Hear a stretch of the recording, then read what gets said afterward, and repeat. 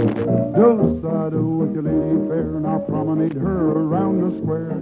Promenade that mountain promenade. Now the head couples forward, you come back to the ring. You pass through and separate around the outside ring. Come back home and do-sa-do it to your corner, alum and oh. Come back to your partner, you swing 'em round and round. Alum and left on the corner, now you walk right by your own. You swing the right and lady. What are you doing with that there dictionary? Well, Hector Smith was in here yesterday and he left a list of questions he wants me to help him answer. You know, the ones I was telling you about, the ones Hector has to answer for the Academy? Yeah, I know the ones. But if the Academy can't answer the questions, how do you think a darn fool like Hector can? Oh, the Academy knows the answers to the questions. Well, then, what are they asking Hector for? So they can find out if Hector knows the answers. And if he don't, he can't get into the Academy. Well, if he can answer them, what's the use of going to the Academy? Yes, but you don't get the idea, Eb. This list of questions here is a sort of examination. A what? Examination. Didn't you ever have examination when you went to school? I'll say I did. My arm was sore for a week. Oh, there you go again, Eb, getting all mixed up. What you're thinking of is a taxidermist. You're crazy. A taxidermist is a fellow that skins people. No. The fellow that skins people is a taxi driver. Well, maybe you're right. The last time I was in the city, one of them skinned me out 2 bits. Yes, well, that's the way it goes. Well, let's get going here with these questions. You got a pencil? Yeah, here, someplace. Yes, I got one. Well, tear off a piece of wrapping paper there, and I'll read off the questions, and you write down the answers. Yeah, but I don't know the answers. Never mind. I'll tell you what the answers are. Go ahead, get a piece of paper there, and Hector's liable to be in here any minute now. Shucks. You're always making up work to do, Zeb. Well, never mind. Go ahead. What's the first question? Say, now, wait a second here. Oh, yeah, says, give the names of several parts of speech. Say, do you remember what Professor Thistlethwaite said them was when he was in here? Shucks. He just talked a lot of dad-darn tomfoolery. If they want us to give them some names, I can figure some out in no time. Yes. Let's see, first one, Henry'd be a good one. Yes, put that down. Henry, George, and Pete. Yes. You got it? Yes, I got it. What's next? What is a noun? That's a hard one. Yes, that's just what this dictionary's for. Just a second now, I'll look it up. Noun, let's see, that starts with N. There, yes, here it is. Noun, the name of anything. What? Why, all it is just another name. For question 2, put down another name. I'll put down Joe Bush. Yes, I don't reckon you'll mind. And number 3, what is a common noun? That means, what is a common name? Well, Willie's a common name. Yes, put it down. Gosh sakes, is that all there is to this? Just putting down names? That's all it seems to be. Well, I'll just go ahead and write some down here while I'm at it. Yes, write some more, yes. Might as well. I'm looking up another word here. Yeah, well, what you looking up? Isthmus. Shucks. I know what that is. You know, Zeb, 'twas the night before Isthmus. Oh, you darn fool, it's Christmas. 'Twas the night before Christmas, and all through the house, not a critter was stirring, not even the house. You're crazy. 'Twas the night before Isthmus, and all through the flat, not a critter was stirring, not even the cat. You're wrong. 'Twas the night before Christmas, and all through the house, not a critter was stirring, not even the cows. You're crazy. 'Twas the night before Isthmus, and all through the shack, not a critter was stirring, not even a hack. You're wrong. 'Twas the You're night crazy. before... 'Twas the night before Isthmus. But it ain't Isthmus. I tell you, here it is right in the dictionary. Look at it. What does Isthmus. it say it is? Well, it says Isthmus, a long neck of dirt stretching out to sea. Yeah, well, who writ the dictionary anyhow? What does he know about it? He knows all about it. This here dictionary was written by Webster. Daniel Webster? No, sir, Noah. Noah? Yes. You got bats in your belfry. What? Noah built the ark. Well, what if he did? He'd have plenty of time to write a dictionary, wouldn't he, while he's floating around for 40 days and 40 nights? Now, you just go ahead and put down the answers there. Never mind who writ the dictionary. Well, what's the next question? Let's see now. Where'd we leave off? Oh, yes, number 4. Number 4. Who said, give me liberty or give me death? I already got that answer written down. Lem Butler. Oh, Lem Butler didn't say it? Well, that's all right. We can get him to say it, can't we? Save looking it up. Yes, that ain't a bad idea at that. All right, number 5. What is an isthmus? Just a second while I put it down. A long, dirty neck stretching out to see something. Yes, number 6. Where's copper found? That's easy. In pennies. Yes, put it down. Number 7. What comes in quarts? Milk. Number 8. What is lead? Horace. Shucks, ain't nothing to these darn things, is they? No. You think Hector could answer himself? Yeah, but Hector ain't got the education that we got, Zeb. No, that's a fact. That's why I sort of wanted to get him into the academy so he can learn something. Now, let's see now. What is that last number? Number 8. Oh, yes, number 9. What animal loses its skin? What loses its skin, huh? That's kind of a hard one. Oh, shucks. Nothing to that one. Bananas. Bing had never thought of that. Well, number 10. What was Custer's last battle? The one he got killed in, of course. That's right. Put it down. You got it? Yeah, I got it. What comes next? This is a sort of funny one. Says, tell in your own words some well-known historical anecdote. Oh, shucks. Nothing to that one, neither. You can borrow Mrs. Snyder's. She's got one. How do you mean? Got one what? Well-known nanny goat. Oh, but she ain't. She ain't. It ain't a well-known nanny goat. I'll say it's well-known. On a warm day, you know it halfway across the town. Yes, but it ain't nanny goat. It's anecdote. That's a kind of story. What's the good of telling a story to a nanny goat? Now, Eb, there you go again, getting all twisted. You don't tell no story to a nanny goat. You just tell it. For instance, take the story of Daniel Boom. Who? Boom. The story of Boom. I reckon you mean the song. I don't know. I mean the story. It ain't a song. It's a story. It is a song. The song is I'll fall down, go boom. Oh, it ain't. Daniel Boom was a feller, one of these here now big shots. That's why he was called Boom. That was the name the Indians give him. He used to trade with them. Trade names? No, I mean he used to sell the Indians things. And they used to pay him and whomp him. Well, how's that? I say they used to pay him and whomp him. So, that darn dirty trick, if you ask me. Dirty trick? What are you talking about? What's a dirty trick? To pay a feller and then whomp him. I didn't say they whomped him. You did. I didn't. I said whomp him. Burn it. That's money. Indian money. Never mind now. Well, the chief of the Indians was sitting bull. And one day Daniel Boom come up to where he was standing and... I thought you said he was sitting. He was, but he was standing. Now, hold on. What was he, sitting or standing? He was sitting. Yeah, all right. Only he was standing. Oh, shucks. Never mind. I don't want to hear any more about it. Now, wait a minute, Deb.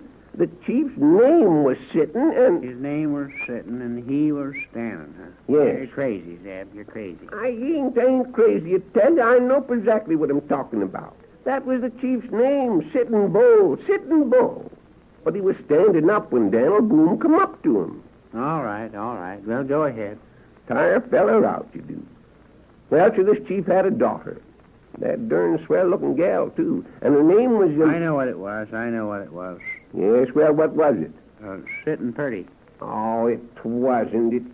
It was Pocahontas, that's what it was. Standing or sitting? Either way, the reason her father was called Sitting Bull was because, because he was a matador. A what? A matador. That's one of these here fellers that gets paid big money for throwing the bull. Oh, you mean he was a salesman? Oh, what's the use of trying to tell you anything? Come on, let's finish up these questions. See here now. 10, 11, next one's 12. Well, what is it? Number 12. Prior to the discovery of America, what was the general belief as to the shape of the earth? What's that again? What shape of the earth? Danged if I know. I ain't been around much. Why, Eb, you know what shape the earth is. What kind of cuff buttons do I wear? Square. Yes, I know I do on weekdays, but what kind do I wear on Sundays? They're round, ain't they? Oh, I get you, yes. Yes, well then, what shape's the earth? Square on weekdays and round on Sundays.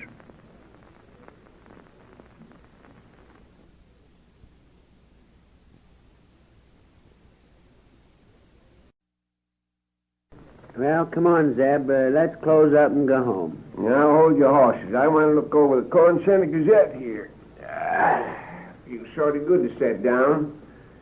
Well, why don't you wait and read it tomorrow? Now, never mind. Let me alone, will you? Sit down there and rest yourself. Quit your crabbing. Ah, shucks. Nothing in the dad darn thing, nohow. See here that Hen Ames is sick. He is, eh? Yeah, says he got a case of pantomime poison. Sam Barlow had a case of poison last week. He still got 6 bottles left. You know there's a fire in Oliver's? No, was there? Yep, says here, a conflagration started yesterday in the basement of Oliver's dry goods and hardware store. But Tilford Blink, our alert fire chief, finally found his fireman's hat and extinguished the blaze. That feller, Tilford Blink, is right on the job. Yes, he is. Say, here's something about the Academy. Says, Academy declares truce with Squidgeville High. Yeah, everything's high these days. Postseason football game planned. The Squidgeville High School and Academy breach is patched at last. Got their britches patched at last, huh? Yes. And the 211s may meet sometime next month for the first time in 2 years. Well, why? Didn't they ever meet before? Now, Eb, use your head for once. They wouldn't go around meeting people with a hole in their britches, would they? No, yes. According to Coach Slade, the Squidgeville aggregation is in fine shape. The Academy, however, is not so fortunate. Bixby, on account of illness, is still out at end. Guess there wasn't enough patches to go around. No, and if he returns to school, we'll no doubt play back. Back where? Back to the school, I suppose, where nobody will see the hole in his pants. Moreover, to close the present semester, the Academy will lose 1/2 and must also get a quarterback. Lose a half and get a quarterback, huh? Yes. Don't see where there's much profit in that. No. Says if the Academy does meet the Squidgeville Tigers... Tigers? Yeah. Why, there ain't no tigers in Squidgeville. That darn thing's a fake, you're reading. Now, hold on a minute. Let's see here. Meet the Squidgeville Tigers. The only hope is Baker's punt. Is what? Punt. That's a kind of boat. Shucks. It's a fake, I tell you. It don't even make sense. Why, of course it makes sense. If these Academy fellas run into any tigers, they can get away in a boat. Yeah, well, it sounds darn fishy to me. There ain't nothing fishy about it. Oh, say, speaking of fish, you better deliver that fish to Mrs. Snyder on your way home, young feller. Well, why don't you take him? Well, I just won't take them. You can take them yourself. I got to count the cash and close up. Now, you go on and take them. Shucks. Well, where are they? You know where they are, same as I do, Eb Peters. They're in the icebox in the back room. Now get them and get going. Yeah, shucks. I am going, ain't I? Son, it never get nothing done. Say, Zeb, I'm going out the back door. Be sure and lock it. Yes, all right, I will. Let's see how much cash here. $1, 2, 3, 4 1/4. Hey! Rah! Is my hat on straight? Rickety racks, cherry phosphate. Devil. What? Say, what in perdition's the matter with you, Hector? You gone crazy or something? No, sir. I've gone collegiate, Mr. Winterbottom. Bola. Say. Bola. What's the... Bola. Say, stop that tomfoolery, will you? Coming in here hollering and yelling at this time of night?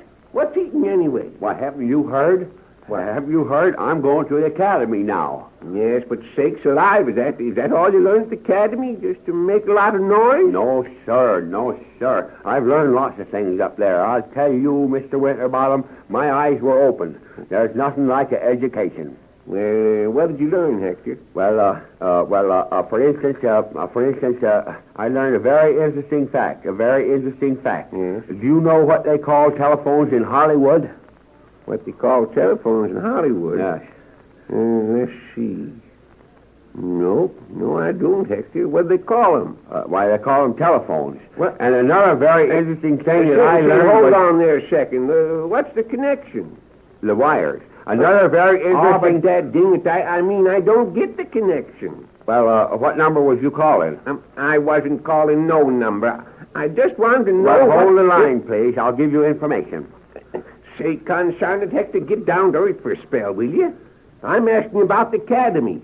I want to know what you learned up there. Oh, what I learned? Yes. Oh, yes. Oh, what I learned. Yes, I see what you mean. About time. I learned they need a new quarterback for the football team, and it's going to be me. You mean you're going to play football? Yes, sir, E.G. Willikers, you bet your boat. You'd make a fine football player, I don't think. Is that so? Yes, that's so. Is that so? Well, let me tell you something, Mr. Winterbottom. I'm in the pink of condition. The pink of condition. Here, look, feel my arm. Feel how hard my arm is. That's a Lollapalooza. I'm in a peak of condition. I take a cold shower every morning. Just think of that. I take an awful cold shower every morning. There's nothing like a cold shower for putting pep into a fella. And another thing I do... Now listen, did you take a cold shower this morning? Another thing I do is... Just a second there now. I asked you if you took a shower this morning. Well, no, not this morning. There wasn't any hot water. Yes. Another thing I do is keep myself hardened. Oh, gosh. My legs as hard as steel. I'm hard as a rock. Just as hard as a rock. Nothing hurts me. No, sir. Why, you know, Mr. Winterbottom, do you know that last night I dropped 5 stories out of a window and I wasn't even jarred? Dropped 5 stories out of a window. Well, I did. Yes, well, what window? The public library. There were stories in the books. Yes, well, all right. Too fast for you, that one. Yes, well, you just keep right on smart alecky. But you won't get on the academy team because you don't know nothing about football. Now, what do you think of that? What? That's what I said. You don't know nothing about football. What's that, Mr. Winterbottom? You heard me. I don't know nothing about football. That's it. Say, I guess you don't know that I'm the fellow that saved the game for Yale last year. You don't know that, do you? Saved the game for Yale? Yes, sirree. Yes, sirree. You see, it was in the last quarter. Only a minute left to play. The score is 6-0 against Yale. The teams are in a huddle. Now they're lining up. Signal, 4-11-44. Jones has the ball. No, it isn't Jones, it's Black. It's green. It's brown. And he's away down yonder in the cornfield. Yes, but what about the football game? What about the game? Oh, yes, the football game. Yes. Suddenly down the field he goes. 5 yards, 10 yards, 15 yards. Suddenly a figure darts out at him. It's Tube of Colgate, but Tube is squeezed out. The Yale man's interference crowds him off the field into a vacant lot, tumbles him over, and there he lays flat on the brush. And it's a touchdown for Yale. The score is tied. Hooray! Hooray! And now Yale is going to kick. It won't be much of a kick. Only 3 3/4%. But that's better than nothing. There it goes. Look at it. The ball sails through the air. Oh, but look, a big hawk. A big hawk has grabbed the ball. Grabbed it right out of the air. A hawk? Yes. A hawk has grabbed the ball and is flying away with it. The Yale rooting section's in a panic. Someone jumps up and cries, $1,000. $1,000 to the person who will kill that hawk. $1,000 to the person who killed the hawk. Land sakes. So quick as a flash, I reached my old set shooter. Aimed. Fired, and down come the hawk, right between the Yale goal posts, and the day was saved. Well, my gracious, Hector, tell me, did you get your $1,000? Did you get the money for shooting the hawk? No, the fellow wouldn't give it to me. He said the fall would have killed it anyway. Why, say, you get out of here, boy, before I spin your line. Turn your Hyde. You Alaman, let's do a grand right and left around the ring, walk on your heel and toe. Do-side-o with your lady fair, now promenade her around the square. Promenade that mountain promenade. Now the head couples forward, you come back to the ring. You pass through and separate around the outside ring. Come back home and do-side-o, it's to your corner, Alamando. Come back to your partner, you swing 'em round and round. Alaman left on the corner, now you walk right by your own. You swing the right and lady.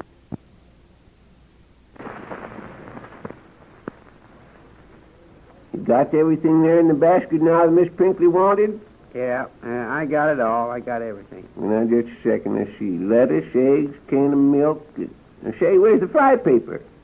Why, did she want some fly paper? Oh, of course she did. That's the first thing I told you about, Eb. Now go ahead and get it. Ah, shucks. I didn't hear you say anything about fly paper. You never hear nothing that's got something to do with work. And son it. Here you be. Here you be, a sheet of fly paper and a can of sardines. Sardines? She don't want no sardines. Well, she's going to have to take 'em. They stuck to the fly paper. Oh, land sakes. Well, go ahead. Tell her there won't be no charge for 'em. And move like you was alive, will you? Well, I am moving, ain't I? Yeah. Dag nabbit. Always rushing yourself. That's the trouble with you. Always getting orders and rush yourself all over the place. Rush you. Can of sardines stuck to fly paper. And those are profits in the whole darn order. Buying nickels with a fly paper and gets a 5-cent can of sardines for nothing. Well, by cracky, that's it. I'll charge her for the sardines, and she can have the fly paper for nothing. That'll fix it. Yes. Get this written down here before I forget it. Let's see, Pinkley. Miss Pinkley, 5 cents worth of fly paper, nothing. 1 can of sardines. Don't seem to work out like that. Say, Mr. Winterbottom. Oh, say, did Hector, you... now, wait a minute. Come here a second, will you? You're going to the academy and getting an education. Here's something you can figure out. Miss Pinkley ordered the nickels with a fly paper, but there was a can of sardines stuck to it. Now, how can I charge that up without losing so much on the deal? Well, you see, that's very difficult, Mr. Winterbottom. That's very difficult. It's a good thing that I came in. You have to figure that out by algebra, you see. Figured out by what? By algebra. Now, here's the way you do it. We'll call the sardines X. Call them X. What's X got to do with it? Never mind. I told you this was very difficult. If you want me to help you, you've got to do what I tell you. The sardines is X. Well, all right. Now, X them out. Yes, I'm Xing them. Now, we call the fly paper Y. Yes, call it Y. Then you, wipe that out. Yes. And there you are. You see, it's very difficult. Yes, but Dad, dang it, that don't leave me nothing on the books. Well, that's all. That's right. Mrs. Pinkley doesn't owe you a cent. I just proved it by algebra. No, you've proved it by a lot of darn foolishness. That's what you've done. It's just a lot of darn... Now, Mr. Winterbottom, I am shocked. Yes, sir, I'm shocked. To think that a man of your education would say that algebra is foolishness. Yes, well, I don't give a darn what you think. It's wrong, because Well, then figure it some other way. Figure it any way you like. Figure it this way. In the first place, Mrs. Pinkley owes you 5 cents for the fly paper, don't she? Yes, of course she does. But she doesn't owe you 5 cents for the sardines. No, nothing for the sardines, that's right. Yeah. In other words, she owes you 5 cents, and she doesn't owe you 5 cents. And one cancels the other. Oh, yes, I see it now, Hector. Say, an education is certainly a wonderful thing, ain't it? Yes, I should say so, Mr. Winterbottom. Why, in just a short time I've been going to the academy, I've learned how to double my money. You don't tell me. Yes, sir. That's, why, I can double my money any time I take a notion, and without taking the slightest risk. Well, how do you do it? Oh, gee, gosh, willikers, Mr. Winterbottom. I really shouldn't let it out. Gosh, I'm sorry I mentioned it. Just forget about it, will you? Gee, I shouldn't. Now, hold on there. I ain't going to say nothing to nobody. How do you do it? Oh, gee, Mr. Winterbottom, gosh, listen, don't ask me because... but confound it, Hector, I'll keep it, Mum. You can trust me, can't you? Yes, I guess so, but, well, say, look at here. If it's worth $1 to you, I'll tell you. Have you got $1? Why, yes, I think so. Just a second here. Yes, here's a dollar bill. Oh, yes, $1 bill. Well, thanks, Mr. Winterbottom. Now, you won't bring this to a soul, will you? No, sir, not to a soul. Now, how do you do it? Well, just like this. You take $1 bill, fold it in the middle this way, Yes. and you've doubled your money. Well, say, you come here, Con. You come back here with that dollar. Why, Dad, ding your only hide. I'll spank you to darn hide. Mr. Bosser. Excuse me, Hortense. I was a-hollering at that concerned Hector. At Hector? Yes, he just run out of here. Didn't you see him? No, I didn't. And what's more, I don't want to. Well, I don't either. Oh, Mr. Winterbottom, have you heard the news? The Academy and Squidgeville High are going to play a postseason football game. Yes, I heard about it. That's all Hector's been talking about ever since he started going to the Academy. He says he's going to play in it. He's, what do you call it? Trying out for the team. What you laughing at? Mr. Smith on the football team? Yes. What a joke. Well, I don't know, but... Oh, that's How do you do, funny. Hortense? What's the joke? Why, the idea of Hector Smith trying to make the Academy football team. It's worse than that. Any fellow that plays football is crazy. Ought to be locked up. The whole game is just a lot of dad-darn foolery. Oh, it isn't either. I wouldn't walk across the street to see the best football game that ever was. That's because you've never seen one at all. Because when you see a big game, you have one of the world's most stirring spectacles. Why, did you have to have spectacles to see one? Oh, I don't mean that kind of spectacles. I mean, a big game gives you a thrill, fills you with emotion. Fills you with what? Emotion. You know what emotion is, don't you? Why, of course we do, Hortense. We sell it right here in the store. Scotch emotion, of course. Oh, dear. I said emotion, excitement. Why, it's the most exciting thing in the world. A man on your team has the ball. He breaks through the line. Yes. An opposing player tries to tackle him, but he swerves through the ball and flies on. Flies on what? Flies in the ball. Oh, I don't mean flies on the ball. See there, Zeb, you're wrong. There ain't no flies on the ball. Of course there aren't. The flies are on the feller. But they aren't. They aren't. I said Well, then where are the flies? they're... Well, what difference does it make anyhow? Just set out some fly paper and that'll get them. But I didn't say anything about flies. Well, I said... you just certainly did, Missy, now. You said the man had flies on the ball. I didn't either. The man hasn't anything on the ball. That's fact. If he had anything on the ball, he wouldn't be playing such a dad-darn fool game. What I said was that the man ran, flew down the... First you got him running, and now you got him flying. Yes, now, just a second, Hortense. That's a pretty wild story. If your pa knew that you told fibs like that, he'd... I'm not well, telling a fib. I'm trying to describe a football game. I say the man runs down the field very rapidly. Yes. Suddenly, one of the opposing tackles... The what? Tackle. One of the... Yes, Seb, you know tackle. What you catch fish with. Oh, Why, did the feller have a fish? no, he didn't have a fish. I mean, he was tackled. But he plunges on and on. The grandstand is cheering itself hoarse. Is what? Hoarse. The Now, crowd... just a second, Hortense. You might as well stop right now and Yeah. make up your mind what you're talking about. Yes. What I'm talking about... Yes, flies or fish or horses. Oh, I'm not talking about any of them, you... I didn't ask you if you was talking about any of them mules. I asked you if I you... didn't say mule. You did. You're always coming here and starting an argument. Dad, Yes. Bernard? Now, if you want to buy something, Hortense, I step... just want to tell you to send up 2 quarts of milk tomorrow instead of 1. Goodbye. Yeah. Spitfire. Well, consign it. Why couldn't you said so in the first place? What I want to know.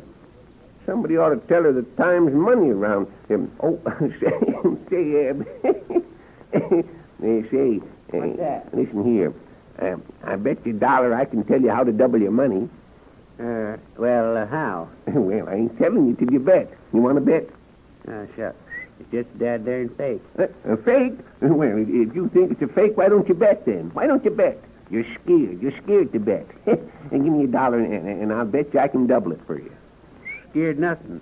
I'll bet you. Put up your $1. All right, sir. There you be. Right in plain sight in the counter. Now put up your $1 and I'll double it for you. Well, let's see here. Wait a minute. Here's mine. Yes. Now, there's 2 halves. Let's see you double them. What? Two halves? Oh, darn that Hector Smith. Darn him. I'll skin him alive. Concern that young jackass. Now, let's see if I, no, that won't work. And put down, oh, shucks, consarn it anyhow. What's the matter? What you trying to do there? Oh, I've been trying to put down here what Mrs. Pinkley owes us. Owes us for what? Owes us for that fly paper she ordered yesterday that had the can of sardines stuck to it. Hector Smith says she don't owe us nothing, but... Yeah, he's crazy. How does he figure she don't owe us nothing? Well, he says she didn't order the sardines, so that's 5 cents she don't owe us. Uh-huh. And she did order the fly paper, so that's 5 cents she does owe us. Well, what about it? What about it? Yeah, the 5 cents she don't owe cancels out the 5 cents she does owe, so she don't owe us nothing. Anyhow, that's the way he figures it.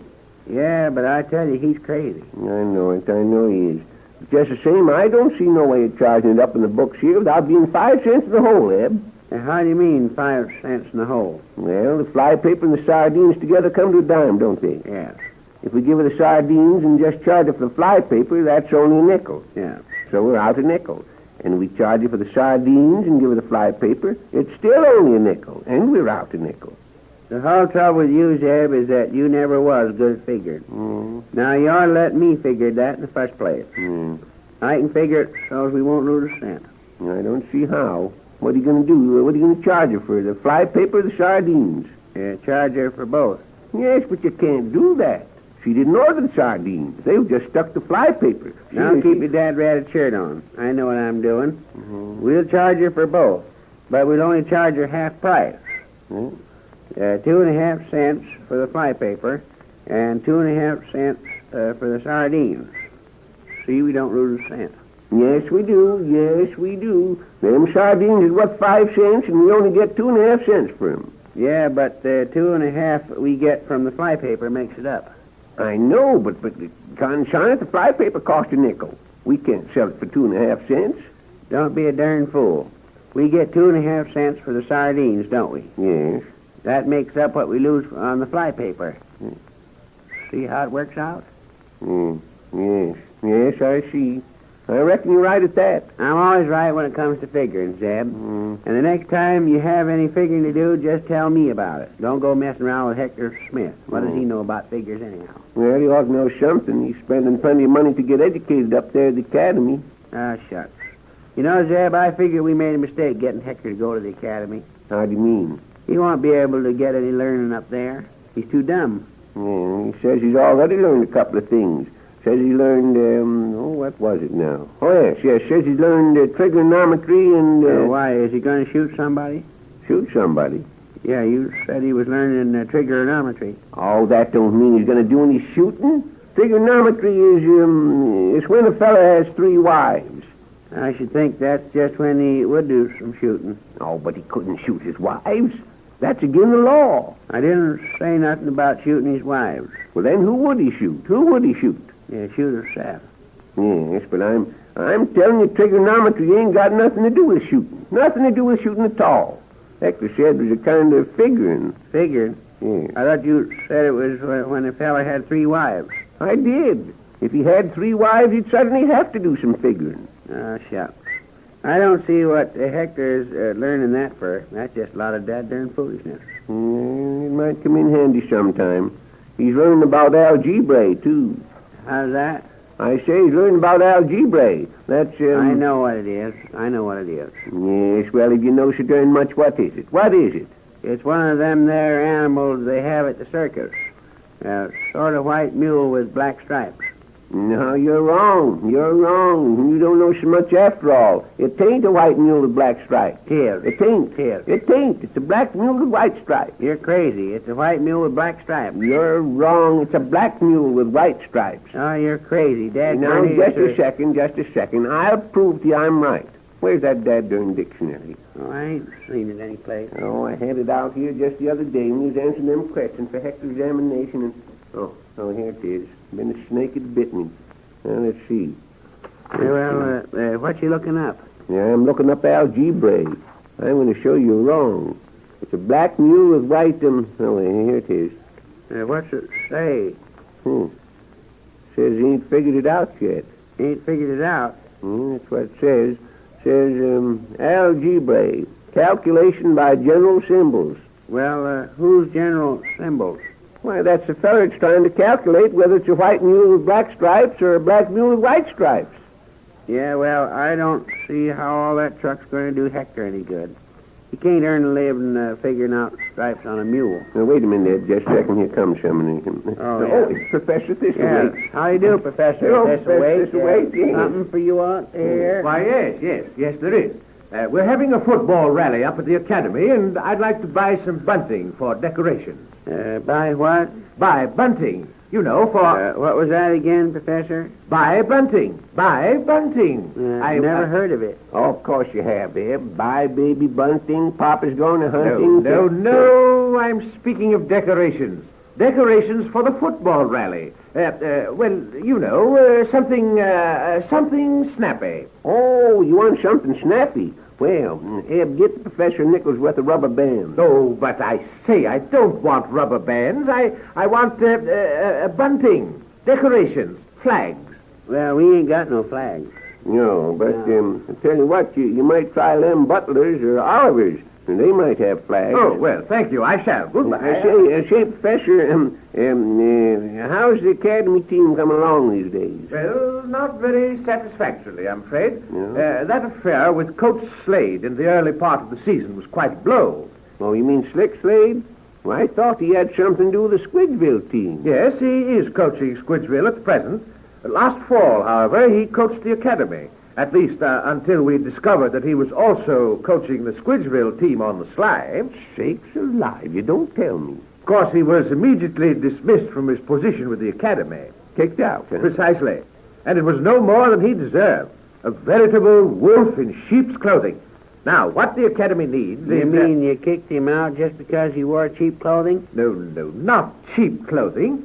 I say he was a wolf in sheep's clothing. And what the academy needs now is... sheep in wolf's clothing. Yes. Why, Professor, you don't let sheep play on the team, do you? No, of course not.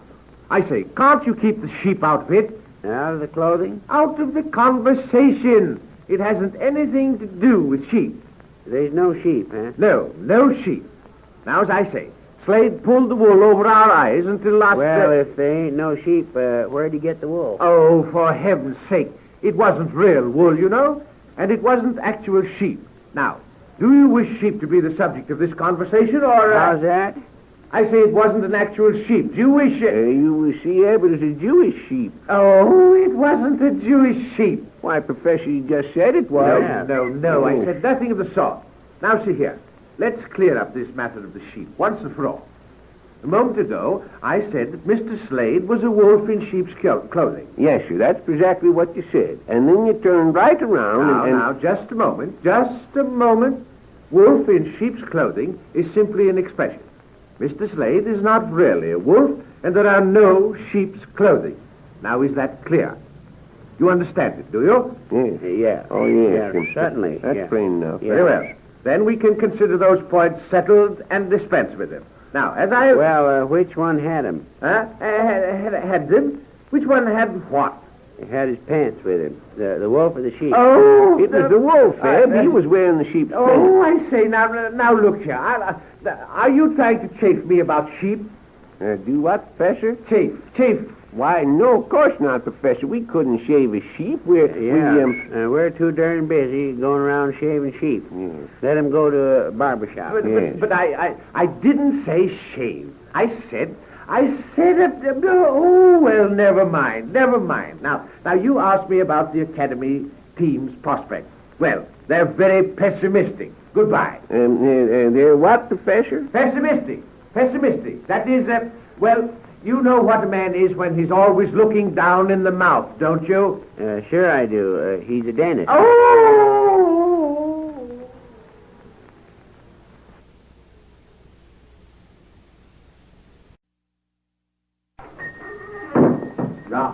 Rock. Gate, boom, bop.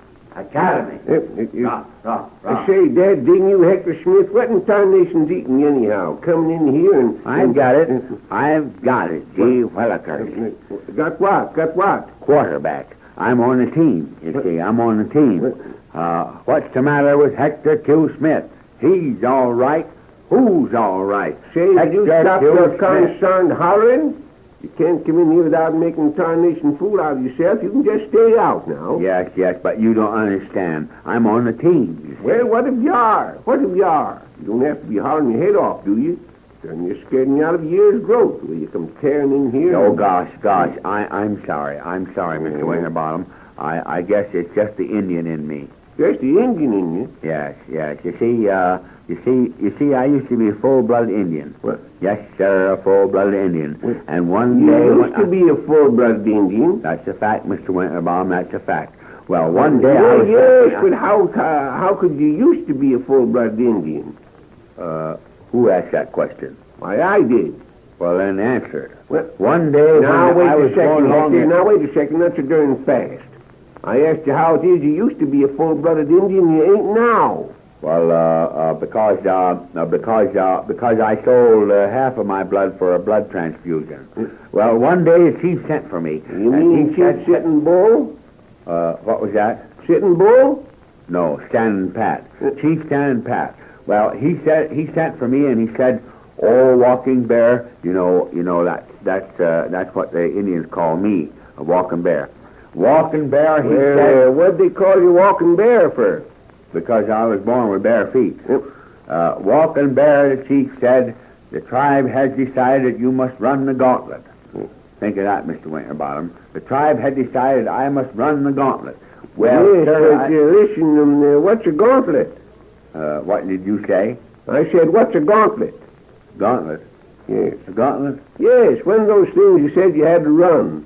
Oh, gauntlet. Yes. Gauntlet, yes, a gauntlet. A gauntlet is a little gaunt. That is a little gaunt, you see. Yes. So there I was, Mr. Winterbottom, standing there in full war paint, and was my face red.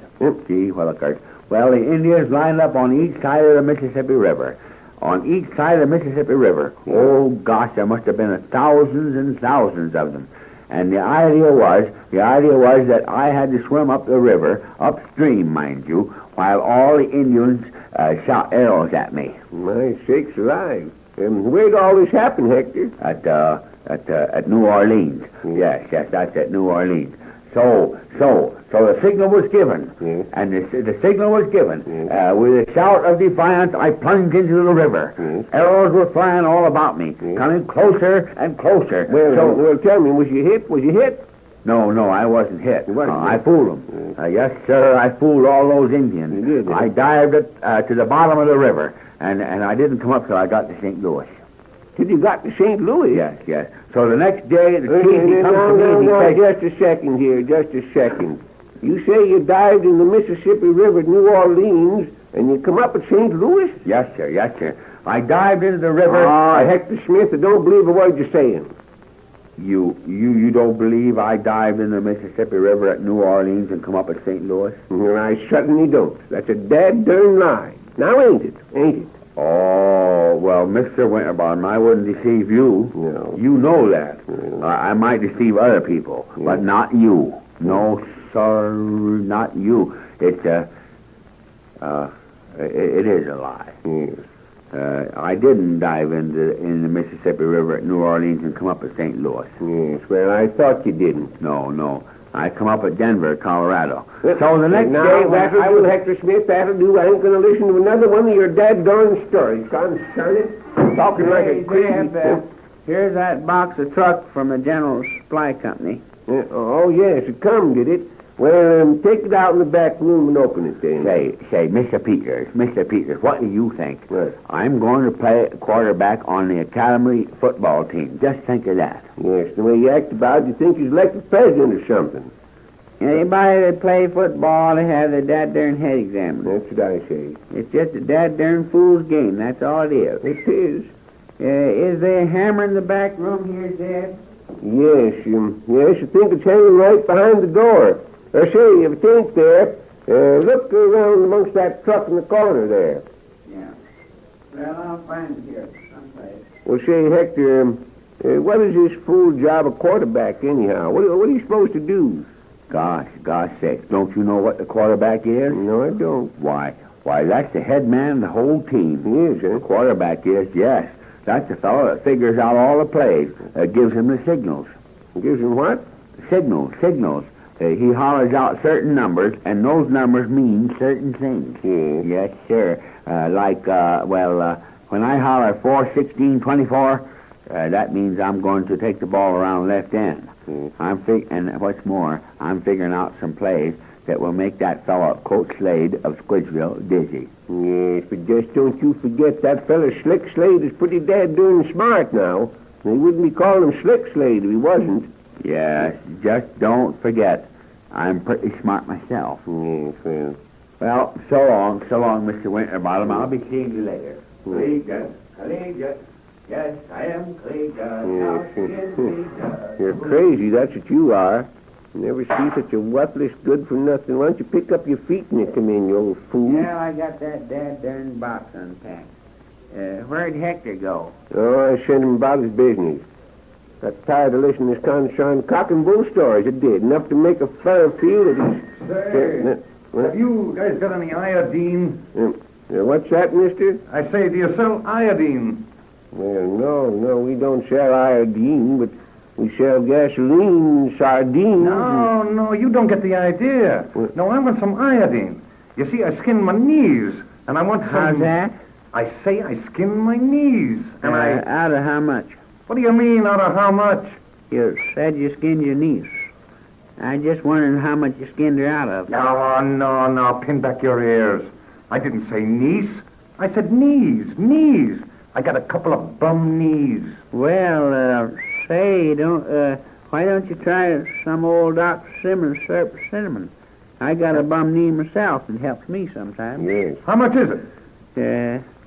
4 bits. Okay, wrap me up a bottle. Yeah, just a second. I'll have it right off for you. Yes, it's right good stuff, all right. Lots of folks around here have been using it right along every winter. Say, did you hurt your knee in an accident? No, I heard him playing football. Well, sakes alive.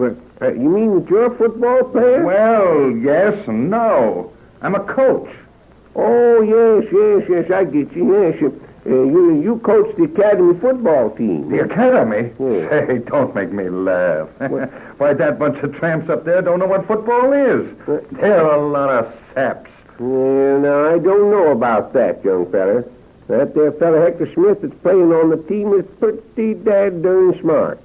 He made up some darn slick signals, I want to tell you. For instance, just listen to this now. Yeah? When he says 4, 16, 24, that means an end run with a quarterback. Oh, say, who told you that? Hector Smith himself. He's going to play quarterback. Oh, he is, huh? Yes. Say, listen, do you suppose you could find out what some more of the signals are? Well, I reckon it could, mister. Why? Well, now listen. I don't want to let everybody in on this, but just between me and you see, I represent a big professional football team. You do, eh? Yeah. Now, we're looking for a quarterback, a guy that can make up some snappy signals. Yes. Now, maybe, I don't want to raise the young Smith's hopes by telling that anything about it, but then maybe, and then having to let him down and all that. Yes. But, if you could just let me look over some of his signals on the sly, well, there might be a big job in it for him. Why, certainly, mister. I'd be glad to do that. Anything to help Hector. Yeah, here's your darn syrup for cinnamon. Okay, thanks. Say, here's $1. Just keep the change. And I'll be in a day or so and see you again about those signals. Yes, thanks for the extra 4 bits, Mr. Yeah, so we didn't quite catch your name. My name? Oh, say, never mind my name, boys. Just call me Pal. That's all. Just call me Pal.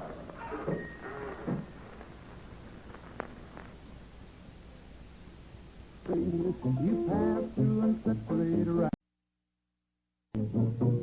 You allemande, let's do a grand right and left around the ring of fire. Do-side-o with your lady fair, now promenade her around the square. Promenade that mountain promenade. Now the head couples forward, you come back to the ring. You pass through and separate around the outside ring. Come back home and do-side-o, it's to your corner, allemande. Come back to your partner, you swing 'em round and round. Allemande left on the corner, now you walk right by your own. You swing the right and lady. What are you doing with that there dictionary? Well, Hector Smith was in here yesterday and he left a list of questions he wants me to help him answer. You know, the ones I was telling you about, the ones Hector has to answer for the academy. Yeah, I know the ones.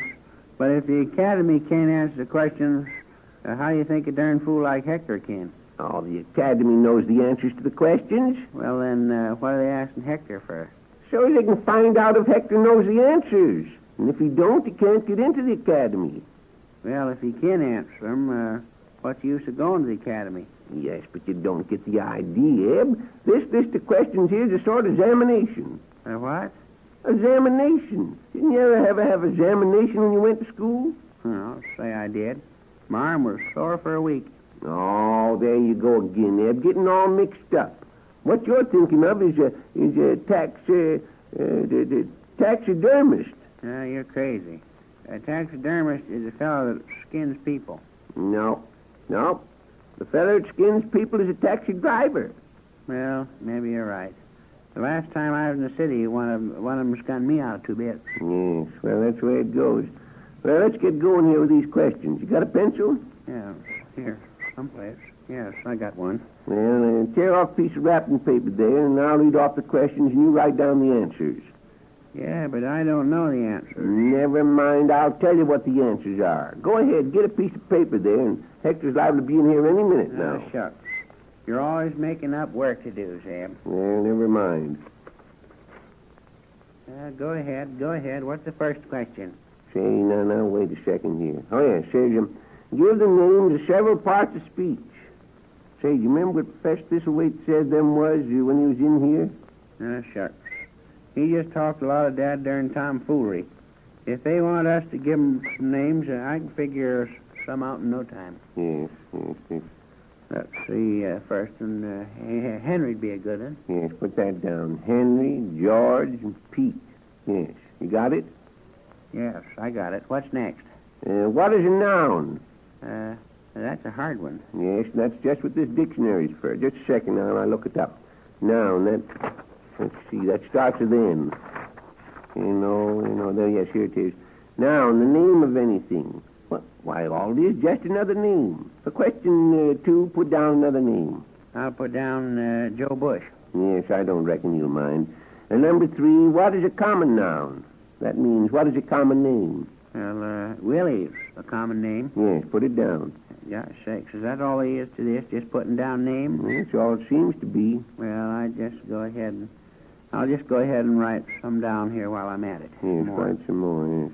Might as well. I'll be looking up another word here. Yeah, well, what you looking up? Isthmus. Shucks. I know what that is.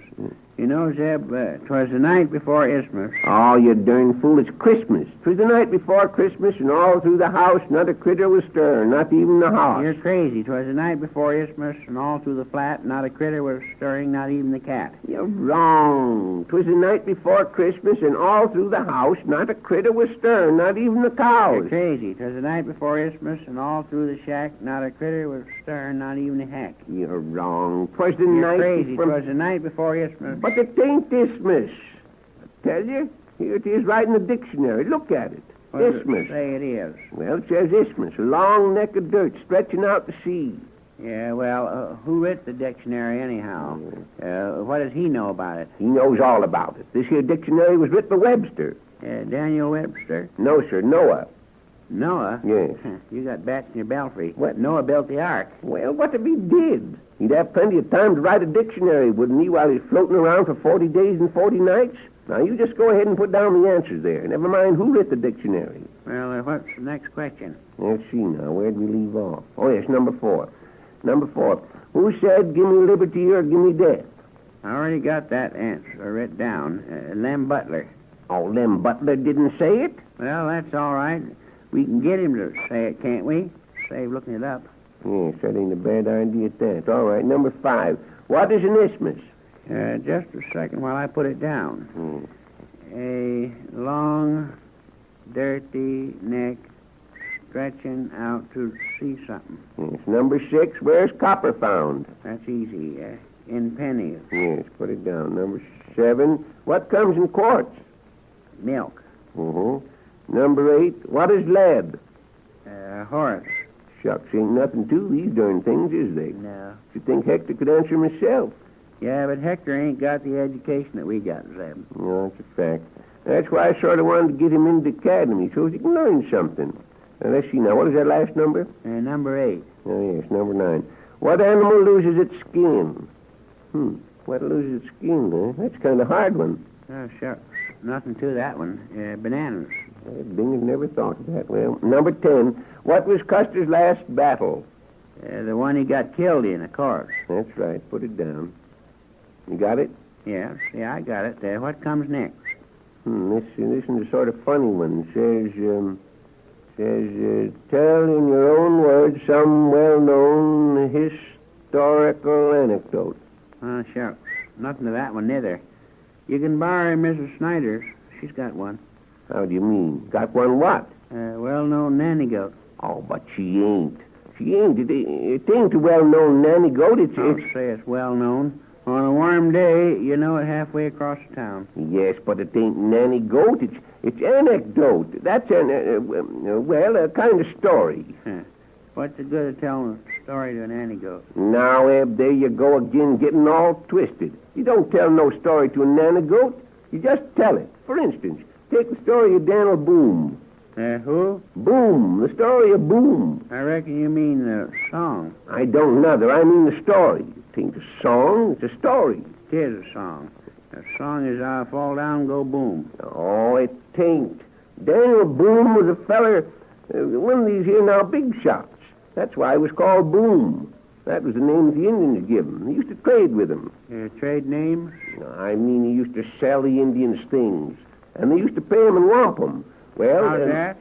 I say they used to pay him and whomp him. So, that darn dirty trick, if you ask me. Dirty trick? What are you talking about? What's a dirty trick? To pay a feller and then whomp him. I didn't say they whomped him. You did. I didn't. I said whomp him. Burn it. That's money. Indian money. Never mind now. Well, the chief of the Indians was sitting bull. And one day Daniel Boom come up to where he was standing and... I thought you said he was sitting. He was, but he was standing. Now, hold on. What was he? Sitting or standing? He was sitting. Yeah, all right. Only he was standing. Oh, shucks. Never mind. I don't want to hear any more about it. Now, wait a minute, Eb. The chief's name was sitting and... His name was sitting and he was standing, huh? Yes. You're crazy, Zeb. You're crazy. I ain't crazy, you tell you. I know exactly what I'm talking about. That was the chief's name, Sitting Bull. But he was standing up when Daniel Boom come up to him. All right. Well, go ahead. Tire a feller out, you do. Well, so this chief had a daughter. That darn swell-looking gal, too. And her name was... I know what it was. Yes, well, what was it? Sitting pretty. Oh, it wasn't. It was Pocahontas, that's what it was. Standing or sitting? Either way, The reason her father was called Sitting Bull was because, because he was a matador. A what? A matador.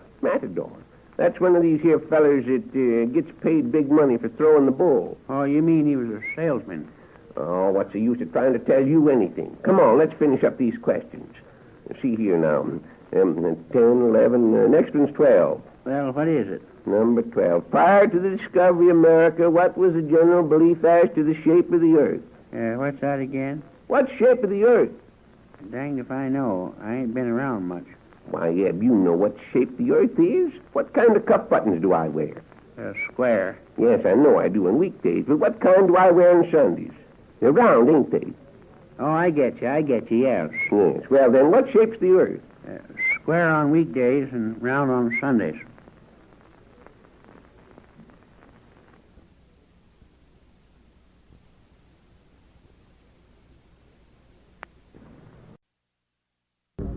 Say, looky here. What are you doing out here in front of the store? Sitting on this box? Yes, I can see you're sitting on a box. But I mean, when there's nobody here but you to mind the store, you ought to be inside. Inside the box? Oh, inside the store. You can't hear the phone ring from out here. Yeah, I know it. That's why I come out. That's why you come out? So you can't hear when people call up? Yeah, if I can't hear them when they call, They can't get sore if I don't answer. Oh, I never heard such a darn fool thing. Now, you go on and get inside there and take this truck along with you. I got to go back to the hardware store. I forgot something. Well, what is that stuff you got there anyhow? That's wallpaper. That's what it is. Just on account of you, I had to buy a whole new paper. Well, is it got swans on it like the other paper? No, Lem Butler says it's an all-over design. What kind? All over. All over what? Oh, that's the kind of paper it is. It's got figures all over it. Yeah, well, then you can just take it back. We ain't gonna put up no wallpaper that someone's been figuring all over. Nobody's been figuring on it. It's sort of figures of flowers. It's got flowers on it. Oh, flowers. Yes. And then it's got what Lem Butler calls a frieze at the top. The flowers freeze at the top? No, that's borders. Borders, huh? Yes, and... Well, why don't they hit the landlady for more blankets? Oh, it's the border at the top of the paper. A sort of strip that goes next to the ceiling. They're like this, see? Here. There. Now, wait, I'll roll it up again, Dad. Burn it. Fool around trying to explain things to you. Here, take this stuff now because... lay it there on the porch. I'll take it in a minute. Oh, man, the ghost. Now, I never see a feller that hated to move as bad as you do. I'll swear. There it is. And put it in the back room, too. Oh, here's the Corn Center Gazette, too. Anything special in it? Here, take and read yourself while I'm... wait a second. Here's something. What is it? Right here in the front page. It says about Mr. McCarr. It says, P.H. McCarr Entertaining. Sure. I don't think he's so darn entertaining. P.H. McCarr, Millionaire, Sugar King, and his daughter Helen will entertain in honor of Hector Q. Smith sometime toward the end of the present Academy semester. Why, they're going to give Hector a party. I wonder if Helen McCarr will invite Hortense. Them two gals certainly sort each other. Young Smith is now undergoing special training to fit him for a job with the McCarr interest in New York. He will make his debut about... Make his what? He says he'll make his debut about... what in tarnation's boot about? Oh, I suppose it's one of them fool inventions of Hector's. Well, the debut about 2 days from today. Is that all it says? No, there's some more here. You take the paper and read yourself. I got to get back and get that roller. What roller? Oh, Lem Butler said we'd have to have a sort of roller to roll down the seams where the piece of wallpaper come together. And I forgot to buy it. I'll be right back just as soon as you get there. Say, hold on a second. Why don't you just borrow one instead of buying it? Borrow one? Yeah. Borrow one from who? Well, Barlow. He's got one up there where he's putting up that new house of his. Oh, say, that's an idea. Yes. I tell you, Eb, you take a run up there and ask him we can use it for a spell. Oh, sure. I don't want to go way up there. Way up there? What's the matter with you? It's only about a block. I'll go on. Ask him if we can have it. Oh, sure. Now, we haven't said nothing about it now. Well, go on. You can get there and back while you're grumbling about it. I'll mind the store for a spell. Oh, dagnabbit. Next time I'll keep my mouth shut. And bring that roller here right away. Don't stand around up there shooting off your mouth. Well, see if there's any other news in here now. Say, Mr. Winterbottom. Hello, Hector. How are you today? Why ain't you up the academy, young fella? That's what I want to know. You see, I'm on my way up there right now. You see, I've just been taking an etiquette lesson. Oh, you have, huh? Yes. I see here by the papers, Mr. McCarr is going to give a party for you. Yes, sure. Just as soon as I finish my special training. Well, I hope you learn how to behave yourself at that time. You're liable to have to meet some big people. Say, listen, I know how to behave myself in society. Just don't forget, I was presented to a king once. Yes, well, now you get along with your darn cock and bull stories. Yes, well, this is no cock and bull story. Just let me tell you, Mr. Winterbottom, I really was presented to a king. What king? How'd you ever come to meet a king? Well, Mr. Winterbottom, that's a long, long tale. But, well, it was like this. You see, my family was very poor. poor, huh? Yes, extremely poor. Poor but very honest people. Yes. Why, would you believe it, Mr. Winterbottom? We didn't have anything to eat. No, sir. There was nothing in our cupboard but rats. So, Now, just a second, Hector. If you didn't have anything to eat, what was the rats doing in your cupboard? well, you see, the rats just lived there. They took their meals out. So at the age of 2, I decided to leave home and seek my fortune in Africa. Well, one day... You left home and went to Africa when you was 2 years old? No. I said when I was 2 years old, I decided to go to Africa. I didn't get started until 18 years later. Well, one day... What did you do in Africa? I took up land. How much land? How much land did you take up? A shovelful at a time. So many yes, was but one day I was taking a tramp through the jungle. Yes, sir. Yes, that's it. I was taking a tramp through the jungle. I was entirely unarmed. Suddenly there smote upon my ears the sound of tom-toms. Louder and louder they become. Louder and louder. And then in front of me, I saw a terrible sight. Quick as a flash, a revolver was in my hand. Now, just a second, young fella, just a second. You're kind of getting ahead of yourself. A minute ago you said you was taking a tramp through the jungle entirely unarmed. Where'd you get that revolver? I borrowed it from a tramp. Yes, well, I don't believe you was ever in Africa in your whole life. So there. Why, Mr. Winterbottom, Well? have you ever caught me fibbing to you yet? I should say you haven't. The very idea. Of course I was in Africa. I used to collect African drums. I was known from one coast to the other. They used to call me Trader Horn. Trader Horn? Yes, because I was always willing to trade a horn for a drum. And I saw in front of me a terrible sight. There were natives, mind you, natives in Africa, Mr. Winterbottom, and they were dancing in a circle, jeering and beating tom-toms. And in Africa, Mr. Winterbottom, when you hear a party of natives beating tom-toms and jeer, you know what that means? Well, what does it mean? What does it mean? They're having a tom-tom and jerry party. And in the center of that weaving circle of natives was the white goddess. A beautiful girl, what they call a white goddess. And they were getting ready to sacrifice her to the alligator. Yes, sir. I took careful aim with my revolver. And there was a sharp staccato crack. The acrid smell of burnt powder. And then I saw I'd missed. Missed? Yes. I'd forgotten that I'd bent the barrel of my revolver in order to shoot around the corner. So I missed. And by that time, Mr. Winterbottom, the natives had bound that beautiful girl. Just think of how sad that was. That beautiful girl on the back of an alligator.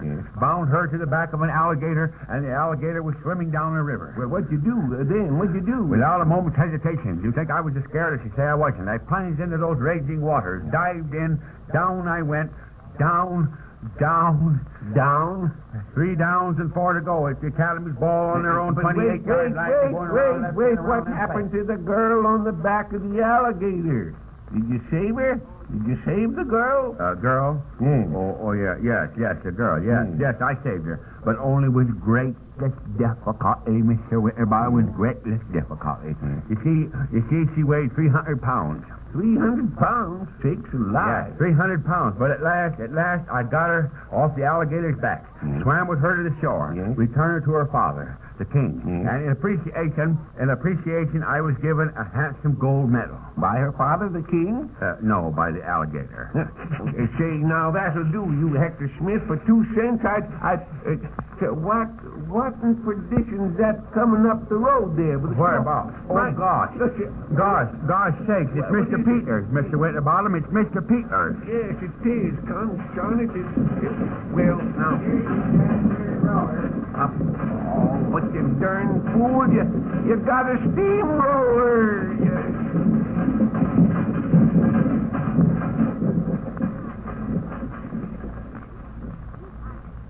Well, you out there in front of the store? Yeah, I'm out here. Well, bring in that sack of potatoes. I'm going to close up.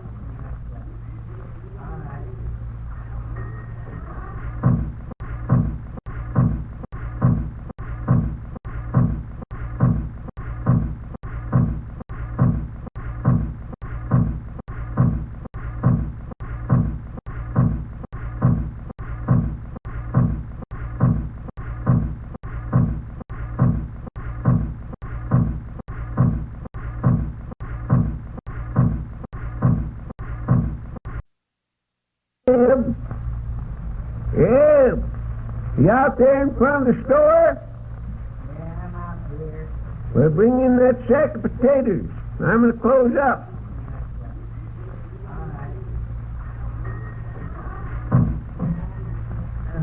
Dang thing is heavy. What you closing up so early for? Why, we're going up the football rally. Football rally, huh? Yeah. Yeah. I ain't going way up there at the academy just to see a pack of dad-darn fools. I'm going home and go to bed myself. Well, I don't give a darn where you go. Stick them potatoes in the back room and let's get closed up. Shucks. Football. Of all the dad-darn fool games. Never mind. Go ahead. Get away from there and get going out.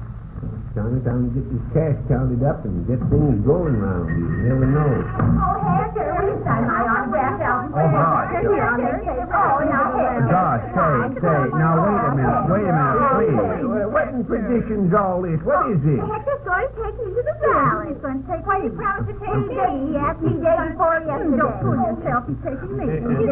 No. Say, son, stop it. You bunch of magpies is what you are.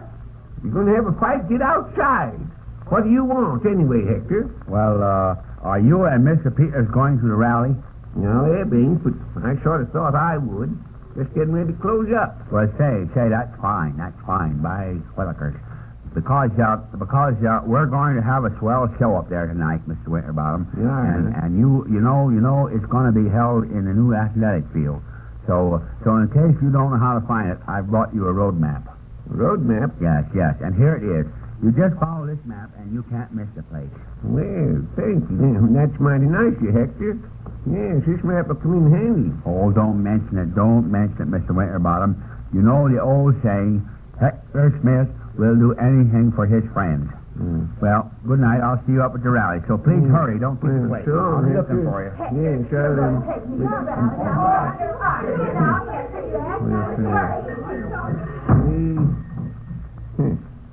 Well, I'll be switched. You certainly got popular all of a sudden, I must say. Well, let's see here. $1, $3. Oh, Eb! Come here and answer the phone, will you, Eb? $3. How's that? I say, come in and see who's on the phone. Well, why don't you see who it is? Oh, I'm busy counting the cash. Go on now and see who it is. Ah, shucks. Well, who is it? It was Hortense. Why, you darn fool. What'd you hang up for? What you want? You didn't tell me to find out what she wanted. You just told me to see who it was. Oh, you little land of Goshen. Of all the dumb fellers that... Well, wait a minute. Look out. Get out of the way. I'll answer it myself. You finish counting the cash there. I already took out $4, so leave them out. Ah, shucks. I wish you'd make up your mind what you want me to do. Dad burn you? And go on. Switch me from one thing to another. So darn fast my head is Go on the way. I want to answer the telephone. Shut up. Hello? Oh, yes, Hortense. Who? Oh, Hector. Well, say, Hortense, you only missed him by just a second. He just left. No, but he didn't mention who he was taking to the rally. There's a whole pack of gals in here with him. Yes, the McCaw gal was one of them. What's that, Hortense? I can hardly hear you. I say I can hardly hear you. What? What's that? Say, the dang phone service is getting worse every day. Her voice just sort of faded right out. Oh, well. You got that cash figured? Yeah, I got it figured, all right. Well, how do we stand? We lack just $1.50 of having 50 cents. Lack $1.50 of having 50 cents? Yeah. Oh, what's the matter with you, Eb? How could you lack $1.50 of having 50 cents? Because that's the way it figures out, that's why. Oh. You took out $4, didn't you? Yes, I did. Exactly $4. So you told me to leave them out. Yes, well, what about it? Now just keep your shirt on. I took out $3. Yes. And when you leave $4 out of 3, you're $1 in the hole. But if we had $1.50, we'd have exactly 50 cents. And there you be. Yes, but You can't take $4 out of 3. You can. Oh, you can't. You don't stand to reason that if you have... Yeah, you can too. Oh, good evening. Oh, how do you do, Professor Thistleway? Yes, howdy, Professor. Bernard. Say, you just come in time. Look here. You're just a fella to answer something first. You can't take 4 things from 3 things now, can you? Well, yes. Under certain conditions, you can. You can. Oh, yes. Yes, in order to subtract 4 units from 3, you must make use of plus and minus signs. Now, assume each of us has an apple. We pool them, throw them together. Throw them at who? No, we're not throwing them at anyone. I say... No, Eb, someone just threw them at us, you see. Oh, no, don't be absurd. I say we pool them, add them together. Now, what sign would we put in front of them? Well, I should think a good sign would be apples for sale. Oh, but we're not trying to sell them. The apple is simply a unit, a digit. I reckon you mean dodge it. When someone throws an apple at you, you dodge it. But I tell you, no one is throwing apples. We're simply adding them together. So we make use of a plus sign. Well, that'd be pretty expensive, wouldn't it, Professor? A plush sign? Not plush. Plus. A plus sign. Now, suppose you take an apple, Mr. Peters here takes an apple, and I take an apple. Yes, that's a good idea. An apple a day will keep the doctor away. Oh, but this has nothing to do with doctor. It doesn't. No. We each take an apple, and each of those apples will then be represented by plus 1. Yes. But if a 4th man tried to take an apple, what would that be? That'd be darn foolishness. They ain't no more. No, it would be minus. Minus what? Mine is wormy. No, you don't grasp it at all. Here, now let's start over again. We put these apples all together. Yes. Now, what do we call them, Mr. Winterbottom? Well, danged if I know, Professor. But I just told you a moment ago, we call them... I know what we call them, that's yes. Very well, then, Mr. Peters. When we put the apples all together, what do we call them? Apple cider. Oh, no, but I say well, never mind the apples. Are either of you going to the football rally tonight? Why, yes, I am. Well, here, give this note to Hector Smith, will you? Good evening. Yes, I'll do that. Good evening, Professor. So long, Professor. Come in again sometime. Yes, come again. I like that feller. Yes, he's all right. Now, what in perdition is... Oh, dang it all anyhow. Where did I put it? I had right here in my hand and... Yeah, well, what you looking for? Oh, I'm looking for a road map Hector gave me. He said it showed just how to get to that new athletic field. A road map? Yes. Oh, here, it's sticking right out the back of the cash register. Now, let's see here. Been a snake, to bet you. Yes. Reckon I'll take this road right here and go straight out, that's funny. What's the matter? Why, there's a new town here, a place called Detour. You're crazy, Zeb. There ain't no town around here called Detour. Well, they just is. Here it is, right in the map in front of your face. Look at it there. Put your specs on. Slide them down off your head there. See for yourself. And the athletic field is right back of it. Ah, shucks. It must be a fake. Oh, fake nothing. It is. Oh, everything's a fake with you. You make me tired. If it was a fake, it wouldn't be on the map, would it? Well, that athletic field ought to be easy to find. Let's see. All I got to do is go to Detour and then just ask somebody. Yes, well, I guess I'll go. You close up. You're going to go up there now, hey? Yes, I guess that's all there is to do here. And you want me... Shucks. You close up yourself. No, you close up. And if I think of anything else, I'll phone you from Detour.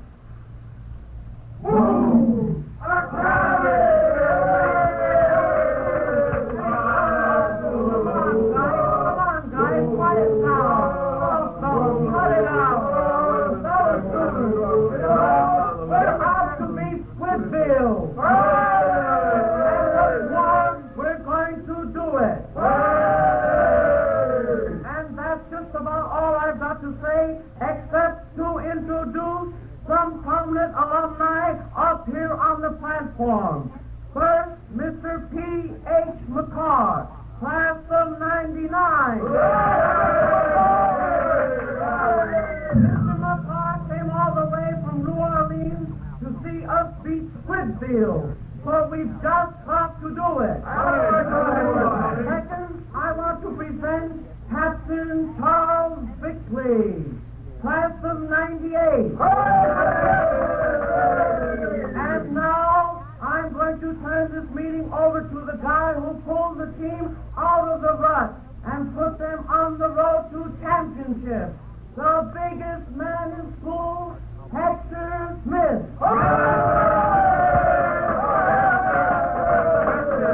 What's the matter with Smith? He's all right. Who's all right?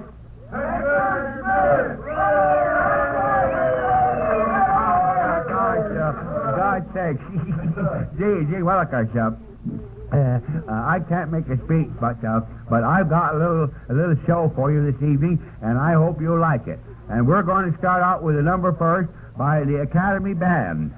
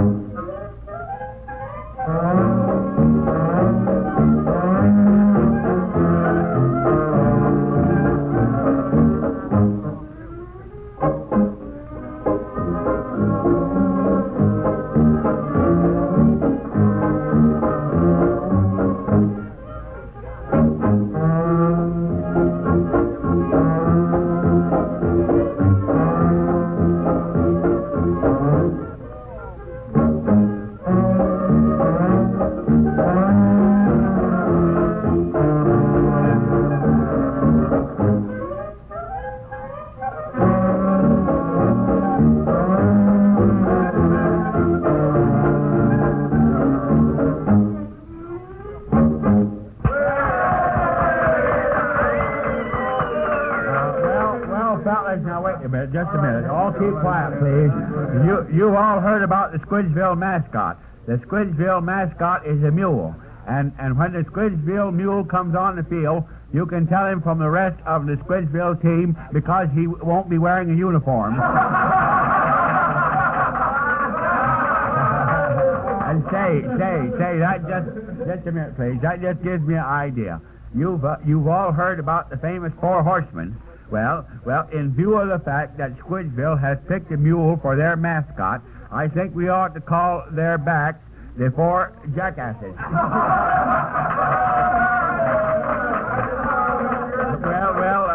Squidgeville can have their old mule for a mascot because I've got an idea for a mascot that will make Squidgeville look sick. Just don't forget that. It'll make Squidgeville look sick. And a little later in the evening, I'm going to tell you what it is. And now I've got a little surprise for you. You all know Tony here. He's a swell yell leader, but maybe you didn't know he could sing. He's really a fine singer. In fact, Tony once sang before Prince Albert smoking tobacco was placed on the market.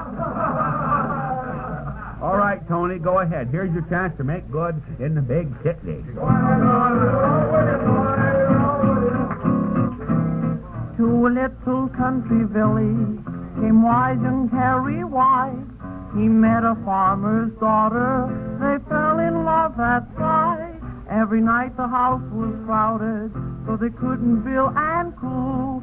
They tried to think of some good way. Now this is what they do. Now every night they'd bill and cool out in the new moon hay. No one sees them but the moon out in the new moon hay. On the old back porch the neighbors walk. The family watches like a hawk, but they know that the cows won't talk out in the new moon hay.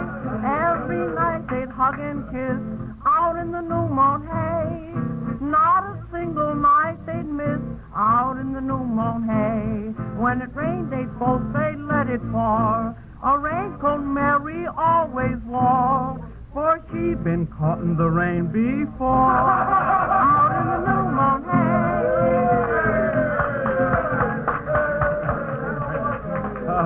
Oh, gee, that was fine. Thank you. That was fine, Tony. And now I'm going to spring the big secret and tell you about our mascot. And it's going to be a pepper. Yes, sir. It's certainly going to make that Squidville team sick.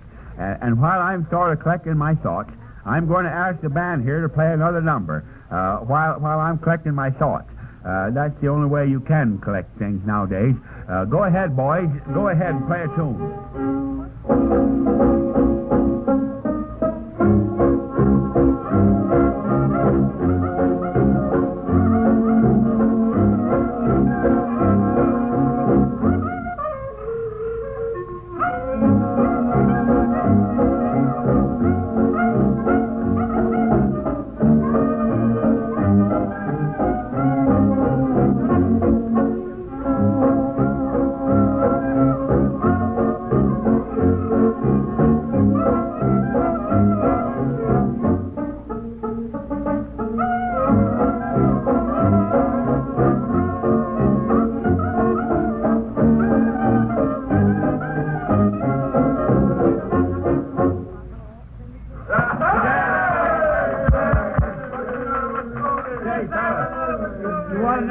From Tony. Yeah! What's the matter with Tony? Viva Tony! Viva Tony! Go ahead, Tony. Sing another song, please. The boys like that singing. Nicolini, he played the hand organ. He got the monk on the string. He get the nick from the window. When songs of Napoli he sings.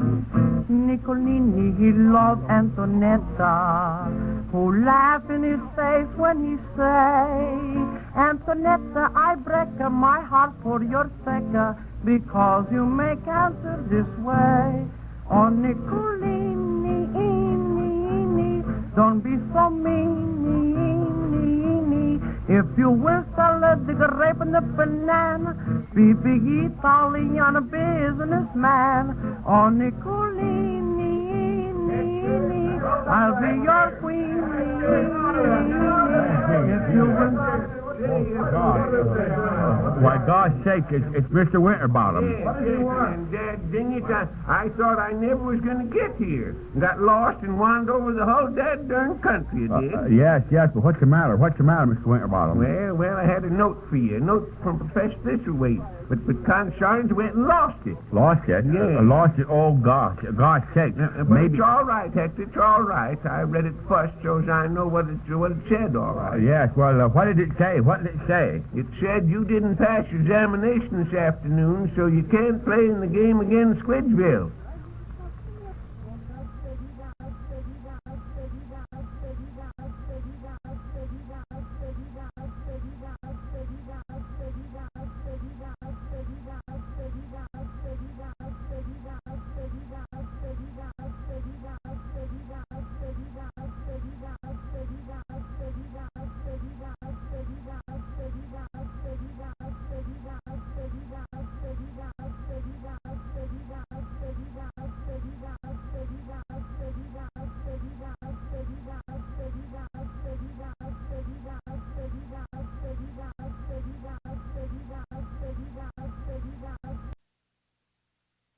Well, so there's Hector standing up on a platform as big as life and twice as natural, and all them academy fellers are whooping and hollering like they was plumb crazy, Eb. So I says to Hector, Hector, I got a note for you from Professor Thistlethwaite, only I lost it. But I says I can tell you what's in it, 'cause I read it. Well, what'd the note say? It said Hector didn't pass examination, so he can't play no more football. Just think of that. A darn good thing, Zeb, a good thing. Wasting his time playing a dad darn fool's game. Yes, but that's certainly going to leave the academy in a hole. They was figuring on Hector to win that game for him. How could Hector win the game? Yeah, he's got an idea for a mascot. What kind of mascot? I don't know. He was just about to tell what it was when I got there with that note, and that sort of busted up the rally, so he didn't say. Them academy fellers is a lot of young smart alecks. Anyhow, All they do is come in here and steal Bull Durham out of a showcase. I hope Squidgeville beats them. Well, I reckon Squidgeville beat 'em all right now. And the game coming off the end of this week, the Academy will have a darn tough time getting someone to take Hector's place, I'll tell you. Well, it ain't none of our business. If I had my way, Zeb, I'd take everybody that played football out and drown them. Well, say, take one of them pieces of cardboard there and a pencil. I want you to write out some signs. Well, what for? To see if we can drum up a little trade for this store. That's what's for. Now go on, get your pencil and write down what I tell you. Ah, shucks. You're always making up work to do, Dad Burnett. Never mind now. You do what I tell you and keep your dad darn trap shut. Ready? Yes. Well, just put down there, fresh laid eggs. And we'll put the sign on one of them baskets of eggs out in front of the store. Put down what? Fresh laid eggs. Well, what you want to put that down for? Everybody knows that eggs is fresh when they're laid. Well, then, just put down fresh eggs. Yes, fresh eggs. Yeah, but that'll make people think the eggs in the other basket ain't fresh. Yes, maybe you're right at that. Well, put down eggs. Oh, shucks. You don't have to do that. Everybody can see that there's eggs. Yes, that's right. I suppose it can. Well, just put the card up without saying anything on it. Say, what are you doing now? Well, I'm going to sit down here and rest a spell. Writing that sign's got me plumb tuckered out, Zeb. Rest. Pity you ain't Rip Van Winkle, so you could get a good long rest. Well, who's Rip Van Winkle? What? Ain't you never heard tell of Rip Van Winkle? Why, he was a feller that went out one day and was gone for 20 years. And you know what he was doing? He must have been looking for a place to park. Oh, no, he wasn't looking for a place to park. His wife gave him a dime and told him to go down to the store and get a dime's worth of cheese. Well, on the way to the store, he had to cross the Catskills. Cross the what? Catskills. You mean like Catskill Mines? No, not... it's Catskill Mountains. So if... well, how can cats kill mountains? Oh, the cats wasn't killing the mountains. Now, Dad Dingiteb, you're starting to get all mixed up again. The cats wasn't killing the mountains. Just get that straight, will you? All right, I got it. The cats wasn't killing the mountains. No, so Rip... The mountains was killing the cats. Oh, they wasn't. They wasn't at all. That's just the name, Catskills. Well, as he was going along, all of a sudden, like, he hears a noise. And what do you think it was? Them that darn cats again? Oh, they ain't no cats. Can't you get that through your thick head? They ain't no cats. This here noise came from an old house, and the house was haunted. Haunted, huh? Yes, sir. Haunted by ghosts. Well, that's better than having the place standing empty. Well, sir, Rip knocked at the door and then opened it and went in. On the table was 3 bowls. A big bowl, a little bowl, and a medium-sized bowl. The big bowl was too heavy, and the little bowl was too light. But the medium-sized bowl was just right. So Rip drunk it. Well, what'd you do with the goldfish? There wasn't any goldfish. This here was a bowl of soup. And then, just as Rip set the bowl down, there came an awful noise. Oh, an awful noise, like a big bomb. And there... What'd he want? A dime for a cup of coffee? Who want? The big bum. Oh, not big. It was bomb, a big noise. And there stood a ghost. A ghost? Yes, sir, a ghost with a jug of liquor in his hand. And he says to Rip, he says, "Here, take a swig of this liquor." But Rip was a law-abiding citizen, and he wouldn't do it. He wouldn't do it, huh? No, sir. Then the ghost says, "Get into that bed there." But Rip wouldn't do that neither. And then you know what the ghost done? He pulled out a horse pistol and made Rip get into the bed. I should think that as long as Rip was cornered, he'd have took a swig of the liquor, too. Well, that's exactly what he did do, because the ghost made him do it. Made him take a great big drink of that liquor. Well, where is that haunted house, Zeb? I'd like to take a run up there someday. Never mind where it is. I'm telling you about Rip Van Winkle. Well, Chip, as soon as he drunk the liquor, he went fast asleep. And when he woke up, what do you think he found? I found he had a headache. No, sir. Found he'd slept for 20 years. Well, Chip, he starts out for home, and his wife sees him coming down the road. So I bet she gave him all fired tarnation. Send him out for a dime's worth of cheese and have him come back 20 years later with liquor on his breath. Oh, she didn't give him tarnation. She didn't at all. Howdy, pal. Howdy, pal, yes. Say, listen, will you guys do me a favor? Why, yes, certainly we will, pal. Okay. Now, listen. I've got to put in a long-distance telephone call. Absolutely confidential, see? Yes. Now, I want to use your phone, and I want you to forget anything you hear me say. You get me? Yes, I want you to forget all about it. Now, if you do that, there's $5 in it for you. Oh, shucks. That's easy. I'll forget it for $5. Yes, Zeb Johnny forgets most things for nothing. Okay. Now, remember, you don't know anything about this. No, yes. Well, you have to ring to get central, pal. Oh. That's it, yes. There you are. Long distance. Yeah. Oh. Long distance? I want Maine 1920. Yeah. How's that job for Hector on the professional football team coming along, pal? You gave me some more signals the other day and Oh, good. I'll, wait a minute. Hello? Tony? Say, this is Monk Newcomer around there? Yeah. Well, call him, will you? Yeah. Yeah, with one more batch of those signals, I think we can decide whether Smith's the man for the job or not. I'll let you know about it. Oh, wait, but... hello? Monk Newcomer? Yeah. Say, Monk, you know who this is? Yeah, that's right. Now, listen. One of my backs is hurt and out of the game. I want you to take his place. Well, there's $50 in it for you. Uh-huh. Next Saturday afternoon. Okay. Now, I'll tell you what I'll do. I leave your uniform at the Corn Center General Store. You get it? The Corn Center General Store. Yeah, that's it. You drop in and get it and report to me at the athletic field. All right, Monk. And keep sober.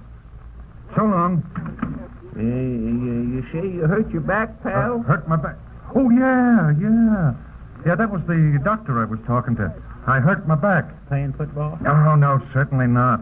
I'm not a football player. I'm a businessman. Always think of me as a businessman. Say, where are those signals you got from Smith? Oh, I put him in the till, pal, just for safekeeping. I'll get him for you. Well, how did you hurt your back? Oh, I got into a little argument with a fella. You did? Yeah, but you ought to have seen him. Yeah, he's in the hospital. You see, he made a dirty remark about me. Told me I didn't have enough sense to get out of the rain. He did, huh? Yeah, told me I didn't have enough sense to get in out of the rain. And you know what I did? Bought an umbrella? Yes, I bought an umbrella. No, I didn't buy an umbrella. Signals, pal. Now, you sure you can get Hector a job, are you? Because I hate to be passing these out. Oh, sure. I'll take care of him. Well, thanks. I'll be seeing you in a day or two. You don't want to make a little bet on the big game, do you? I should say not. Anybody bet on football is that darn fool. Yeah? Well, maybe you're right. Well, half right anyway, because anybody that had bet on the academy is a darn fool.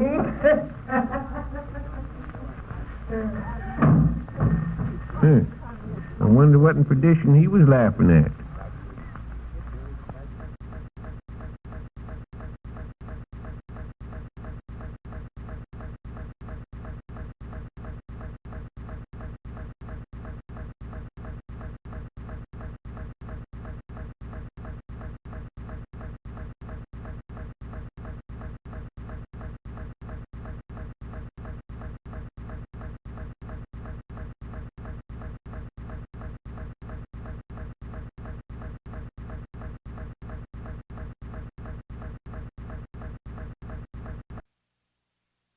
Oh, hello, Hector. Say, why ain't you up to the academy, eh? Oh, shoot.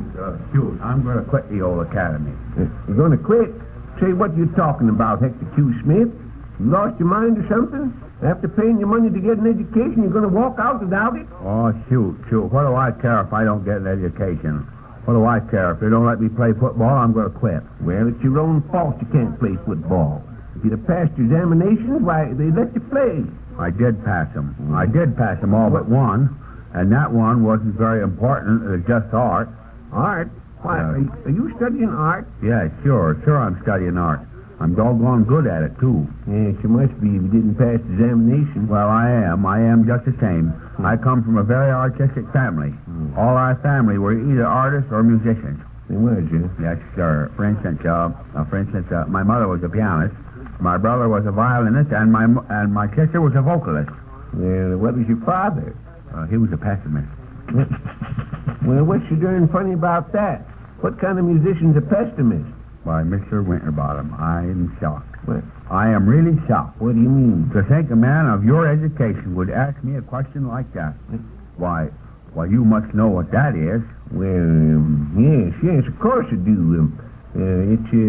A pessimist is a fellow that plays a pest, ain't it? Now, there you are, Mr. Winterbottom. See, you knew all the time. Shucks. But if the trouble was with you were just afraid to speak up. Yes. Well, what you lack, Mr. Winterbottom, what you lack is self-confidence. You're a very smart man, but you hide your light under a bushel. Well, I know a thing or two at that, even though I do say so myself.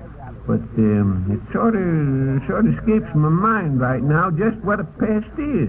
Well, a pest is a very difficult instrument to play, Mr. Winterbottom. It is, huh? Yes, sir. It's just about the most difficult instrument in the whole world. Well. Yes, sir. That's because it has 4,000 keys. Yes, sir, 4,000 keys.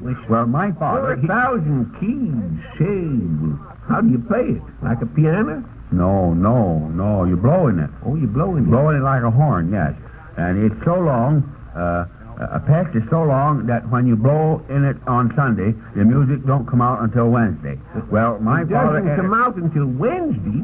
Oh, did I say Wednesday? You certainly did. Well, then I was wrong. Mr. Winterbottom. Yeah, I thought you was. Yes, I was wrong. The music doesn't come out until Thursday.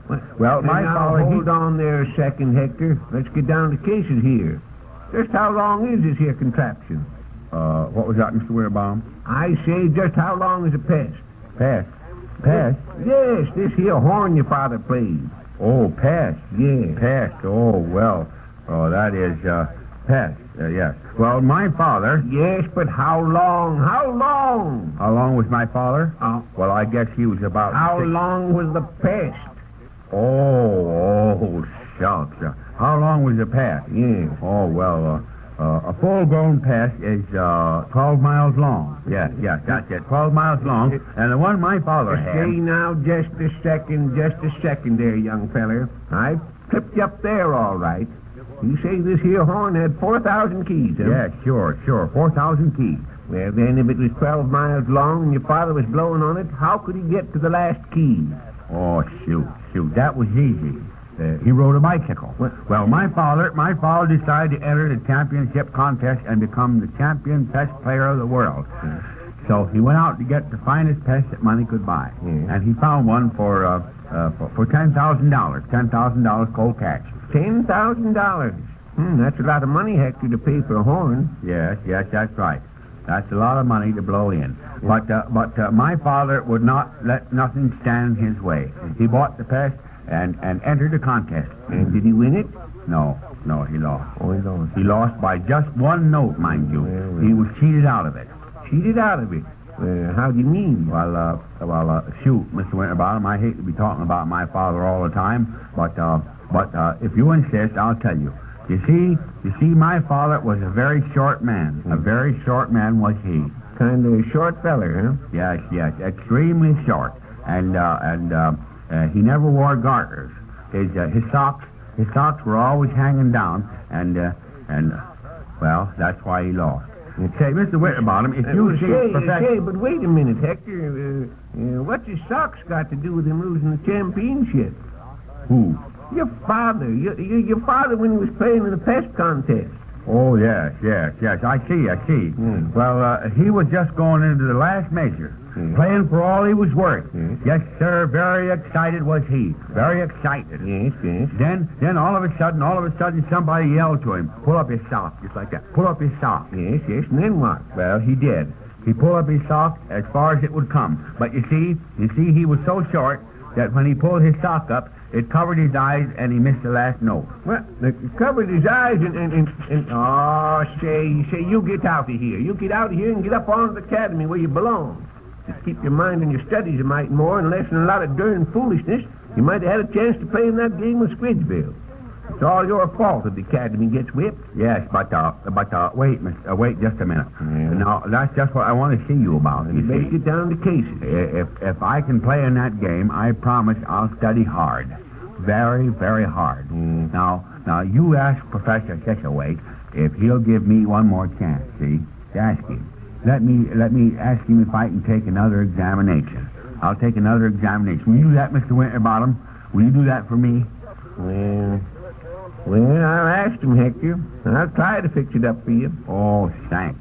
Thank you so much. Thank you from the bottom of my heart. Yes, well, all right now. Let's see you get down and study. And you better be on your way up the academy right now. I'll tell you something.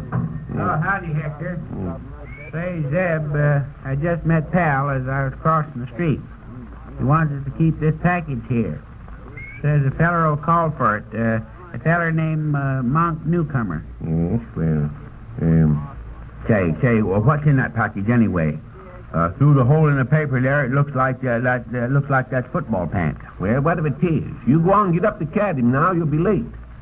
Yes. Well, all right, and thank you so much. Yes. But be sure and tell me what Professor Thistlewaite says. Yes, I'll let you know, Hector, just as soon as I see him. Go on now, never mind. Well, what do you want me to do with this package Pal give me? Put it in the back room. Put it in the back room there. Don't pester me about it now. I got to fill a couple orders here. Now, let's see. Miss Snyder, 1 bottle of ketchup. And, Will back of the door here be all right? Yes, anywhere's back there. Half a pound of... say, Fresh this weight, by cracky. You're just a fella I've been wanting to see. Oh, indeed. Yeah, say, listen, Professor. I was just talking to Hector Smith.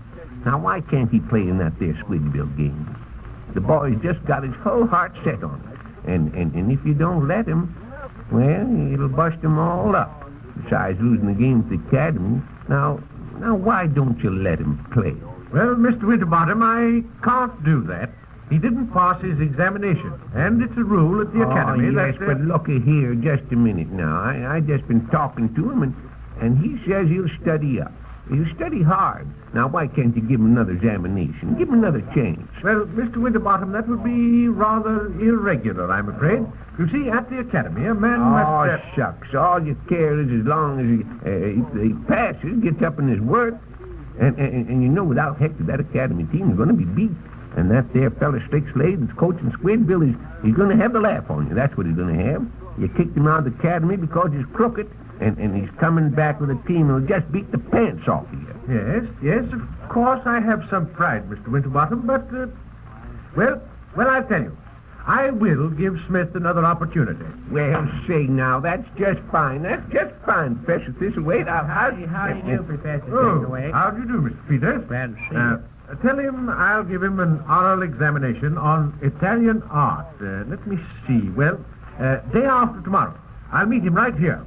Who's that, Eb? The fellow that Pal said was going to call for the package? No, now keep out of this, will you?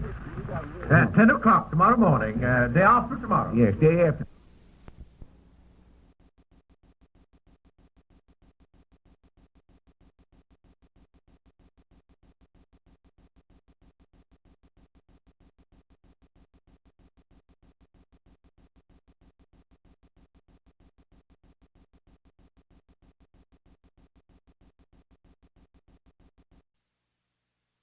Italian art, principally Leonardo da Vinci. Yes, Leonardo da Vinci, eh? Well, I'll have him here, too.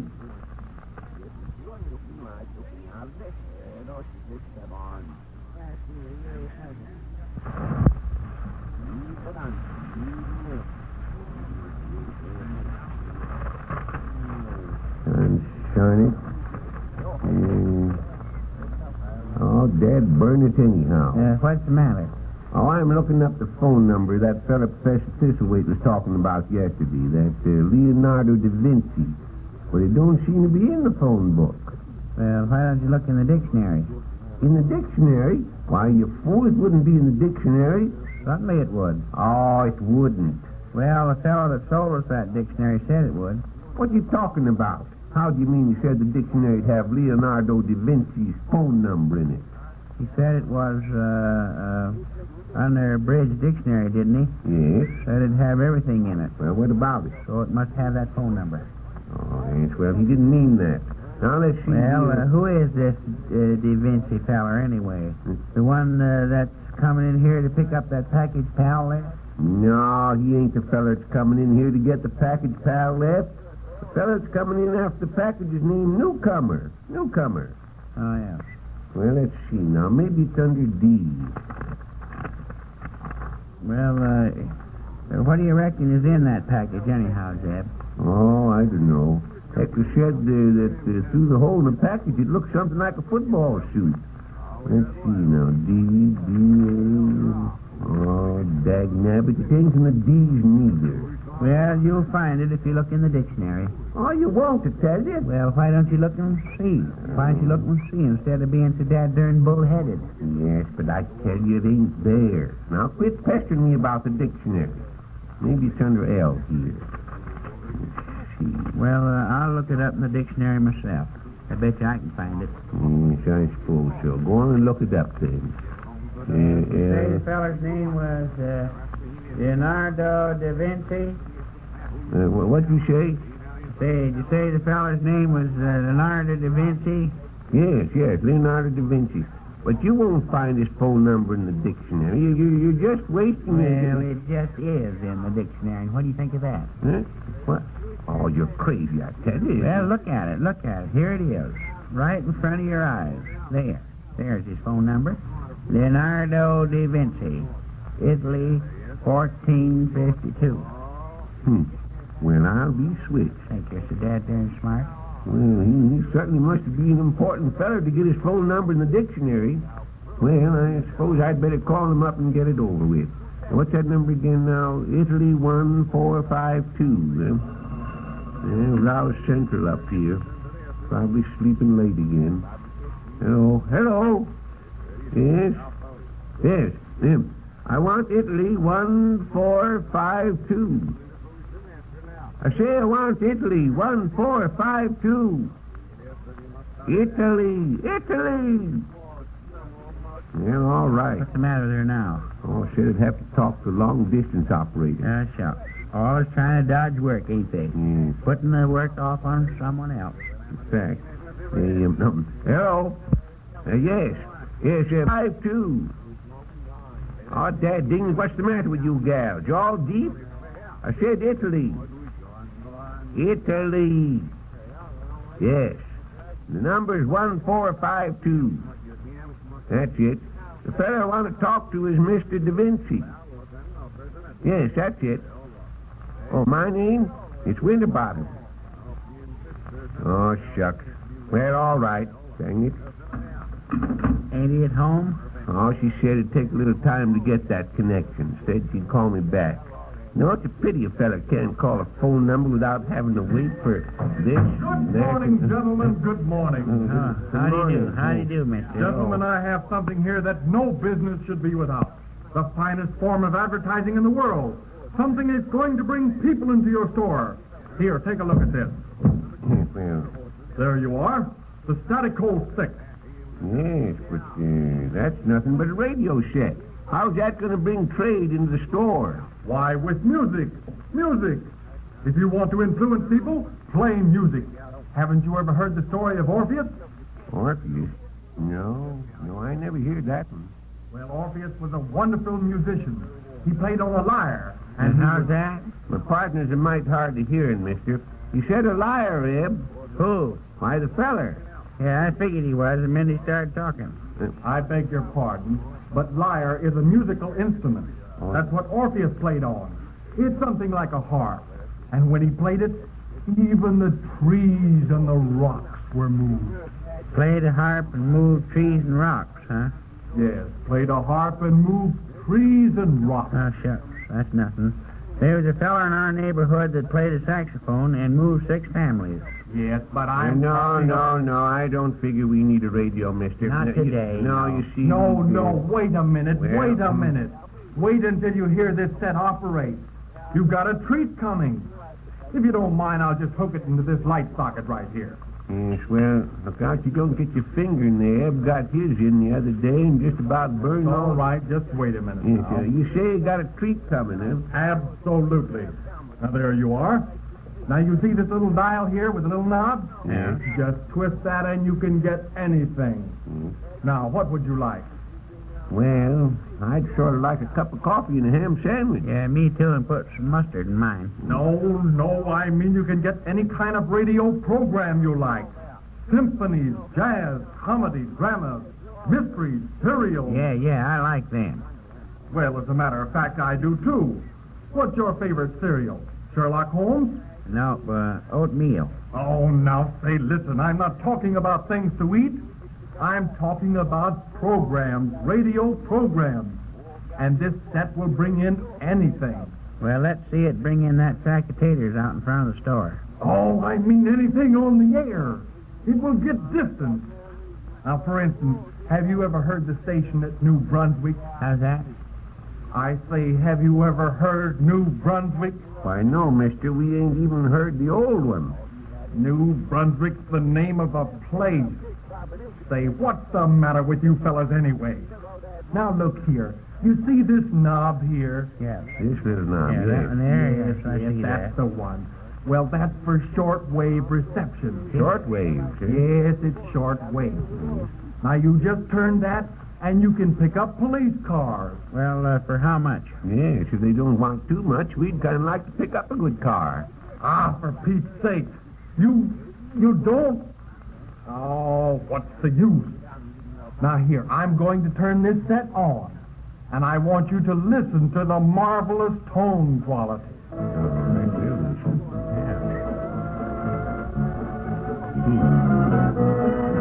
Right, pretty. You betcha. Well, what do you think of that? Well, now, say, that's pretty darn good, ain't it? I'll say it is. And did you notice how you could hear every single instrument? Notice there where the oboe came in? Well, what's he looking for? Who? What was who looking for? For that hobo that come in. I didn't say hobo. I said oboe. Oboe. That's a woodwind. A what? A woodwind. It's a woodwind. Yes, Eb, you know the old saying. It's a woodwind that nobody blows good. Oh, say, do you want this set or not? No. My grandfather ran a store without a radio, and my father ran a store without a radio, so I reckon I can. Yeah? Well, I suppose if your grandfather and father ran a store without brains, you'd try and run a store without brains, too. No, I'd take the selling radio sets. Say, look here Well, now. how much is that set, mister? $50. Sakes, that's a mite of money just for radio set. Yeah, but put this set in your store, and inside of 2 weeks it will pay for itself. Pay for itself. Oh, well, that seems fair enough. Certainly. And besides, you want a radio to listen to the big game, don't you? Yes. I'll tell you what I'll do. I'll just leave this set here. You try it out for a day or two and see if you don't like it. Oh, shucks. I wouldn't listen to a dad-darn football game if you paid me to do it. Well, now, never mind, Deb. We'll give it a trial anyhow. That's the ticket. And I'm telling you that after you've listened to it for a while, you're going to be crazy about this set. Crazy about it. Well, I'll drop in at the desk first of the week. Yeah. Good morning. Goodbye, mister. Come in again and... You dad-darn fool, we don't want no radio. How can we afford to pay $50 for a radio set? Don't have to pay it. Didn't you hear him say it'll pay for itself? Why, just a second. Here's that call. Hello? Yes? Yes, this is Mr. Winterbottom. What? Wait, wait. Eb. Yeah, what is it? They got me connected up long distance to Italy.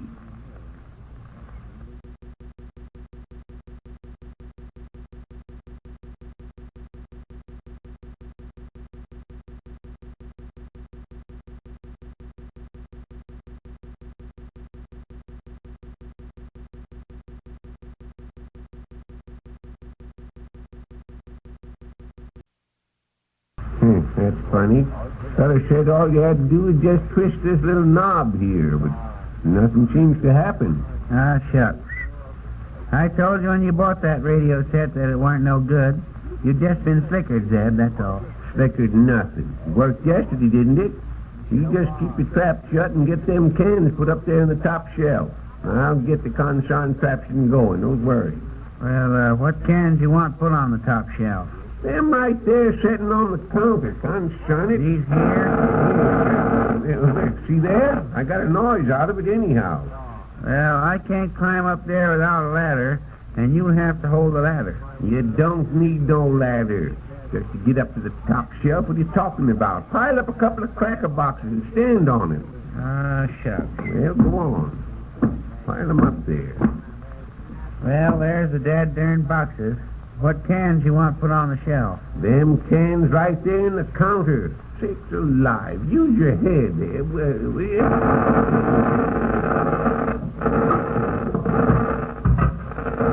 right. Burn it. Enough to make fellers sick. Messing around with that dad-ratted radio and making me do all the work. Yes, well, now, never mind. Nabbit. How'd you expect me to climb up on this pile of boxes with my arms full of cans? Come here and give me a boost. Oh, land of Goshen, you're the darndest feller. You can't do nothing by yourself. Well, get one foot up there and I'll boost you up. Never mind my foot. You just hang on to the boxes. Well, go ahead. I'm hanging on to him. All right. Nabbit. Get it. This darn knee of mine. Well. Now listen, steady here. Steady here till I get these cans on the shelf. Oh, steady. You make more fuss about a little job than any feller that I... Where you at? Take that. Oh, look out. And burn it. You have heard the first installment of our new radio serial, The Big Shot. Oh, that darn you, Zeb. Darn your ornery Hyde. What'd you leave go of them boxes for? No, I thought I was being shot. Well, get your foot out of my face, will you? Let me up. Well, That consarn radio. For 2 cents. For 2 cents, I'd take the look thing out off. now. You leave it alone. Well, shut off that dad-ratted thing, will you? Before I smash it to perdition. Yeah. Burn it. Can't burn it. Give my knee a wrench like that just when it's getting better. Well, it wasn't my fault if the darn radio come in all of a sudden, was it? Come on now, let's pick up these cans. You can pick 'em up yourself. Pick up every one of 'em yourself. I'm going over to the drugstore. Yes, but hold on. Wait a second. Wait here. Oh, I'll be sulking around the whole darn day, I suppose. Yeah, seems like there's nothing but trouble around here from morning to night. I declare to... Has Professor Thistlethwaite been in here yet? No, Hector, no, he ain't got here yet. You all ready for your examination? Yeah, sure I am. Well, you'd better use your head today, young feller, because if you don't pass this time, they'll be playing that big game tomorrow without you. Just remember that. Oh, shoot. I'll pass it all right. Yeah. It's only a little examination anyway, just about art. Mm. And I know all about art. I used to be a famous artist myself. What? Yes, sir. For instance, have you seen that picture in the library of the cows? Why, yes, I've seen it. Why, did you draw them cows? No, but I've milked lots of them. Milk them? What in perdition's milking a cow got to do with being an artist? Well, you see, it's like this, Mr. Winterbottom. When an artist starts out to paint farm animals, he has to study them very closely. Yes. Very closely. That's the only way you can paint a farm animal and have it look natural. It is, huh? Yes, sir. And that's what I used to strive for. I used to strive to have all my paintings look natural. Why, do you know that I painted a chicken so natural, Mr. Winterbottom, that when I put it on the floor, it laid there. It laid... I suppose you think you're pretty darn smart, don't you? I bet you never even was an artist. Well, I was, just the same, I You was. wasn't. I was an artist in the war. An artist in the war. What'd you draw in the war? $30 a month. Oh, I mean, what's an artist got to do in the army? What'd you paint? I painted camouflage. Yes, that's what I painted. Oh, camouflage. Yes, sir. And I was doggone quick at it, too. I saved a whole regiment of artillery that way once. Yeah, well, how do you mean? Well, you see, all of our cannons were painted green with black stripes. Painted green with black stripes, eh? Yes, yes, sir. You know that was to fool the enemy. Oh, yes. Yes, but one day an enemy spy found out that the cannons were painted green with black stripes. And you know what that meant? What? That meant our secret was out. Mm. Yes, sir. Our guns would be blown to bits.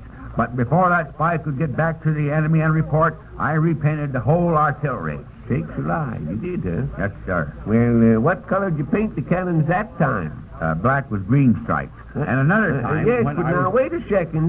Another time I saved the whole town. Yes, sir, the whole town, Mr. Winterbottom.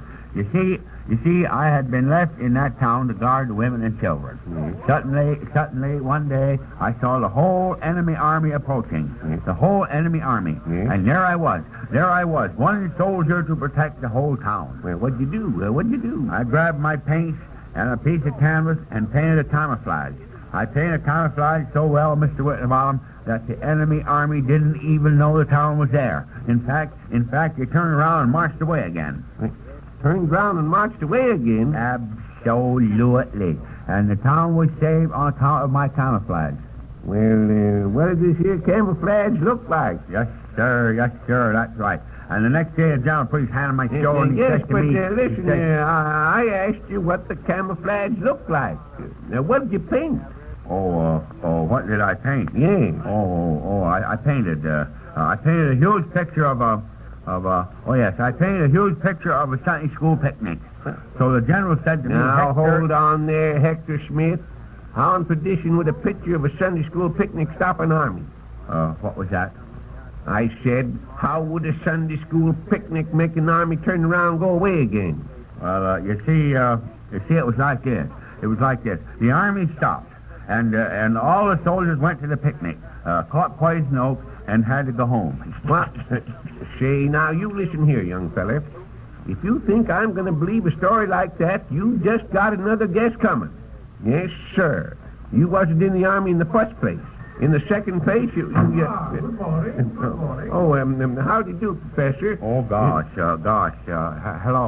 Hello, Professor. Take it away. Well, I'm glad to see you're here on time, Smith. I'm very busy this morning. I have an appointment in 10 minutes with Mr. McCarr. Well, sakes alive, Professor. You don't mean Mr. McCarr, the millionaire, the fellas that come all the way out here from New Orleans to see the football game? Yes, that's the gentleman. As a matter of fact, Smith, it is largely on account of Mr. McCarr that I'm allowing you to take a second examination. Yes. Thank you very much. Yes, thank you. Well, Professor, this way, how do you mean it's on account of Mr. McCarr that you're letting Hector take another examination? Well, Mr. McCarr is very anxious to see Squidgeville defeated. Yes. And with Smith on the academy team, I feel that we can defeat Squidgeville. I think so, too. Yes. So, rather than disappoint Mr. McCarr by not allowing Smith to play, I permitted him to take another examination. Oh, yes, I see. Yes, it would be sort of shame for Mr. McCarr to come all the way out here to see the academy get beat. However, you realize, do you, Smith, that this examination is final? Oh, yeah, sure. And I'm very thankful of getting another chance to play. Very well. And as my time is limited, I shall ask you just one question. Are you ready for it? Yes, sir. The question is this. Give the name of a noted Italian artist of the 15th century. Gosh sakes, gee willikers. What's the matter? What's the matter, Hector? Willikers. Well, Smith, I'm waiting. Give the name of a noted Italian artist of the 15th century. Don't know. Well, Smith, I'm sorry, but that's all we can do about your case. You positively cannot play in the game tomorrow.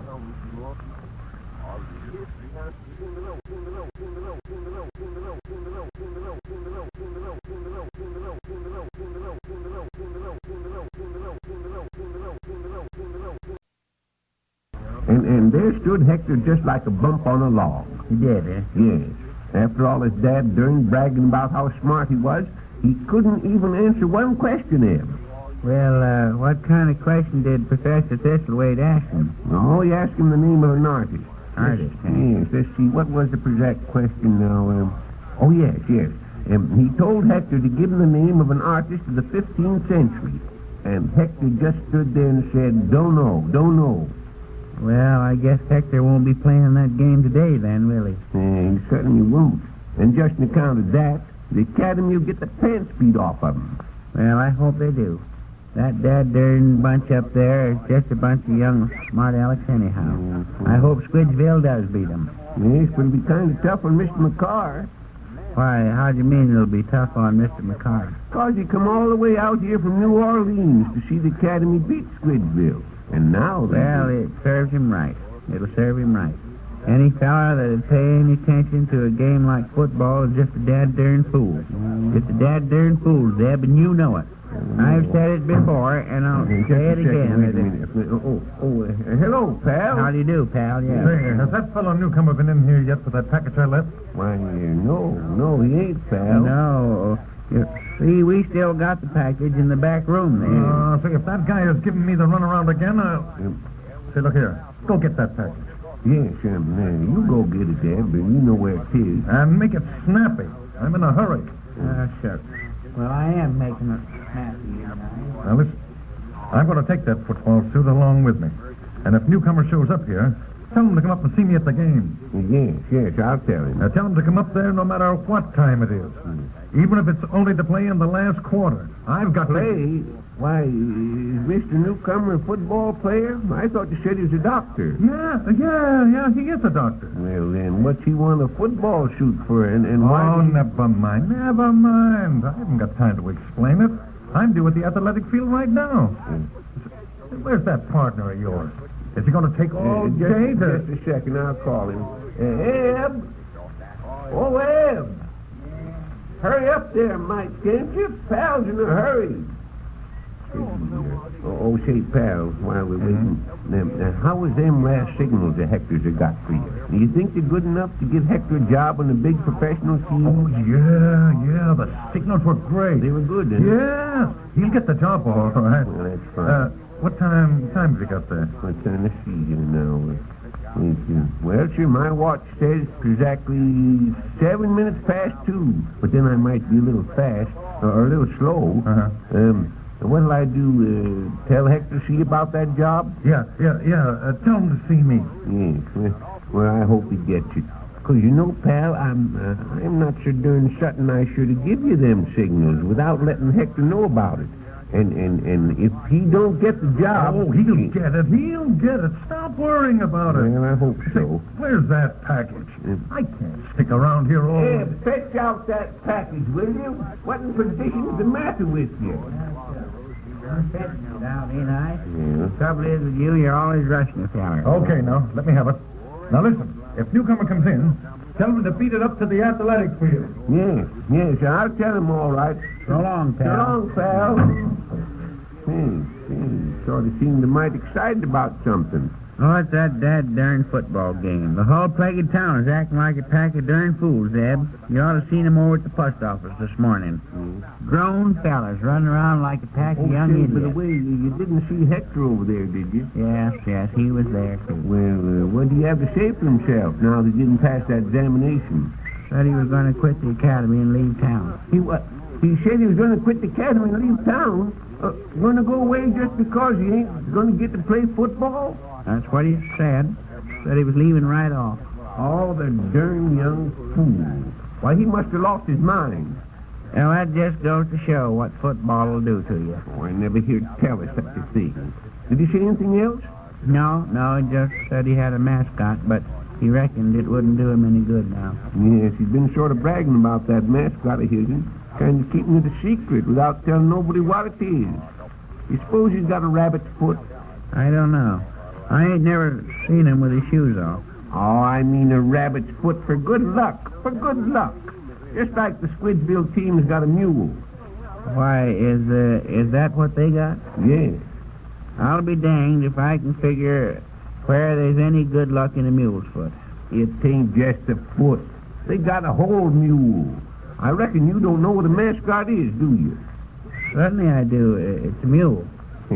Right there is where you're wrong. You can make a mascot out of any animal, like rabbits, goats, roosters, and mules, too. Well, I'd rather have rabbit if it's like a stew. Oh, it ain't a stew. It ain't a stew. That's what you said, mule stew. I didn't, but it ain't mule stew. You don't put a mule in a stew. I said two. Well, whether you put in one mule or two, it's still mule stew. Yes, but I'm talking about another kind of two. Another two. Another two, huh? Yes. And now you got four. No, Dad, dang it. Another two. Keep on. Put in all the mules you want. But it still be a mule stew. Oh. That's what it'll be, and that's all there is to it. Yes, but you don't get it, Dad. You don't get it. I don't want any of it. Yeah, it'd have to be a... Shucks. I'd have to be pretty darn hungry before I'd eat a mule stew. Oh, but I ain't talking about mule stew. That ain't what I said. Well, then what did you say? I said mule stew. Shucks. I'm going over to the post office. Darned if I'll sit around here and talk to a crazy feller. Now, you hold on. Just hold on there, you dad-darned old fool. I ain't crazy, I tell you. I know exactly what I'm talking about. And it ain't mule stew. It's stewed mule.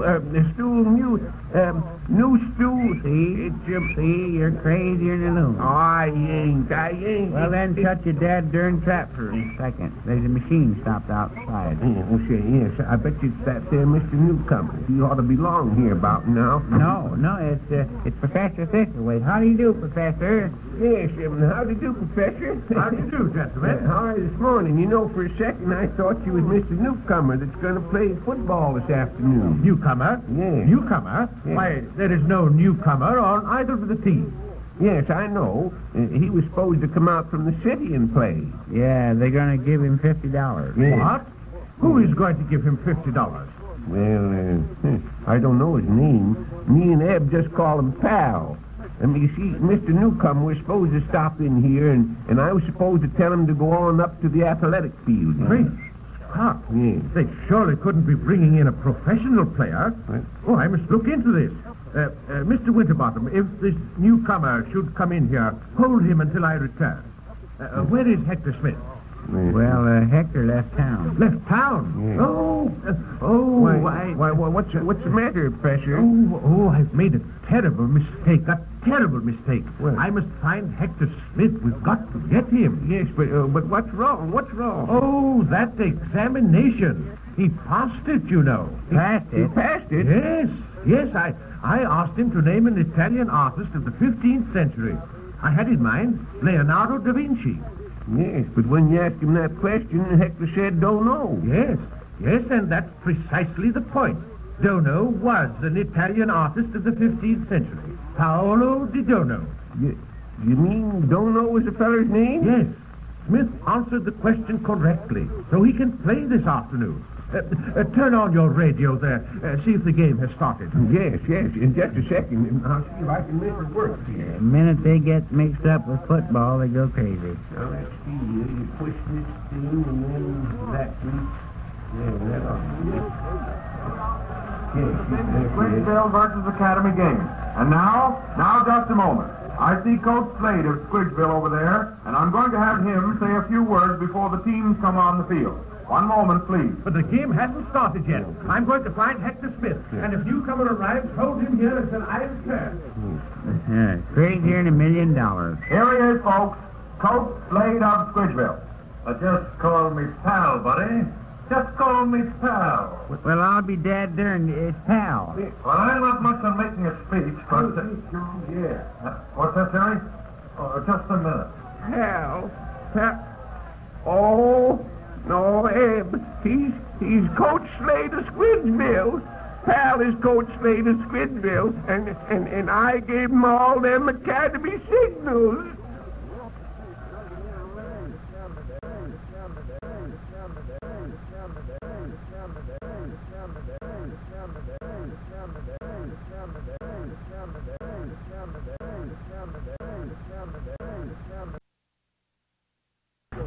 Jones of Squidville. A smashing play right through the center of the line for a gain of, just a second, I'll give it to you exactly now, a gain of 4 yards. Jones, Squidville's new halfback, again carrying the ball. It's second down now for Squidville, and the ball is right on the Academy's 5-yard line. That fella Jones seems to be doing it all. Teams are in the huddle now. They come out of the huddle up to the line of scrimmage. The Squidville voters are shouting for a touchdown, but there's only a few seconds more in the half. And there they go. Jones again, right through the center of that line, but he failed again. The stone wall was up. He failed again, and there's the end of the half. The score is 0-0. You're listening, ladies and gentlemen, to a broadcast of the postseason game between the Academy and Squidville High. Oh, say, Eb, answer the phone there, would you? Well, why don't you answer? It's your turn to answer. Because I want to listen to the game. Now go ahead and answer it. You don't care nothing about football, nohow. Go on. Ah, shucks. Well, Start talking. How's that? I can't hear you. I say I can't hear you. Wait a second. Say, turn off that dad-darn radio, will you? yes, well, hurry up then. Find out who it is and what they want. The second half will be starting in a minute. Hello? Oh, you ain't, huh? No, we ain't seen him neither. Yeah, you might as well give up. The game's half over anyhow. Yeah, so long. Who was it, That's Eb? Professor Thistlethwaite. Says he can't find Hyde and hair of Hector. Oh, that's certainly a shame, Eb. Hector was just eating his heart out to play in that darn game, and now he can play, and they can't find him. Yeah, and I bet you if Hector was playing, he'd fix that Jones feller pretty darn quick. I'll tell you that, Zeb. Hector just wouldn't mess around with him a bit. Yes. You know, I wonder who that Jones feller is, anyhow. I don't recollect ever hearing of him before. Maybe he's that professional player Squidville snuck into the game. Oh, he couldn't be the professional player. Don't you remember? The professional player's name is Newcomer. Besides, he was supposed to stop in here before he went up the athletic field, and he ain't been in yet. I reckon he ain't going to show up at all. Yeah, and he'd better not, if he knows what's good for him. Him or that Coach Slade of Squidville, neither. The dad ratted sneak, telling us to call him Pal. And all the while he's working us to get the Academy signals for him. You know what I hope? I hope the Academy beats the tar out of Squidville. Sort of changing your tune, ain't you? I thought you said football was a darn fool's game. I thought you said you didn't care who beat. Well, it is a darn fool's game. Anybody that listens to it's crazy. And I don't give a darn who beats. Just as long as it ain't Squidville. You know, Eb, the sort of tough part about the whole business is Mr. McCarr. Just think, coming all the way from New Orleans to see the Academy beat Squidville, and then Squidville just runs away with a game. Well, they ain't run away with it yet. No, but they will. Why, that fella Jones just had everything his own darn way. He can score whenever he wants to. The Academy ain't got a chance, tell you. So you better turn that radio on there, and the second half will be starting. We'll be missing it. Well, what do you care? I thought nobody but a darn fool listened to a football game. Yeah, shucks. What else is there to do around here? As long as you're a big enough fool to turn on the set, I gotta listen. Yes, well, let's see now if I can get this darn thing going here. Say, Mr. Winterbottom, can I listen to your... Hector Smith! Well, by the Ginger River. Hector Smith, where in perdition have you been? Oh, shoot. I've decided to leave town. Yes. Yeah, but I just had to come back to hear the game. Leave town? See, I feel town, pretty sad. Well, listen, Professor Thistlethwaite's looking all over for you. You passed the examination. Yes, you darn fool. Get up to the game. Get out of here and get up there. You can play. They're waiting for you. Yes, but Don't stand there button. I tell you passed the examination and you can play, Hector. Professor Thistlethwaite said so himself. Go on, get out of here. Yes, but Turn your hide, Hector. Are you deep? I said Don't mess with him, Zeb. Let's run him up there. Now, wait. Listen here, Hector. Listen. There was a mistake. A mistake? Yes. You thought you didn't pass that examination, but you did. You did, and you can play. Yes, but say, you wouldn't fool me, would you, Mr. Winterbottom? Fool you? I ain't fooling you, but I'll skin you alive if you don't get up there and get into that game. Oh, gosh. I'll go up there right away. Yes, sir. Yes, you'd better. Squidgeville's beating the pants off the academy. But the score is tied. Nothing to nothing. Yes, and the first half's already over. Nothing to nothing, huh? Yes. Nothing to nothing. That's what it is. Well, Hector Smith will remedy that. Squidgeville is just as good as defeated right now. Its proud name dragged into the dust. I'll go up there just as soon as I stop in at the Corn Center Hotel. Wait, ain't no time for that, Hector. I tell you, the first half's already over. What you stopping at the hotel for? To get my mascot. Oh, yes, but after you... Oh, the darn fool. Mascot. What good will a mascot do him if the game's over before he gets there? You'll never make it. Never in the wide world, I tell you, Eb. Well, dang him, if he don't get there in time to beat Squidgeville, Zeb, I'll lambaste the tarnation life out of him. Turn on that radio. Let's see what's happening. Yes, I bet you the second half's already started by now. Shucks.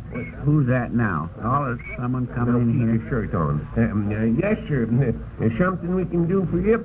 We're pretty busy today. We ain't got much time to sell things. You're no more of a hurry than I am, my man. I've been shouting so loudly that I'm afraid I have a case of laryngitis. What's he want, Zeb? Says he's got a case of orangitis. Well, tell him to peddle it someplace else. We don't want none. But, Yes, see here, even you... if we did want some, mister, we couldn't use a whole case. Now, you'd better just... I'm talking about my larynx. My larynx. What can you give me for it? Well, what model is it? We don't really... No. Can't you understand? My larynx, it has a tendency to inflame when... What'd you say it is? Inflame. Inflame? Must think we're a couple of fools there trying to sell us a car that's burning up. But I'm not trying Yes, to... now listen, if you ain't got sense enough to carry insurance on it, don't come around trying to stick a rush into taking the loss. But And we're pretty busy now, mister, anyhow. You better go Say, on and... will you give me a chance to tell you what I want? Well, go ahead. I want... Who's hindering you? I want... Yes, you've been talking for 5 minutes and you still ain't said nothing. If you can't say it, sing it. Oh,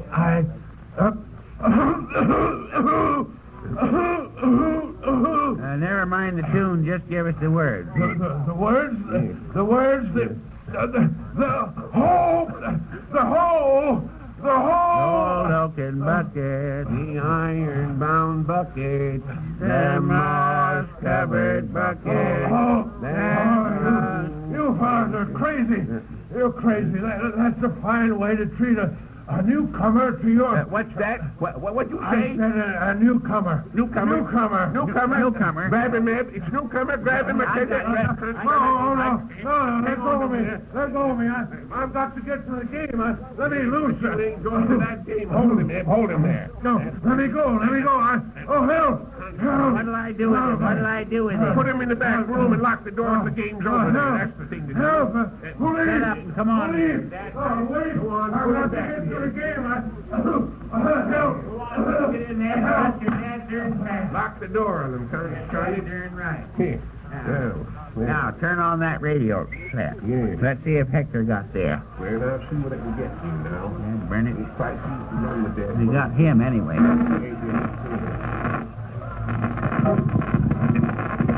Turn it on. Can't you work it? And here it comes now, arriving for the last 5 minutes of play, Hector Smith. Hooray! Hooray! He got there in time. Hooray! Hector Smith, and he's carrying a small box under his arm. I can't quite figure out what it is. Just a moment. My observer says that the Academy mascot is in it. Mascot? The mascot is in the box, and Smith is going to release it after this play. Teams are lining up now. Signals are called. Smith has released the mascot. It's a little animal. It looks like a cat from here. A black and white cat, but it isn't the cat. It isn't the cat. The whole field is in a panic. Players rushing in all directions. It isn't the cat. It's great Scott. There goes Smith with the ball. Smith has the ball now. Nobody's paying any attention to him. He's going. He's on his way. Strikes him on the field. A touchdown. Yes. He's going to it. Yes. He's made a touchdown for the Academy. Wait. Just do it now. Eb, it's a touchdown. Hector made a touchdown. Hooray! Hooray! Hey, wait a minute. Where you going? I'm going up to the academy to see the celebration. Well, wait till I turn off the daggone radio. Wait for me, wait for me.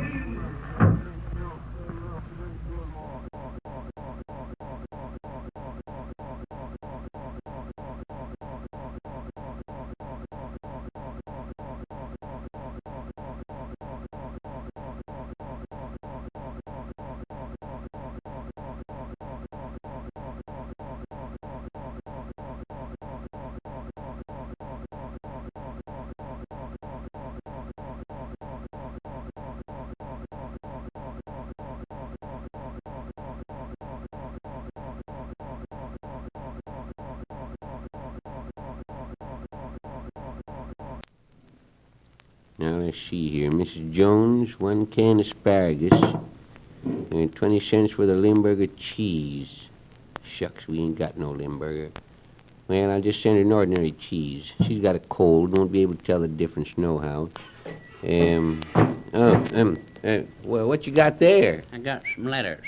Here, take 'em. Well, open them. I'm busy putting up orders. Who's it from? The Ortega Irrigation Company. Ortega Irrigation Company? Wonder what they're sending us a letter for. Tain't letters, just printing. Says they've quit selling ice and gone to raising rats. It says what? Says they've quit selling ice and gone to raising rats. Oh, what's the matter with you? Don't say that. Go ahead and read it. Well, that's what it says. Not ice. Raising rats, effective 1st of next month. Rates. That's a notice they're going to raise rates. Let's see it anyhow. Here you be. And here's the other letter, too. That darn skin Flint outfit. I'm glad I ain't a farmer and have to take from him. Take rats from him? No, water. Take water. Why? Do they take water from the farmers? No, of course not. Of course they don't. Oh, the rats take the water from the farmer. No. The farmers take the water from the rat. That ain't it neither. The ratters take water from the farm. The fathers take... shut up, will you? You're always shooting off your mouth. The farmers take water from the irrigation company. Where do you figure the rats come in? Through the back hole of the flower bin. Oh, all is getting mixed up. Wonder what this other letter is. Who's it from? Well, wait a minute. Sort of funny name here at the top of the letter. Is there a name at the top of the letter? Yes. The name's supposed to be at the bottom. You got it upside down. No, I ain't got it upside down. I'm just trying to figure out the name here. What's it say? Nikolov Ivanich, late physical instructor to Grand Duke Boris. What's it say he is? Says he's late inspector. Well, some fellas is always late. What's he writing to us for? Well, just a minute now, see. Monsieur. Oh, yes, I see. He's a sewer inspector. Yes. If you had to choose between your money or your life, which would you give up? I'd give up my life. No, you wouldn't. You'd give up your money. No, sir. I'd give up my life. Because I'm saving my money for my old age. Well, you just wouldn't, because it says here, well, you wouldn't right here. Says you would gladly give your whole fortune to save your life. Then why not give a few dollars to have a healthy life?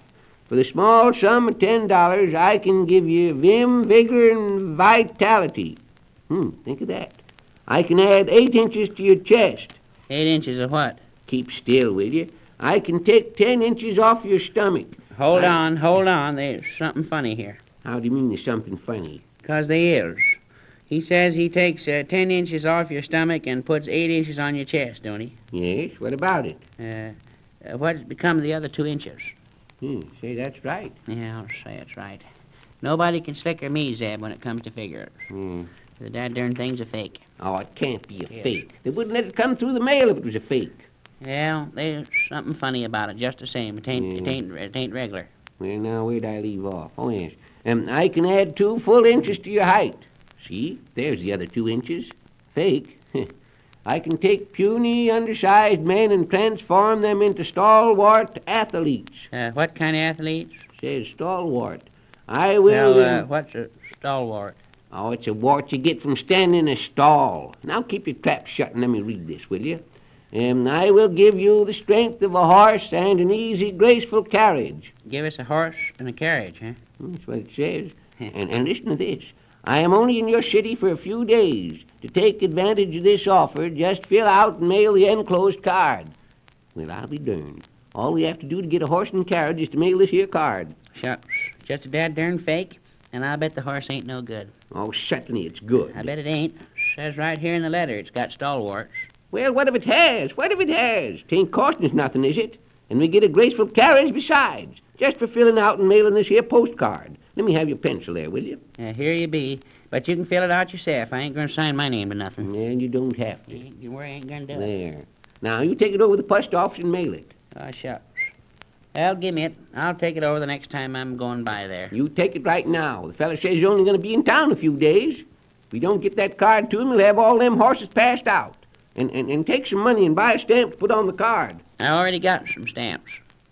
I laid in a whole stock of 2s when I heard the stamps was going up to 3 cents. See, I saved a little money that way. Yes, well, all right. Get that card in the mail right off. And then turn right around and get back here. There's work to be done. All right. I'll be back. There, now, let's see. Oh, yes, Miss Jones's order. 1 can asparagus. Yes, right here, that is.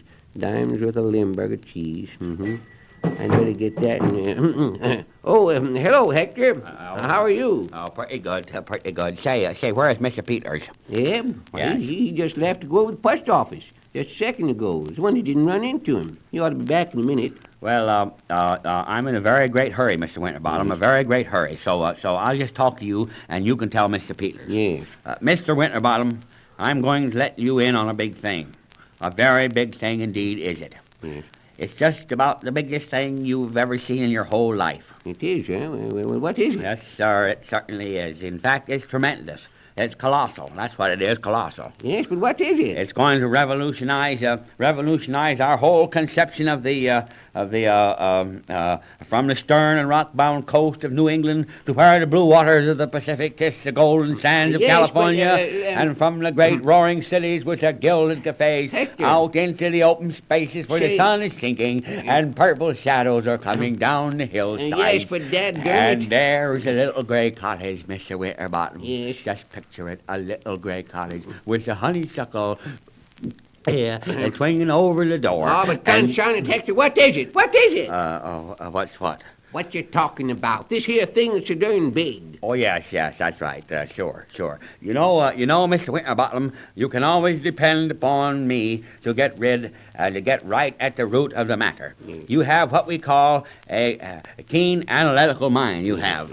You possess that. So, as I was saying... Yes, but you ain't told me what it is yet. What is it? What is it? Oh, yes. Well, Mr. Winterbottom, it's an invention. An invention, huh? Yes, sir, an invention, isn't it? I've been working on it for years and years, ever since the Civil War. What? And last night... Hold on there a second. Working on it ever since the Civil War. Why, the Civil War took place 70 years ago. What was that? I said the Civil War took place 70 years ago. Gosh sakes, how time flies.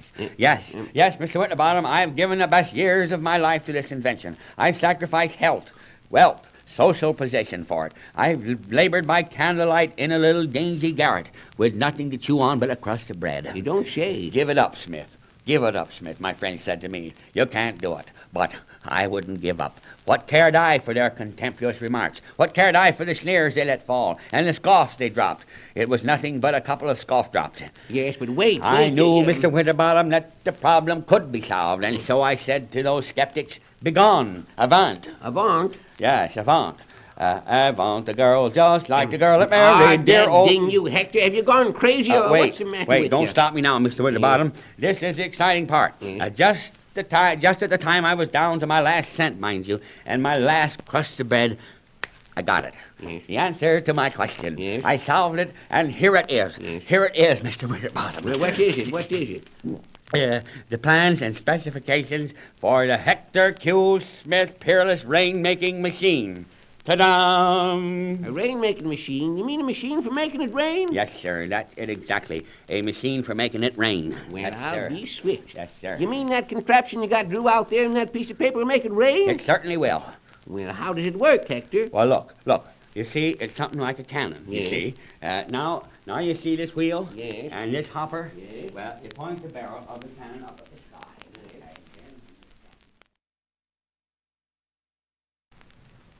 Well, what does Hector's rainmaking machine look like? Well, sir, from the picture Hector showed me, it looks something like a cannon, only it's got a couple of wheels on top of it. Hector said the idea was that it shot a bomb up into a cloud or a lot of mist. Cloud and what? Mist. Couldn't have been very good shooting if he missed a big thing like a cloud. Oh, I didn't say he missed it. You did. I didn't. You did. I did not. I didn't say missed. Well, then what did you say? What did you say? I said missed. Missed. You didn't say missed, but you said missed. Yes. Shucks. I'm going over to the post office, Zeb. I ain't going to waste my time sitting around here talking to a dad-darn crazy fellow. Now, just a second. I know what I'm talking about. I don't mean miss like when you miss a thing. You don't know what you mean. Well, I just certainly do. And if you'll keep your dad-darn trap shut for a second, I'll tell you. Now, supposing it rains and there's water in the gutter. Yes. Then the sun comes out. What becomes of the water? Where does it go? It goes down into the sewer. Yes, but it don't all go down into the sewer. Some of it's missed. Well, who misses it? Nobody. Nobody misses it. I just told you that... Then how do you know it's gone? Oh, that ain't the idea. The water... And what's the difference anyhow? Making all this fuss about a little water that's missing. What of it? But I ain't making no fuss about it. I'm just... The water don't belong to you, does it? No, of course it don't. All I said was... Well, then quit your dad-darn crabbing about it. Dad dang it, will you shut up and let me say what I started out to say? I'm trying to tell you where the water goes to.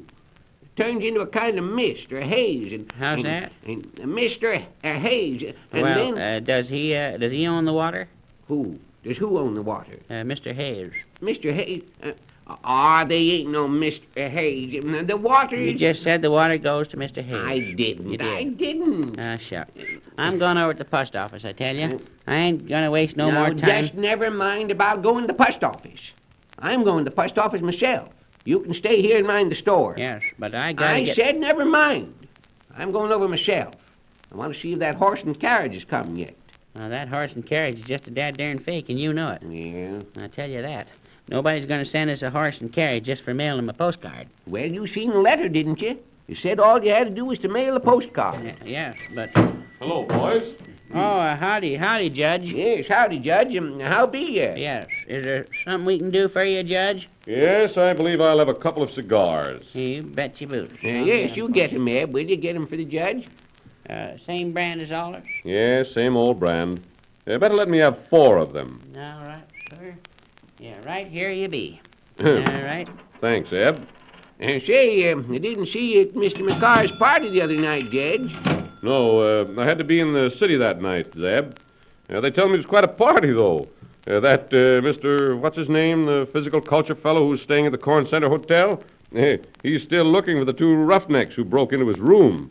The hotel thinks it was the same 2 fellows that turned in the false fire alarm. They do, huh? Well, say, Judge, what'll they do to them fellers if they catch 'em?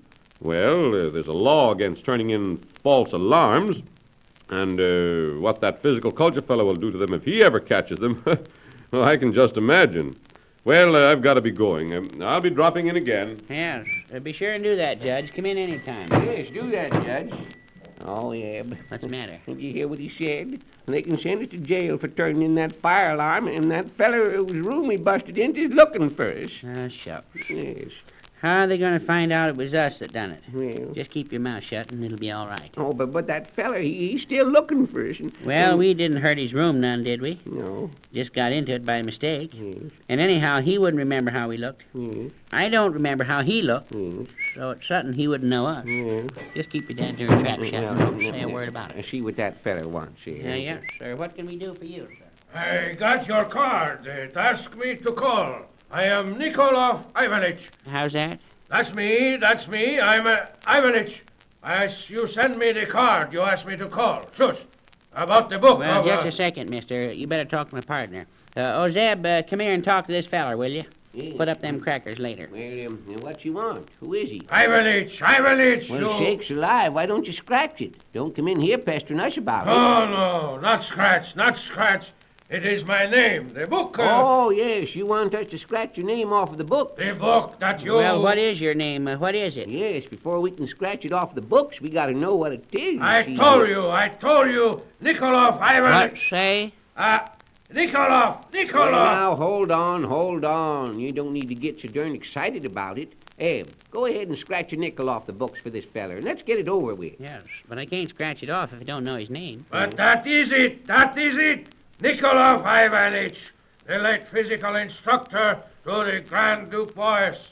Well, I'm sorry, mister, but danged if I can make out a word you're saying. Now, you say you're a Grand Duke? No, I am not the Grand Duke. I serve the Grand Duke. The Grand Duke boys. Nikolov. Wait a second here. I got it, Zeb. The Grand Duke borrows a nickel off of it. No, that is not it. That is not so. I work for the Grand Duke. My name is Nikolov Ivanich. Oh, you used to work for the Grand Duke. Yes, but... Shush! And your name is Nikolov Ivanich. Yes, but... Shush! Why, then you're the feller that writ us that letter with a postcard in it. Yes, but... Shush! Say, Dad, darn near Hyde, don't you try to shush me. Now, wait or a I'll minute, Dad. be Wait a skinning minute. you alive. Just a minute. I'm getting this all straightened out. Yeah, no feller's going to talk like that to me Well, and now, get away hush with your it. mouth. This is the fella we sent the postcard to. Well, say, mister, we're right glad to meet you. Winterbottom is my name, and this is my partner, Eb Peters. Pleased to meet. Yes. The name is new, but the face I have seen it someplace before. Well, I always been wearing it places before. I cannot think. It is no matter. Now, about this book of the physical exercise. Book? Shush! The book of the physical culture exercise you sent the postcard for. I have Yes, it, but say, wait a minute. We didn't send for no book. We wanted a horse and carriage. Horse and carriage? Yes. Ah, I see. You make the joke. Now, this book... No, there ain't no joke about it. No, sirree. We sent you that postcard in good faith. Now we want that horse you promised to give us. Yes. And by cracky, what's more, if we Now, don't get just it... a moment. Sir. You make me mad, and when I get mad, I am a bad man. A bad man. Yeah. You signed the postcard to buy this book. No. And you buy the book for $10. Now, you're crazy. We ain't going to pay no $10 for no book, and that's all there is to it. No, we certainly ain't. And you better get out of here, mister, before we What? What's the matter? Now I know. What? Those face. What? Where I have seen him before. You mean us? You bust in my room. Oh, gosh. You bust in my room and then run. Yeah, but that feller. Well, I am not the strongest man in Russia for nothing. Oh, Eb. Now we see. You must be mad. Yes. Well, I'd better be getting on over at the post office, Zeb, and I'll be Wait back. a moment. You think you can escape me this time, huh? Oh. Well, you make the big mistake. Oh. Look out now, mister. Shut. What you say? You buy this book? Yes, we're going to buy the book, mister. Eb, get $10 out of the till. And make it snappy? Yes. Here's your $10. No. And here's the book. Look out now. Look burn out. it. Darn it. Oh, shakes. Eb, he's sort of hard, ain't he? Now, shucks. He ain't so hard. But if he had said that once more to me, dad darn it, I'd have fixed him.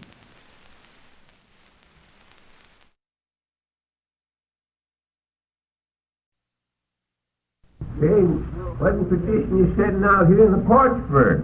Why don't you unlock the door and open up the store? 'Cause I ain't got no key, that's why. Ain't got no key. What'd you do, lose it? No. I forgot and left it inside the store when we started for the football celebration yesterday. Oh, land of Goshen. You're the forgettingest fella I ever seen in all my born days. Leaving your key inside the store. What's your head for? How's that? I say, what's your head for? To keep my collar from slipping off. Oh, I don't mean like that. I mean, why didn't you use your head to get into the store? 'Cause it's too big to fit in the keyhole. Yes, but dagnabbit, why didn't you open one of the back windows instead of sitting here waiting for me? Well, if you'd have showed up on time, I wouldn't have had to wait. Yeah. Besides, it's been quite comfortable sitting here in the sun. What you been doing all morning anyhow? Over to Parkins Drugstore, I suppose, shooting off your mouth, as usual. Well, I just wasn't over to Parkins Drugstore shooting off my mouth. Well, then, where was you shooting it off? At the post office? Yes. No, I wasn't. I was at the post office, but I wasn't shooting off my mouth. I just stopped in to pick up the Corn Center Gazette. Say, what's it say about the big game? Oh, see, that's right. They ought to have some article of printing about it in there. Yes, there ought to be something about the game. Let's see here. We'll get it opened up. Well, I'll be switched. What's the matter? Why, you know that millionaire fella that come all the way out here from New Orleans to see the game? Yes. You mean Mr. McCarr? Yes, he's gone. Gone where? They don't know. Listen to this. Says, millionaire flees in high-powered car. Well, that's all right. A millionaire flea can afford a high-powered car. Oh, it don't mean a millionaire flea. It means Mr. McCarr. They call him a millionaire because he's got $1 million. $1 million cars? No, of course not. Oh, you mean $1 million fleas? Yes, $1 million. Oh, no, $1 million, Eb. Now keep still and listen to this, will you? Says, Mr. P.H. McCarr, Sugar King, who has been visiting here for the purpose of witnessing the football game between Squidville and the Academy, disappeared yesterday between halves. Disappeared between halves of what? Between halves the game. All right, well, go ahead and read some more. It says, Mr. McCarr attended the game with friends. After the first half, he excused himself, saying that he was going to drive into Corn Center and be back before the next half started. He stated that he had a hoarse throat. Had a what? A hoarse throat. And maybe he was going in to get the rest of the horse. Oh, he wasn't. He just had a frog in his throat. Leaves his car and a frog in his throat. Yeah. He certainly must have been fond of animals. Yes, well, just never mind about the animals. Let's see him. Oh, yes. And wanted to get some cough drops. He did not return, and at midnight last night was still missing. Sheriff Plum is of the opinion that McCarr is the victim of foul play. Think of that. I'm thinking of it. Go ahead. What else does it say there? The day before yesterday, Mr. McCarr discharged his chauffeur, Frank Smithers, when he learned that the latter had a criminal record and was wanted in San Francisco for a hold-up job. How much you suppose they're willing to pay? Pay for what? That hold-up job. If they can't get Smithers to do it, I might take a crack at it myself. Oh, you darn fool. Smithers already done it. That means the police is after him. Let's see, says, after being discharged, Smithers continued to remain in this vicinity and was reported to be staying in the place called Williams Inn. But by the time Sheriff Plum found the resort, he was out. Found what? Found Williams Inn. But I thought he was looking for Smithers. Oh, he was. That's the resort Sheriff Plum figured he'd find Smithers in. I reckon you mean Williams Inn. I mean find Smithers in. Smithers in. All right. Then he's in. But consarn it, he ain't. He's out. Yeah, you're crazy. You just got through saying he's in. I said Williams in. Williams in. Williams in and Smithers out? No, ding it, no. Smithers in and Williams out. No, you darn fool. Well, who is in? Nobody's in. Nobody's in. Well, then, what do you keep saying someone's in for? I ain't saying someone's in. You're just all mixed up. That's all that's wrong with you. That's all. Get it out of your head that someone's in. All right. What I said was Williams in. Shucks. Give me the key to the store and I'll open up. Sitting around there talking to it. Now, just hold your horses, will you? Just hold him. I'll give you the key when I finish reading this. Well, never mind that darn fool thing anyhow. Let's see what it says about the game. Oh, yes. That's what I want to hear more about than anything anyway. Let's see. Don't seem to say nothing. There must be an article. Yes, here it is, Zeb. Says, Academy trims Squidville 6-0. Yes, that's what it says. Go on, read some more. Yes, it says, the Academy mascot proved too much for the Squidville aggregation in yesterday's hard-fought game. Yes, although playing against a superior team, the Academy was able to hold their opponents at bay until the last quarter. Then Hector Smith appeared on the field and released the Academy mascot, a skunk. Yes, sir. Go ahead, what else? In the ensuing excitement, Smith carried the ball almost half the length of the field for touchdown for the Academy. Squidgeville is protesting the game, but the Academy has come back with a counter-accusation of professionalism on the part of Squidgeville. In fact, the whole situation smells to high heavens. I bet it does at that. Yes. Says, according to the Academy's claim, Jones, right halfback for Squidgeville, is a professional player named Newcomer, and... Eb. Oh, Eb. Well, what's the matter? What's the matter? Look out. Get out of my way. Oh, where's the key? Where's that key? Say, what in tarnation's the matter with you? What are you doing there? Oh, that feller we got locked in the back room. Oh, land of Goshen, I forgot all about him. He'll have us put in jail for this. Now, dagnabbit, keep your shirt on. I'll fix this up. You just leave this all to me, Zeb. Yes, but if that feller Jones on the Squidgeville team was Newcomer, Eb, who have we got locked in the back room?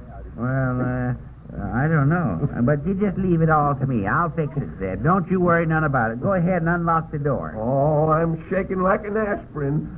You unlock it, Eb. Well, give me the key. There. Dagnabbit. Come on, open her up. Here. Shut. Come on, hurry it up. All right, there you be. Come on in. Oh, say.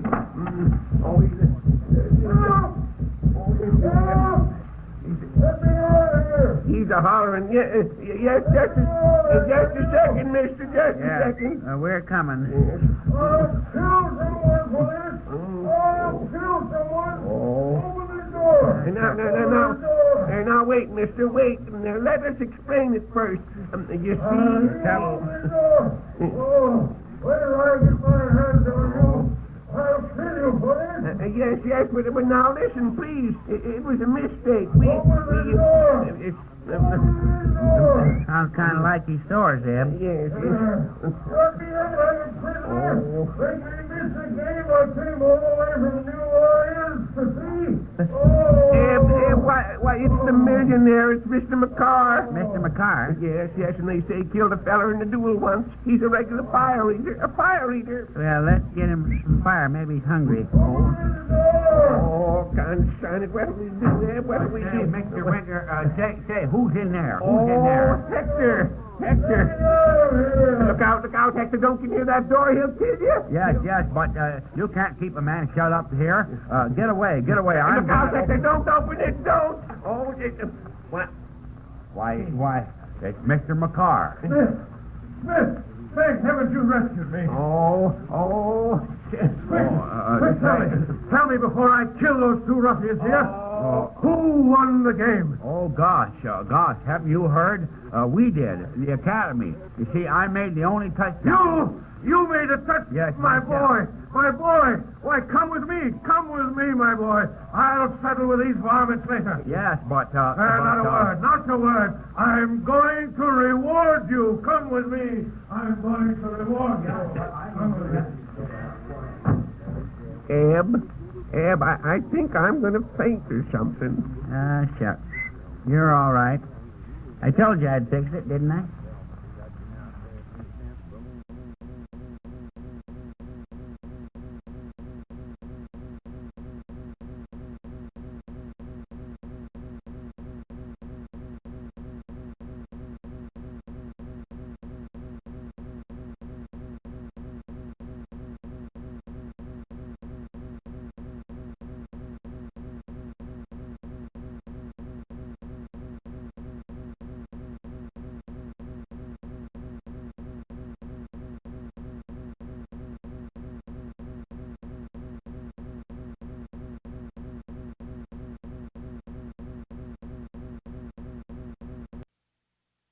Go ahead, it's your move.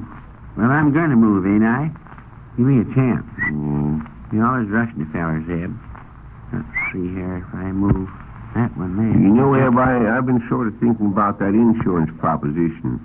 I wouldn't be surprised if I'd get one of them policies. A fella could never tell when he's going to have an accident. Oh, shucks. We ain't going to have no accident. We've had plenty of accidents already. You especially. I ain't had an accident since last winter. And that was on account of my earmuffs. How do you mean? How could your earmuffs cause an accident? Judge Ellis asked me to have a cigar, and I didn't hear him. Oh, that wasn't no accident. Well, it certainly was. You don't think I'd passed up that cigar on purpose, do you? I mean a real accident, Eb. Like if you was to strangle or something. That's when insurance comes in handy. Supposing you was waiting for a streetcar and accidentally swallowed your nickel. What did you do? I'd walk. No, you wouldn't. You wouldn't. You'd phone up the insurance company. Oh, shucks. How could I phone the insurance company if I'd swallowed a nickel? But you got more nickels. Then what you making all the fuss about? If I got more nickels, I could get on the car.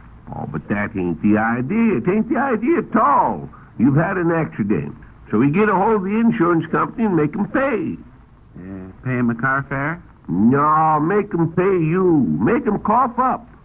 Well, did they swallow the nickel? No, you swallowed it. You swallowed it. Can't you get it through your head? You've had an accident. So you make the insurance company cough up $10,000. I swallow a nickel and the insurance company coughs up $10,000. Yes, of course. You're crazy. Now, wait a minute. The idea is... I don't want to hear no more about it. It's crazy, I tell you. Go on, it's your move. Well, it ain't crazy now. That's just exactly what... Anyhow, whoever heard of a feller swallowing money? Shucks.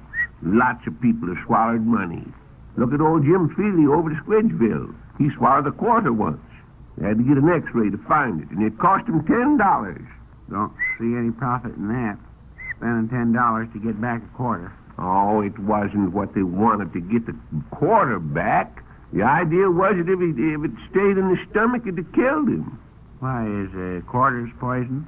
No, not exactly. But you see, they got germs living on them. Well, a germ couldn't live very long on a quarter. Yes, I reckon that's right. Let's see, it's my move, ain't it? Did they get the quarter? Yep, doctor got it out of him all right. Bet that was the first time anybody got any money out of old Jim Feely in years. Yeah, I'll move that fella. Yes, they got it out with stomach pump. Had a darn hard time doing it, too, because the quarter was too big to go through the pump. Why didn't they take it out a nickel at a time? Yes, huh? Oh, what's the matter with you? How could they take it out a nickel at a time? The fella swallowed a quarter, and then... Well, they could have changed it, couldn't they? No, it was inside his stomach. And anyway, that ain't what I'm talking about. I'm talking about insurance. Let's see here. It's my move, ain't it? If you had insurance and got hit by an automobile, you could get damages. If I got hit by an automobile, I wouldn't want damages. I'd want repairs. I mean, the insurance company would pay you. And besides, you'll get interest on your money. The money you swallow? No, the money you put into insurance. Yeah? Well, you just take your money and hide it somewhere.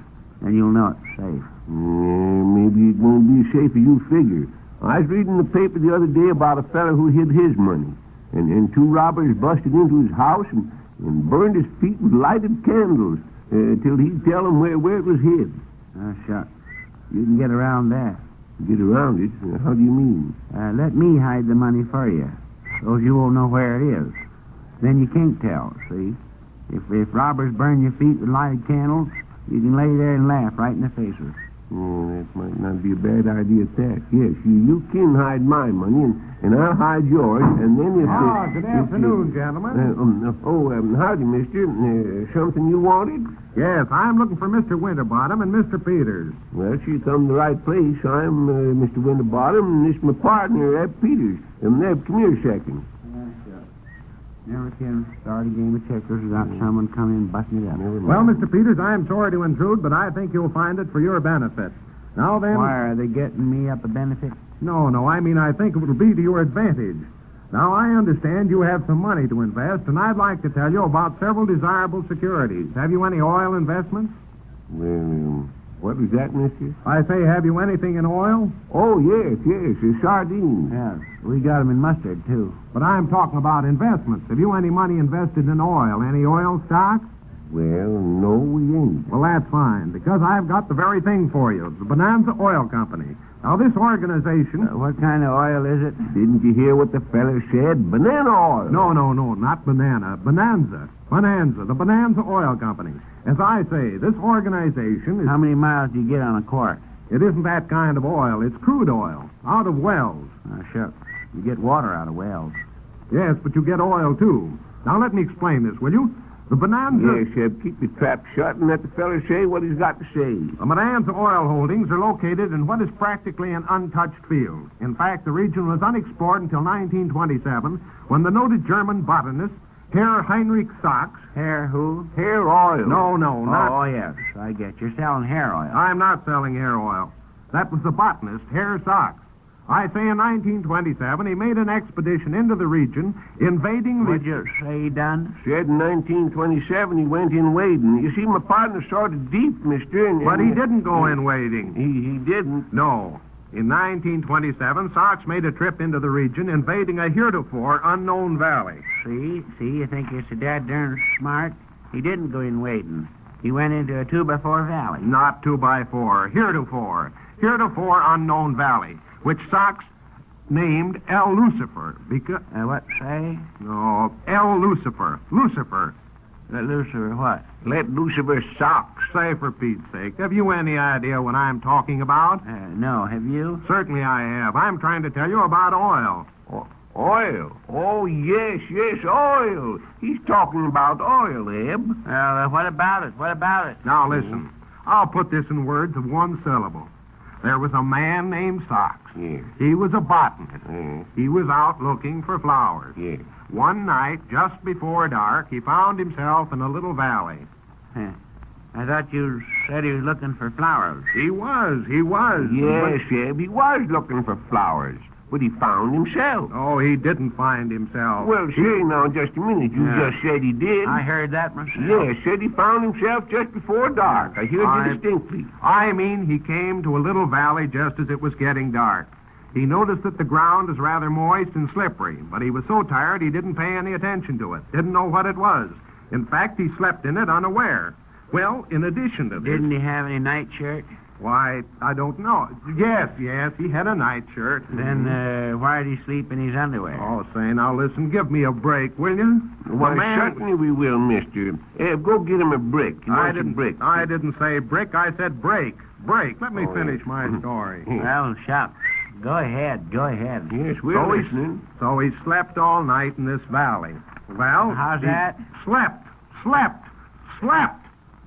Oh, now, yes, he slept. He used to prospect on the side. And the what?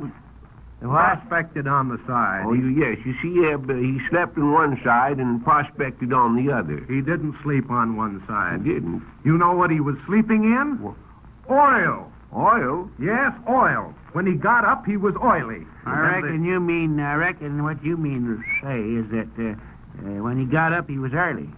Oh, what's the use? Listen, before I go, I'd like to ask you one question. Why, just certainly. One question. Go ahead, mister. We're listening. We'd be glad to answer. Yes. Did you ever see a big Hubbard squash? Yes, sure I have. Well, how do you tell it from your head? What? Goodbye. Say. Hey, wait. I know how to tell it. My hat's on my head.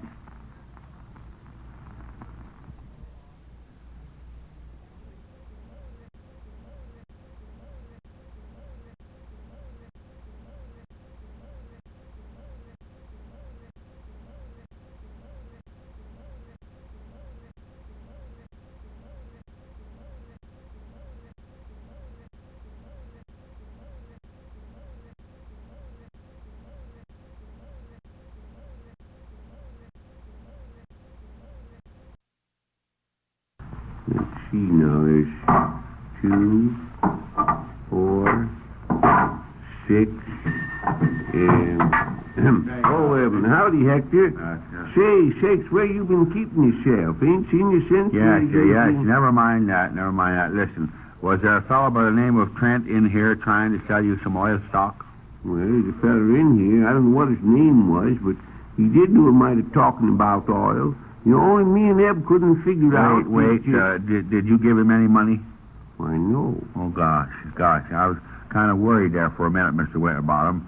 You see, now that you have a little money, you want to watch out, because somebody will be coming along and slickering you. Nobody will slicker us. We know how to take care of ourselves, I reckon. You're the fella that wants to watch out. Who, me? Yes, you. I know you're a pretty smart young fella, Hector, and all that. But after all, you ain't had much business experience. You're the one that'll get slickered. Say, you'll excuse me, Mr. Winterbottom, but I have to laugh. I really have to laugh over that one. Yes, well, I don't see what you got to laugh at. You're saying that I'll be slickered. I guess you don't know they used to call me the old fox of Wall Street, did you? No, never mind, Hector. I ain't got time well, to they did. And do you know why? Because I'm the fellow that cornered the wheat market. You cornered the wheat market? Yes, sir, I certainly did. It was one of the most dramatic events in the history of the stock exchange. An upheaval, the echoes of which have not yet died away, and which has left the entire world divided. Divided? Yes, in the northern and southern hemisphere. Yes. Understand, Mr. Winterbottom, I am not a speculator. But on this particular occasion, I happen to be in the market. You see, I just dropped in to get some things for dinner. And while I was there, the whisper went around, Morgan is buying wheat. Morgan is ordering wheat. Morgan was ordering wheat, huh? Yes. He finally ordered cornflakes, but this time it was wheat. And Morgan was an enemy of mine. Many times we had locked antlers. You don't say? Yes, indeed, locked antlers. Of course, in recent years, I hadn't locked mine as I carried plenty of insurance. But as I stood there, the thought came to me, now is the time for my revenge. If Morgan is buying wheat, then I'll buy wheat. I'll wheat him at his own game. I saw in an instant that now was the time to make a coup. And what a coup it was. 8 cylinders, 4-wheel brakes, new ventilating system, freewheeling, and only $827 FOB Wait a minute. What about the wheat? Wheat? Yes. Did you say something about wheat? Yes, of course you did. Say, speaking of wheat, Mr. Winterbottom, did I ever tell you about the time I cornered the wheat market? You darn fool, that's what you was telling me. Did I tell you that? Yes. Oh, that's where I heard it before. Well, we'll go ahead. What happened? Well, then, Mr. Winterbottom, then the grim struggle was on. With a ringing cry, I plunged into the wheat pit, buying wheat. Wheat and nothing else. Wheat would I buy. On the floor of the exchange, pandemonium reigned. Shouts, curses, and ever above the tumult rose my battle song. Your battle song? What was your battle song? The wheat by and by. Days and nights passed, and still the terrific battle continued. The wheat market was wrecked, torn to shreds. From then on, it was shredded wheat. Yes, shredded wheat, but I decided to risk it. And then, when all seemed lost, I made the move which gained for me the name of the old fox. Yes? Well, what was that? The wheat was piling up, pound by pound, bushel by bushel, ton by ton, millions and millions of sacks of it. But in that tremendous pile of sacks, there was a sack missing, a little opening, a vacant space. And in that vacant space, I hid an aviator. An aviator? What for? Wait, don't stop me now. If I could only hold out one more day, just one more day was all I wanted. But my enemies massed for one last attack, and that time they were victorious. And for the first time in my life, Hector Smith went down. The market crashed. And so, Mr. Winterbottom, that is the story of the famous wheat corner, which is now the site of the new YMCA. Yes, but did they whip you? No, certainly not. Don't you remember me telling you about putting that aviator in the hole between the sacks of wheat? Yes, but... Well, there you are. You see, I had an ace in the hole. Shame that ding you, Hector. I waste a whole half day listening to your dad darn foolish... Zeb, there's no mail for us at the post office. Well, all right, then. Give me a hand here and let's get this case of canned goods unpacked. You can help too, Hector. Yes. I'd be very pleased to help, Mr. Winterbottom, but I just happen to think that I've got to go over to the post office myself, and I'll be back in a minute. Don't worry, I'll be right back. Yes, I bet you will. If there's any work to be done, you're about as close as headless. What do you want me to do with this stuff? Just take the cans out and put them on the counter there. I'll get that other case out of the back room. Put them on this counter here? Yes, you know where to put them. Shucks. Always figuring out work to do. Probably sold out all them pieces.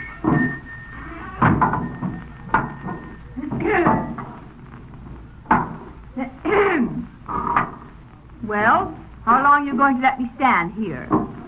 You can stand there till 7 o'clock. We close then. Do you know to whom you're talking? I own a bun. How's that? I said I own a bun. Well, I don't give a darn if you own a whole bakery. Will you kindly stop that and listen to me? I want to talk to the proprietor. Say, Deb, that other case you've... something we can do for you, miss? There certainly is. I'm Miss Bun, and... well, I'm sorry, but we can't do nothing about that. I want to talk to the proprietor. I'm Senator Bun's daughter, and... Oh, yes, Senator Bun's daughter. Yes, indeed. Well, I'm one of the proprietors, and Eb here, Peters here, my partner's the other. What did you want, Miss Bun? Well, my father, Senator Bun, was bred here in Corn Center, and he thought he was bred here, but he's still a bun. Sir? Eb, you'll have to excuse my partner, Miss Bun. He's sort of fond of jokes, you see. Oh, I pay no attention to people like that. As I say, my father was born here. Of course, he had to go elsewhere before his ability and genius was recognized, but just the same, he'd like to do something for Corn Center. He's already done the finest thing he could for Corn Center. Oh, do you really think so? What? He left town. Now, Eb, you go right ahead, Miss Bun. What was you saying? Well, my father wants to erect a monument here in Corn Center, a statue or something of the sort. Yes. And he's willing to donate half the necessary sums, providing some public-spirited citizen will donate the other half. Yes. Now, I understand that you have recently acquired some money, and I thought... Yes, and what's more, we're going to keep it. I am not talking to you. Yes, Eb, you keep out of this. You understand, of course, that anyone who is associated with my father in this public-spirited work will profit socially. Well, just how do you mean, Miss Bun? Well, you'll be entertained by the senators and by the whole Bun family. In other words, we'll take you in. Yeah, I'll bet you will at that. And no doubt you are aware that the Buns have a certain social standing. We're a very old family.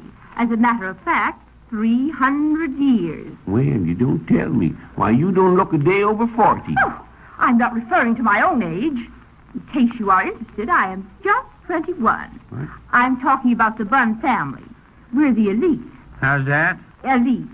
Yeah, I bet you'll eat any place you get invited. I didn't say eat, and I'd suggest that Well, you... now, just a second, Miss Bun, before we get any more talk here. I might as well tell you that Millionaire ain't interested. Of course, now, if you just want a few dollars, we'd be glad to... What? You mean to say you're not interested in associating with a family like the Buns?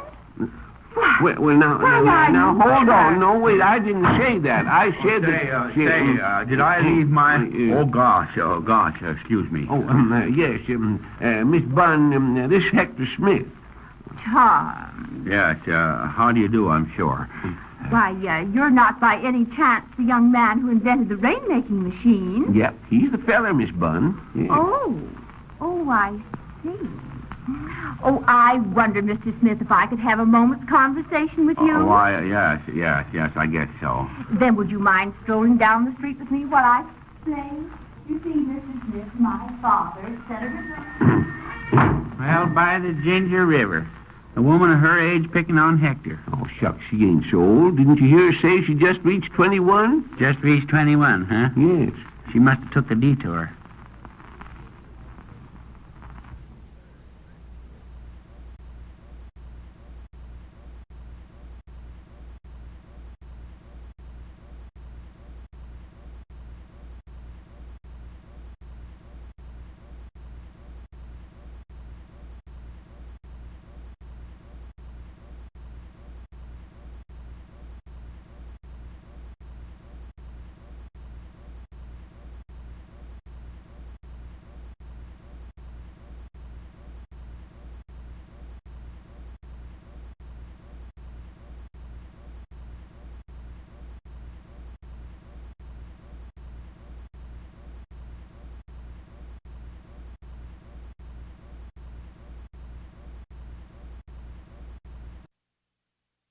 Listen to what it says in the Gazette here, Eb. What's it say?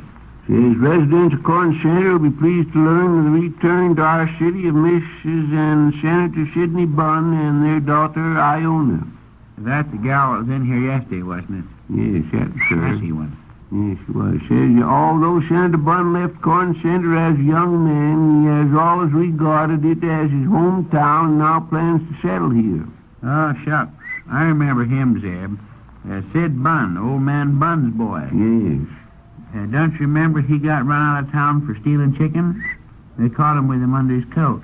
Yes, well, you better not be bringing that up. You don't know whether he stole them chickens or not. Well, how'd they get under his coat if he didn't steal them? Crawl up there and commit suicide? Yeah, just saying, you better keep your trap shut. Sidney Bunn's a big shot now. He's what? Shot, the senator. Yeah, there's a lot of them that deserve to be shot. Oh, I mean, he's an important feller. It says so right here. It says in the Gazette, the past 15 years, Bunn has been engaged almost continuously in the public service, being sent to the House and then to a seat in the Senate. Last summer, he made a semi-official tour of Europe and was closeted with Mussolini. Treated him kind of bad, didn't they? How do you mean they treated him bad? Just what you read. First they sent him into the house, and then they made him take a seat, and then they locked him up in the closet. Oh, they didn't. Well, that's what it says there. But it don't. I reckon you don't know who Mussolini is. Certainly I do. He's the fellow they locked in the closet with Sidney Bunn. Yeah, that's all you know about it. He ain't no such thing. He's a dictator. How's that? Dictator. He's the... Did they lock him in the closet, too? Lock who in the closet? Dick, what's his name? They didn't lock nobody in the closet. Say, don't you know what a dictator is?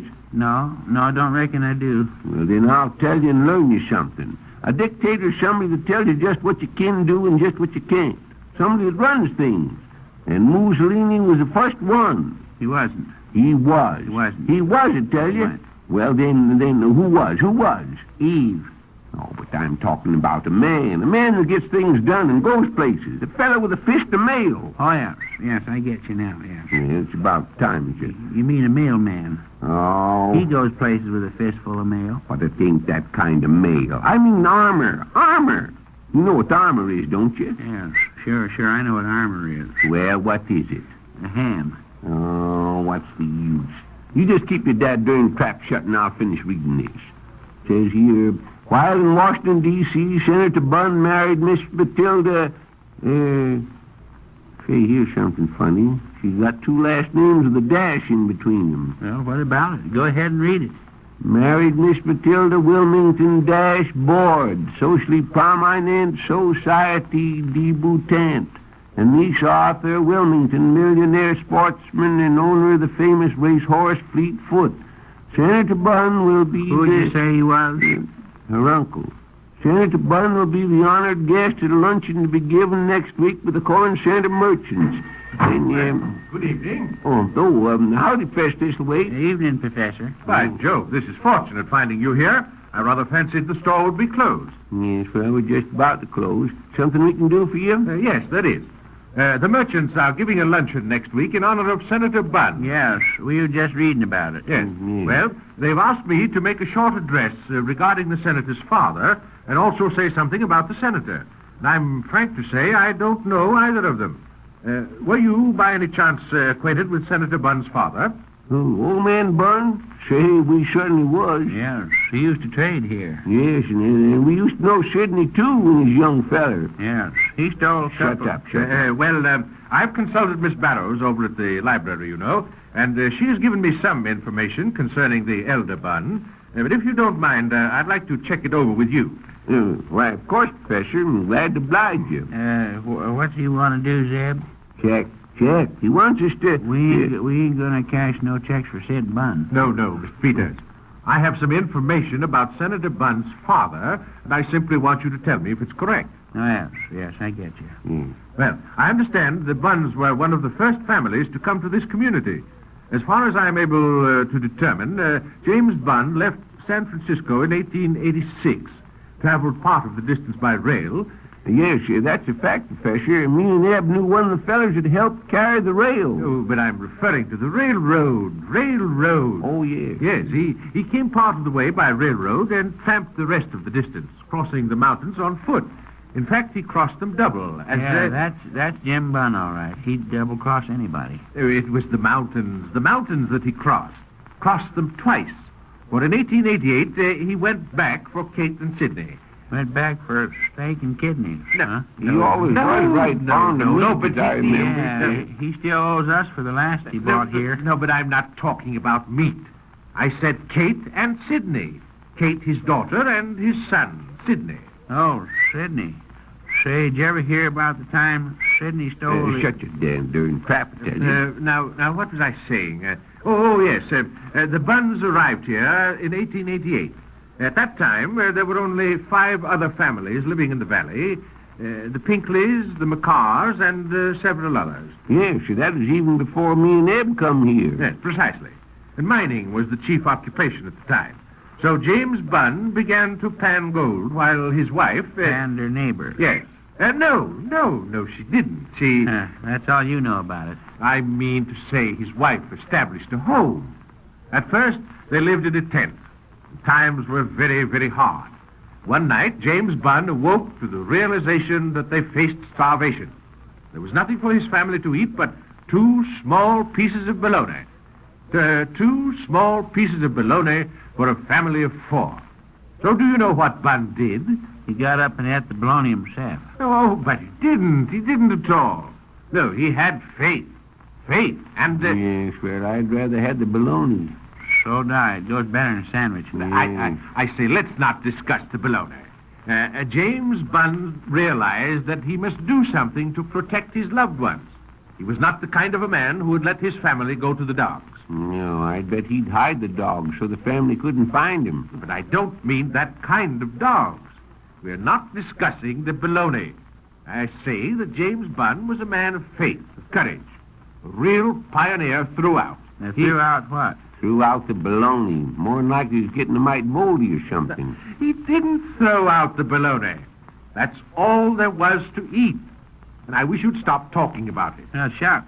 Who's saying anything about the dad-darn bologna? Yes, Festus, the way you're the one that keeps mentioning it. Well, let's drop it. The dogs will get it if you drop it. Now, as I say, James Bunn realized that his family faced starvation. And as he lay there, staring into the darkness, he heard a noise. His wife eating the bologna? No, it wasn't his wife that he heard. It was a sort of squawking, and... Well, his wife was always squawking about something or other, if I remember right. But I say it wasn't his wife. It was a wild turkey. The turkey had been attracted into the tent by the bologna.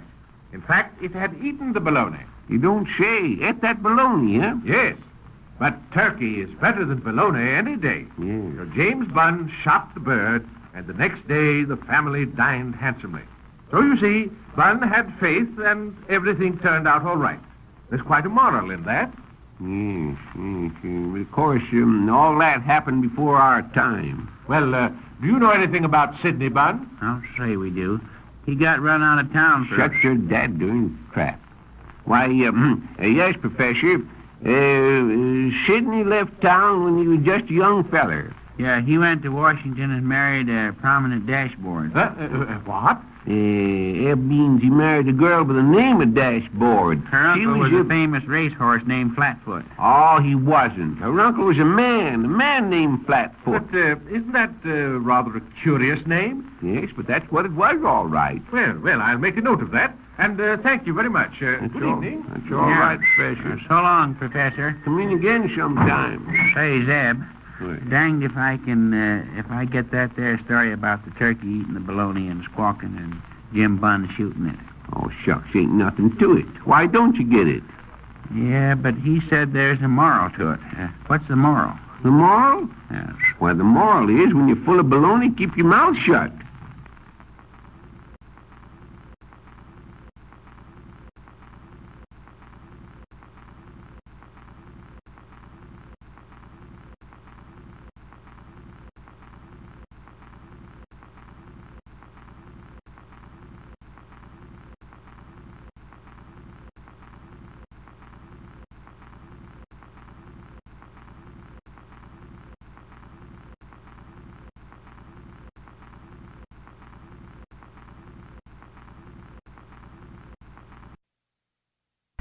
Say, what in perdition you doing there? I'm polishing my shoes. Polishing your shoes? What Yeah. for? Tomorrow ain't Sunday. I'm going to that lunch they're going to give for Senator Bum over to the Corn Center Hotel. Yeah, like fun you go with that lunch. Me and you's got a sight of work to do around here today. Yes, but... Never mind the arguments now, Eb. Concern it. Just get that lunch out of your mind. Wasting a lot of time on a darn fool lunch when... Oh, say, answer that telephone there. Yeah, but the lunch... Never mind the lunch. Answer the phone. See who it is, I tell you. Sure. Yeah? Well, go ahead and say something. You start this. Oh, hello, Miss Snyder. What's that, Miss Snyder? Yes, you said Miss Snyder? Pig? No, I ain't seen your pig. But Zeb's here. What you want? Says her pig's got away. You better talk to her, Shuck. Oh, I man, can't talk to her. I've got to do everything. Get away and let me see. I have that phone. Hello, Miss Snyder. Well, no, Miss Snyder, we ain't seen the pig. No, but we can sort of ask around. Maybe somebody's seen him. What kind of looking pig was he? Well, say, just a second, Miss Snyder. We'd better write that down. Eb. Yeah. Grab a piece of paper there and then write this down. Yes, go ahead, Miss Snyder. Long snoot. Yeah. Yes, get that down, Eb. Yeah, I got it. One black eye, yes, black spots in his back. What's that? Can't see the black spots in the count of mud, yes, Yes, we'll do that, Miss Snyder. Yes. Did you get all that? Yeah. Yes, I got it. Well, when anyone comes in, just ask them if they've seen the... How do you do? Here comes Professor. Yes. How do you do, Professor? Howdy, Professor. Say, by the way, did you get your speech writ up, the one you're going to make at the luncheon today about Senator Bunn? Yes, I have it. There are just a few more details, though, on which I'd like some information. You say you knew Senator Bunn as a boy? Yes, certainly we knew him. What kind of a lad was he? Courageous, dirty? Well, he wasn't so courageous, but he was pretty dirty. No. Sturdy, staunch. Did he lead in athletics? Was he the buttress of his school team, or... Was he the what? The buttress. That's a female goat, Eb. Oh, but it isn't a female goat. It ain't. No. A buttress is a heavy, thick support. It's, Well, I didn't know about the support part, but he was always pretty thick, remember, Eb? Tell him about the time you stole the chickens. He didn't steal no chickens. He did. Now, just a moment. Well, even if he did, you don't know whether he did or not. So keep your darn trap shut and don't scandalize people. Now, just a moment, please. Now, what else can you tell me about him, Mr. Winterbottom? Well, let's see now. Oh, yes. He had the hookworm pretty bad. Hookworm? Yes. Why, one day I saw him sitting on an empty box just groaning with pain. That's a fact. Oh, but see here now. Hookworm isn't painful. I know it, but there was a nail sticking into him, and he was too darn lazy to move. Yeah, and the time he stole them chickens. Oh, I see. Now, let's forget that incident. What sort of an appearing youngster was he? What did he look like as a boy? Well, he was sort of tall and had light hair. And... Wait a moment. I'll make a note of that. Tall and fair, and I suppose a barefoot boy with cheeks of tan. He used to go barefoot, all right, but it wasn't his cheeks that got tanned. No, the time they caught him stealing chickens. Shut up. Answer that phone there.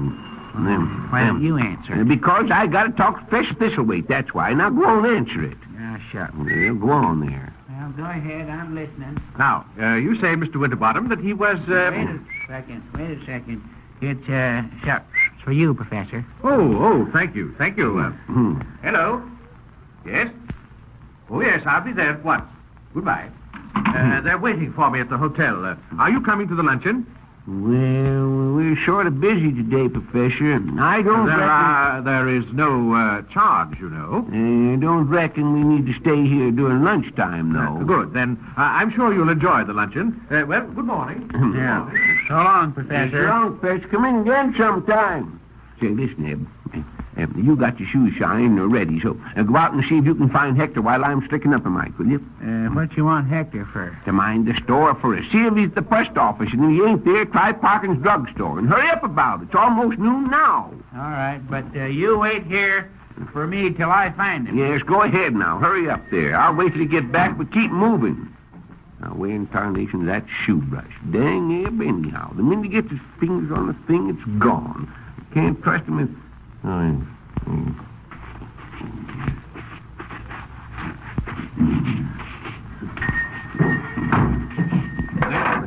Oh, say, Hector Smith, you're just the fellow I want to see, son. What's the matter? What's the matter? Well, me and Eb's going to that lunch for Senator Bunn, and we want you to mind the store for an hour or so. Well, gee whiz, I'd like to, Mr. Winterbottom, but I'm pretty busy today.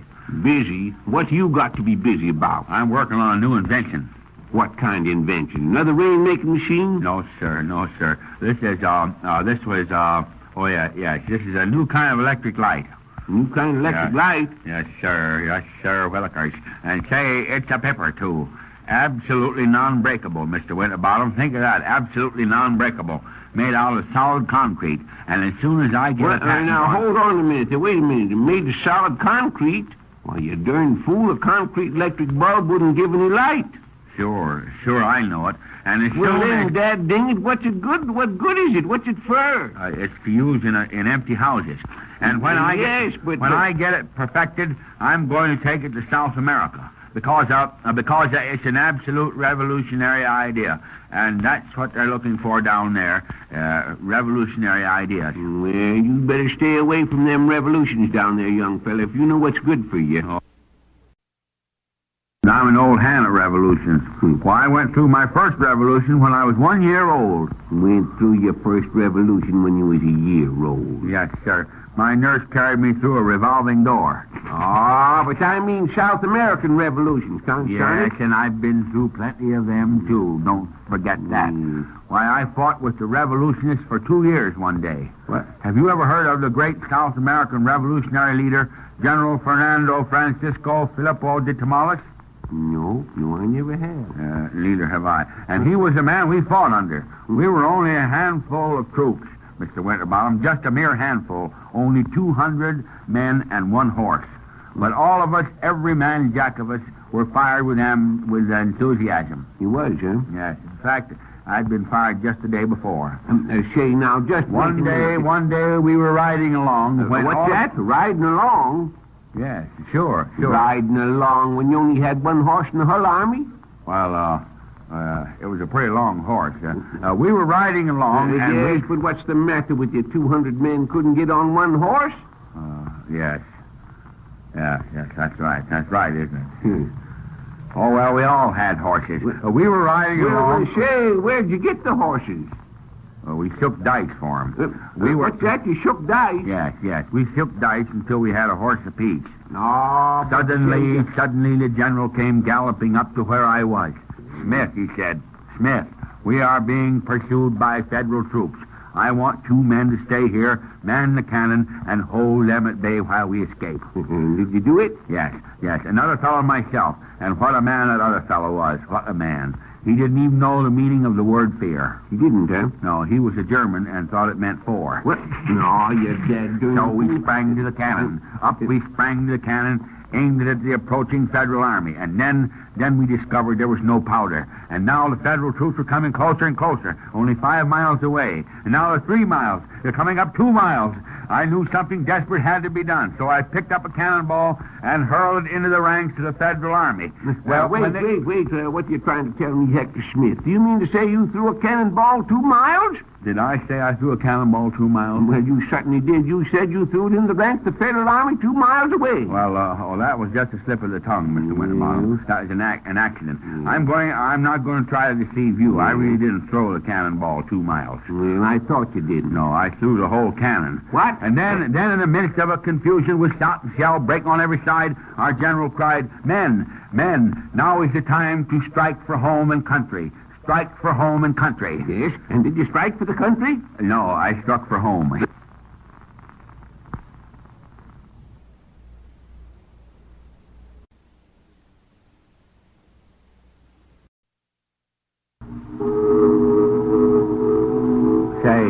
Say, isn't that the noon whistle? Yes, that's it, all right. Well, if you're going to that Senator Bunn luncheon, you better get started. Oh, I gotta wait till Eb gets back. I'm showing him anyhow. Send him out and he never comes back.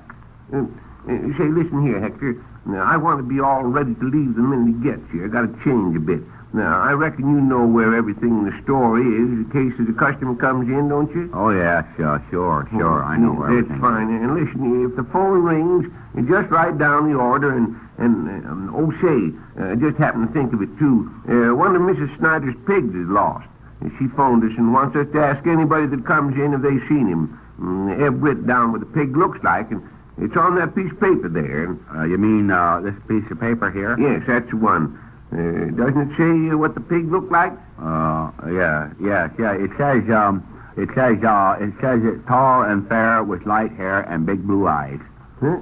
What? It says the pig is tall and fair with light hair and has big blue eyes. Oh, what's the matter with you? Let's see that piece of paper. Well, that's what it says, all right. Read it yourself. Well, I'll be switched. I can't figure out what this means and this. Oh, wait, I know what this is. Professor Thistlethwaite is going to make the main speech about Senator Bunn. And he was in here asking me and Eb what he looked like when he was a boy. You see, he didn't know him. He wasn't here then. And I guess he must have written it down and then forgot to take it. Well, say he'll be needing those notes. You ought to take them over to him. Yes, I'll do that. That's a good idea. He'll probably miss him. But what gets me is what become... Oh, here it is. Here's the paper about the pig. It's, say, you, where in the Goshen, where in perdition you been? I've been looking for Hector. Looking for Hector? Yes. Hector's been here for the past hour. Don't you know it's past 12 o'clock? We got to get started to that. Say, what you doing now? Sure. I'm looking for a screwdriver. Never mind the screwdriver. What you want a screwdriver for anyway? Well, I met Mrs. Pinkley, and that little old cuckoo clock we sold her don't work. She gave me it back and told me to fix it. Well? Constance, where's that dad? Oh, let the clock go, Eb. Fix it when we get back. Come on now. Yes, but wait. I got the clock here in my pocket. Never mind. Come on. Say, wait. Don't you want these notes to give to Professor Thistlethwaite? Oh, yes. Eb, fetch that piece of paper there. And come on, for the land's sakes. We'll be late for that lunch. Well, I am coming in. I keep your dad darn shirt on.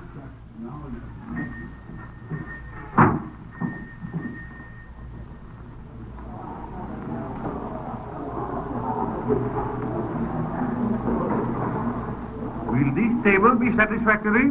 Well, ain't you got a table closer up to what's going on? You see, my partner here is mighty hard of hearing. Yes, but as you see, the other tables are all full. How's that? I say full. Say, just a second here. Who's a fool? No, not fool, fool. Consign it, Eb. Don't go getting persnickety now. Sit down. Well, I ain't gonna let nobody call me a fool. Besides, I don't like this feller's looks nohow. Sit down, I tell you. Now, well, go on. I am sitting, ain't I? Yeah. Now, let's see here. What you got these here, mister? The lunch is free, ain't it? Yes, sir. And we serve the same lunch that we served last Wednesday. No, sir. I ain't gonna eat no lunch you served last Wednesday. Oh, no, me neither. No, sir. You don't get us to eat your leftovers. Oh, but the lunch That'll do. No use arguing about it. You just bring us something that's fresh. Yes, sir. Here is the menu. What? Well, but the John Brown. What's it say, Zeb? Says horse duvers. Looky here, young feller. If you think we're going to eat horse meat, you're crazy. But it is not horse. Well, it just certainly is. That's what it says right here. Horse duvers. Oh, shut. He's just trying to make fools out of us, Zeb. No. Now, please. Now, just never mind. I reckon I know what's printed here in front of me, right plain as the nose in my face. And we don't want no horse meat. Well, then, how about some nice soup? Yes, I like soup, all right. But just see that it's got What kind of soup is it, Zeb? Says here, consumed. It's consumed soup. Who consumed it? Oh, but that Now, hold on. You might just as well get this straight, young fella. We don't want no consumed soup or no other leftovers. If you can't bring us some... the soup is... That's enough. That's enough about the soup. I don't want to hear no more about it. Yes, but the soup... What's that feller eating over there? That is not pudding. How's that? It is not pudding. Well, if it's not pudding, what is it? But it is pudding. What kind is it? That's what I want to know. What kind of pudding? I have told you, it is not pudding. Shucks. Come on, Zeb. Let's bust this feller in the nose. Yes, sir. We've stood just about enough of your dad-darn smart alecking, young feller. If you know what's good for you, you'll just... What seems to be the trouble, Mr. Winterbottom? Hello, Professor Thistleway. Why, this dad-darn waiter's trying to be smart with us. No. Did gentleman ask me? Yes, what? and if he tries it once more, we're going to knock him for a loop. Yes, try to get something to eat around this concerned place, and all they do is palm off leftovers on Well, you. I'm sure the waiter meant no offense. Waiter, bring Mr. Winterbottom and Mr. Peters the luncheon. Yes, sir. And furthermore, none of your dad-darn tricks. No, sir. There's Judge Ellis calling the meeting to order. They'll be wanting me at the speaker's table. Yes, we'll be seeing you, Professor. Fellow citizens, we are gathered here today to honor the return of a Corn Center boy. One of the companions of our youth, who left Corn Center as a lad of 18, and since then has risen to heights attained by few men. I refer to Sidney Bunn. We are glad and proud to have Senator Bunn with us today, and I am turning this meeting over to Professor Thistleway, who will introduce our honored guest. Gentlemen, I am a newcomer to Corn Center, but although I have lived here less than a year, I have learned of the tremendous part which the Bunn family played in our local history. Let me say a few words about James Bunn, our distinguished guest's father. In 1888, there packed into this valley a man who was to make it its future home. Yes, that's a fact, Professor. They was always packing him home. Yes, me and Zeb packed him home a couple of times ourselves. One of the streets of our town bears his name. How's that, Professor? Our town bears... Why, Professor, we ain't got any town bears. Will the meeting please come to order, gentlemen? And with him, he brought his daughter and his son, Sidney. I've seen no portraits or photographs of Sidney Bunn as a boy, but I found many people who knew him. And from that information, I have written a description of him. Oh, say, yes, Professor, you left it at our store. Eb's got it right here with him. Eb, read what Professor Thistleway wrote about how Sid Bunn looked.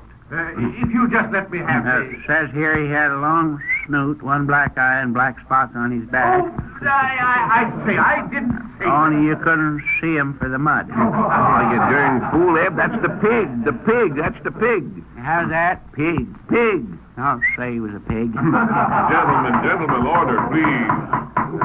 As a boy, Sidney Bunn was a thorough student, fond of literature and poetry. He certainly was fond of poultry, all right. He got run out of town for stealing chickens.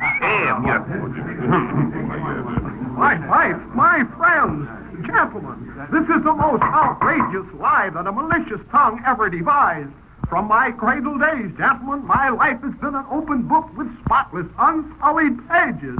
A fair white roster which... You're crazy. It wasn't a white rooster. It was two speckled hens. Eb, you darn fool. I demand that my accuser stand up and retract that vile insinuation. Eb, stand up and do what that... Oh, you darn fool. Stop that. It ain't me. It's that dad-darn cuckoo clock I got in my pocket. Well, stop it. Oh, throw out that lever. That'll stop it. How's that? Throw it out. Look out. There's the waiter with the soup. Shucks. We might as well took that soup in the first place. We got it anyhow.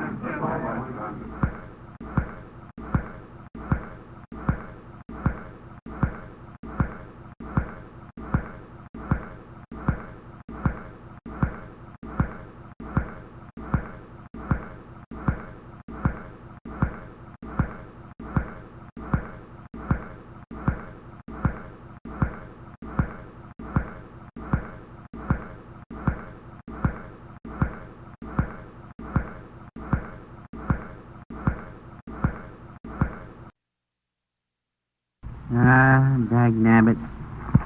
Shucks. Sign it, Zeb. I'm going to quit taking this dad-darn fool Corn Center Gazette. Well, what's the matter with the Gazette? It never prints anything that makes sense. Says here, the Senator Bunn welcomed at luncheon with Eclat. Putting tarnations in Eclat. Oh, tain't Eclat. It's eclaw, eclaw. Ain't you never had a chocolate eclaw? That's what they give him for lunch. What else did it say there? Says he proposed to the statue of a donut. What? Says he proposed to the statue of a donut. Oh, what's eating you? It don't say that. Well, it certainly does. It don't, it does it? Well, read it. Read it. Well, right here it is. What? Proposed to donut statue. Ah, here, let me take that paper. Just as I thought, donut. It's donate. Propose it to donate statue. Donate means give. He's going to give somebody a statue. I didn't hear him say nothing about giving a statue. Well, maybe he said it after they asked us to leave. If you'd have kept your dad darn mouth shut about the time he stole them chickens, we could have stayed there. Ah, shucks. I didn't want to stay anyhow. You always got to shoot off your mouth and make trouble. What if he did steal a chicken when he was a boy? Judge Ellis said it was only a prank. He's crazy. It was a couple of Plymouth Rocks. Yeah, I bet that's the last time we get an invite to a lunch or anything else. And after I told you 1,000,000 times to keep still about it, you had to go Yeah, well, go ahead and read what it says there. What's it about? Give me a pen. Here's Sidney Bunn's back. Well, what's wrong with it? Wrong with what? His back. Oh, there ain't nothing wrong with it. That's what it says in the paper. His motto... There ain't nothing wrong with my back, neither. But they don't put it in the paper. No, and his motto has always been forward. How's that? Forwards, but... Forwards on his back? It ain't got nothing to do with his back.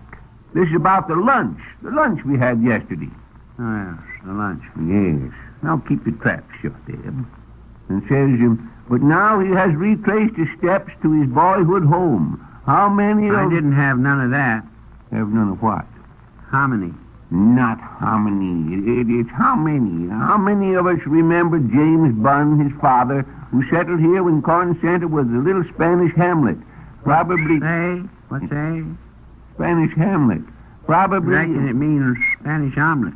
Hamlet. Omelet. No. That's what they had for lunch. I'm talking about the hamlet.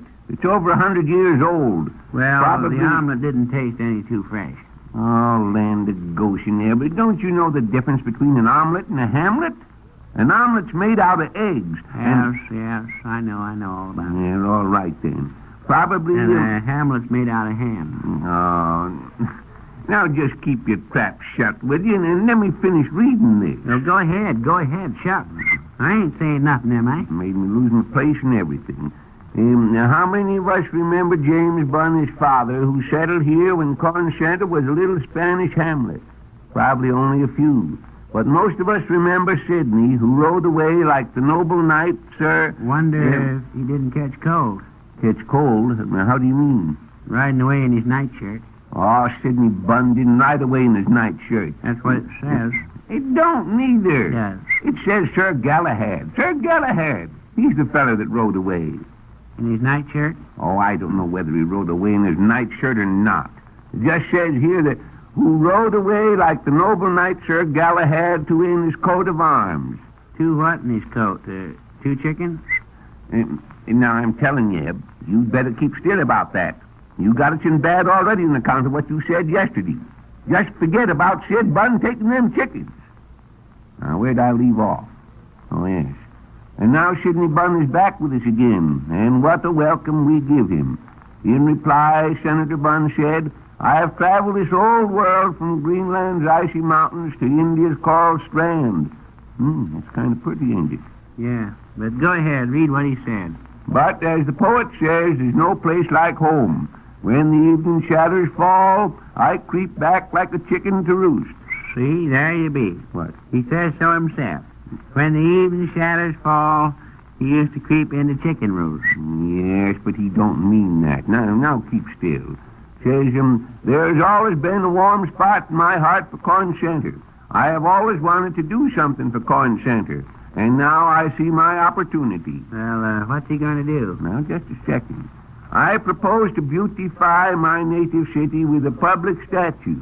He's going to give us a statue. But I know Corn Center would not accept this as a gift to charity. So my plan is to donate part of the necessary sum and let you citizens donate the rest. Why, the dad-darn cheapskate. Now, wait a minute. There's more here. It says, the Corn Center Gazette has been informed that the balance will be donated by... what? It says here by Hector Smith. Hector? Yes. Why, the darn fool.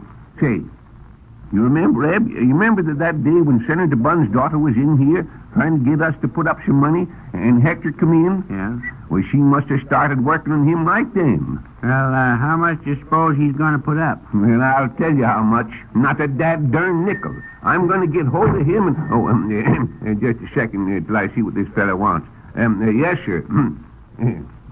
Are you Peters? No. My partner here is Mr. Peters. Oh. Peters, my name is Dover, of Dover and Dover, attorney. What? My partner's just a little mite hard of hearing, mister. I said over and over. Said what over and over? I said Dover and Dover. Yes, but what'd you say in the first place? That's what I did say at first. Dover and Dover. Oh, shucks, Zeb. He's just trying to start something. Yes, I'm beginning to think so myself. Now, look here, young fella. If you got any business in here... I certainly have business in here. My name is Dover, Benjamin Dover, and I'm an attorney. What was that, mister? Ben Dover. Don't you do it, Zeb. Don't you do it. He's up to some sort of trick. If he thinks I'm going to bend over and... I didn't say bend over. Well, you just certainly did. I heard you myself. Listen, yes. Dover. That's my name. Yes, well, all right, Mr. Dover. What do you want? My name... Oh, never mind.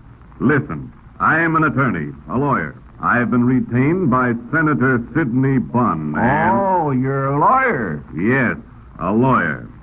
Senator Bunn has a libel complaint against you, and I've been... He's got what?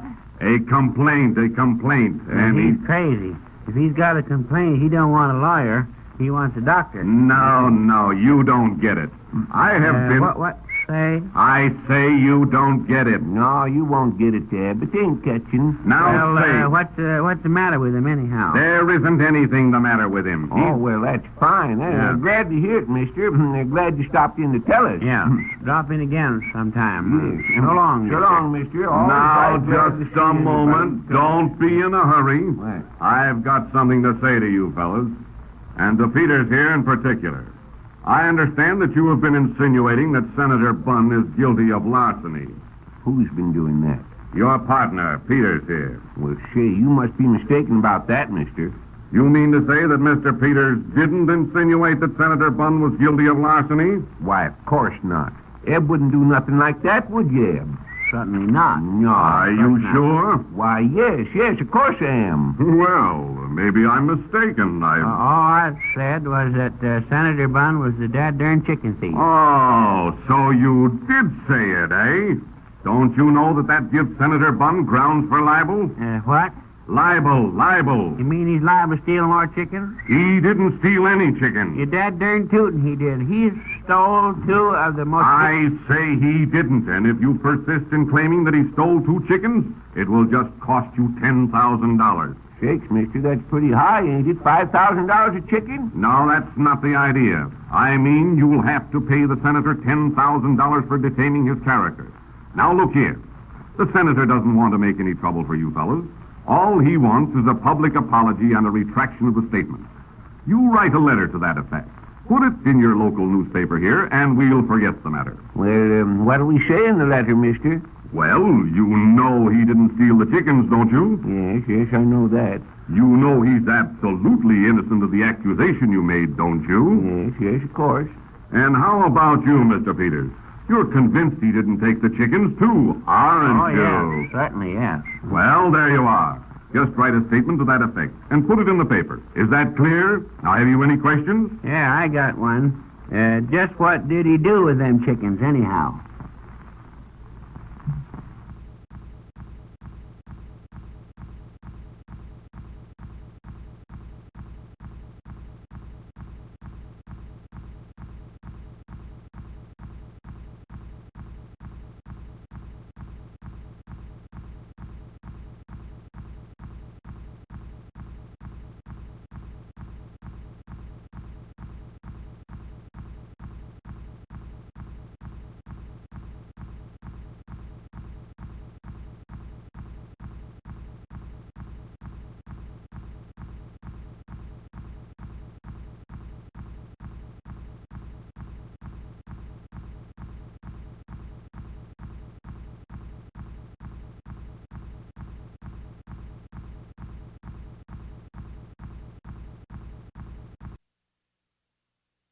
Yes, but that lawyer feller said what you had to do was to retract.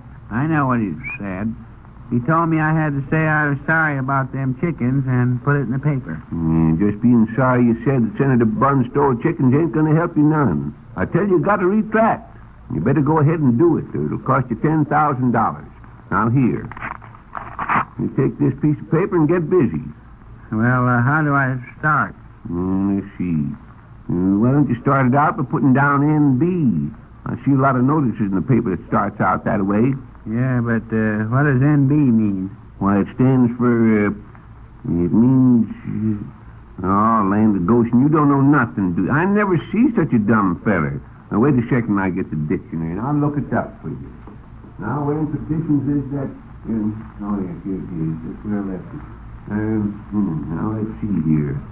Well, what's it say? Hold your horses, Kent, you ain't found it yet. Oh, yes, here it is, NB. NB, not a bean. Put it down. Is that the way you retract? No, that's just a sort of headline you put down when you put a notice in the paper. Now, wait a second. I'll look up retract, too. Say, if this notice is supposed to say I'm sorry for what I said about Senator Bunn, I ought to put his name down somewhere, oughtn't I? Yes, that's a good idea. Put it down while I'm looking up this word. Here she be. Retract. Latin. Do I got to write it in Latin? Well, that's what it says here. Suppose you do. Yeah, but I can't write in Latin. Well, then write it in pig Latin. Write it in pig Latin. You can do that, can't you? I'll keep still for a minute. Retract. Latin. Back, tractor, to draw. What do I do? Draw a picture of Senator Bunn? No, you draw a picture of a chicken. Go ahead and draw it. I got to look up another word here. What word? Oh, it says here to see revoke. R-E-V... Now, there's the picture of the chicken. How does it look? It looks more like a pig, if you ask me. Well, that's all right. It's supposed to be in pig Latin, ain't it? What do I do now? Oh, yes. Wait a second here. Revoke. Revoke. Says here that that's Latin, too. Revoke, back, voke, care, to call. Get the idea, Eb? It means to call back. Call back what? Call back the chickens. You know how to call back chickens, don't you? Certainly I do. You just say, hey, chicky. Yes, put it down in pig Latin, though. Oh, it says something else here, too. It says revoke means to fail to put on fitting suit. Shucks.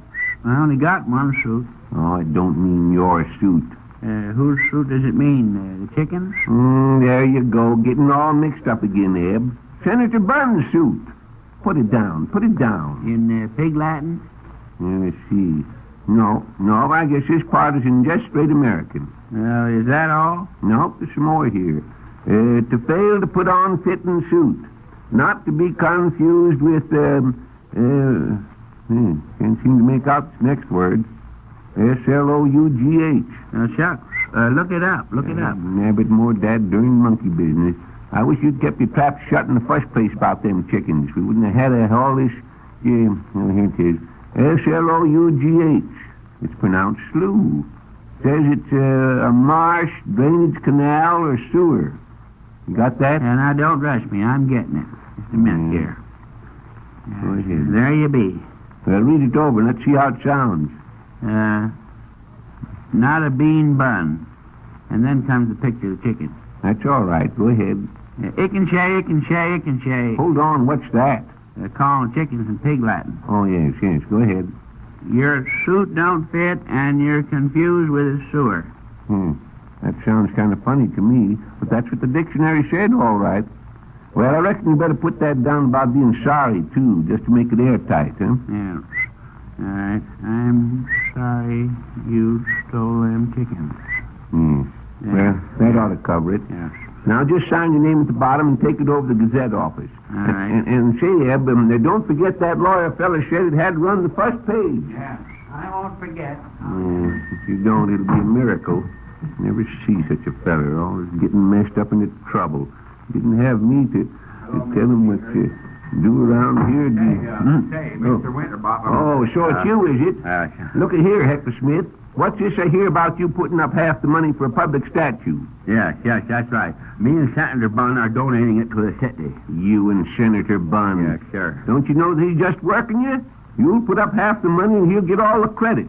What do you know about statues anyhow? Oh, what do I know about statues? That's what I asked you. Say, maybe you know my father was one of the finest carvers in this country. You mean he carved statues for museums? No, a ham for a delicatessen store. And my uncle was very talented, too. Yes, indeed. Very talented with a brush and chisel.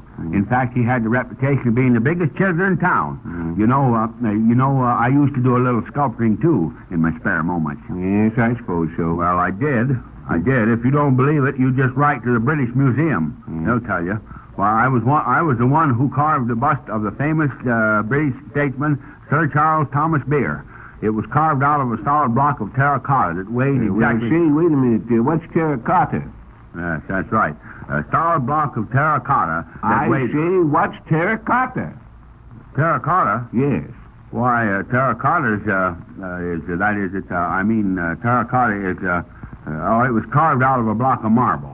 I'll never forget the day I began to work on that bust. No, sir. It was a very difficult task, Mr. Winterbottom, a very difficult task. And I had to proceed with the utmost precision, especially in cutting the expression around the mouth and lips. For this, I used 3 sets of high-tempered chisels and a rubber ring. What was the rubber ring for? And I was cutting the lips. What was the rubber ring for? Oh, that was for cutting teeth. As I was working on the lips and chin, Sir Charles Beer walked right into my studio. Yes. And he was amazed, yes, sir, positively amazed at how closely the bust resembled him. Yes. In fact, the bust said it was almost unbelievable. You mean Sir Charles Beer said it was almost unbelievable? No, the bust said it. Well, how could the bust say it? It was a speaking likeness. You see, I really made a bad mistake there, Mr. Winterbottom. You did, Oh, yes, gee, well, of course, I wasn't even thinking, and I made a bad mistake. The face was so lifelike that it started to grow whiskers, and I had to shave it every day. What? You look here. However, one of the most difficult things was this. What? At the corner of his mouth, Sir Thomas Beer had a scar. He had a scar, huh? Yes. Well, what kind of scar? A 15-cent cigar, 2 for a quarter. And, but I thought you said scar. Scar, not cigar. Scar? Yes. Scar. That's what it said, yes. Oh, yes. Yes, I did say scar, didn't I? Certainly did. Yes. He had a scar on his chin. Well, how'd he get it? He kicked himself. And I had a hard... himself? Say, what's the matter with you, Hector Smith? How could he kick himself in the chin? Did I say he kicked himself? You most certainly did.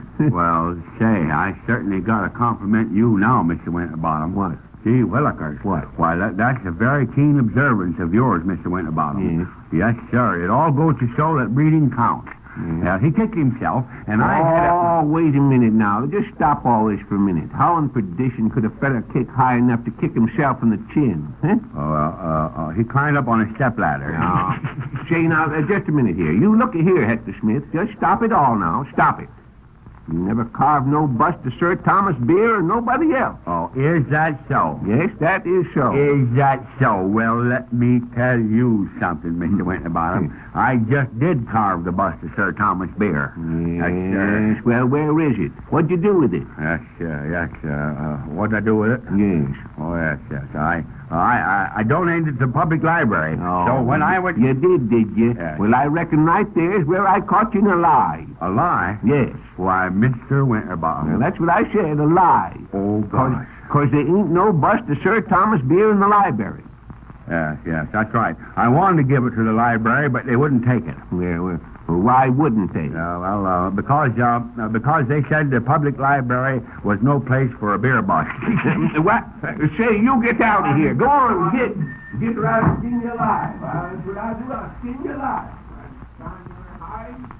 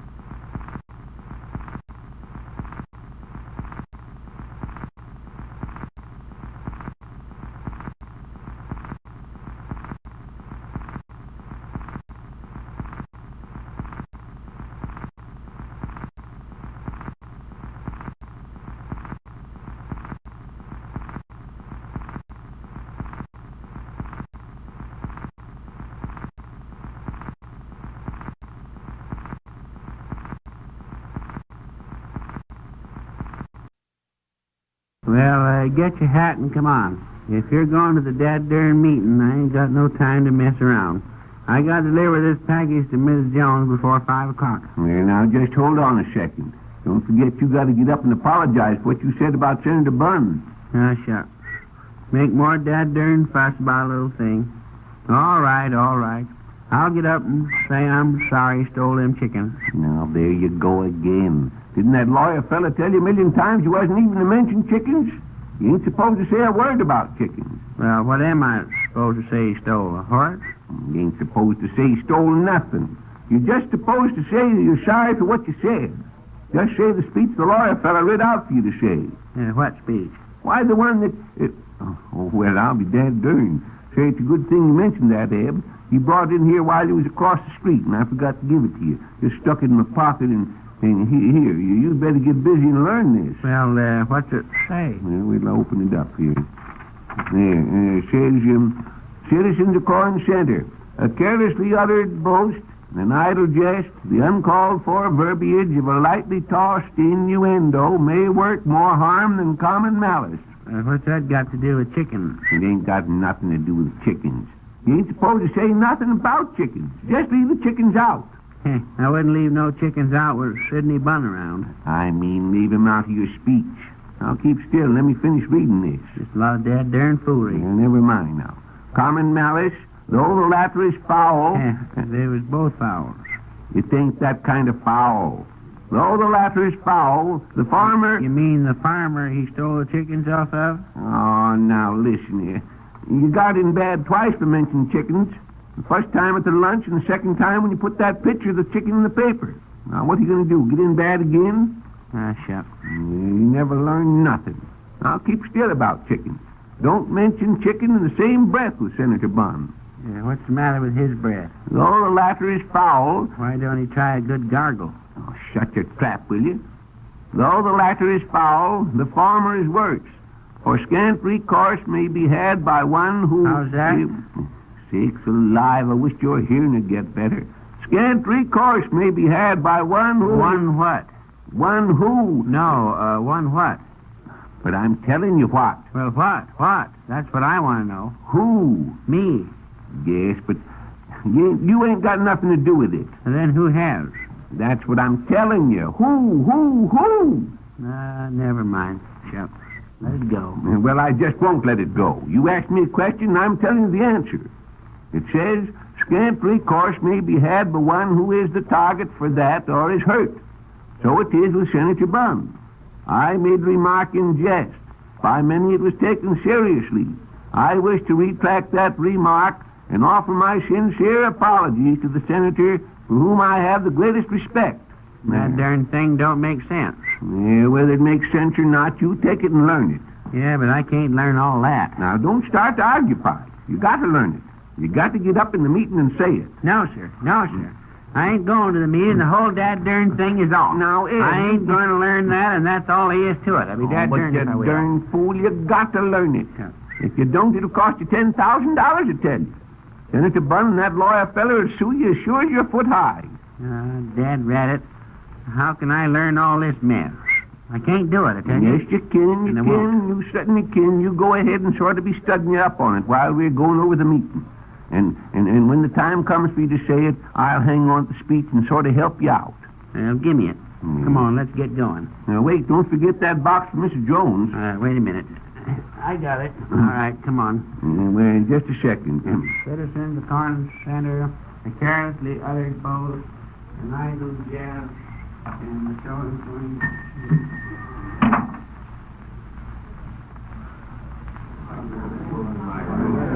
Well, come on, hurry up. What's the matter now? Wait a second. This dad-ratted box is coming unfastened. Oh, never mind the box. Come on, they're getting ready to... Good afternoon, Mr. Winterbottom. Oh, howdy, Professor Thistlethwaite. How do you do, Professor? Well, have you decided on what subject you prefer for the statue? No, to tell the truth, Professor, we've been so darn busy, we ain't had much time to think about it. Well, then, I'd appreciate it if you'd vote for my suggestion. A statue of... little order, please. A little order, please. Ladies and gentlemen, please. Fellow citizens, We are gathered here together in a bunch to make an important decision. For the purpose of beautifying our town, a statue will be donated and erected. How's that? Erected? Who wrecked it? Nobody erected. I mean put up. And that statue will be given to Corn Center by none other as our old friend Senator Sidney Bond. What's the matter with Senator Bond? He's got a bad breath. Quiet, please. Quiet. It is now in order to nominate a chairman who will take charge of this meeting and receive suggestions for the statue. But first, I want to say, fellow citizens, that as mayor of this city and as one who is devoted to the service of his fellow men, I don't think it's necessary to receive nominations for a chairman. I'll take charge of this meeting. Miss Bond, as mayor of the city, don't you see... This meeting will come to order. I presume all of you know that my father is giving your village a statue, and he's allowing you to select the subject of that statue. Are there any suggestions? Miss Chairman, I would like to suggest the statue of Homer. I make this suggestion for the following reasons. I feel that here in Corn Center, isolated as we are... Any other suggestions? Miss Bond, I'd like to make a suggestion. Corn Center was founded by Colonel John Corn. I think it would be fitting and proper that a statue of him be... Colonel John Corn. Are there any other suggestions? Oh, Miss Bunn. Yes, Mrs. Pinkley. I think we ought to have a statue of your father, Senator Bunn. Mr. Chairman, I'd like to say a few words about a statue of... The chair will receive no more suggestions. Now, we have 3 suggestions here, and I want you to indicate by your applause which one you prefer. The first, suggested by Professor Thistlethwaite, a statue of Homer. The second, suggested by Judge Ellis, Colonel John Corn.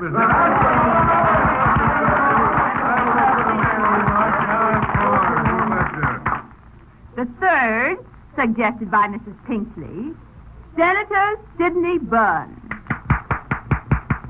Due to the overwhelming preference for Mrs. Pinkley's suggestion, the donation will be a statue of Senator Bunn.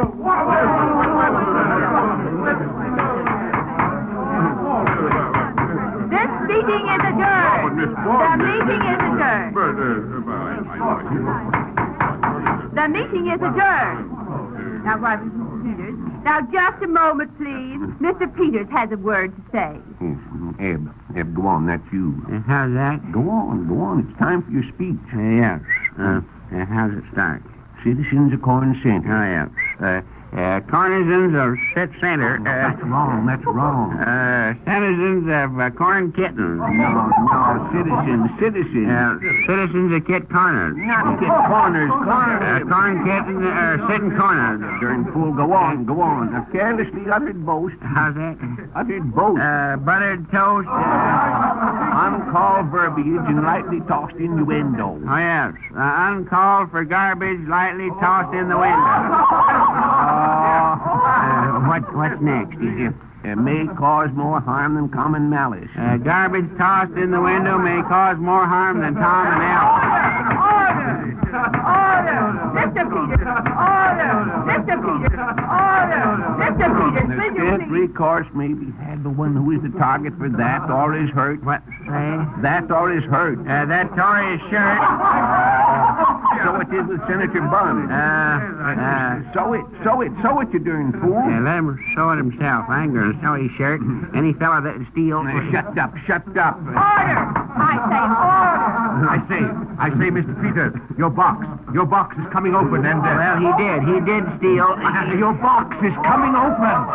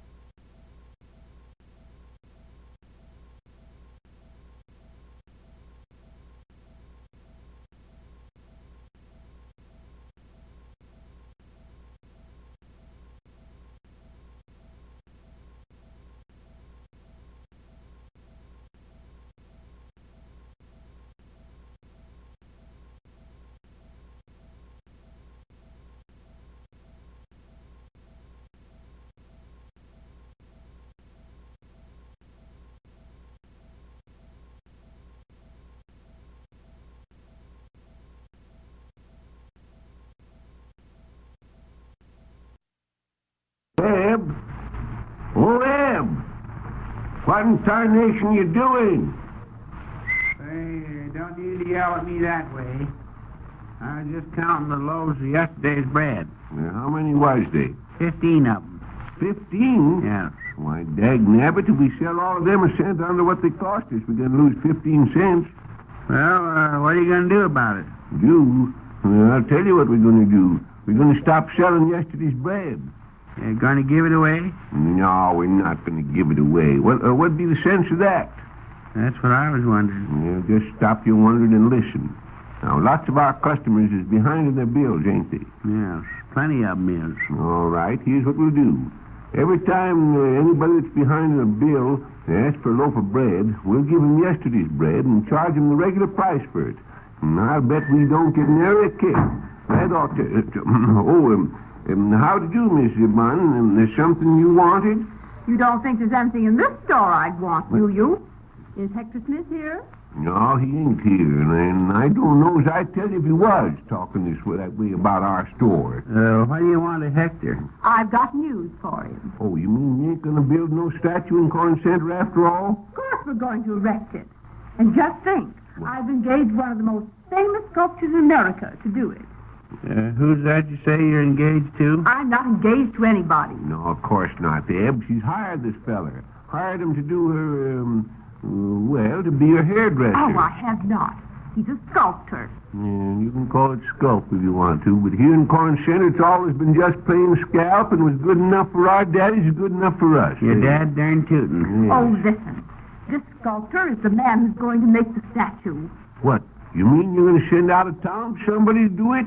Say, now listen here, Miss Bunn, you can't do that. Who says I can't? Oh, well, I didn't mean it just that way, but our Corn Center blacksmith can make awful good statues.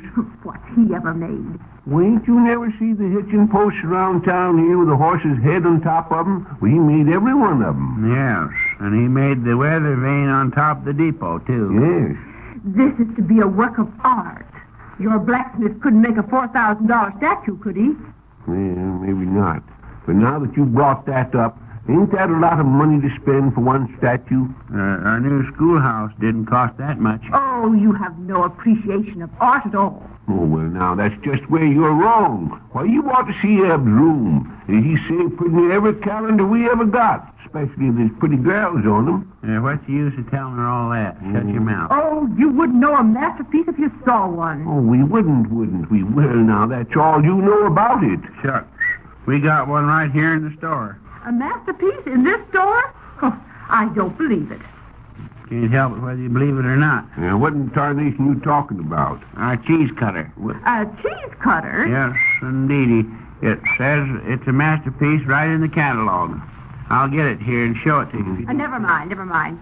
Do you know anything at all about art? Art Cayley? Yeah, he was in here this morning. Not Art Cayley or anybody else. I mean painting, music, literature, etc. Well, now, I guess we ain't up on all them things. Ain't had time, Miss Bunn, but we know all about that last one. Literature? No, etc. We get that in dang near every letter that comes in. That's funny. I never see it. Oh, you're dead darn fool to have, too. It's that ETC. You've seen that, ain't you? Of course, I've seen that. I thought it was meant and so forth. Well, it don't. It means etc. Do you know when Hector Smith will be in? I can't tell. Might come in any time.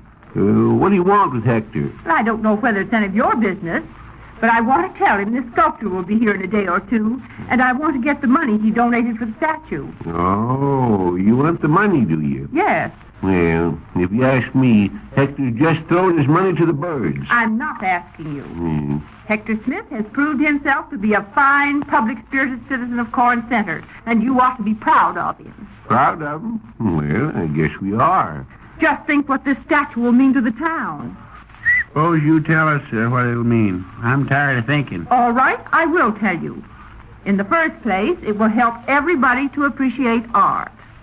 You mean looking at a statue of your pa will help everybody? It will if you look at it in the right way. It won't the way I'll look at it. I knowed your pa when he was Now, listen, you better keep your trap shut, Eb. Don't want no more trouble around here. Well, It will be an inspiration for the children. ought to be an inspiration for 'em not to be as dad-darned easy as Hector when they grow up. Furthermore, it will show them no matter how lowly their origin, they can rise to any height. Yeah, and what's more, it'll show 'em that if you look long enough, you can always find a sucker. You can't call my father a sucker. I didn't mean your pa. I meant Hector. Well, that just shows how much you know. It does it? Yes. Well, I'll just prove he's a sucker. All right, go ahead if you're so smart. You're gonna spend $4,000 for this statue, ain't you? Be careful now, Eb. You'll be having another fight. Let him go ahead. I want to prove he's wrong. Yes, $4,000 is correct. Well, after you spend all that money on it, and it's all finished, supposing sometime you're short of cash and have to sell it. How much could you get for that statue? Why, I never heard of such a... Yeah, but you couldn't get 50 cents for it. You know we couldn't. Yeah, now, see, for once, Eb's right. Yeah, it looks like a bad investment to me, too, Miss Bunn. Of all the simpletons I've never in all my... Simpleton, huh? Say, young lady, let me tell you something. You can't call me that and get away with it. Why, I'll, first thing you know, I'll what will you do? I'll go over to the post office and see if there's any mail. Oh, shucks, Conshine, I knew something happened here. Now, look there. See what you've done? Got Eb mad, and land shakes, he's liable to stay away for an hour or two. What do I know. care how long he stays? Yes, you don't care how long he stays, but, well, it leaves all the work on me here. That's too bad. Well, you haven't had a single customer since I came in. Yes, I know, but you never can tell when somebody will come in. There you are right there. Oh, good morning, Mr. Smith. Oh, gosh, good morning, Miss Bunn. Miss Bunn's been waiting for you, Hector. They said something about money. Yes. Mr. Smith, if you can let me have your... Now, just a minute. I'd like to talk to Hector in private. Would you step outside for a little while, Miss Bunn? Certainly not. I've got business with Mr. Smith. You can talk to him later. I'm afraid it'll be too late. Oh, then. say, just a minute, what did you want to see me about, Mr. Winter? Oh, Mr. Smith, I've engaged one of the most famous sculptors in the country to do the statue. Oh, gee, gosh. Gee, that's swell it is, yeah. And I came over to get the money you subscribed. Now, listen, Hector. Now, listen here. You'll just be a darn fool to give all that money. You keep out of this. I don't have to keep out of it, consign it. My dad burned it. I've known Hector Smith ever since he was knee-high to Yes, that's right. You see, I've been... when I first came here, the only people that befriended me was Mr. Winterbaum and Mr. Peters. Yes. And furthermore, Mr. Winterbaum is one of my dearest, closest, one of the best friends that I ever had. Now, what do I care whether he's the best friend you ever had? Did you bring the check? Now, Hector, don't give it to her. Don't give it to her, I tell you. My dagnabbit, there ain't no statue worth $4,000. Just imagine it. Why, I bet the Statue of Liberty in New York Harbor didn't cost anything. A lot you know about it.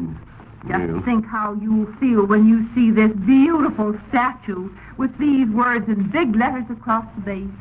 A gift to Corn Center by its two first citizens, Senator Sidney Bunn and Mr. Hector Smith. Yes, but how big will the letters be? It don't make no difference how big they'll be, Hector. Why, consign it. You can go over and have your name painted on Zach Johnson's barn, and you'll know how big that barn is. That's a big barn. Well, so you can have your name painted on Zach Johnson's barn in letters 10 feet high for $25. Don't pay any attention to him, Mr. Smith. He doesn't realize what this will mean to you. Oh, yes, I do. It'll mean $2,000 to him. Oh, 2,000 bucks, dollars. Yes. Mr. Smith, can you come over to dinner one night next week? Why, yes, gee whiz, yes, which night? Well, I'll have to look up my engagements for next week, and I'll let you know in a day or two. She just trying to get... Now, if you let me have that check, I think Hector, I'll be you're going. just going to... Mr. Winterbottom, I appreciate your good intentions. Yes, sir. I appreciate them very much, but this is one time when Hector Smith has to use his own judgment. Yes, sir, use his own judgment. Here's the check, Miss Bunn, made out to you. How about next Tuesday night for that dinner? Oh, thank you very much, Mr. Smith. But how about that dinner? I'll let you know later. Yeah, darn it. If you wait until she sets the date for that dinner, young feller, you're gonna be dad darn hungry.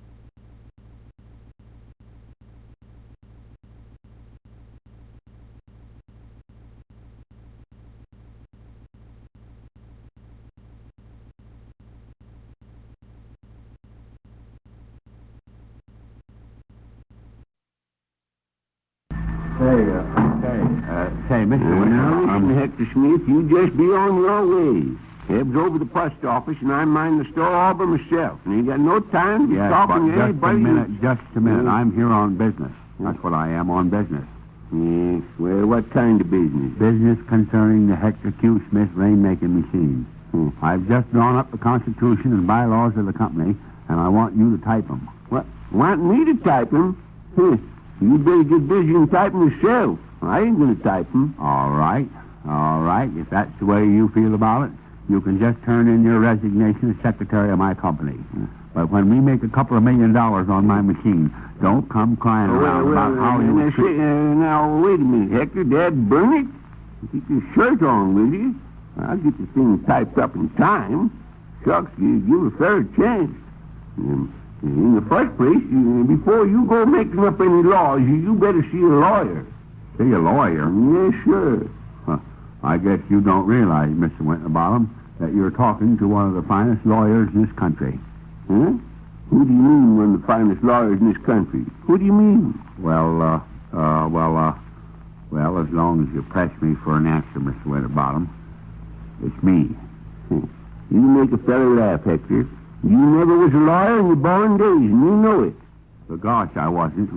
Say, listen, I was the defending counsel in the greatest legal battle of the century, the Elgin trial. Well, one morning... The Elgin trial? Yes, Yes, it's a very famous case. One morning, a short, dark-complexioned man, about 6 feet 9 inches tall, with bushy blonde hair, was seen snooping around in my client's clothes closet. When my client asked him what he was doing there, he answered that he was following a herd of wild elephants, trailing them by their spoor. And you told your client he was trailing wild elephants with a spoor. Well, what did your client say to that? He said that's a spoor way to trail elephants. Say now, there you go. With that, Mr. Winterbottom, the mysterious stranger strode out of the house, pulled my client's gate off its hinges, and walked away. Well, the next day... why didn't your client stop him when he stole the gate? Yes, there's no question about that. Yes, sir. Well, the next No day... question about what? No question about what? How do I know? You're the one that brought it up. The next day... I just asked you why your client didn't stop the fellow when he took the gate. He was afraid the man might take offense. Now you... the next day, the mysterious stranger returned to the scene of his crime. Returned to the scene of his crime, huh? Yes, sir. Scene 3, Act 2. That's the scene where the Duke says to Sir Richard Lovelace, were it mine to give, I pledge my hand in Texas down on the Rio Grande. And he falls down, bruising his knee severely. Say, hold on, you darn fool. What in perdition are you talking about? What become of the fellow that stole the gate? The gate? Yes. Gate? Yes. What gate? You said the mysterious feller stole your client's gate. Oh, yes, that's right. That's right, yes. Yes, he came back the next day and stole my client's watch case. Just the empty case. Just the empty watch case?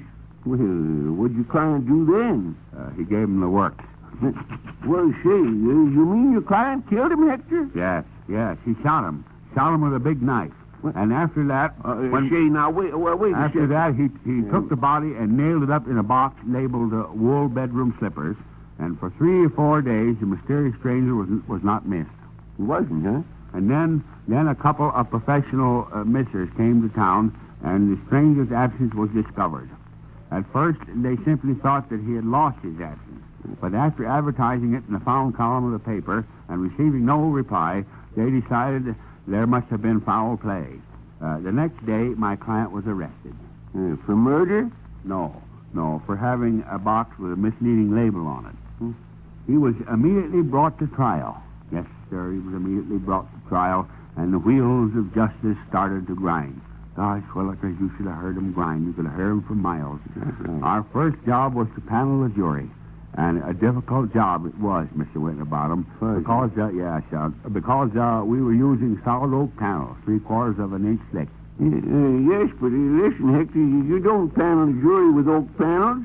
You just pick them out and put them in a jury box. What was that? Jury box. Yes, indeed, yes. They boxed, wrestled, ran 100 Oh, yards. no, Dad, dang it. You just pick out fellers to set on the jury. Well, that's what we did. You did? Yes, that's just what we did do. We had 5 grown men sitting on that jury, and it was all they could do to hold them down. What? And then came the cross questions.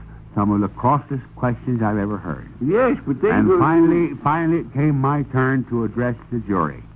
And believe you me, Mr. Winterbottom, I stood up there and real dignified as I'm standing here to address that jury. To make the appeal that would save that poor boy from prison. Yes, sir, save him from prison. Think of it, Mr. Winterbottom. There they were going to send him to prison. A young man in the very flower of his youth. The very flower. Flower, huh? Yes. He'd been through the mill. And so I made my appeal. It was a wonderful appeal, Mr. Winterbottom. Right. In fact, the judge said it was the slickest appeal he'd ever seen. Well, what kind of appeal was it that was so slick? Banana peel. Well, say, you look here, Hector Smith. I told you... Seriously, Mr. Winterbottom, it was an eloquent address. A very, very stirring speech, was it? And as a climax, I brought out a fact that undermined the prosecution's whole case.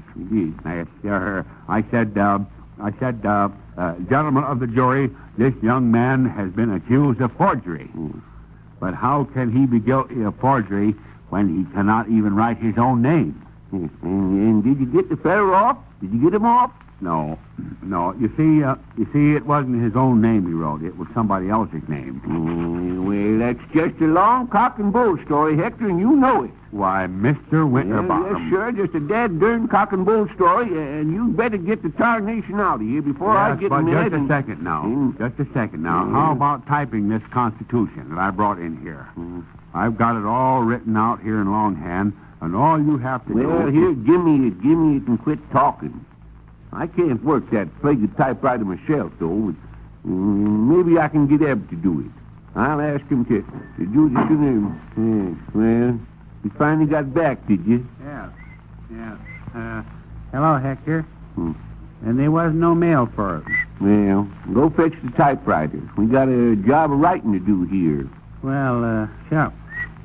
What kind of writing? Never mind. Go get the typewriter. Yeah, sure. Just get through with one job and you got another. Enough to make fellas sick. Well, you go along, and you get along, Hector, too. I'll attend to this and have it ready for you in the morning. Yes. Well, thanks ever so much, Mr. Winterbottom. And I'll be in tomorrow. I'll see you then. Yes, well, goodbye. We'll have it ready for you by that time. Well, sure. Here's the dad-darn typewriter. Now, what you gonna write? Why, Hector's read out the Constitution here, the Peerless Rainmaking Machine Company, and he wants us to type it. Now, you go ahead and work the typewriter, and I'll read it to you. Read the typewriter? No, I'll read what Hector's got written down here. Now, go ahead, work the typewriter, and I'll... see here. And I'll, hey, what you doing? Working the typewriter. Oh, well, wait till I tell you what to write. Now here it is. We the following to wit. How's that? To wit. Do what? To wit. To wit. Put it down. We, the following, do it. Oh, but we don't. We don't do it. Well, then who does do it? Oh, dad ding it. Just put down what it tells you. We the following. Wait a minute. To it. Hector Q. Smith. Oh, I get you. Hector does it. No, he don't. He don't. Now listen. Just leave that part out and go ahead. I'll get this. The following, Hector Q. Smith, Eb Peters. How's that? Eb Peters. Put it down. You follow Hector. Follow him yourself. I don't know where he's went. Oh, no. That's your name that goes in there. That's your name. What is? Eb Peters. Shucks. You think I don't know my own name? Oh, now listen. You just keep on typing while I read this and keep your trap shut. Now go ahead. Eb Peters. And Zeb Winterbottom. Do hereby mutually, yes, but wait a mutually minute. agree that we are to do business under the name of yes, but wait a minute. Do business under the name of the Hector Q. Smith Peerless Rainmaking Machine Company. Yeah. And we further agree that Hey, Dad, darn it, wait a minute.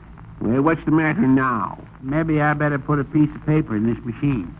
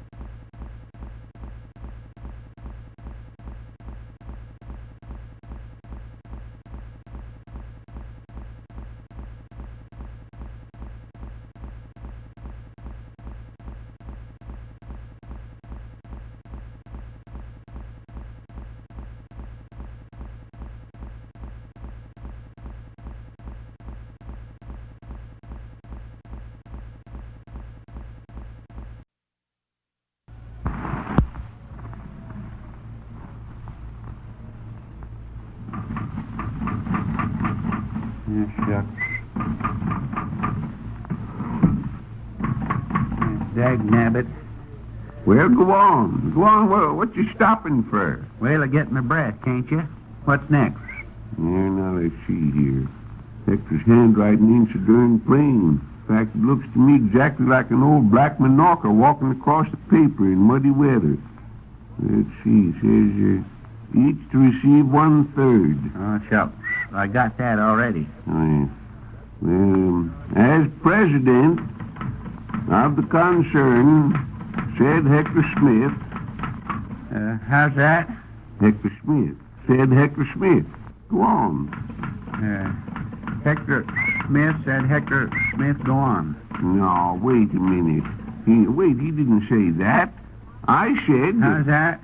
Oh, trying to talk to fellers deeper in the post. Who said Hector Smith, go on?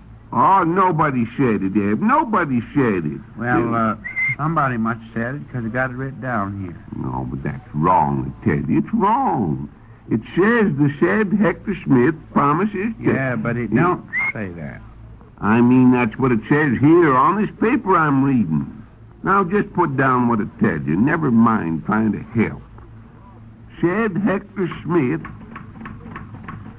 promises to perform... What say? Perform!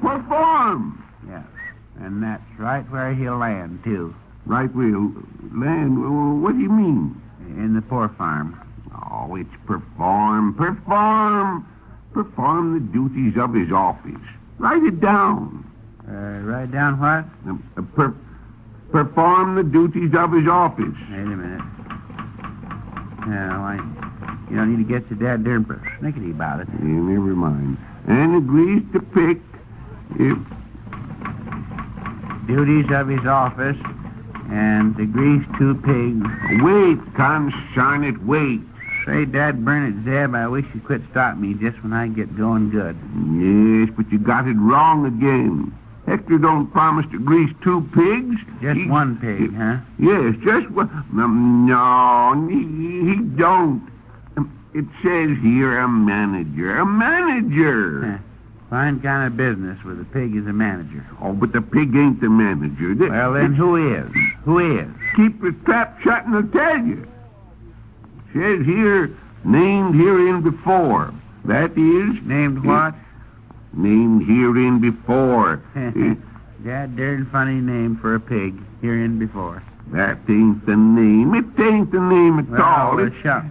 What is the name, then? You. The name's Zeb Peters. No, sir, I'm through, I tell you, Zeb.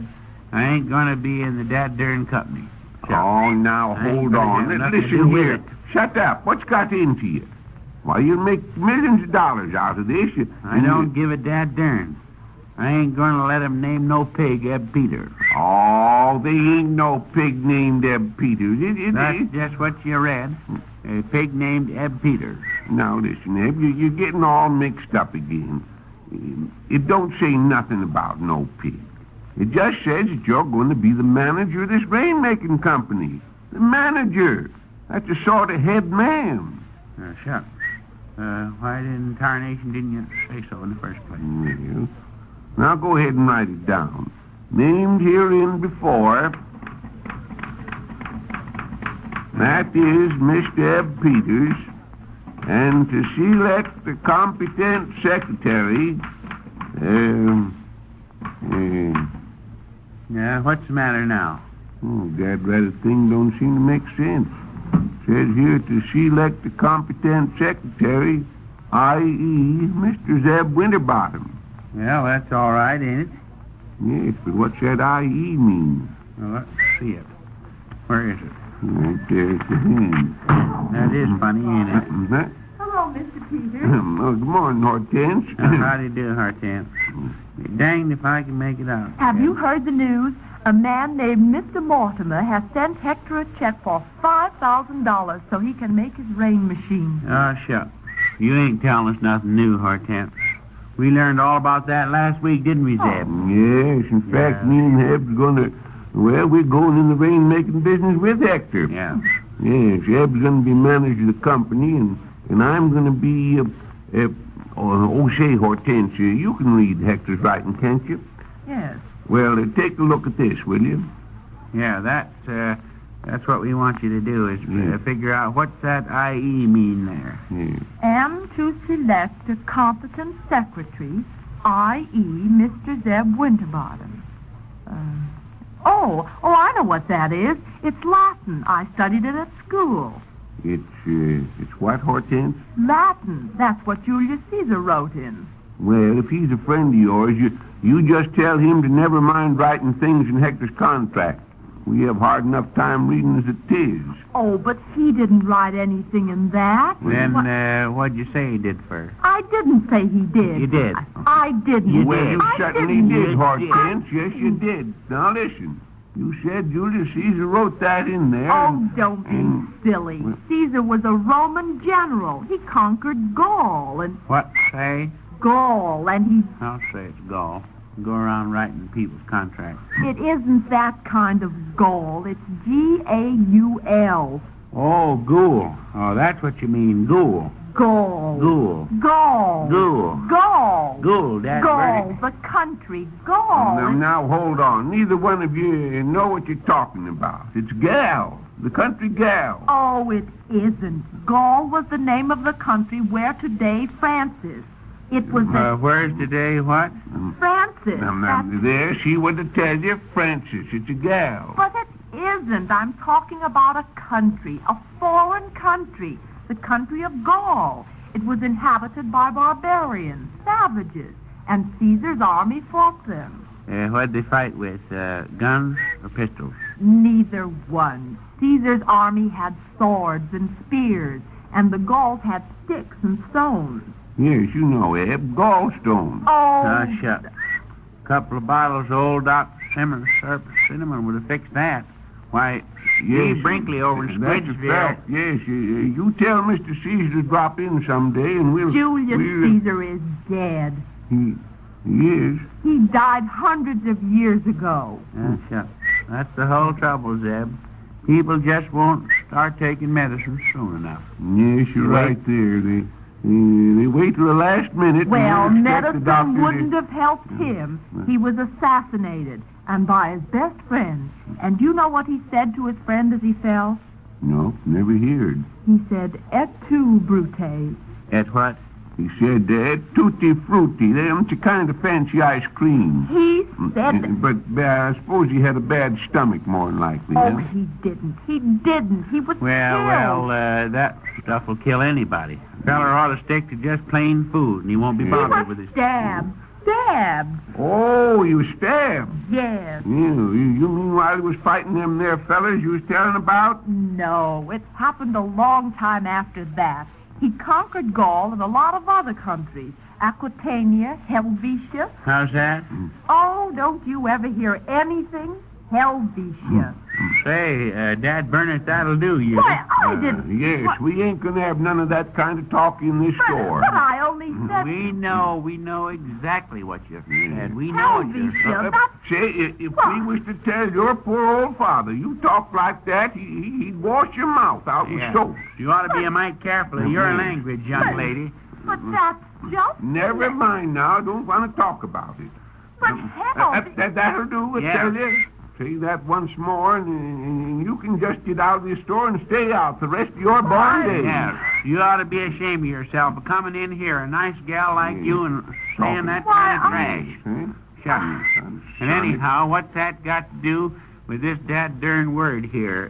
This, sure, Zeb, there on that paper. This, I.E. What's that got to do with that I.E.? Well, that's Latin, and it means the same. The same. I.E. means the same, huh? Yes, and Helvetia... Now that's enough, Hortense. Concern you. That's enough. Now, out you go. Go on. Get out of the store. Go on. Get out of the store. For talking like that. Yes. Very well. I'll never trade here again. And if I were you, I'd look up the word. What word? Helvetia. Yeah, well, I.E. to you and many of them.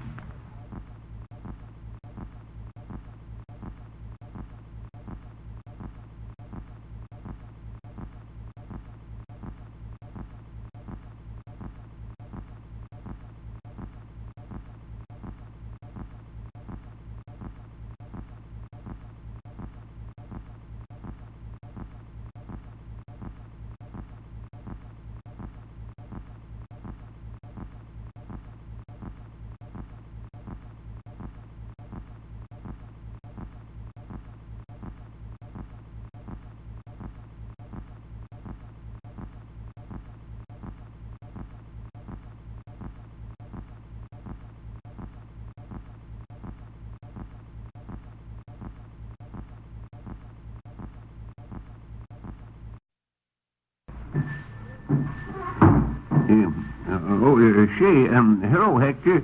How's the rainmaking machine coming along? Oh, gosh sakes, it's coming along swell, Mr. Winterbottom. Yes. I think I'll have it finished in a couple of days, and then we'll try it out. Well, you suppose it'll work? Suppose it'll work? Why, certainly it'll work. I'm going to bring the biggest rainstorm the Corn Center has ever seen. Yes, well, the farmers around here could use a little rain right now. Yes, and say, here's something else. What? Here's a way for you and Mr. Peters to cash in a big way. Put in a big stock of rubber boots. Well, how do you mean, Hector? What's the boots for? Shoot, when it rains, all the farmers will be wanting boots, won't they? Well, you can just clean up. Say, that is an idea now, ain't it? You bet your boots is an idea. Brown, you're pretty smart at that, Hector. Oh, that's nothing. That's nothing at all, Mr. Winterbottom. Nothing at all. But you better hurry up and order the boots, because in just a few days I'm going to make it rain. Yes, I'll get right on that. What I come in to see you about, did you and Mr. Peters type up that contract and sign it? Yep, here it is, right here. Oh, that's the stuff. That's fine. Let's see. Yes. Now we're all set. I'll take this copy along, and I'll leave this one here for your files. I want to get back to the shop now, and so I'll be seeing you a little later. Yes, that'll be all right, Hector. Webb? Yes, what you want? Listen, come here. I know how we can make a lot of money, but keep it under your hat. Boots. How can you make any money keeping your boots under your hat?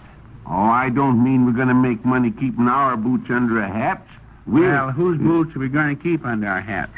Nobody's. I mean we're going to clean up. Clean up the boots? No, not clean up the boots. I get you, yes. Clean up the hats. Clean up nothing. What I mean is, looky here. Listen, in a few days, Hector's going to make it rain with his rain machine. Well, sir, now Oliver's store and Lem Butler's won't be figuring on it's going to rain, but we will. See? We'll have the jump on them. Well, what's the idea of jumping on Lem Butler? It ain't his fault if it's going to rain. I didn't say it was his fault. I said he doesn't know it's going to rain, and we do, and we'll have boots on hand. Yeah, I ain't going around with boots on my hands just because it might rain. Oh, dagnabbit, ain't you got no sense at all, Eb? Now, look here. Nobody figures it's going to rain, but we know it is, because Hector's going to make it rain. So we'll order a stock of rubber boots. Yes, but, now, hand me that General Supply Company catalog there, and we'll get our order in right off. Here's the catalog, but I ain't going to write no more letters. Oh. I'm dead darn You tired. don't have to write a letter. Now, let's see here. Boots, B-O, there. Here it is. I reckon this is the kind we want right here. Yes, make a nice profit on them, too. Russia's Marine Gum Boot. What is it? Russia's Marine Gum Boots. You get the General Supply Company in long distance, and we'll phone in the order. Oh, sure. You get them yourself. I can't get them. Oh, of course you can get them. No, I can't. All you have to do is ask for the General Supply Company, long distance. Yeah, but I can't remember what you want to order. That's all right. I'll write it down here for you. You go ahead and get the General Supply Company. Oh, sure. Dad read it. I wish we didn't have no firms. Dad darn nuisance, anyhow. Just a toy, anyhow. He'll never work out to nothing but gossip contraptions. Wake up that Central gal now. Hello? Yeah, I want to get the General Supply Company. I say I want the General Supply Company. Well, how do I know where it is? Listen, ask for long distance. What's that, Zeb? Long distance? I don't know where it is, but it's long distance. It's in San Francisco. San Francisco. Hello, it's in San Francisco. All right, and hurry up about it, too. Here's what you asked for now. I wrote it out for you. Now, I'm going over to the post office and... Hello, General Supply Company. Send us a dozen gunboats.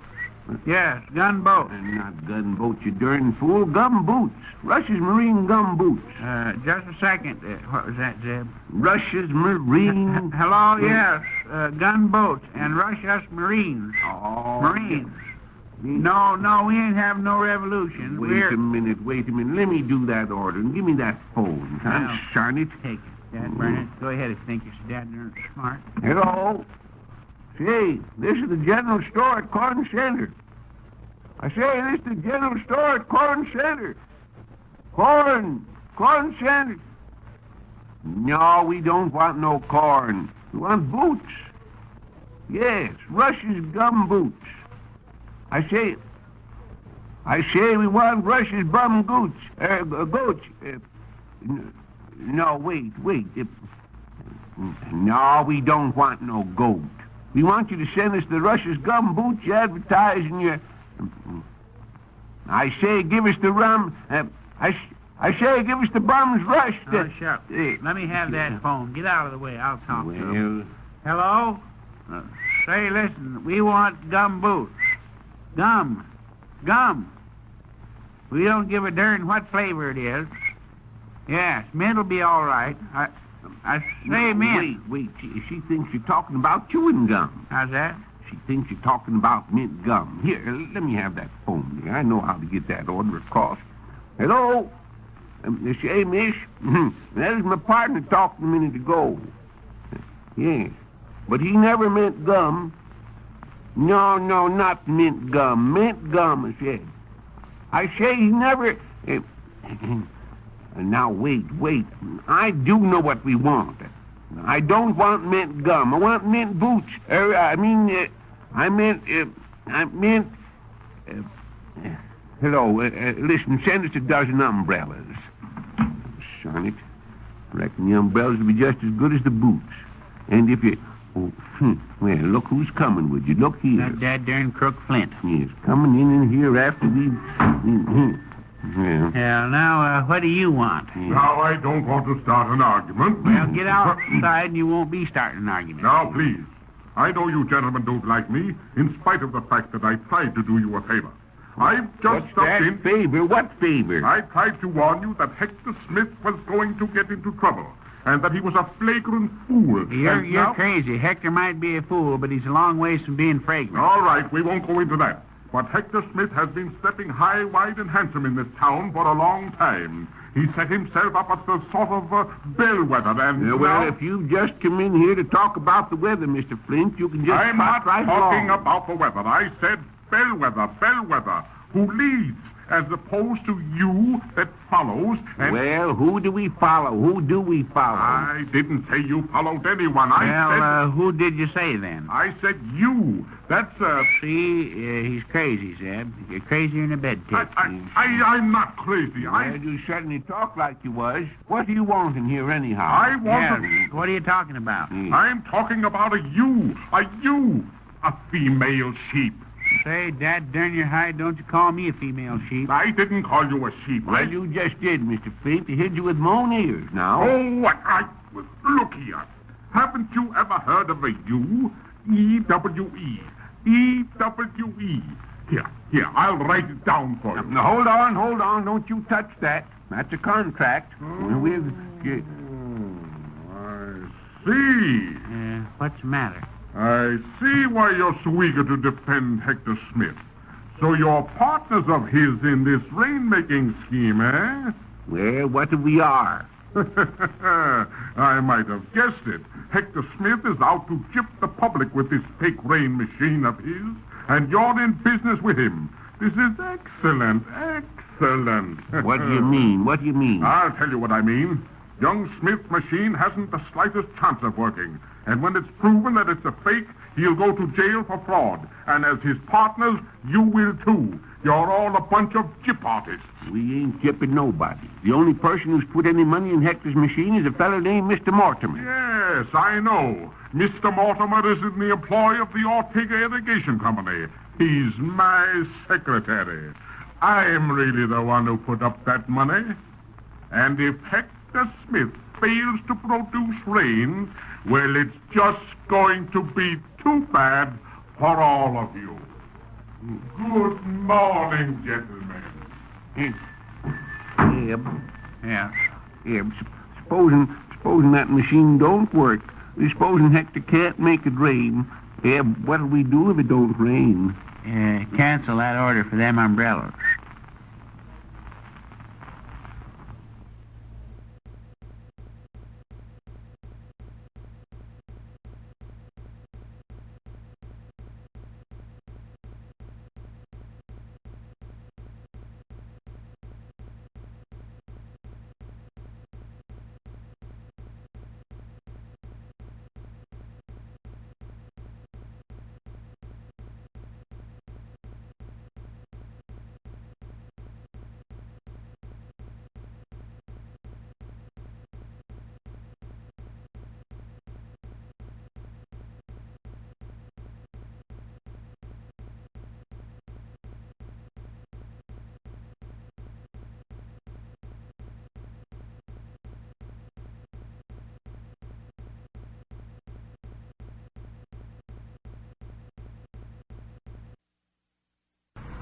Shucks. They can't put us in jail just 'cause Hector don't make it rain. You're crazy, Zeb. I ain't crazy. I know exactly what I'm talking about. We're in this rain-making business with Hector, ain't we? Yeah. But And Hector took money on the promise that he'd make it rain, didn't he?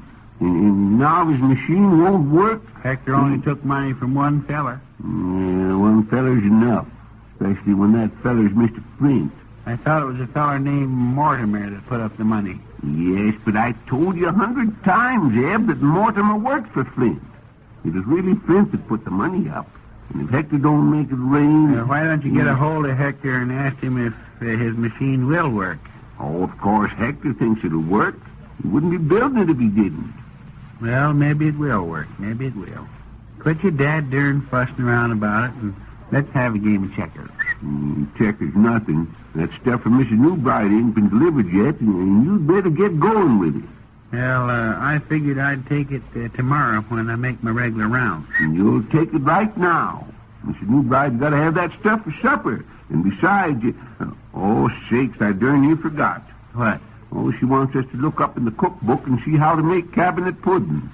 What do we want to make cabinet pudding for? We don't want to make it. She wants to make it. She wants us to send her up the receipt. Where's that cookbook we used to have around here anyhow? Here, wait a second. I got it here. It's right back at the coffee grinder here. That ain't it. That's the General Supply Company catalog. I got the cookbook right here. Let's see here now. Cabinet pudding. Let's see. C-A-B... Did you find it? There don't seem to be no receipt for cabinet pudding at all. There's peach pudding, but... Why don't you take that and then just change it a mite? Mrs. Newbright won't know the difference. Change it? How do you mean? Give me the cookbook and I'll show you. See, we can just copy it off and change it. Go ahead, write it down, I'll fix it for you. Yeah, wait till I get a piece of paper here. Now, add a peach pudding at the top. Put down cabinet pudding. All right, go ahead. Don't rush me. Take a half a dozen cabinets. Half a dozen cabinets? What's the matter with you? Don't say that. I know it. I'm changing it. Put in cabinets instead of peaches. Peel, pit. Yes, but Eb, you can't do that. You got to put in some other kind of fruit. I'll change it to bananas. Half a dozen bananas, peel and pit. What's the next thing you put in? A pup. A what? A pup. Oh, it ain't a pup. That's what it says. Peel, pit, and pup. Oh, it don't say pup. Spell it. P-U-L-P. That ain't pup. That's plop. Plop, that's it.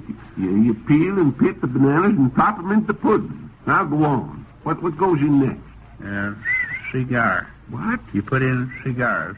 Oh, you don't. Whoever heard of putting cigars in a pudding? Give me that cookbook. I'll take it. Cigar. It's sugar. Sugar. Might as well copy this off myself. You go get the basket that's got Mrs. Newbright's stuff in it. Now, let's see. Sugar. Which one of these is Miss Newbright's basket? Which one? Why, there's only one there, ain't they? No, there ain't any. Oh, it ain't back there anyhow. It's at the end of the counter. Half teaspoon of cinnamon and... Well, here it is. Ain't you got that copied yet? No, take the book on the counter and read the rest of it to me. Sure. Go on. What does it say to put in next?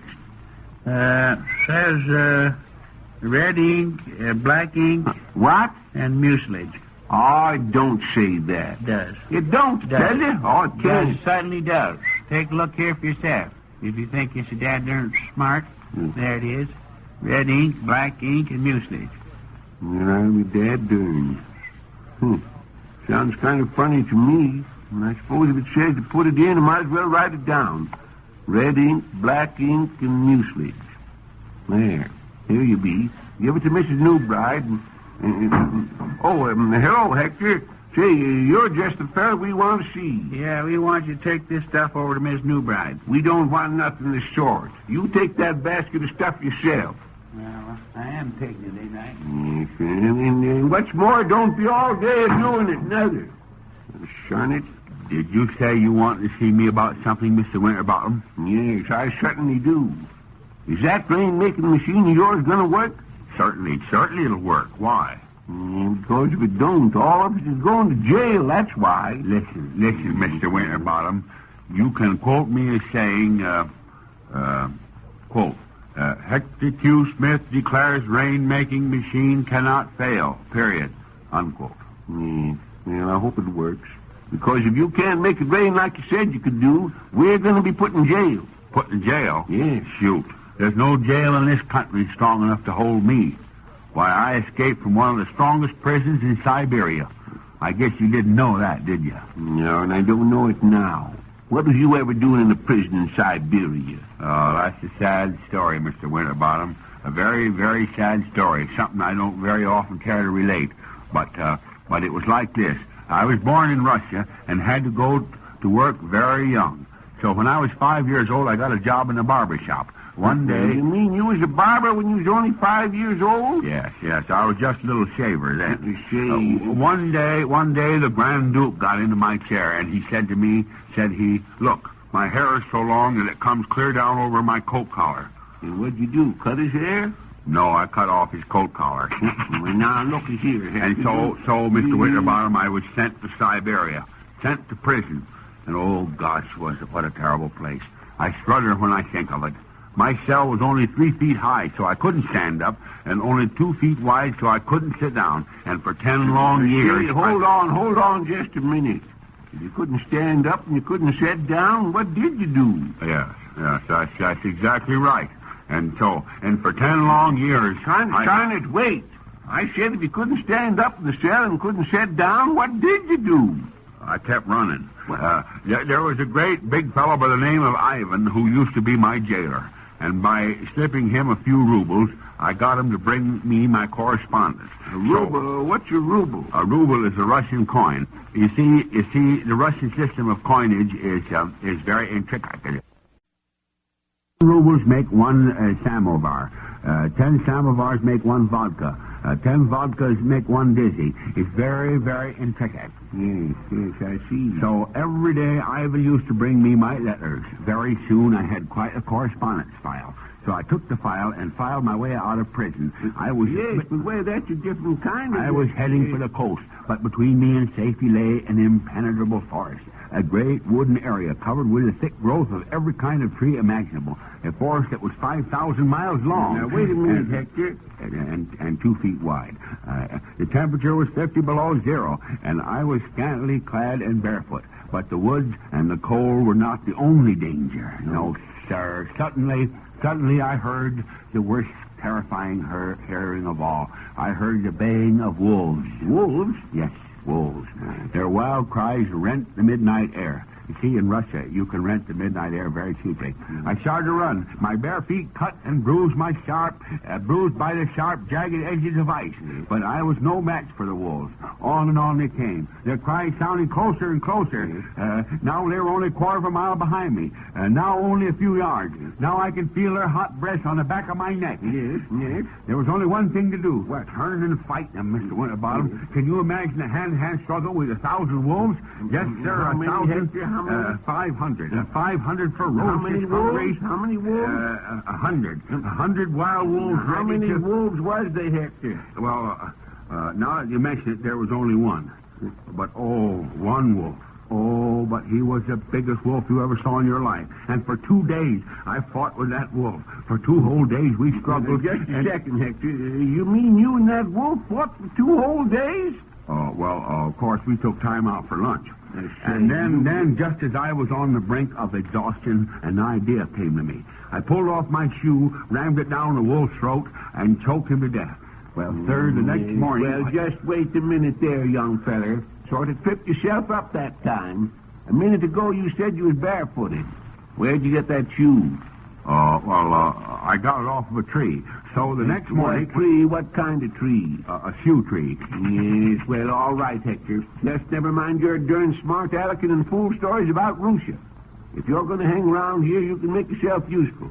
Take this cookbook and put it to... What? Dad ding it anyhow. What's the matter? The darn thing he was reading out of was the General Supply Company catalog. That's how that ink and mucilage got in the pudding. You stay here, Hector, and mind the store. Yes, but wait. What are you talking about? Mind the store. Eb! Oh, Eb!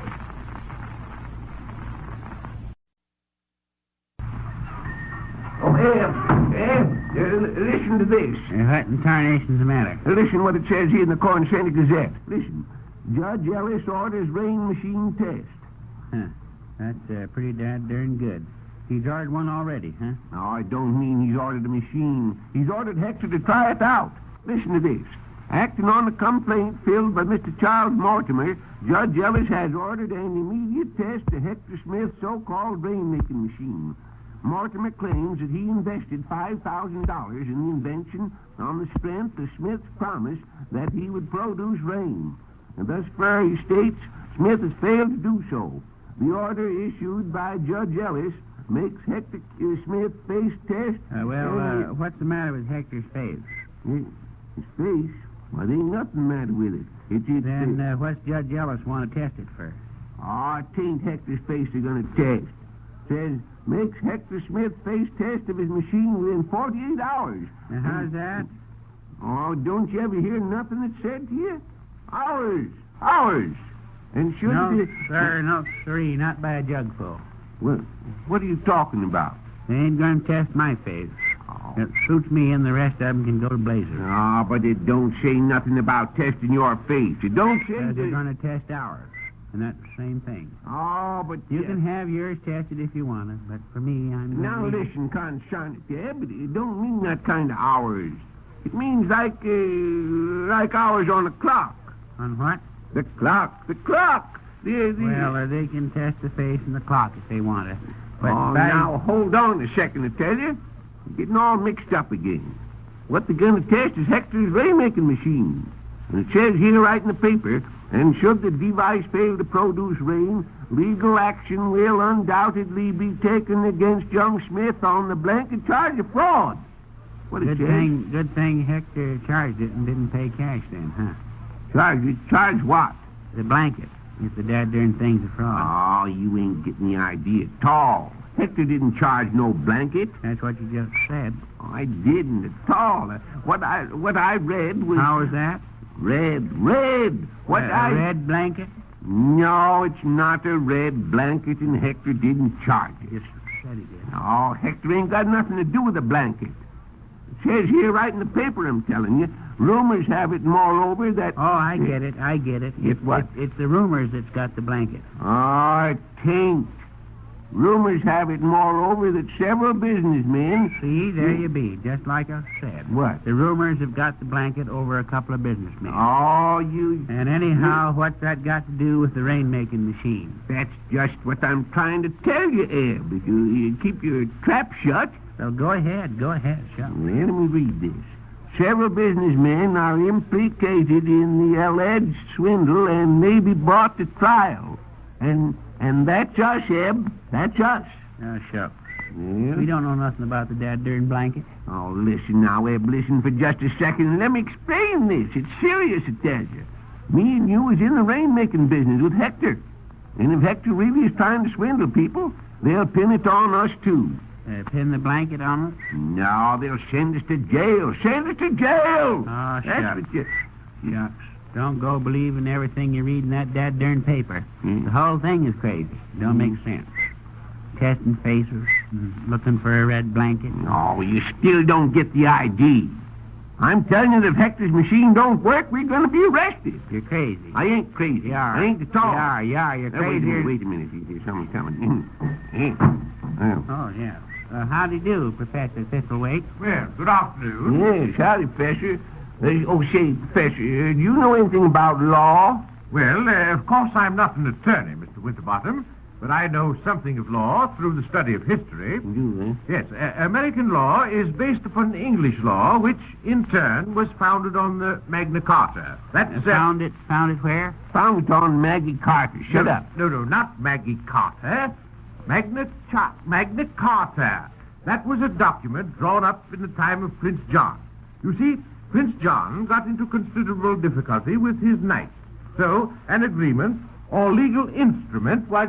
Could he play it? No, he didn't play it. No, of course he didn't, Eb. Someone else played it. That's why he had trouble at night. Kept him awake.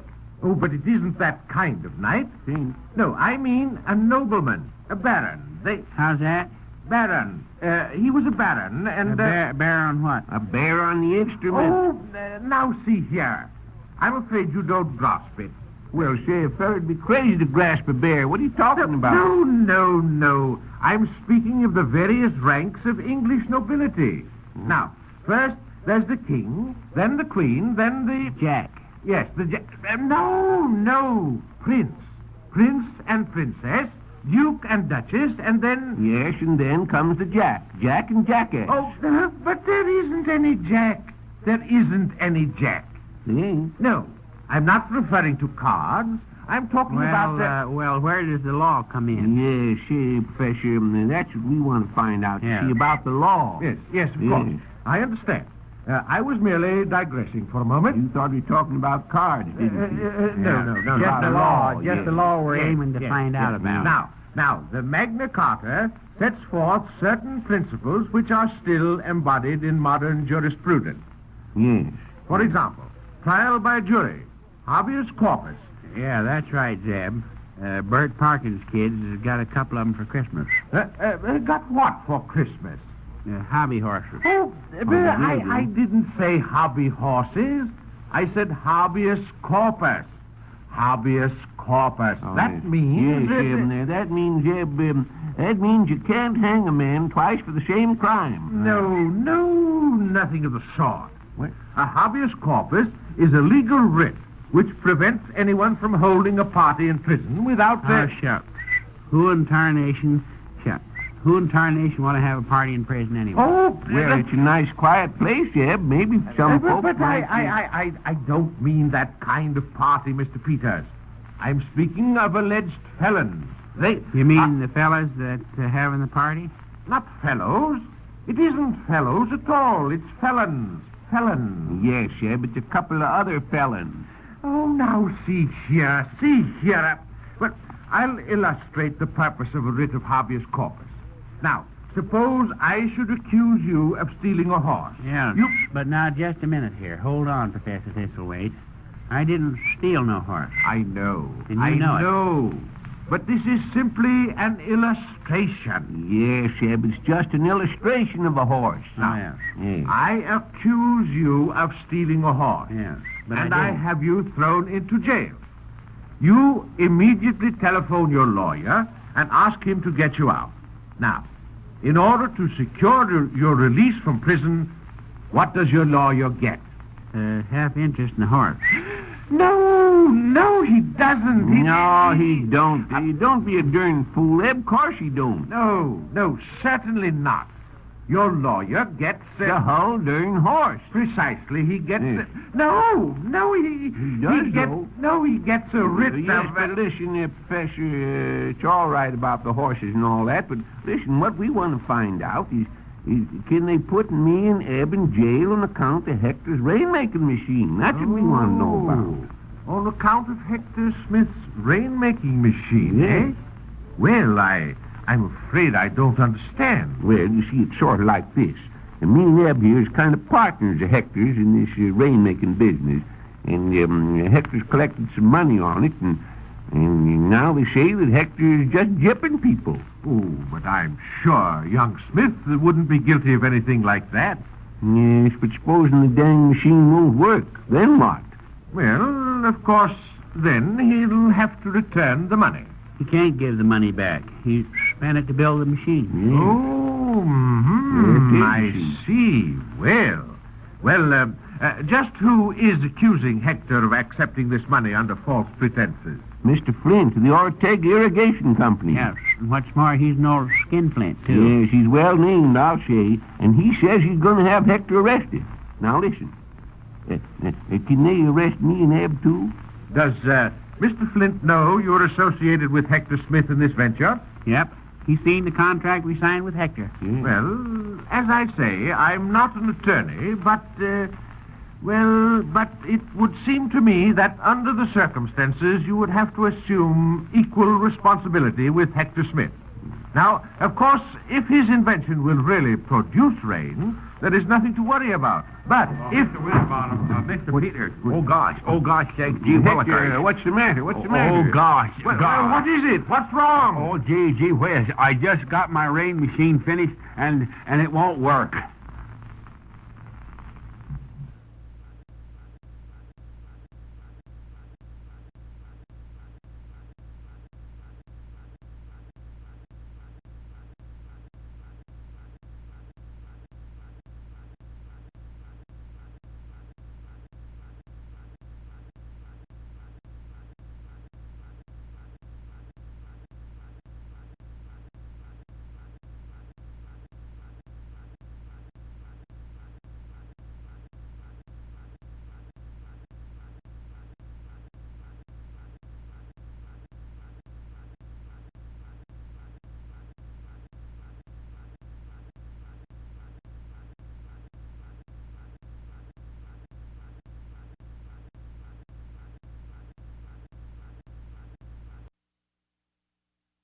But what's the matter with the darn thing? Why won't it work? Oh, shoot, I don't know. It just won't work, that's all. I tried it a dozen times and nothing's happened. Yeah, let's have a look at it here. What's his handle for? That releases the compressed air. You see, you put the gunpowder cartridge in here. Then you light the fuse and pull this handle, and the compressed air shoots the cartridge up into the sky where it explodes. And is that supposed to make it rain? I thought it would. Yeah, I wish you'd hurry up and get here with that gunpowder. Maybe we'll have a chance to try it out again before Judge Ellis gets here. Oh, shucks. It's no use. It won't work. I guess I'm just a failure, Mr. Winterbottom. A failure. I guess I deserve to go to jail. Only I hate to drag you and Mr. Peters into this. Yes, well, you're not going to jail. We'll get this dad-darn contraption to working yet. Wheel over here where I can get a better light on it. Yeah, well, that's good. What time did Judge Ellis say he'd be in here? He didn't say, but the court order gave me 48 hours to demonstrate it, and that's up at 2 o'clock. What time's it now? It's almost 2 now. Oh, gosh, what am I going to do? Darn Eb, anyhow. He must be making that gunpowder something. Send him on an errand. Oh, I reckon that's him now. Go let him in. Hello, Hello, Judge. better close the door if you want to keep that crowd out. Oh, howdy, Judge. Listen, Judge. Something's happened to Hector's machine. It won't work. You won't send him to jail, would you, Judge? You wouldn't do that. He didn't mean to cheat nobody, did you, Hector? Oh, gee willikers, I wouldn't do that. You see, I thought it would work, and... there you are, Judge. Why, Hector's honest as the day is long. You wouldn't send him to jail just because the darn machine won't work. You'll let him off, won't you? Well, Zeb, I haven't anything to say about that. It isn't I that send people to jail. It's the law. If a man breaks the law, well, then the law says he must be punished. Yes, but Hector didn't do nothing. Nothing bad, I mean. Just made a mistake. Thought his idea would work, and it don't. The law don't punish a fellow just for making a mistake, does he? It's not quite as simple as that, Zeb. You see, Hector accepted money that was sent to him in a letter. And that letter was so worded that when he did accept the money, he virtually guaranteed that the machine would work. And if the machine doesn't work, well, that's obtaining money under false pretense. Fraud. But it ain't. He didn't mean to cheat nobody. I know he had no intention of cheating anyone. Well, then can't you let him off? Zeb, Mr. Mortimer, who sent Hector the money, has filed a complaint. As a citizen, Mr. Mortimer is entitled to the protection which the law provides. I've got to see the machine demonstrated. And then if the machine doesn't work, and Mortimer still insists on redress, Hector will have to be placed under arrest. Oh, gosh, sakes. See here, Hector. Did you spend all that $5,000 in building this machine? Yes. Every cent of it, Judge. Isn't there some way you can raise $5,000 to repay Mortimer? Oh, no, gosh. Gosh, I can't raise any money at all. Now, wait a minute, Tim. Me and Eb's got little money in the bank, and there may be close to $1,000. Hector can have that. No, gee whiz, I couldn't take it. I wouldn't I'm let you afraid do- that wouldn't satisfy Mortimer, Zeb. Besides, well, you may be needing that money. How soon are you going to be ready to demonstrate the machine? Well, we're waiting for Eb to fetch some powder and just to... Oh, wait a second. Easy. Here. Hello, George. Hello, Flint. Well, Smith, I hope you're ready to make it rain. Not feeling so cheerful now, are you? Well, I warned you. And I have a notion that you're going to have a good long time to think over my warning.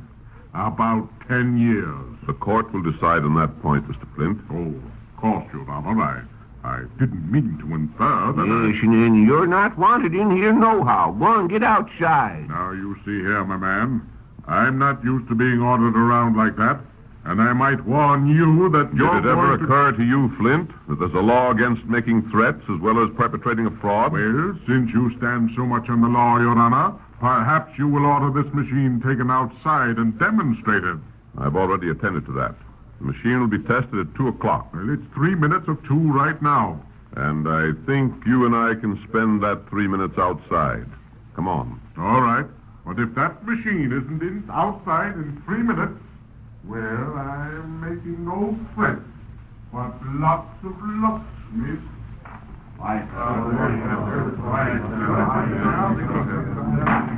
Oh, gosh, gee, Willikers, gosh. It's all up with me now. No, it ain't, Hector. Why, that darn contraption might work this time. I wonder what in tarnation's keeping there. No, shoot. What's the use of kidding ourselves? I tried it all yesterday, time after time, and it won't work. That crook Flint's got us, Mr. Winterbottom. He's framed us. That's what he did, framed us. Worked that darn letter. Now, listen. In just a couple of minutes, you got to go out there. You got to face a whole crowd of people. Do you want them to think you're a quitter? Think you're yellow? No, but... well, then you just better pull yourself together now. Go out there and face him like a man. And if the ding-busted machine won't work, why, take it like a man. Yes, I guess you're right. Certainly I'm right. I will. I'll pull myself together. I will face him like a man. Yes. Maybe the machine will work. And if it doesn't, Mr. Winterbottom, Hector Smith will go down smiling. There, that's the stuff. Yes. Why, things look better already. Yes. And they'd look a darn sight better yet if they'd only get here with that powder. I can't figure what... Oh, no, that must be him, getting here at the last minute as usual. Yes, I'm coming. You've only a minute, Zeb. Better get out here. Yes, Judge, we'll be right out. Come on, let's get on with going to this machine. Yes, but the powder is the cinch. It can't work without the powder. Oh, darn Eb anyhow. Darn his hide. Yes, we're coming, I tell you. Oh, gee whiz. Everything goes wrong. Now, wait. Don't go getting weak-kneed again. Yes, I said we were coming. Come on, roll the machine over. I'll hold the door open. All right. Had a darn hard time getting through the crowd. Well, get in here. Darn your eyes, get in here. There. You get that powder? Certainly I got it. It's about time. We ain't got a second to lose, I tell you. 2 o'clock, boys. Oh, yes. All right, Judge, we're coming. Open that door, Eb. Open the door. Well, I am opening it, ain't I? Come on, Hector. Roll the machine out. Fight the Rainmakers! You people will have to keep quiet. Quiet, please, quiet. Speech! You gentlemen, you'll have to keep quiet or I'll have to call an officer. Quiet. If you want to hear a speech, I'll make a speech. All you people who come out here to jeer at my invention, just remember that any fool can jeer. It takes lots of sense to criticize. It takes less sense to criticize than it does to really accomplish something. And there are a lot of dumb clucks in this world making people believe they have brains by going around criticizing. Well, my answer to these critics is this. If the thing you're criticizing is so bad, why don't you do something better? That's the stuff, Hector. Give it to him. Look here, Your Honor. Is this a public debate, or are we here to test this machine? Don't worry. I'm going to demonstrate the machine, Mr. Flint. Now, you people stand back a little, will you, please? Where's that gunpowder, Mr. Winterbottom? Eb's got it. Now, where in perdition did you... Eb! Eb! Yeah, what you want? Come here, will you? Where's that powder? I got it. I got it right here. Well, gimme it. Hector's a-waiting for it. Well, take it, chum. Take it. Here you be, Hector. Here's the... darn you, Eb. Darn your ornery hide, you... What's the matter? What's the matter? This ain't gunpowder. It ain't. It's bug powder.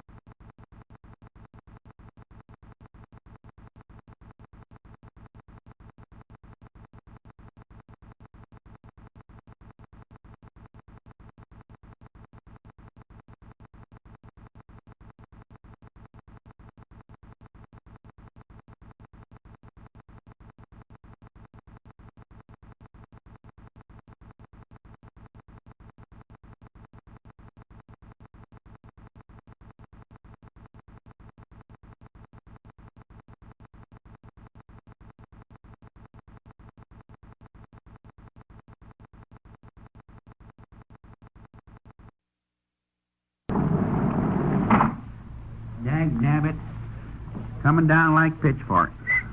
Hector certainly started something when he started this rain.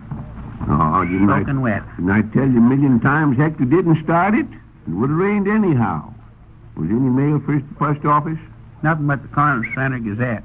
Well, what you got to say about Hector now? Still call him a fake? No, don't say nothing about him at all. Yeah, I guess Hector sort of fooled him. Sort of turned out to be a Cinderella.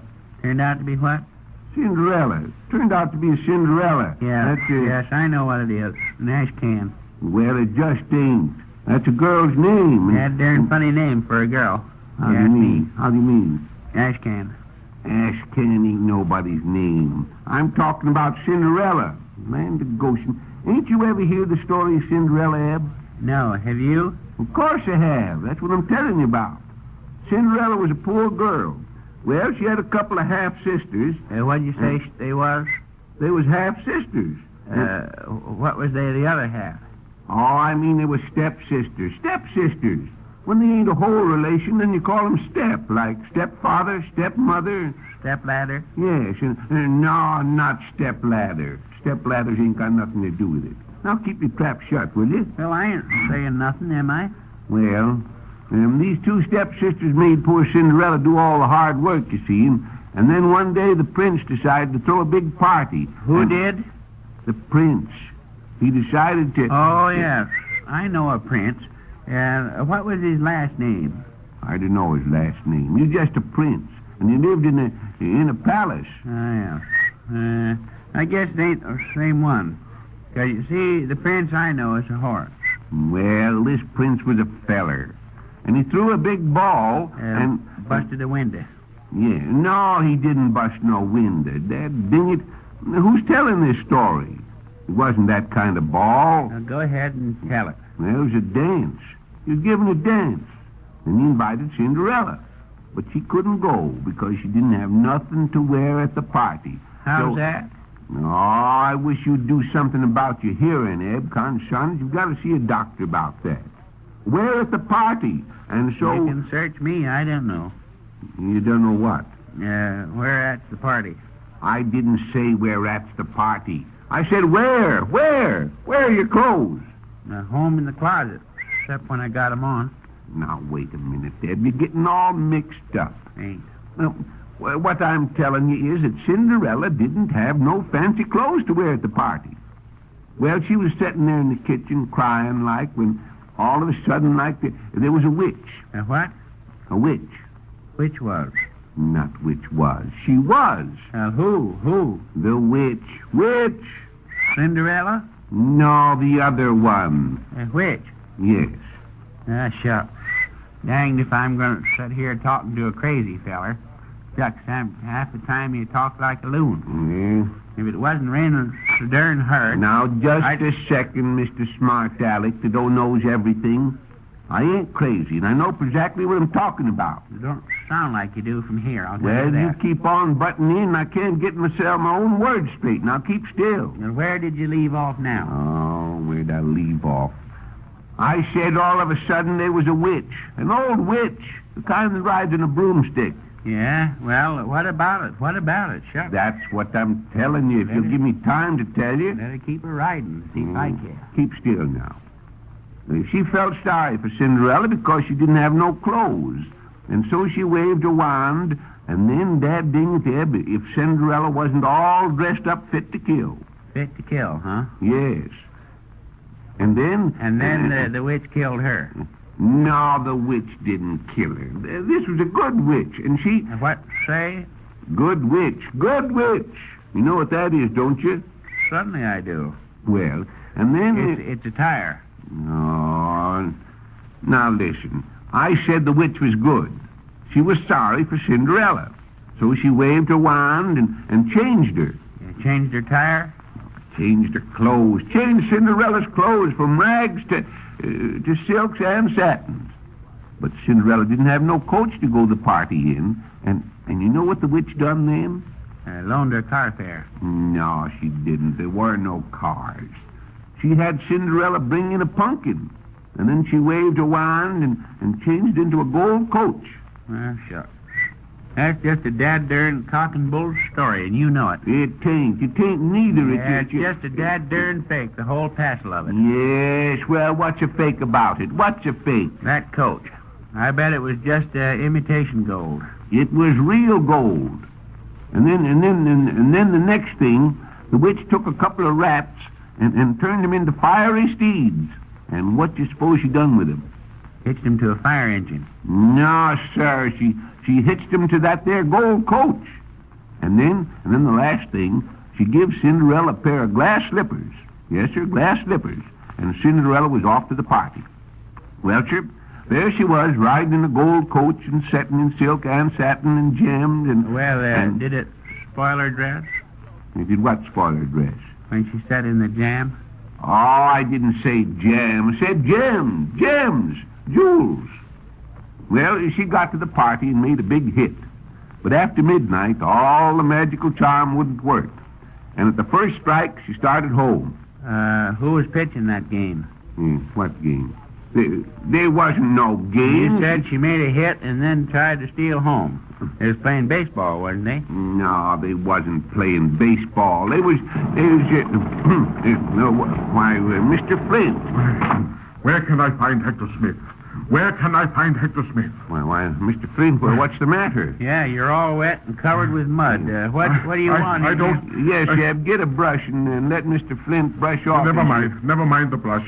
I've been looking all over for Hector Smith, and I've got to find him. Where is he? Why, I don't know, Mr. Flint. Yeah, well, if you had your way, I know where you'd find him. You'd find him in jail. Yes, come to think of it, you've got a lot of nerve to be coming in here acting... Now, listen. Listen, I don't want to argue with you fellas. All I want is to find Hector Smith. Well, he ain't here. No, and you can just go on out and well, Hector. Smith. Say. Yes. What do you want? What do you want? Do you know what you've done with that infernal rainmaking machine of yours? You've started a cloudburst. If it keeps on raining for another 24 hours, the Ortega Dam will burst. And you know what that will mean. Yes, I know what that will mean. Corn Center will be destroyed. What? You mean... Hey, Dad, ding it, Hector. Yes, destroyed. And you will be responsible. Now, wait a second.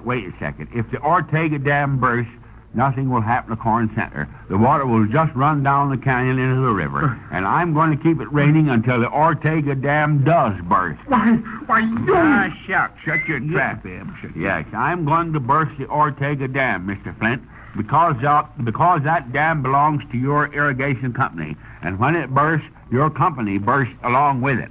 You might as well fold up and get out of town right now. Now, wait. Listen to me, Smith. If I can. We've had a little friendly argument, but you surely wouldn't... Yes, a friendly argument, was it? So friendly that you was going to send us all to jail. Well, just for your information, Mr. Flint, I'm going to keep it raining for 48 hours. No. Yes, Now, sir. listen, please. You can't do that. I'll give you $10,000 if you'll stop the rain. $10,000. Well, so long, Mr. Flint. Glad to have met you. No, wait. 20,000, please. 20,000. All right. I won't be hard on you. 20,000 goes. Got a piece of paper there? Yes. And here's one, Hector. Yes, thank you very much. Just take this and write, Mr. Flint. First, you want to date it there. Just date the top of it. Yes. Now put down, I promise to pay. Put that down. Yes. Hector Q. Smith. I promise to pay Hector Q. Smith the sum of $20,000. You got that? Yes. Providing it stops raining before 4 p.m., 24 hours after this date. You got that? Yes. All right. Now, you just sign your name right there at the bottom. All right. Thanks. And I'll just take that along with me. Yeah, but you dad darn fool, that machine of yours won't work, Hector. You can't stop it from raining. What? Who said I could? Who said I could stop it? Mr. Flint just promised to pay me $20,000 if it does stop. That's all. Too bad if he didn't look at today's Corn Center Gazette. See what it says? Fair and warmer tomorrow.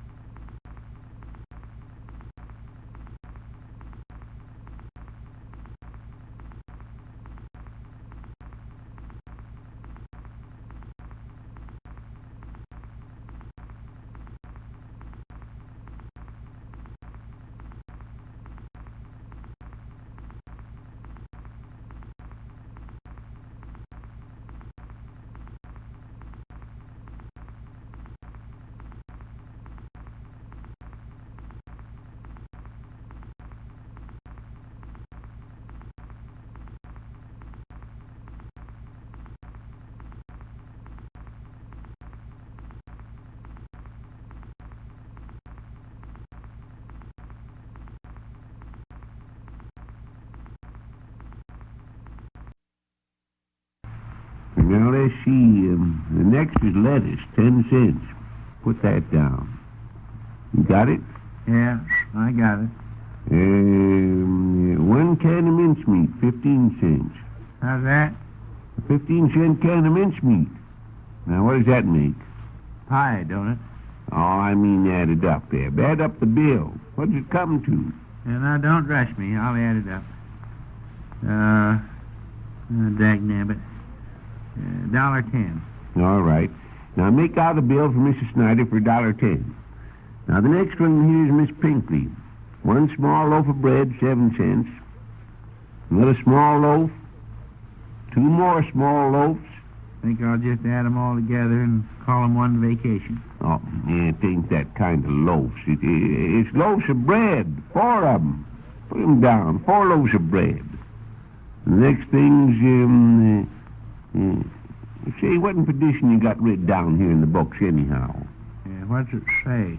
Says radio rhubarb. Oh, yes. I couldn't think of the right name. Well, what is it? What's it like?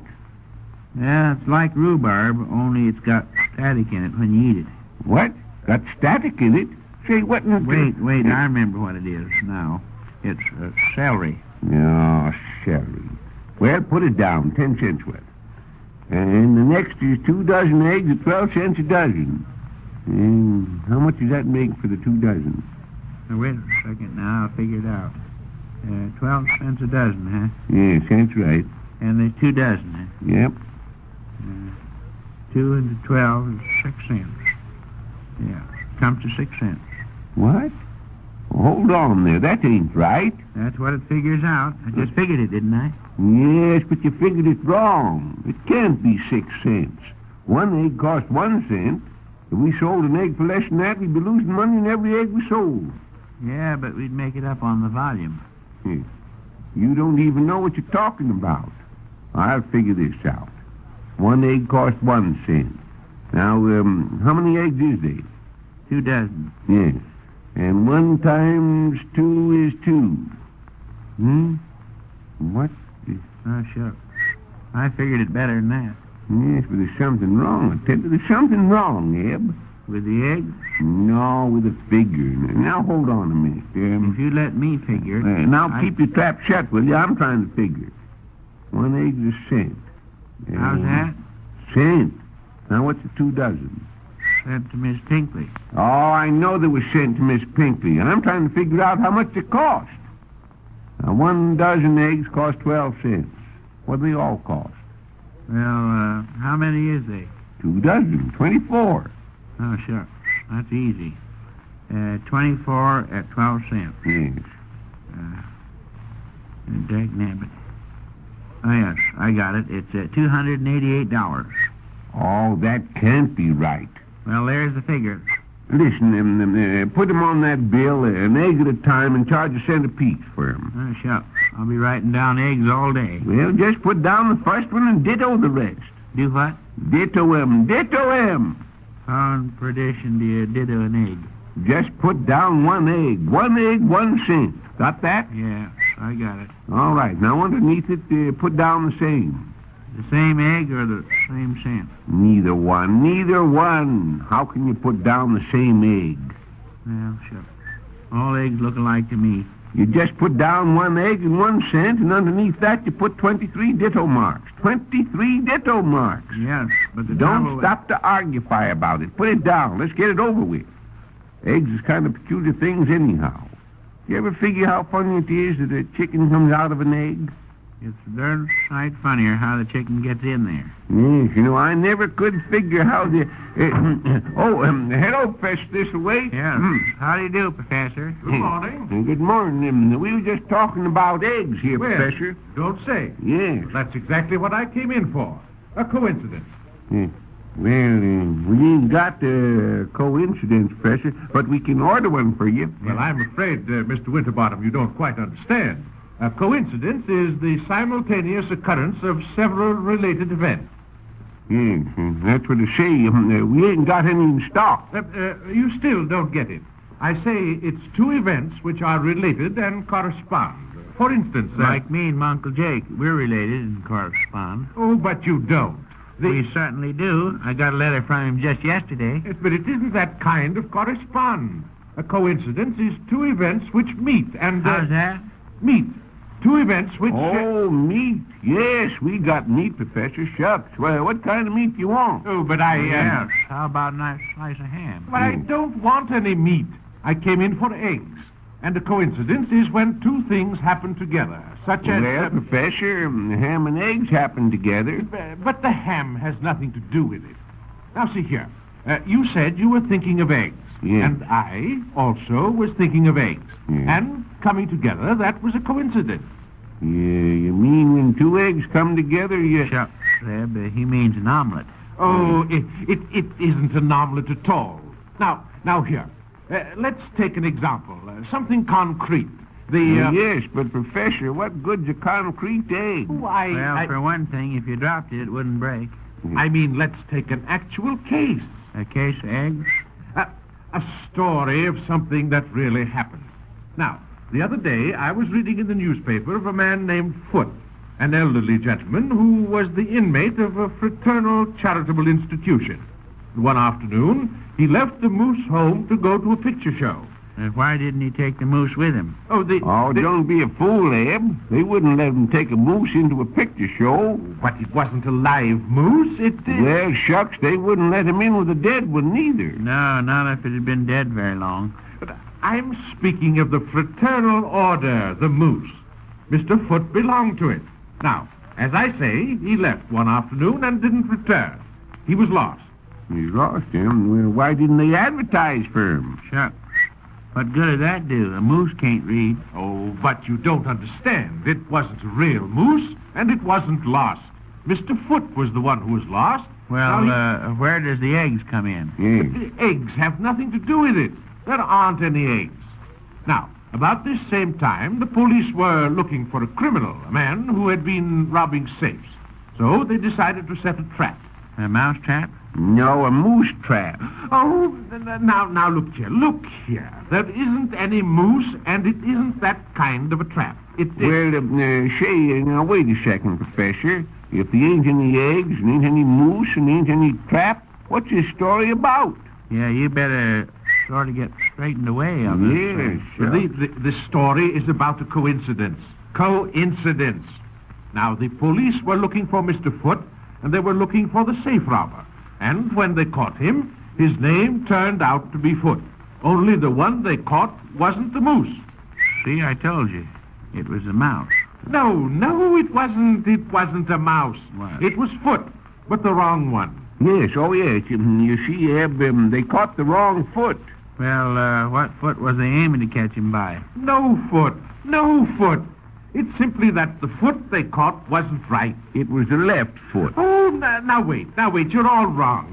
The police were looking for 2 foots and... You mean they were looking for 2 feet? I mean they were looking for 2 Mr. Foots, and they caught one, but not the right one.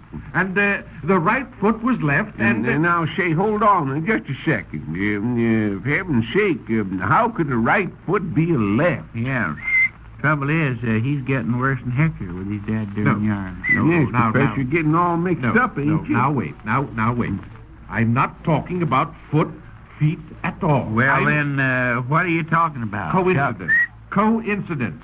I'm trying to explain what it is. Coincidence? Yes. Now, this other man was a safe robber, a desperate yegg, and... Oh, well, sakes alive, why didn't you say so right in the beginning? Why didn't you say so in the first place? Look here now, Eb, listen careful now, and then bring your sound ear over here. I got the idea. I know what coincidence is. What? A bad egg. Oh, no, it isn't. Well, that's what you said it was. No. Now, I said... Hector Smith, you get out of here. We're having trouble enough without you coming in here. Yes, but wait. Look. What? Look here. Money. Well, I'll be dead darned. What? Why, Smith? Yes, sir. Money. And you know how much is here? What? $20,000. Oh, now, hold on there. Hector Smith, what have you been up to now? Where'd you get it? I got it from Mr. Flint. It stopped raining, hasn't it? And I've just come in to pay you for your share.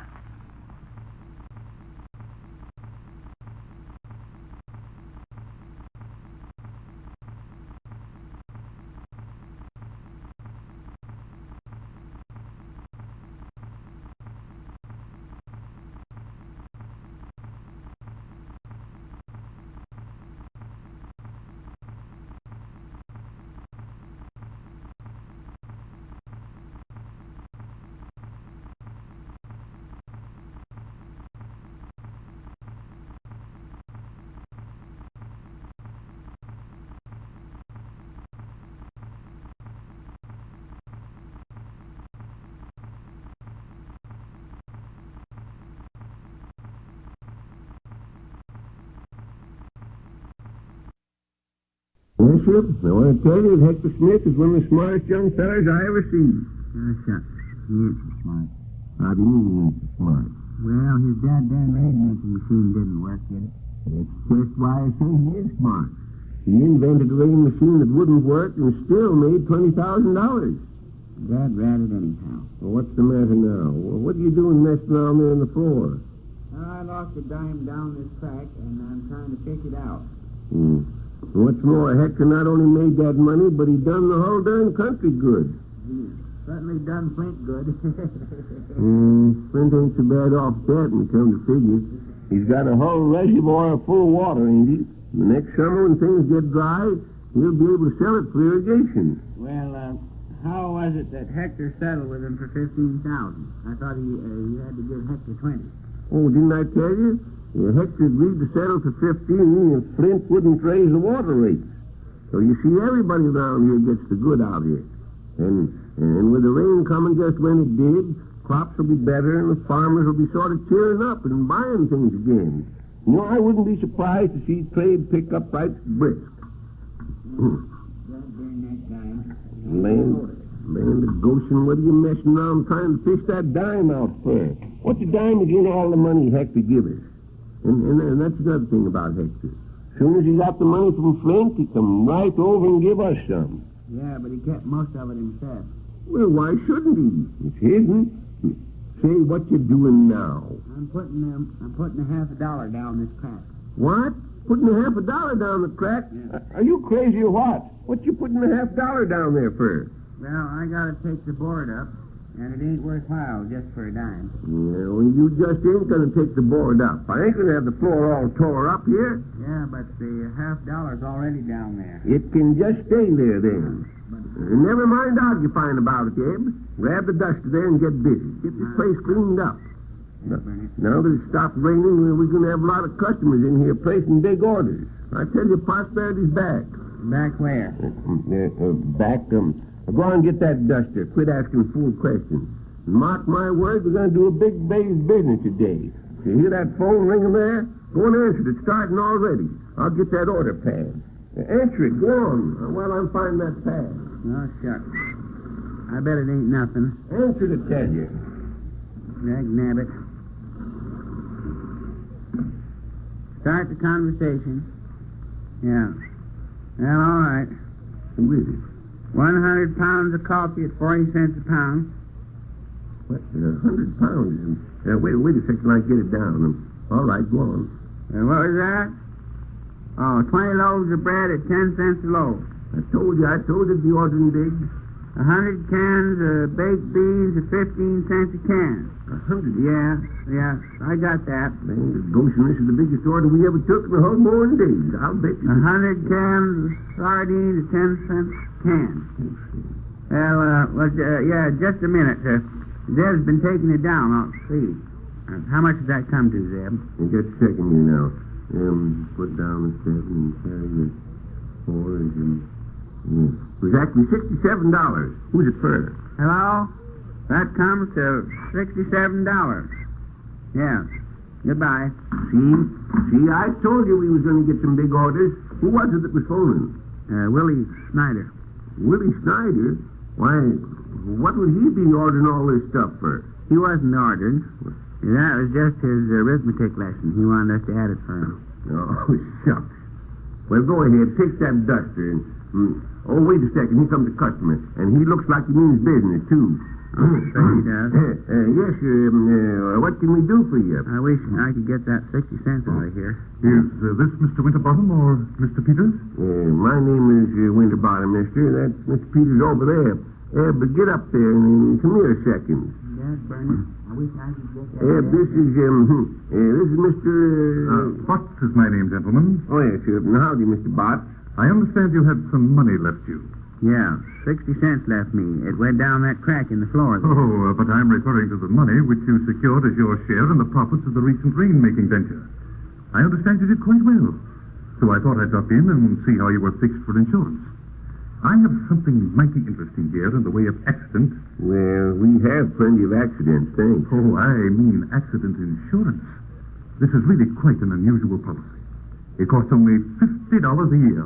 Well, how many accidents do we get for $50? Well, you don't get accidents, you get protection. Now, suppose you take out a policy which, as I say, only costs you $50. Then you get hurt. Well, just a minute. We wouldn't pay $50 just to get hurt. We can get hurt for nothing. But you don't pay $50 to get hurt. You don't. My company pays you if you get hurt. For example, it pays you for losing a leg, or... What's that? You mean your company pays a fella for losing his leg? Absolutely. Oh, shucks. The man couldn't make much money that way. He's only got 2 legs to lose. Oh, but... Yes, and then he'd have to be looking for another job. I reckon we'd better stay in the store business. Oh, it isn't a question of earning money by losing your legs. The policy compensates you. It covers illness, loss of occupation, injury by violence, and... Well, we might take some of those. How much are they a bunch? I don't understand. How much is what a bunch? Violets. Oh, but I'm not selling violets. I said violence. Violins. Well, sakes, mister, we don't want no violins. We wouldn't know how to play one if we had one here. Listen, please. I'm selling insurance. Insurance. Here, let me read you a policy. This is policy number 10-2415. How's that? 10-2415. Yes, Eb, you know, it's 10 cents straight or 2 for 15. Oh, no, that's the serial number, the serial. Well, if it's a serial, don't bother to read it. I can't wait for the last installment. This is an insurance policy. Now listen, will you please? Now here's the clause having to do with death. Upon due proof of the death of the insured, the company will pay the sum of $10,000 with the following provisions. What does a dead man want with provisions? Yes, and for that matter, what does a dead man want with $10,000? He can't spend it. The $10,000 goes to the beneficiary. To who? The beneficiary. I figured there was a catch in it. We die, and the money goes to this feller beneficiary. That isn't the idea at all. A beneficiary is, well, usually next of kin. For instance, your wife. You're married, aren't you? No, I ain't married. I ain't been feeling so well. That's why I look this way. Well, now, there you are. Now, that's why you ought to carry insurance. Suppose you'd get real sick or have an accident. Now, that's just where our policy provides for you. And if you have an accident and are sick at the same time, it pays double. It does, eh? It certainly does. Now, listen to this. And we'll pay double in the following cases. 1, if you are run over by a truck and at the same time suffer with rheumatism. 2, if you fall off of a building and at the same time have lame knees. Or by waving the knees. I can't wave my knees, but I can wiggle my ears. Yes, and I can bend down and touch my toes. Do they pay anything for that? I'm talking about accidents. Accidents. Suppose your car would run off the road and turn over. I wish it would. You wish it would? Yes. You mean you want your car to be wrecked? No, but it'd be a good joke on the fellow that stole it. Oh, I see. Your car's been stolen, eh? Yes. Well, that ought to show you the value of insurance. If your car had been insured, you'd have gotten it back. We'll get it back. Yes, you will. You're darn tootin' we will. We know who's got that car. Oh, yeah? Yeah. Well, then why don't you get it back? If you know who's got it, why don't you get it back? Well, we're just waiting. Yes. Waiting for what? Waiting for the feller to put on a new set of tires. Say, what are you trying to do? Horse me about that car? If your car... How's that? I said horse. Horse. Your car... Why, no, mister. It ain't no horse car. It's a 1922 four-cylinder... Now, listen. My proposition is this. If you die, this policy pays $10,000 the day you're buried. Think it over, and let me know about it. Good day. Hey, sort in a rush, ain't he? Yes. And anyway, the dad-darn thing's a fake, Zeb. You have to die in order to collect. Shucks. There ain't no profit in that. Well, I ain't so certain about that, Zeb. The darn thing only cost you $50. And wouldn't you say there was a profit in getting $10,000 the day he was buried? No. I'd say you was going in the hole.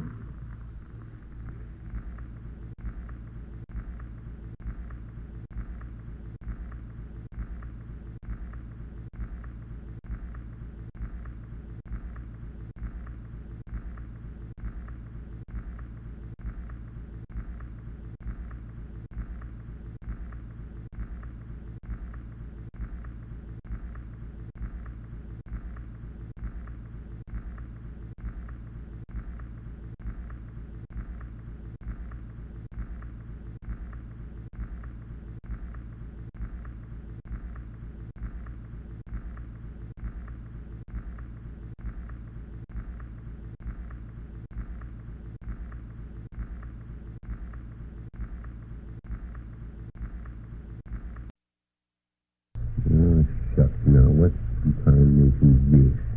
Eb, you have to come over here and help me with Miss Pinkley's order. Shucks. What's the matter with it? Can't you read English? Yeah, of course I can read English.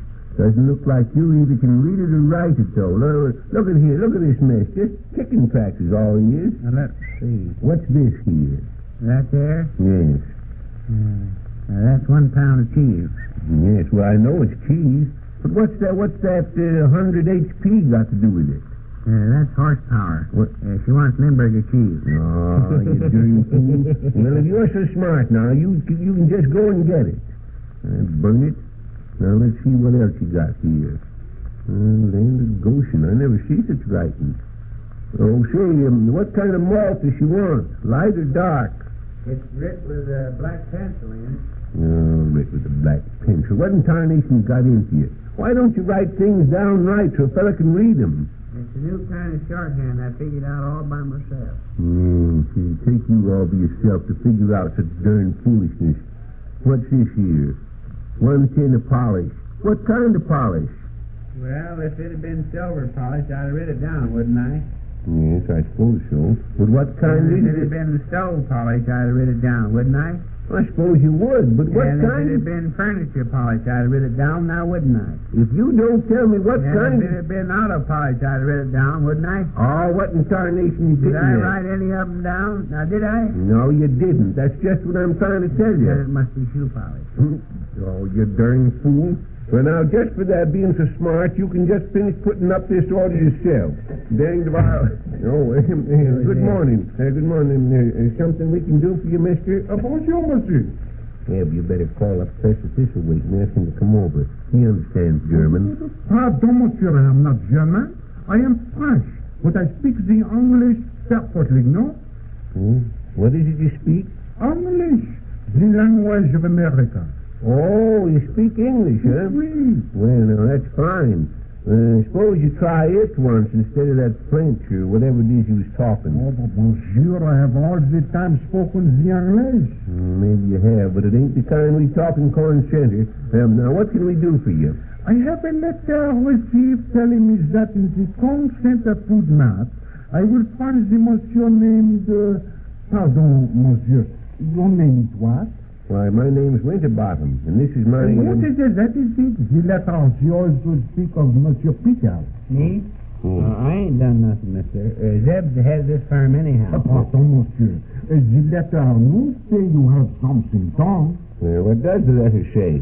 She say here, I will find the Monsieur Winterbottom and the Monsieur Peter. Well, that's right. Now that you know who we are, who are you? Pardon, I should have tell you. I am the Monsieur Girard. Oh, yes. Never heard the name before, but pleased to meet you, Mr. Girard. Now, what about this letter? We don't owe your firm nothing, do we? No, monsieur. I am not firm. I am a modeler. What kind of a model? Air model, Eb. Didn't you hear him say so? No. I am not the air model. And then what kind are you? I am the modeler.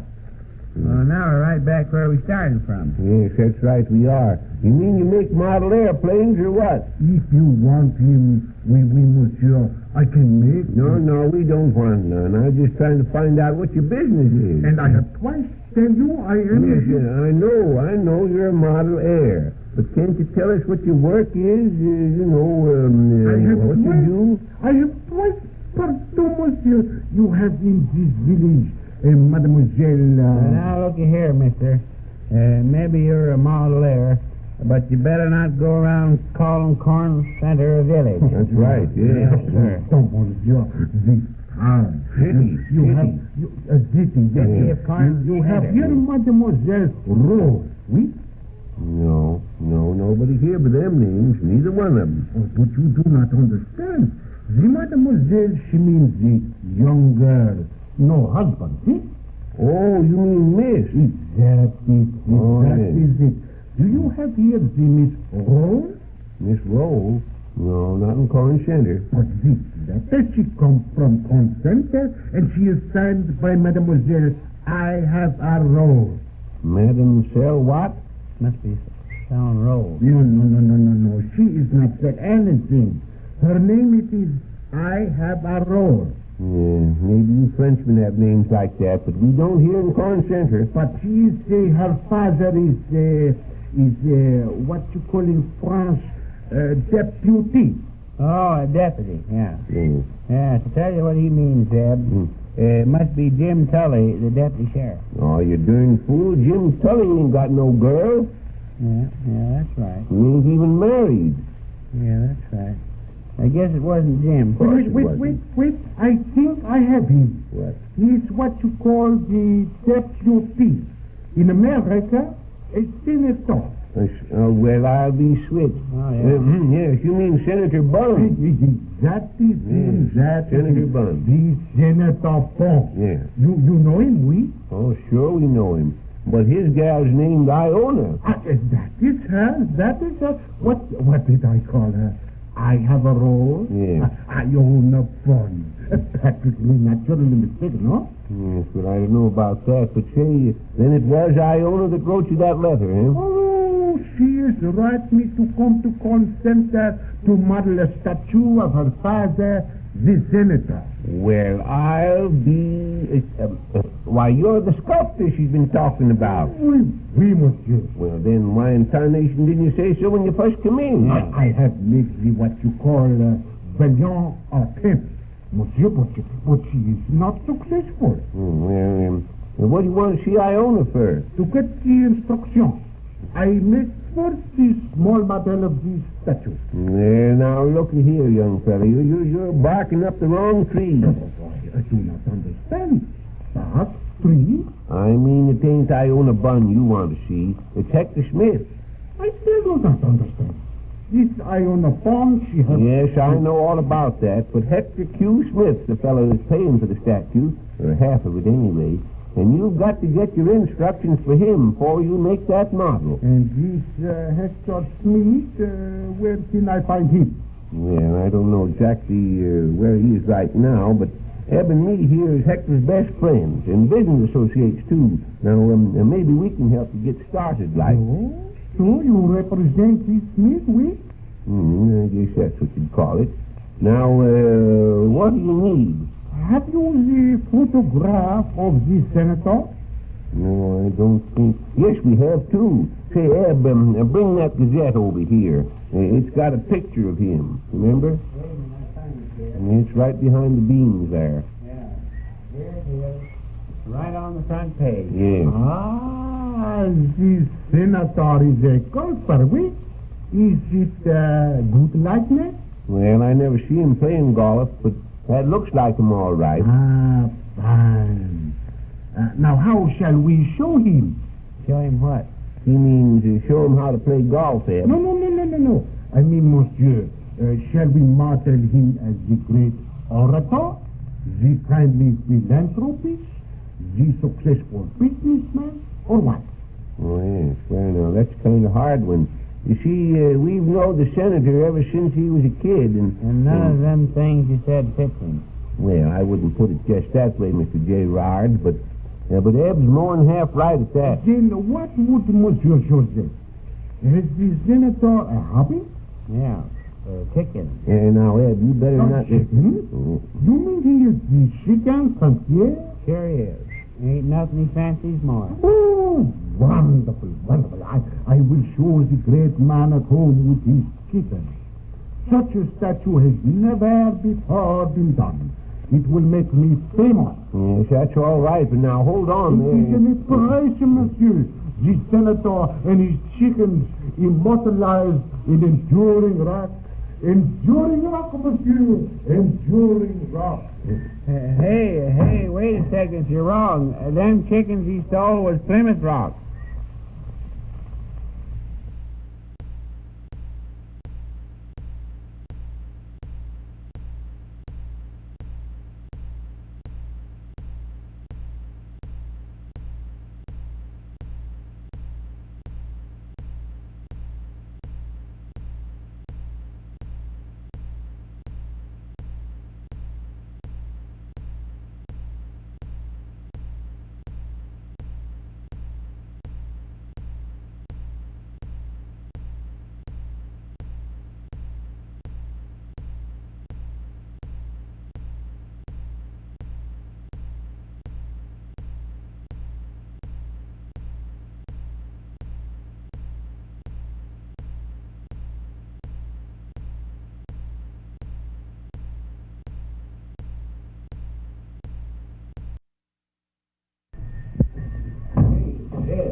Look at this. Just look at this.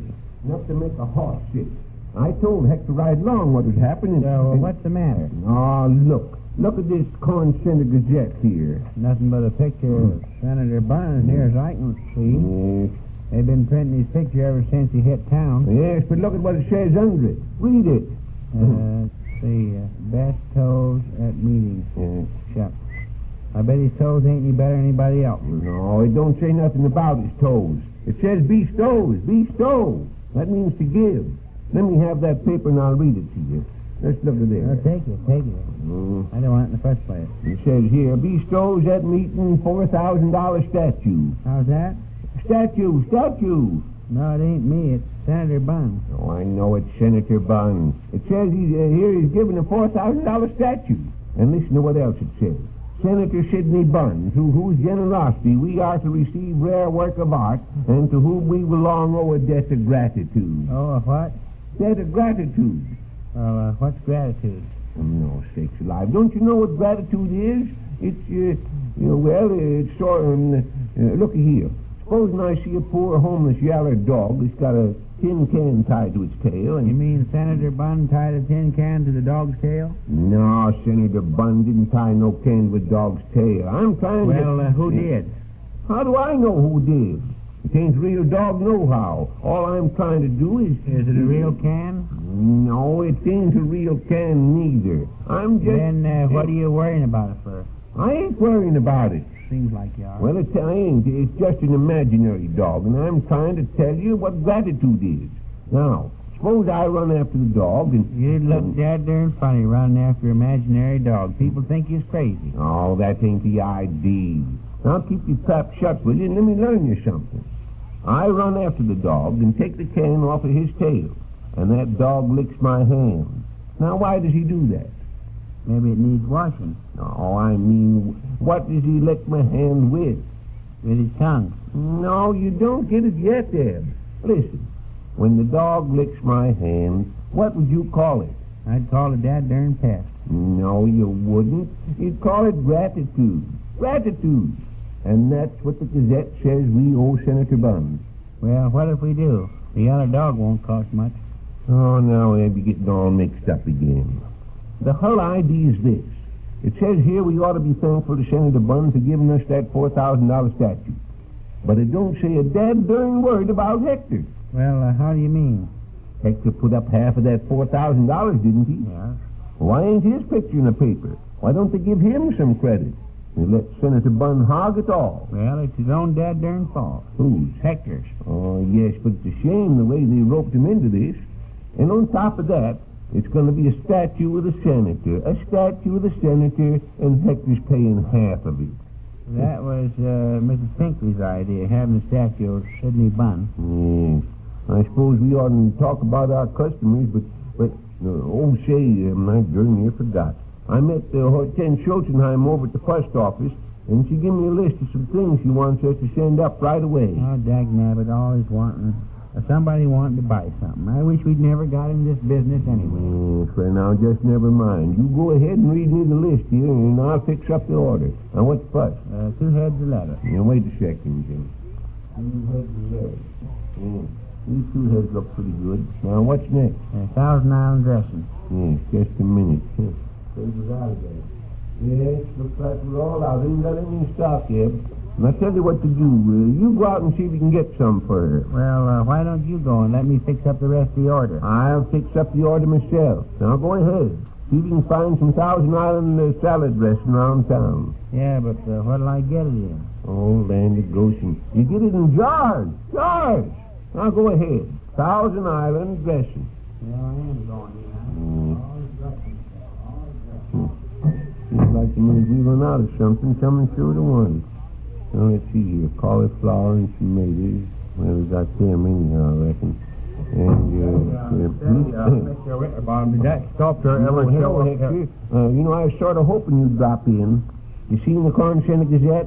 Yes. What about it? Yeah, I hope you noticed they had a picture of Senator Bunn and a lot of stuff about him giving a $4,000 statue, and not a dad darn word about you. I told you he was out to slicker you, and he has. Oh, shoot. A man like Senator Bunn wouldn't slicker me. I'll get some credit out of that statue. You just wait and see if I don't. Yes, you will. Sure. What makes you think Senator Bunn will ever give you any credit now that he's got your money? Because he will. I'm an excellent judge of human nature, Mr. Winterbottom. And Senator Bunn... Your human nature. You make me laugh, Hector. All right. Go ahead and laugh and see if I care. But I'll show you how good I can size up a man. One night I was sitting in my little one-room apartment, and a stranger walked right in. And the minute I saw that stranger, the minute I laid eyes on him, I knew he was a sailor. Well, sir, Now, listen, how'd you know he was a sailor? Yes, that's what I say, a sailor. And But so I say, how'd you tell he was a sailor? Because he had on a sailor suit.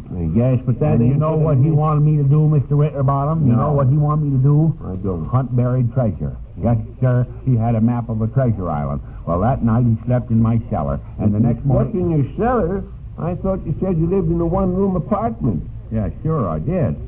That's what, what's that got to do with it? A one-room apartment ain't got no cellar? Oh, gee whiz, that's right, ain't it? Certainly is. Well, I meant salt cellar. What? Yes, that's it, salt cellar. Salt cellar? Well, say, what's the matter with you, Hector? How could he sleep in a salt cellar? Because he was an old salt. And the next day we started out to find the treasure island. We rented... You mean one of these here South Sea islands like Hawaii? What was that? Hawaii. Oh, don't mention it. We rented... Dad, ding it, I said Hawaii. Oh, gosh, I'm swell. And drop in and see us sometime. I'm talking about the treasure island. Was it in the South Seas? Oh, yeah, sure. It was in the South Seas. You bet your boots. I'll say it was.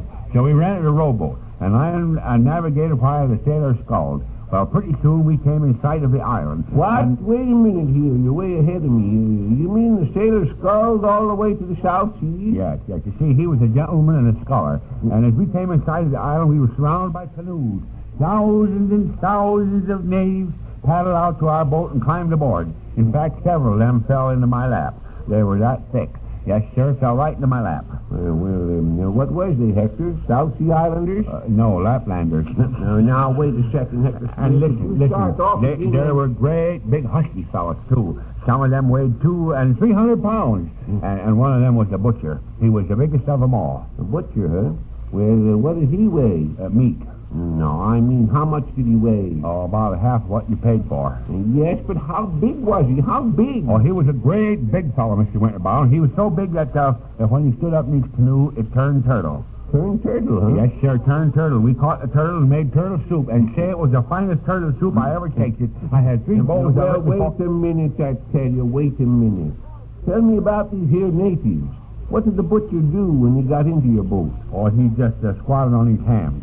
But you should have tasted that soup. The sailor was eating a big bowl of it and almost swallowed the needle. Almost swallowed the needle? Yes. You mean the needle was in the soup? Yes, but it was a typographical error. It should have been noodle. So the next morning we tied our boat to a wave and went ashore. Well, we went on the island. You say you tied your boat to a wave? Yes. Tied our boat to a wave and went ashore. Oh, shucks, you darn fool. You can't tie a boat to a wave because the wave would be gone the next minute. Yes, but this was a permanent wave. And when we got ashore, we found the only way we could get into the island was through a small rocky orifice. An exceedingly small orifice in the rocks. So we sat down and waited until 9 o'clock. What did you wait until 9 o'clock for? Because the orifice didn't open up until 9 o'clock. And then we discovered that to get to the interior of the island, we would need horses and a wagon. So I caught some wild horses, hitched them up, and started to drive across. Now, wait a minute, Hector. Just a second here. Drove wild horses. Why, you never drove a horse in your life. Is that so? Yes. Is that so? Well, just let me tell you something, Mr. Winterbottom. I drove a team of horses for years and never had one complaint from a passenger. Not one complaint. Well, when we got across the first set of How rocks... do you mean you never had a complaint from a passenger? What did you drive, a stagecoach? No, a hearse. Now, you get right along here, Hector Smith. I ain't going to stand for no more of your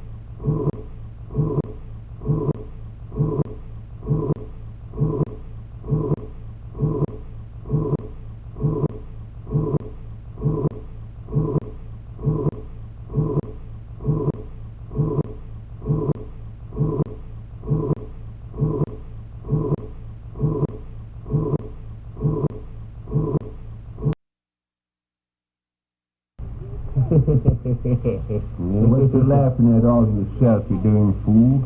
I just thought of a good riddle. Riddle? Didn't I tell you to see how many of them suits of heavy wool underwear we got left?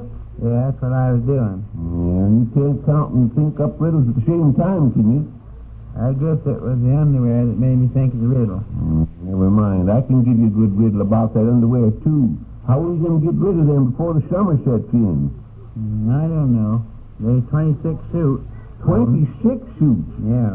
Why, dag-nabbit, Eb, we can't carry all them over the next winter. So what are we going to do about it? That's just what I'm trying to think. We got to get our heads together and work it out. Yeah. How'd this do? What? And let's run an ad in the Gazette about 'em and offer a back scratcher free with every suit. Yeah, now, that might be something. There might be something in that, all right. Now, bring a pencil and some paper over here, and we'll... good morning, Mr. Gayrod. Good morning, monsieur. Do you have in your store the Annika? I'm afraid we ain't.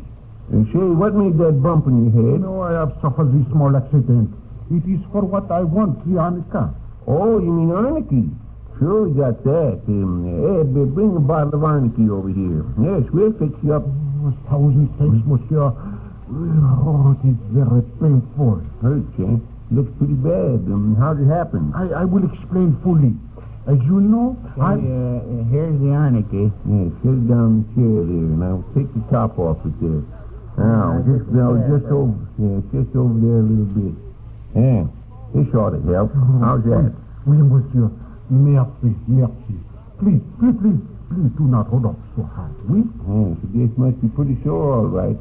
Say, bring one of them clean rags, Zeb, that we were using to wash the windows, and I'll tie his head up. Oh, 1,000 thanks. 1,000 thanks. My head, she feels better now. Yeah, see, that Arnicky's good stuff, all right. Now, tell us, what hit you? Well, to start at the beginning, you remember I am to make the small model of the statue, oui? Did you get it finished? Oh, oui, I finished him. I'd like to see it. Yes, Mr. Gilroy, we both like to see it here. Where is it? Oh, monsieur, you will never see it. And what a pity. She was beautiful, wonderful, a magnificent masterpiece. Did you get the chickens in? A dozen of them, and so natural. One could almost hear them, what you say, cackle, oui? Oh, that's nothing. I know a fellow that painted a picture of a hen once. It was so natural it laid an egg. Oh, really, monsieur, that was wonderful. Maybe one of my chickens would also, put down an egg, but now it is impossible. What happened to it? Oui, monsieur, I am coming through that. It was terrible. When I have the model finished, I wrap her most carefully so as to break not one little part and take her to the house of the Senator Burns. The Senator Burns? Why, dag-nabbit, I thought you was going to bring it over here first so Eb and me and Hector could see it. Oh, that was the plan, monsieur. But yesterday evening, the Mademoiselle Bon called at the hotel and she said... I was afraid that dang girl would ball things up. Shut up, will you? Let's find out what happened. Go on, Mr. Gayrod. Oui, monsieur. See, what you say, dangle girl, she come to see me, and she says the model must first be shown to her and the senator. Well, didn't she see it last night? No, monsieur. I tell her she cannot see it till she is finished. I tell her it is a masterpiece. So you took it over this morning, huh? Oui, monsieur. But when I arrived, the senator, he is not there. Was the Iona there? Oui, but I tell her I prefer to wait the senator's arrival before I display the model. Then the mademoiselle give me, what you call it, video for you. Full of what? Oh, many things, my dear. She say her family is the only one that amounts to anything in constant health. What? She said that? Why, dag-nab that gal, she's going just a little mite too far, that's all. Did she tell you how her pa got run out of town? Now, Eb, better keep your trap shut. Oh, she also speak about two, I forget the word, yes. Two boobs who have her the general store here. Do you know them? Boobs? I'll be danged if I'm going to stand for that, Zeb. I'm going right over to No, that house. you just keep your shirt on now. We'll tend to her later, If Eb. you refer to the Mademoiselle Bon, monsieur, I would advise you to remain away from her residence for the present. she is not in what you call it the pleasant frame of mind. Yeah, what's the matter? Did she get mad at you? No, oui, monsieur, but that was a little later. Then she tell me about the Monsieur Smith. Perhaps it is the Hector Smith you have mentioned, oui? Yes, that's who it is, all right. What'd she say about him? I wish Hector was here to get this. She see, Monsieur Smith have more money than brains. He ain't that way now. What else she say? See, Monsieur, she tell me something which I cannot understand the meaning. Perhaps you can explain to me, oui? She say, people of Con Center are just a bunch of nanny goats. What? Why, of all the... did she say nanny goats? Oui, monsieur. Nanny goats? Gosh darn it, she can't say, where's my hat? Where you going now? I'm going out to find Hector. No, you ain't. You come back here and let's get the rest of this. We can tell Hector when he comes in now. You can explain what the mademoiselle meant, monsieur? Yeah, I could, but I ain't going to. What else she say? Well, by that time the senator arrived and he is in a very happy mood. Yeah. He say he is all pepped up about the statue. Well, he ought to be, getting Hector to pay for half of it. Keep your trap shut and let Mr. Gaylord tell us what happened. Oui, monsieur. And very soon she happened. Oh, monsieur, it is very, very sad. Yes, well, you showed him the model, huh? No, oui, monsieur, but I endeavored to make it very impressive. I placed the model on the table, and I have arranged the paper so I can lift it up similar to the unveil of a real statue. Clever, monsieur, oui? Yes, I suppose it was. But what happened when he saw it? Oh, be not impatient, monsieur. Then I make this speech. I tell him how I am one of the great sculptors in the country, and... Yes, I know, but what... One moment, monsieur. I tell them that the model which I have made is unique. No other statue like it has ever been designed. The great sun nectar shone with his favorite hobby, so natural, so lifelike, so real. Yes, but can't you tell us I tell them that the statue will make me famous, that it is a masterpiece. Yes, but what did then, monsieur, with the grand flourish like this, I unveil the model. Well, I'm glad you finally got it unveiled. Now what? Yes, how do you like the chicken? Monsieur, as I have said, it is very, very sad. The senator, his face turned a beautiful shade of purple. And I am afraid he has the stroke. But the mademoiselle, she is not affected that way. She wasn't, huh? Well, she makes tease my arm like this, and she say, who tell you to make the model like that? Well, you didn't tell her, did you? Oh, oui, monsieur. And when I tell her it is Monsieur Winterbottom and Peters, it is very, very sad, monsieur. Well, when I tell her that, she sees the model with both hands like this, and what you say, wham! She crushed the model on my head, and it fly into 2 million pieces. Gee, hold you fat.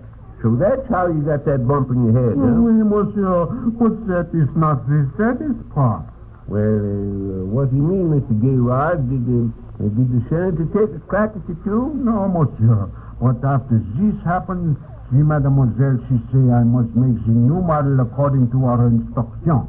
And that since I have made such a mistake, she will not pay $4,000, but only $2,000. What? It is very, very sad, monsieur. But what can I do? I have agreed. Oh, well, why, consign her, Hyde? Why, Dad burn her anyway.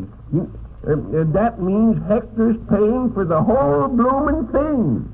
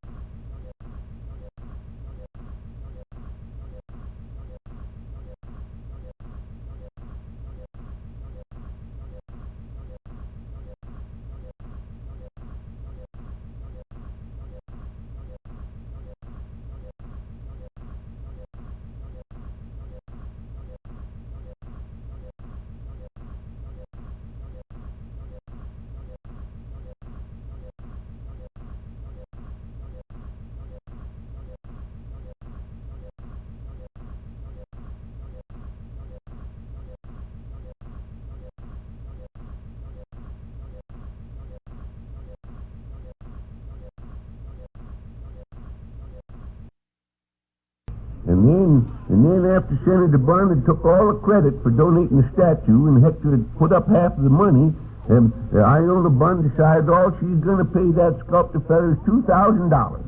Well, what about it? What about it? Why, Hector's paying for the whole darn business. That's what about it. And I bet most of the people in this here town figure the senator's paying for it all, when he ain't putting up a red cent. Well, can't Hector get his money back? Yeah, I don't know. We ought to ask somebody about that. Say, move some of that truck off the counter there, so I'll have some room to put up these orders. You mean that stuff here? Yes, that stuff there. Now, let's see. Miss Pinkley wants some... What do I do with it? Put it back in the shelves. Put it on the shelves. What's in them boxes, anyway? There's a white horse. What? There's a white horse in them. Oh, what's the matter with you, Eb? Fetch one of them boxes here. Sure. Here you be. And that's what it says. White horse. Oh, you're crazy like a thought. You couldn't get a white horse in a box like this? Well, maybe it's a small horse. Give me that box. It ain't a horse at all. It's hose, white hose. That's them woolen socks and underwear we was talking about yesterday. Well, go on ahead. Put them back and wait a second. I'll tell you what. Go get that blackboard and a piece of chalk. Well, what you gonna do? Never mind. Go fetch the blackboard. We're gonna get rid of this stuff. That's what we're gonna do. We're gonna put on a sale. Sure. What's the matter now? Can't you find the blackboard? Yeah. I got it here. All right. Now, we'll make a sign about the underwear and hang it out in front of the store. It looked dead darn funny with a lot of underwear hanging out in front of the store. No, we ain't gonna hang the underwear out there. We're gonna hang out the sign. I'll go ahead and put down what I tell you. Yep. Bet it won't work. Certainly it'll work. I'm gonna put the price down where people will have to buy. We'll cut them union suits right in half. Who in tarnation want a half a union suit? I mean, we'll cut the price in half. Now write it down. Giant union suit sale. Why, are we going to sell them to giants? No, we're going to sell them to anybody who'll buy them. Now put it down. Well, I am putting it down, ain't I? Yeah. And under that, put also shirts and socks. What'd you say about shirts and socks? Put him under union suits.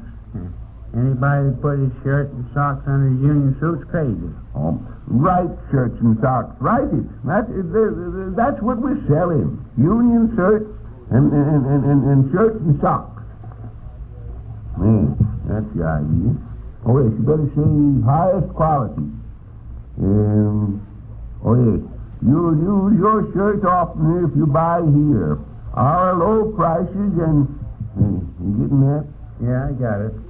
You'll lose your shirt oftener if you buy here. No, not lose. Use.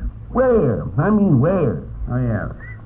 Where'll you lose your shirt? Now, hold on. Hold on to your shirt when you buy here. Oh, wait now.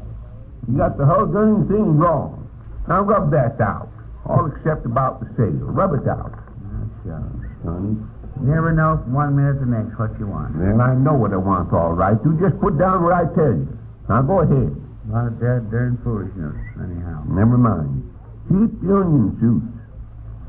Cheap union suit. Cheap.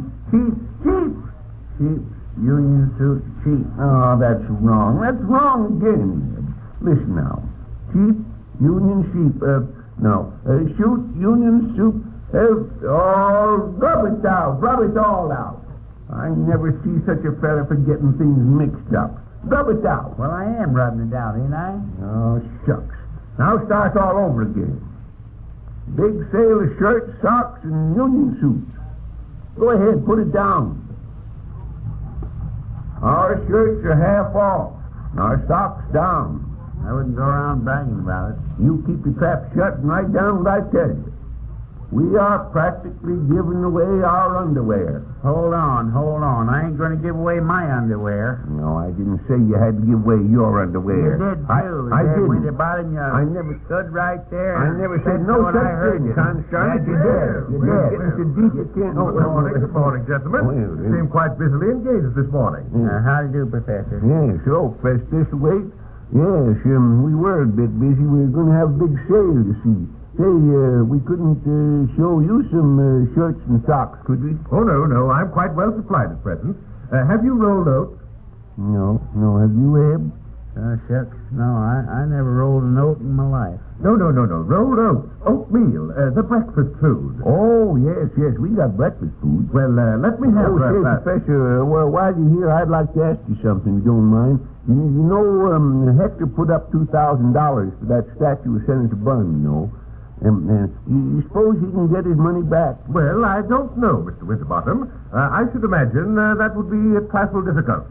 Smith gave the money in good faith, and I understand the statue has already been started. Yes, but $2,000 is a lot of money to pay for just one statue, ain't it? Oh, that all depends. You see, you can't judge the value of artwork as you would ordinary merchandise. For example, when I was in New York last autumn, I saw a small painting valued at $10,000. 10,000? Sakes alive. What was the picture about? Well, it was the picture of a soldier called at daybreak. Well, what'd they call him so darn early for? No. No one called him early. Certainly not, Eb. Nobody called him. He had an alarm clock. No, he didn't have an alarm clock. He didn't. No, he was a soldier, a sentry. He had the night watch, and... See, you think you're so darn smart? What? He didn't have an alarm clock. He had a watch. No, I don't mean that kind of watch. I mean the man was on the watch, on the lookout. He was standing there, eager, yet unafraid, as becomes one who conducts... Never heard one of them. One of what? Hootin' ducks.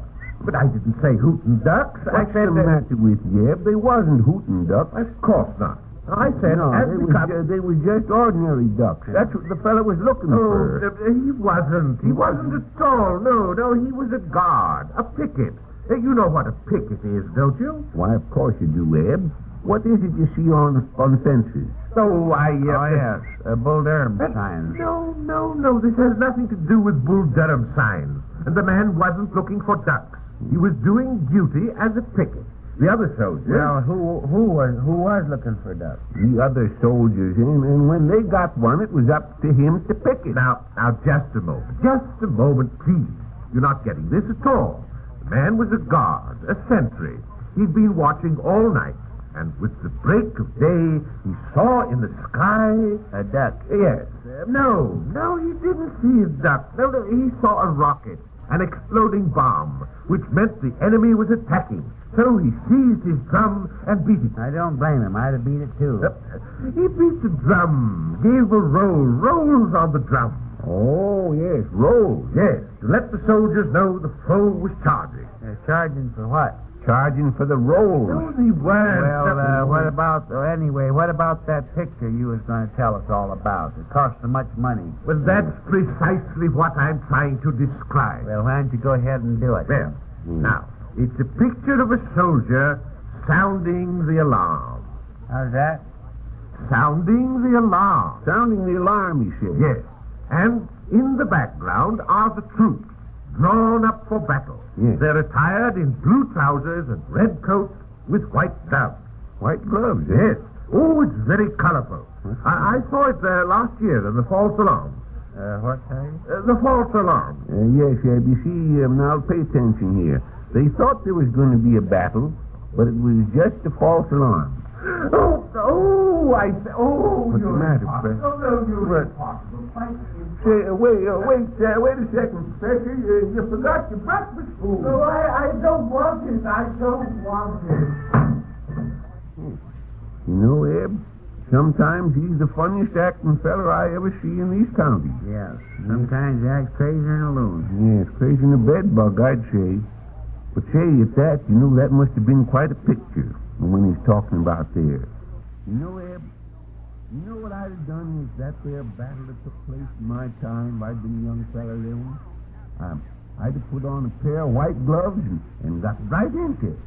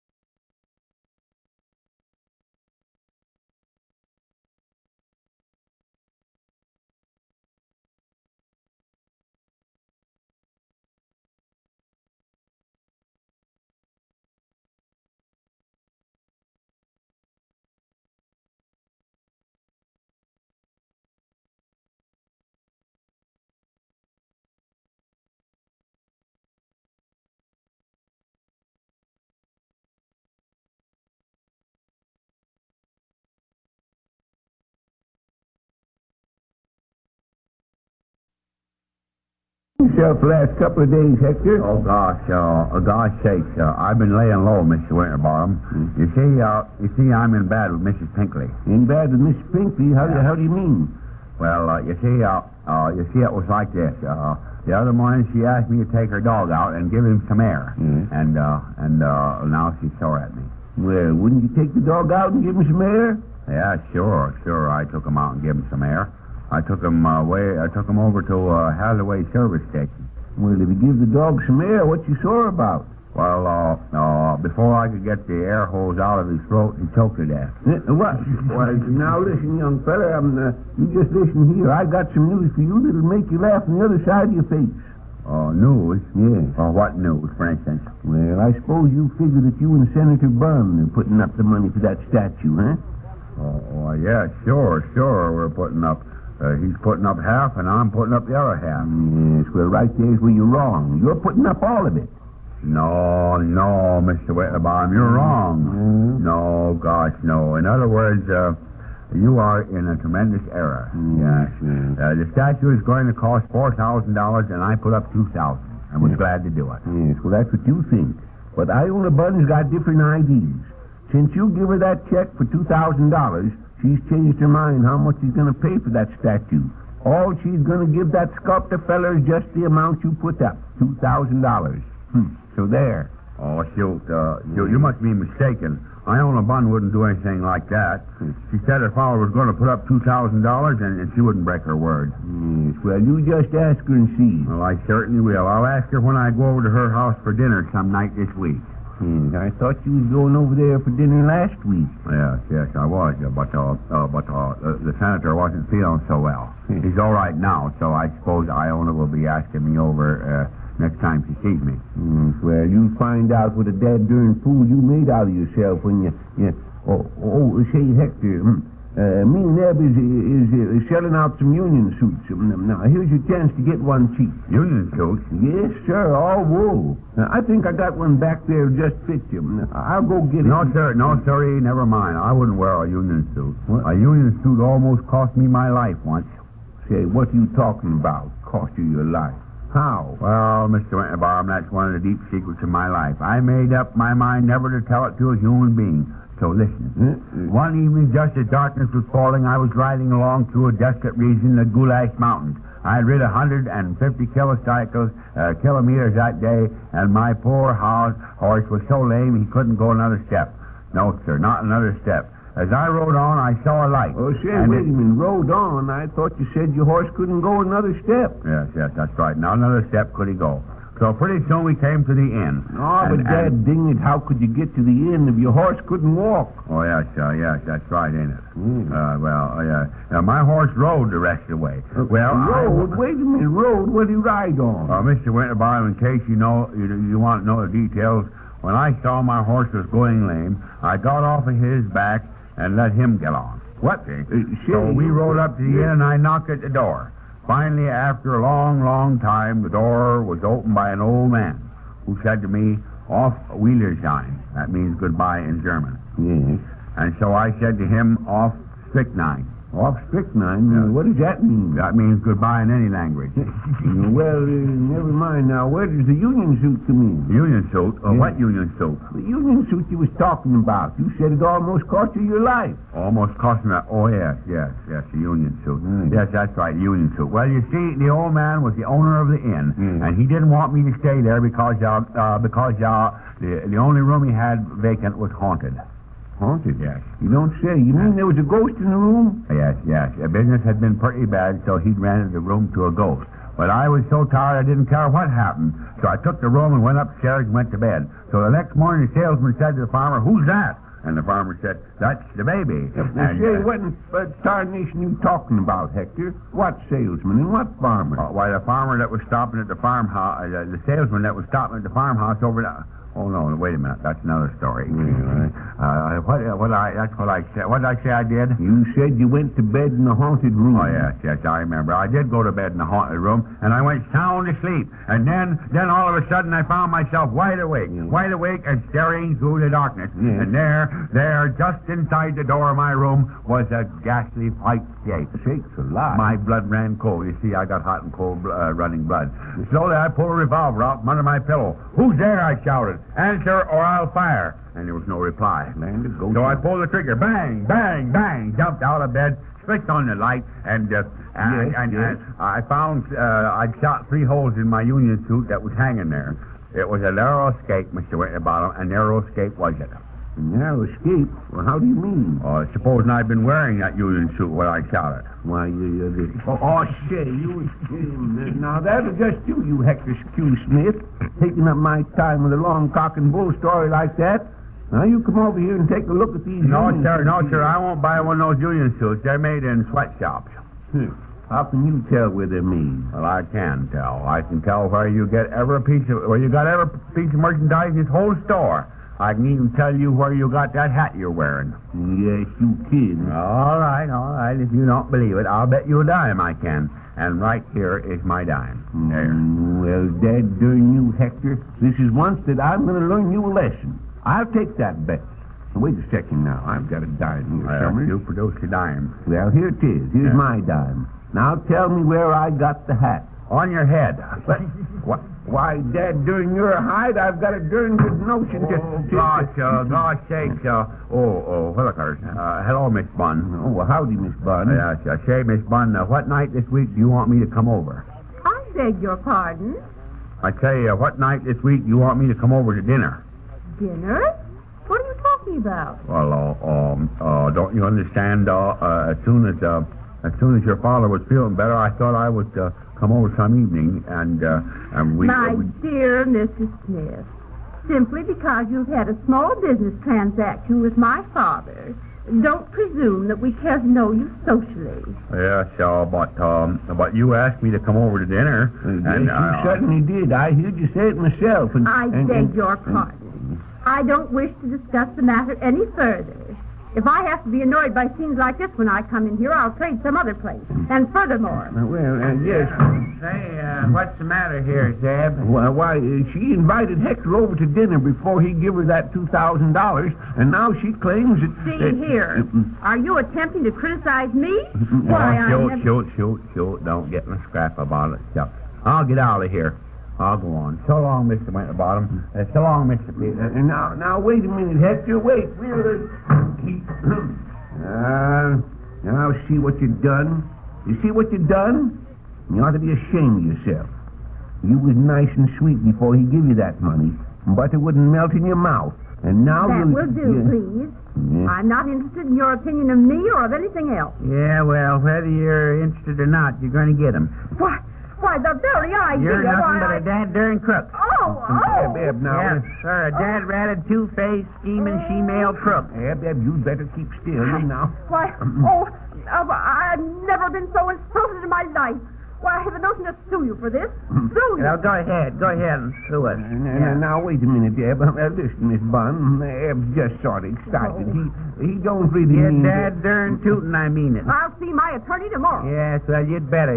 You'd better find out how he can keep you out of jail. Oh, indeed. Well, you'll be the one that will land in jail. Oh, what do I care? I've been in jail before. Oh, well, truth will out, won't it? I might have imagined as much. So you've been in jail before, have you? What were you doing in jail? What were you in jail for? I was hired to whitewash the cell they was going to put your old man in the time he was caught stealing chicken. Oh! Yeah. Oh, no. Concern it, Eb. I care. Well, why didn't you keep your darn trap shut? Now she'll sue us as sure as you're a foot high. No, shucks. She's just like her old man, full of talk. She won't do nothing. Yes, but you oughtn't to be losing your head and say, you got a dime? Yeah. You got it? Yeah, why? Well, get it out. Get it out. Come on, get it out. I'm gonna make you a bet. Well, here's the dime, but what's the bet? And here's mine. This is good now. Now, I'm going to bet you that I can tell. I'm going to bet you that I can tell you where you bought that hat. Yeah, well, where did I buy it? Why, you bought it. You bought it on. Dad darn it anyhow. They ain't no honest people in the world. They're all crooks. That's what they are. Dad darn it crooks.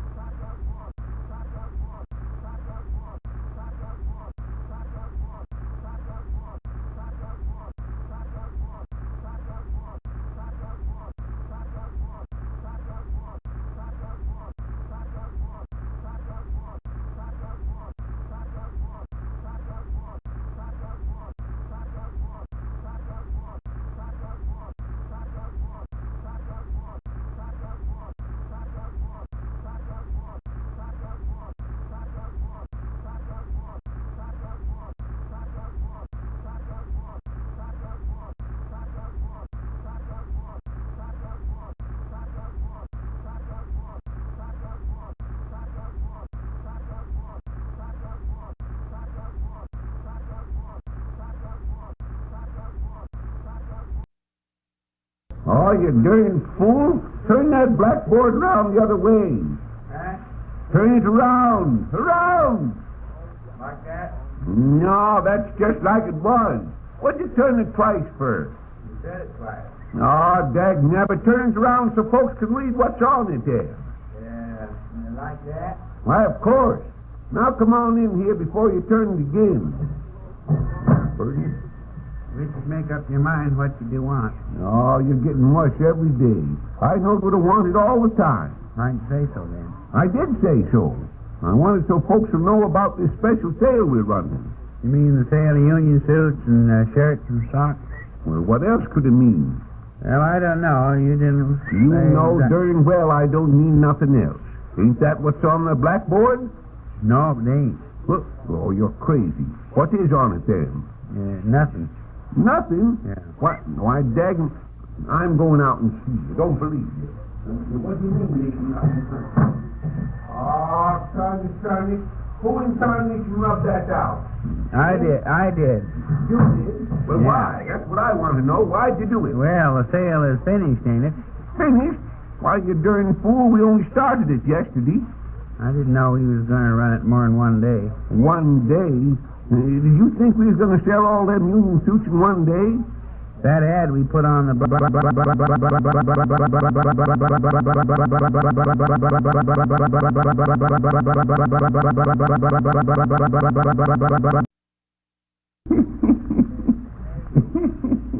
Well, what's so darn funny anyhow? Some of the things in the Gazette here. I didn't see nothing so funny in it. Well, you don't look in the right place, that's all. Just listen to some of these items in the For Exchange column. For what? For exchange. Exchange. Yeah, but for what? Oh, dagnabbit, what's the matter with you? You getting deep? No, I ain't. I heard every word you said. Well, then quit asking me for what. I told you twice it's for exchange. Yeah, I know you did, but you still ain't told me exchange for what. Oh, you darn fool, Eb. They're all different. That's what I'm going to read to you if you just keep your trap shut and let me do it. Now, go ahead. I ain't got nothing else to do anyhow. I'm son, you drive me crazy sometimes. How can a fella be funny with you asking simple questions like that? You ain't told me nothing funny yet. You want to hear this or don't you? I told you to go ahead. All right. Here's the first one. We'll trade good lawnmower for any fire extinguisher in workable condition. See me about this at once. My house is on fire. Well, wait a minute. What's a fire extinguisher? Oh, it's one of these things you shoot chemicals in front of a fire. What kind of chemicals? I don't know exactly what kind they are. What they good for? Put the fire out. And how can they do that?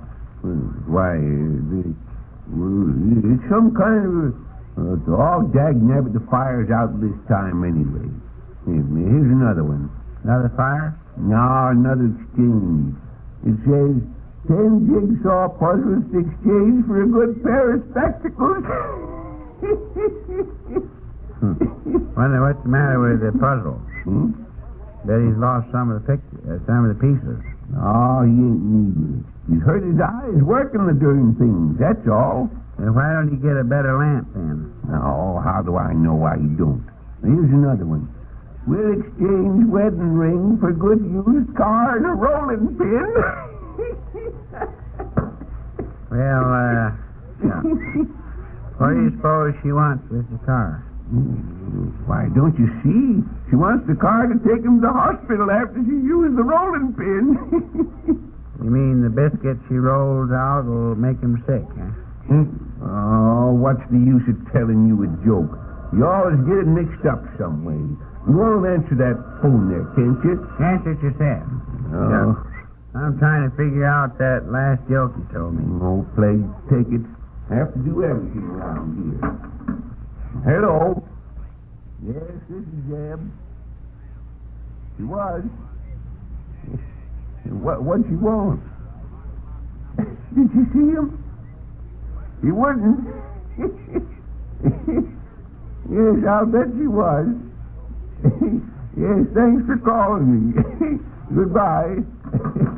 Well, who was it? It was Jim Barrow over at the hotel, Eb. Yeah, what did you say? Why, I own a buns bin over there. They wanted to see Mr. Girard. Well, what's funny about that? Wait till you hear it. You remember yesterday I told him it'd be a darn good idea to lock himself in his room till the statue's finished? Yes, but I don't... Dag-nabbed if he ain't done it. I only nearly had a conniption fit. Didn't she get in? Get in? Yeah. I should say she didn't.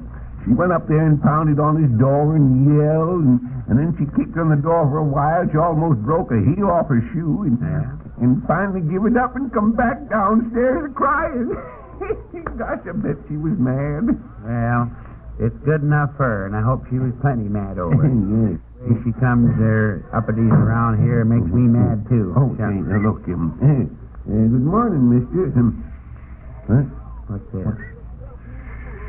What? Are you the proprietor? Well, one of them. And this is my partner, Eb Peters. Not so loud. Partners, eh? Yeah. Ah, so much the better. What's your name? Winterbottom, Zeb Winterbottom. Winterbottom, eh? Yeah. Any relation to Sir Geoffrey Winterbottom of the First Crusade? Not to know of. Well, it doesn't matter anyway. Now, gentlemen, if you will give me your undivided attention, I want to... Both of us? Of course he means both of us. Didn't he say undivided? Can anyone hear us? No, nobody else around here at all. That's fine. I'm from the Get It Now institution. In fact, I'm the president. And I've got a wonderful idea. You can make thousands and thousands of dollars. Well, now, that sounds all right, but how do you... You carry life insurance, don't you? Yes, but we... You're paying premiums every year, aren't you? Yes, but... Exactly. And when are you going to collect? Yeah, that's easy. And when we die, of course. Ah, yes, but when are you going to die? Well, now, Now, do you get the point? You don't know when you're going to die, so you don't know when you will collect on your life insurance. Am I right? Why, yes, I guess you are, but I don't see this. How would you like to get all that money in 1 year? Well, now, that wouldn't be bad at all. Well, all you've got to do is to become a member of my institution, and if you are insured in my company, you'll get it. Every cent of it. Well, now, that's kind of interesting. But how can you... Interesting. Why, it's revolutionary. Oh, I see. We join the revolution and get killed, and then we get our money, huh? Oh, no. It's much more simple than that. Now, for example, suppose you have a policy for $10,000, and you want to collect the $10,000 in, say, not less than 2 years. You mean we can do that? Absolutely. Now, suppose you are still alive at the end of the 2 years. We send a man around you send a man around with the money, huh? No. You get the money from the insurance company. Well, then what do you send the man for? He's our chief executioner. He bumps you up. You mean he kills us? Exactly. Do you get the point? Your insurance becomes payable immediately. Couldn't you send him around in 6 months?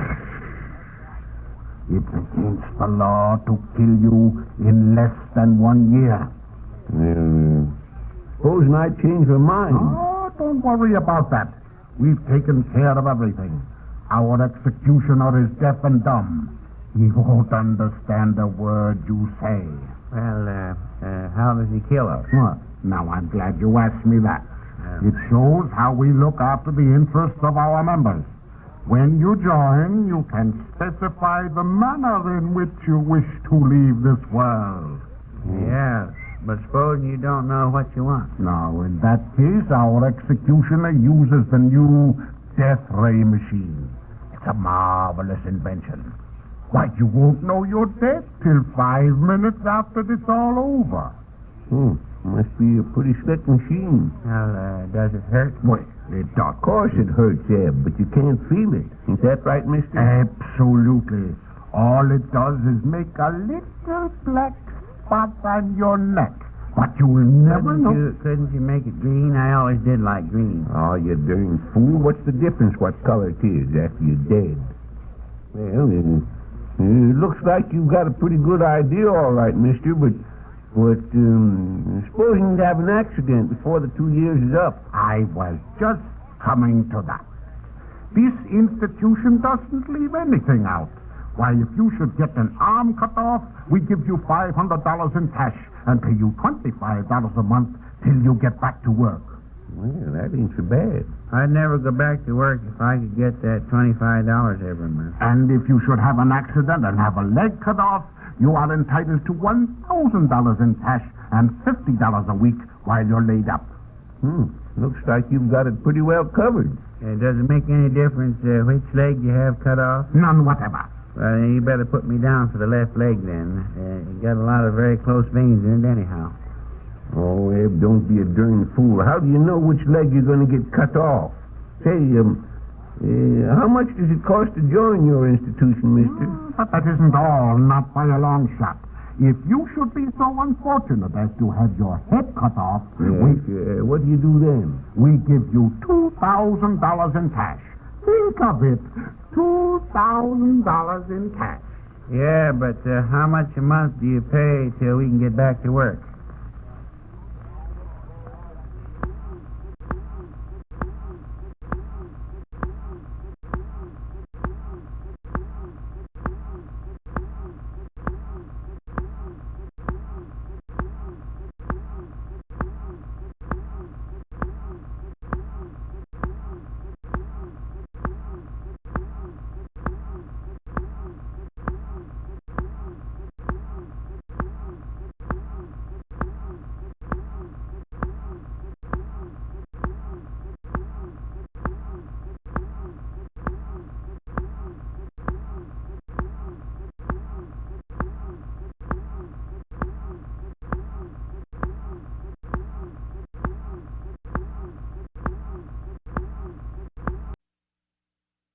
Say, Dad, darn it, go on and move, and then quit scratching.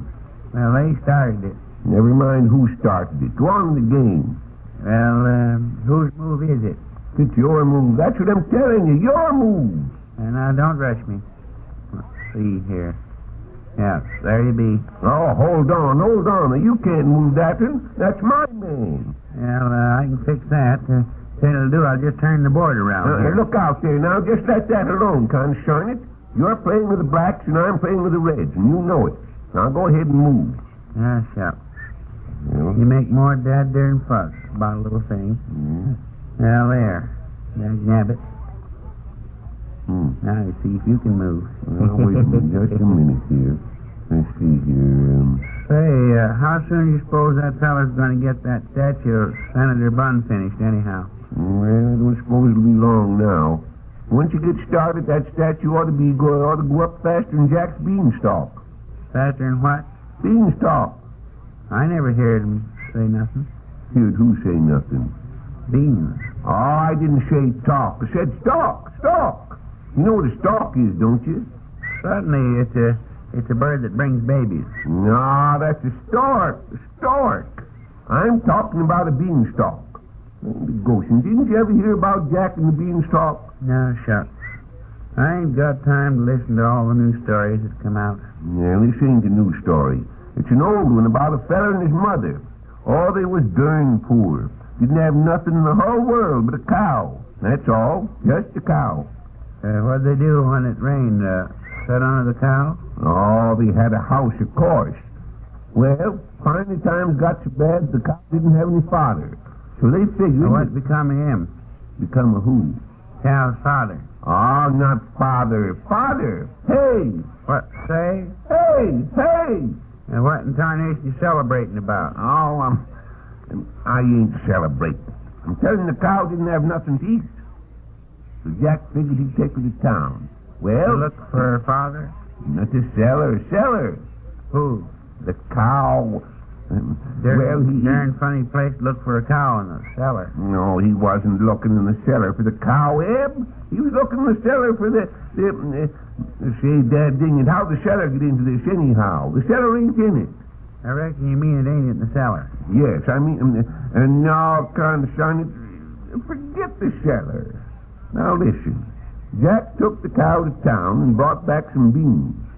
Well, when his ma saw the beans, she was sore as all get out. And you know why? 'Cause she didn't have no can opener to open them with. Oh, they wasn't canned beans. They were just ordinary beans. They was. Beans in a bag, yes. And Jack's ma was sore because he'd traded the cow for just a handful of beans, I want to tell you.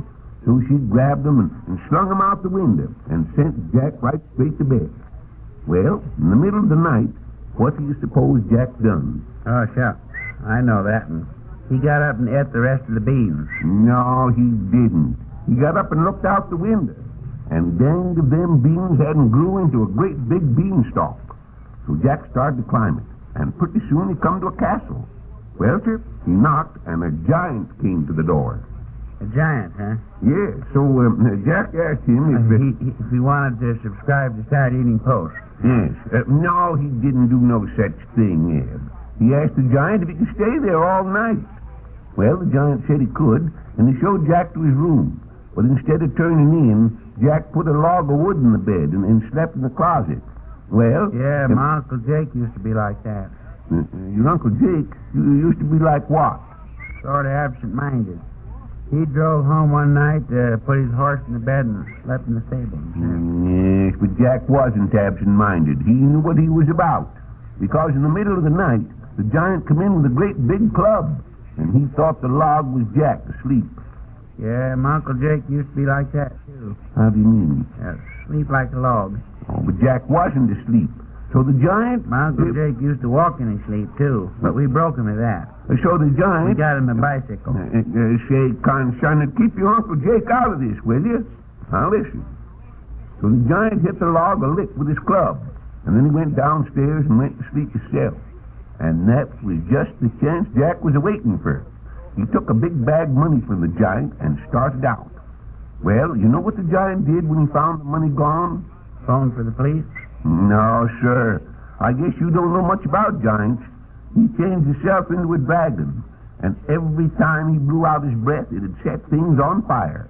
Well, why didn't he chew a couple of cloves? That'd have fixed it. Yes, but he didn't want to fix it. He started out after Jack. Well, Jack started down the beanstalk with the giant right after him. But Jack got down first, so he grabbed an axe, chopped down the beanstalk, and the giant was killed. And Jack had a whole bag full of money. Ah, shucks. It's a dad darn fake. What is? That story. How do you mean? How do you mean it's a fake? Shucks. I bet that money was counterfeit. Oh, shake him. No, wait a minute. Good morning. Good morning. Say, Mrs. Zell, I'll be dead darn, Mrs. Zell. I didn't... How do you do, Mrs. Zell? How do you? Live. When did you come back to town? Oh, I arrived last evening. I'm staying with the Buttons. I only want me to suggest a few lines to be carved in the base of the statue of the senator. Okay. Yes, you know, some bit of sentiment that will reflect his life. Yes, yes. I thought I might take something from one of the poets. Have you a copy of Browning? What was that, Mrs. Zell? I say, have you got Browning? No, we got Blacking, but we ain't got Browning. I'm afraid I haven't made myself quite clear. I'm speaking of the poet, Browning. One of his books. No, we ain't got any of his books. I don't reckon you'd find one in town. Well, what about Shelley? I'll bite. What about him? No. Have you ever seen a book by him any place in town? How's that? Has anybody seen Shelley? Oh, you mean has anybody seen Kelly? Say, yes, it goes like this. Oh, no, I don't. Has anybody here seen I don't Kelly? mean anything. K-double-L-Y. No, that isn't the idea at all. I mean verses. Oh, yes, the verses. Now, how does the verse of that song start, Ed? I'm not referring to the song, and I don't mean Kelly. Shelley. He wrote to a skylark. Done what? Oh, he wrote to a skylark. Must have been a dad darn fool. A skylark can't read. Oh, but then... Yes, he was just wasting a stamp, that's all. To a skylark. That's the name to his poem. Hail to thee, blithe spirit, There, thou never... What'd you say they give him? She said to give him the bird. I don't see anything at all funny in that. Neither do I. If they'd have given it to me, I'd have punched him in the nose. I mean... Oh, never mind. Haven't you any books at all? Yeah, certainly we got books. Let's see, there's the phone book and old Doc Ayers' almanac. I'm referring to books of poetry. Poetry. Yes, well, I'm afraid we ain't got none of them. Well, I suppose I can use the verse which I composed myself. After all... You mean you made up a poem? Oh, yes. Would you like to hear it? Oh, well, sakes alive, of course we would. Oh, well, this is just a simple little thing. Oh, but after all, simple little things are always nobler and truer, don't you think? Yes. Well, I think it will go very nicely on the base of Senator Bunn's statue. The title of it is Ode. Yeah, that ought to go all right. Sidney Bunn owed just about everybody in town. No. The kind of a poem it is. An ode. And it goes like this. He plucked conceit from potentates, yet pride he never wore. A saga, his achievements great. He claims he tried no more. What was that you said he plucked? He plucked... Said he plucked the sweet potato. Oh, no, he didn't. Sweet potatoes, huh? Yeah. I thought he was just interested in chicken. It's potentate. How's that? Potentate. Potentate. Yes, potentate. The farmers put the potatoes in and Sidney take them out. Oh, for heaven's sake. The poem hasn't anything to do with potatoes. He plucked conceit from potentates, yet pride he never wore. A saga his... Never wore a what? Never wore a sock. Keep still. Oh, you know what I think of you. You're a moron. How's that? A moron. Hey, hold on there. You better be a mite careful of calling us names or by Shut up, you darn fool. She didn't call us no names. Just said moron. Yeah, well, what did she mean by that? Why, that Sidney Bunn had more on than his socks.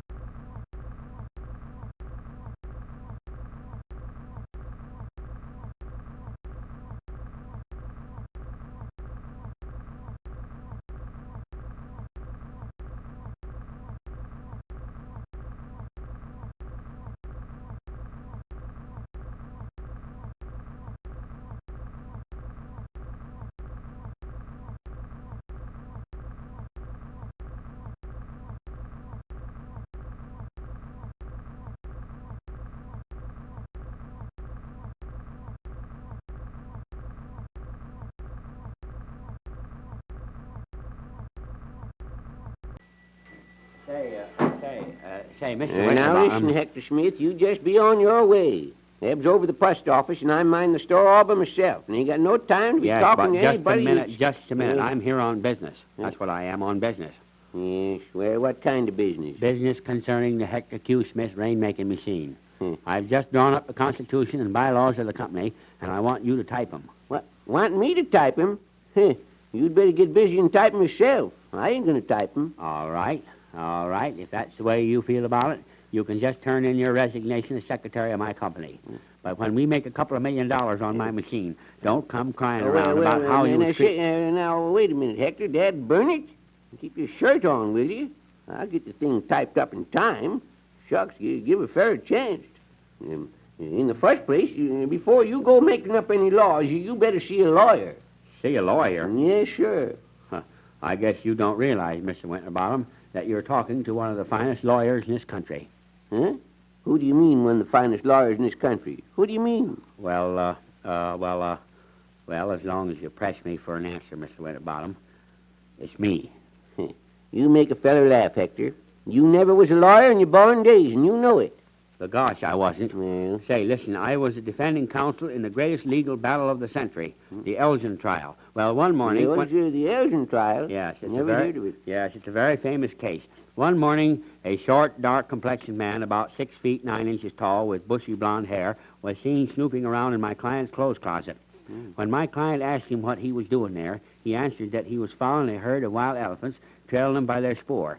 And you told your client he was trailing wild elephants with a spoor. Well, what did your client say to that? He said that's a spoor way to trail elephants. Say now, there you and go with again that, with you. with that, Mr. Winterbottom, the mysterious stranger, strode out of the house, pulled my client's gate off its hinges, and walked away. Well, the next day... Why didn't your client stop him when he stole the gate?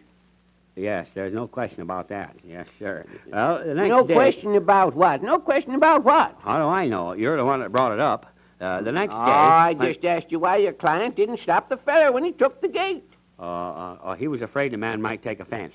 Now you... the next day, the mysterious stranger returned to the scene of his crime. Returned to the scene of his crime, huh? Yes, sir. Scene 3, Act 2. That's the scene where the Duke says to Sir Richard Lovelace, "Were it mine to give, I pledge my hand in Texas down on the Rio Grande." And he falls down, bruising his knee severely. Say, hold on, you dad-darn fool. What in perdition you talking about? What become of the feller that stole the gate? The gate? Yes. Gate? Yes. What gate? You said a mysterious feller stole your client's gate. Oh, yes, that's right. That's right, yes. Yes, he came back the next day and stole my client's watch case, just the empty case. Just the empty watch case? Well, what'd your client do then? He gave him the works. Well, say, you mean your client killed him, Hector? Yes, he shot him with a big knife. And after that... wait After that, he took the body and nailed it up in a box labeled wool bedroom slippers. And for 3 or 4 days, the mysterious stranger was not missed. He wasn't, huh? And then a couple of professional missers came to town, and the stranger's absence was discovered. At first, they simply thought that he had lost his absence. But after advertising it in the found column of the paper and receiving no reply, they decided there must have been foul play. The next day, my client was arrested. For murder? No, for having a box with a misleading label on it. He was immediately brought to trial. Yes, sir, he was immediately brought to trial, and the wheels of justice started to grind. Gosh, Willikers, you should have heard him grind. You could have heard him for miles. Right. Our first job was to panel the jury, and a difficult job it was, Mr. Winterbottom, because we were using solid oak panels, 3/4 of an inch thick. Yes, but listen, Hector, you don't panel the jury with oak panels. You just pick them out and put them in a jury box. What was that? Jury box. Yes, indeed, yes.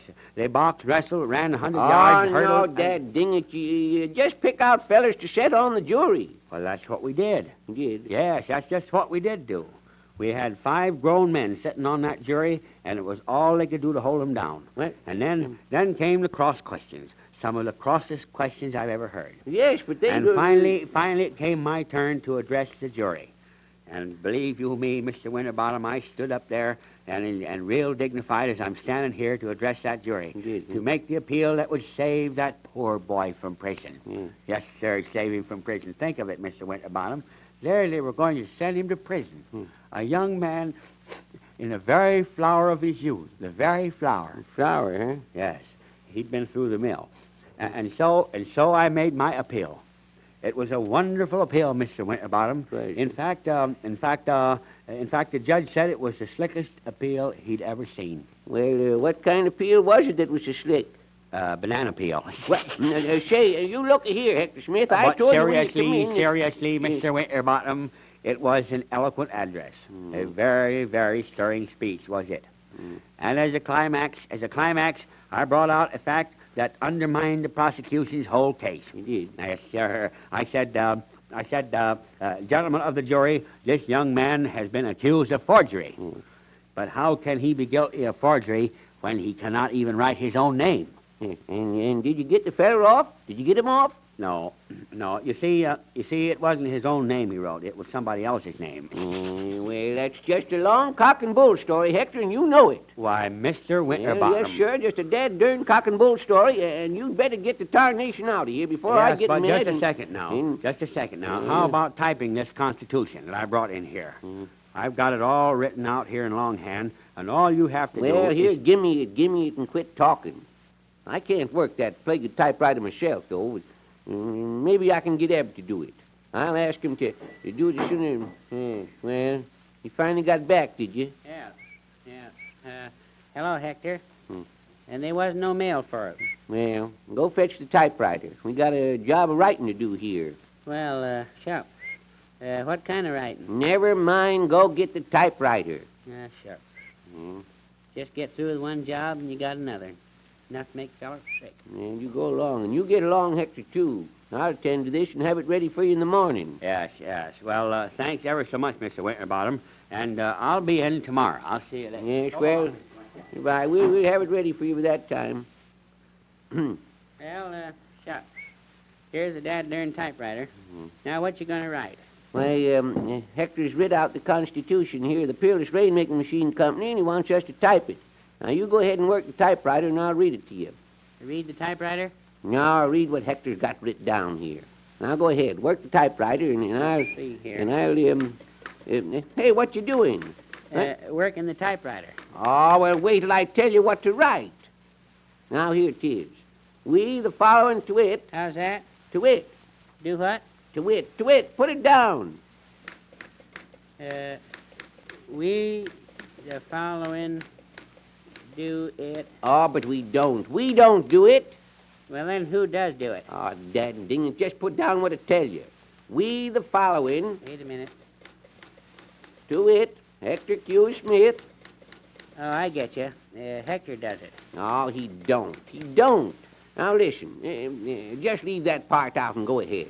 I'll get this. The following, Hector Q. Smith, Eb Peters. How's that? Eb Peters. Put it down. You follow Hector. Follow him yourself. I don't know where he's went. Oh, no. That's your name that goes in there. That's your name. What is? Eb Peters. Shucks. You'd think I don't know my own name. Oh, now listen. You just keep on typing while I read this and keep your trap shut. Now go ahead. Eb Peters. And Zeb Winterbottom. Do hereby mutually... Yes, but wait a minute. Mutually agree that we are to do business under the name of... yes, but wait a minute. Do business under the name of the Hector Q. Smith Peerless Rainmaking Machine Company. Yes. And we further agree that... Say, Dad, darn it, wait a minute. Well, what's the matter now? Maybe I better put a piece of paper in this machine.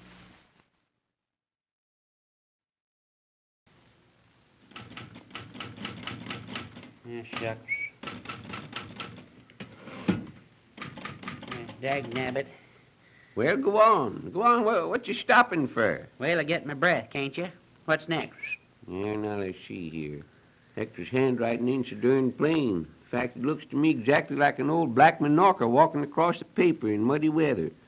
Let's see. It says, each to receive 1/3. Oh, shucks. I got that already. Oh, yes. Well, as president of the concern, said Hector Smith. How's that? Hector Smith. Said Hector Smith. Go on. Hector Smith said Hector Smith, go on. No, wait a minute. He didn't say that. I said... How's that? Oh, trying to talk to fellers deep in the post. Who said Hector Smith, go on? Oh, nobody said it, Eb. Nobody said it. Well, somebody must have said it because I got it written down here. No, but that's wrong, I tell you. It's wrong. It says the said Hector Smith promises to... Yeah, but it don't say that. I mean, that's what it says here on this paper I'm reading. Now, just put down what it tells you. Never mind trying to help. Said Hector Smith promises to perform... What say? Perform! Yes, and that's right where he'll land, too. Right where he'll land? What do you mean? In the poor farm. Oh, it's perform the duties of his office. Write it down. Write down what? Perform the duties of his office. Wait a minute. You don't need to get so darn persnickety about it. Yeah, never mind. And agrees to pick... duties of his office and agrees to pigs. Wait, consign it, wait. Say, Dad, burn it, Zeb, I wish you'd quit stopping me just when I get going good. Yes, but you got it wrong again. Hector don't promise to grease 2 pigs. Just one pig, huh? Yes, just one. No, he don't. It says here a manager. A manager. Fine kind of business with a pig as a manager. Oh, but the pig ain't the manager. Well, then who is? Who is? Keep your trap shut and I'll tell you. It says here, named herein before. That is... Named what? Named herein before. That darn funny name for a pig, herein before. That ain't the name. It ain't the name at all. Well, shucks. What is the name, then? You. The name's Zeb Peters. No, sir. No, sir, I'm through, I tell you, Zeb. I ain't gonna be in the dad darn company. Shucks. Oh, now, hold on. Listen here. here. Shut up. What's got into you? Why, you'll make millions of dollars out of this. I don't give a dad darn. I ain't gonna let him name no pig Eb Peters. Oh, they ain't no pig named Eb Peters.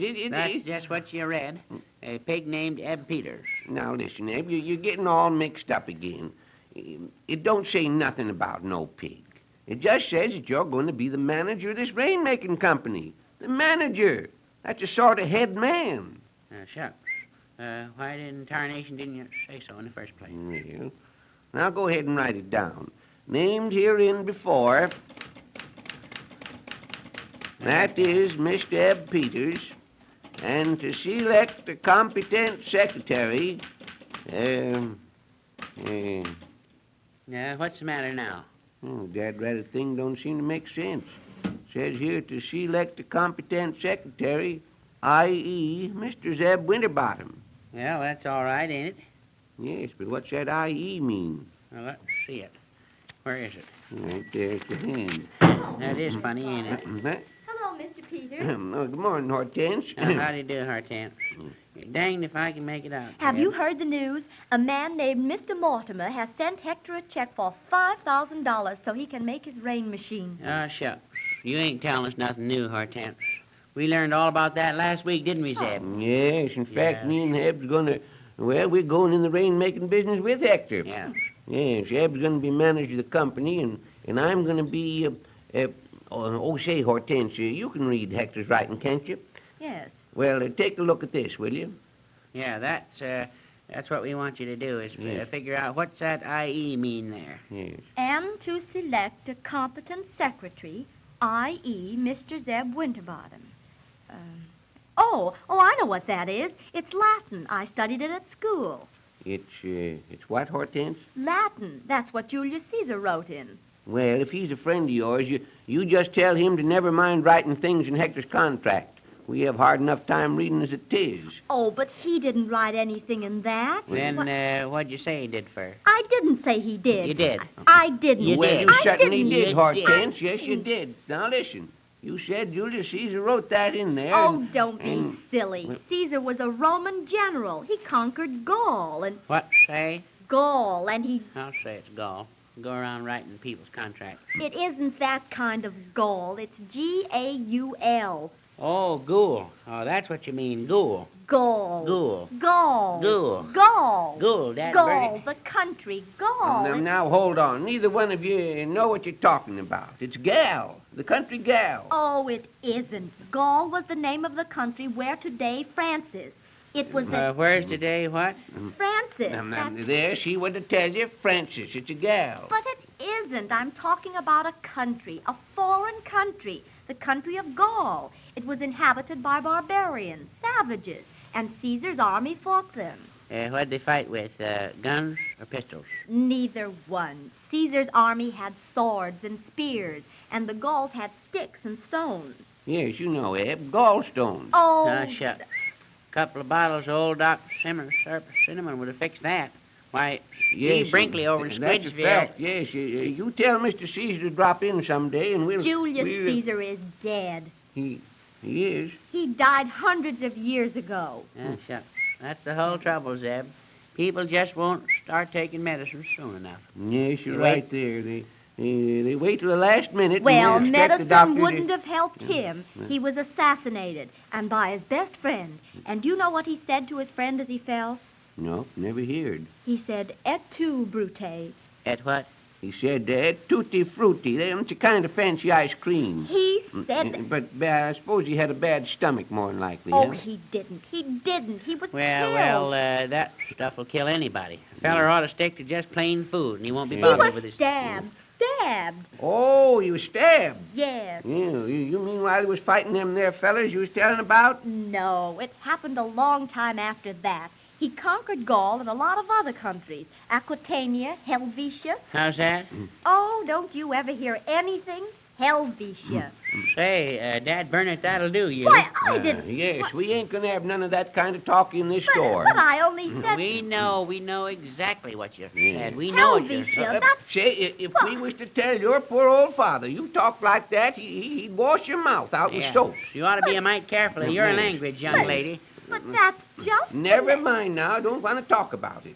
But Helvetia... That'll do, I tell you. Say that once more, and you can just get out of this store and stay out the rest of your born days. Yes, you ought to be ashamed of yourself for coming in here, a nice gal like you, and saying that kind of trash.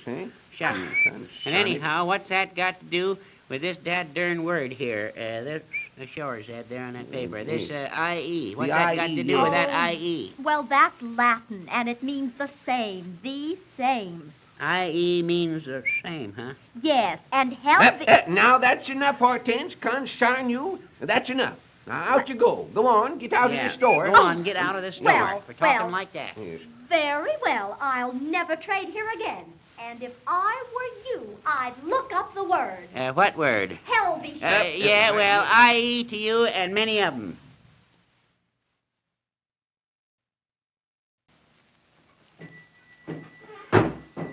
Hello, Hector. How's the rainmaking machine coming along? Oh, gosh sakes, it's coming along swell, Mr. Winterbottom. Yes. I think I'll have it finished in a couple of days, and then we'll try it out. Well, you suppose it'll work? Suppose it'll work? Why, certainly it'll work. I'm going to bring the biggest rainstorm that Corn Center has ever seen. Yes, well, the farmers around here could use a little rain right now, all right. Yes, and say, here's something else. What? Here's a way for you and Mr. Peters to cash in a big way. Put in a big stock of rubber boots. Well, how do you mean, Hector? What's the boots for? Why, shoot, when it rains, all the farmers will be wanting boots, won't they? Why, you can just clean up. Say, that is an idea now, ain't it? You bet your boots But is an John idea. Brown, you're pretty smart at that, Hector. Oh, that's nothing. That's nothing at all, Mr. Winterbottom. Nothing at all. But you better hurry up and order the boots, because in just a few days I'm going to make it rain. Yes, I'll get right on that. What I come in to see you about, did you and Mr. Peters type up that contract and sign it? Yep, here it is, right here. Oh, that's the stuff. That's fine. Let's see. Yes. Now we're all set. I'll take this copy along, and I'll leave this one here for your files. Yes. I want to get back to the shop now, and so I'll be seeing you a little later, Mr. Yes, that'll be all right, Hector. Eb! Yeah, what you want? Listen, come here. I know how we can make a lot of money, but keep it under your hat. Boots. How can you make any money keeping your boots under your hat? Oh, I don't mean we're going to make money keeping our boots under our hats. Well, whose boots are we going to keep under our hats? Nobody's. I mean we're going to clean up.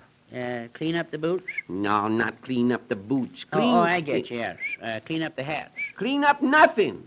What I mean is, looky here. Listen, in a few days, Hector's going to make it rain with his rain machine. Well, sir, now Oliver's store and Lem Butler's won't be figuring on it's going to rain, but we will. See? We'll have the jump on them.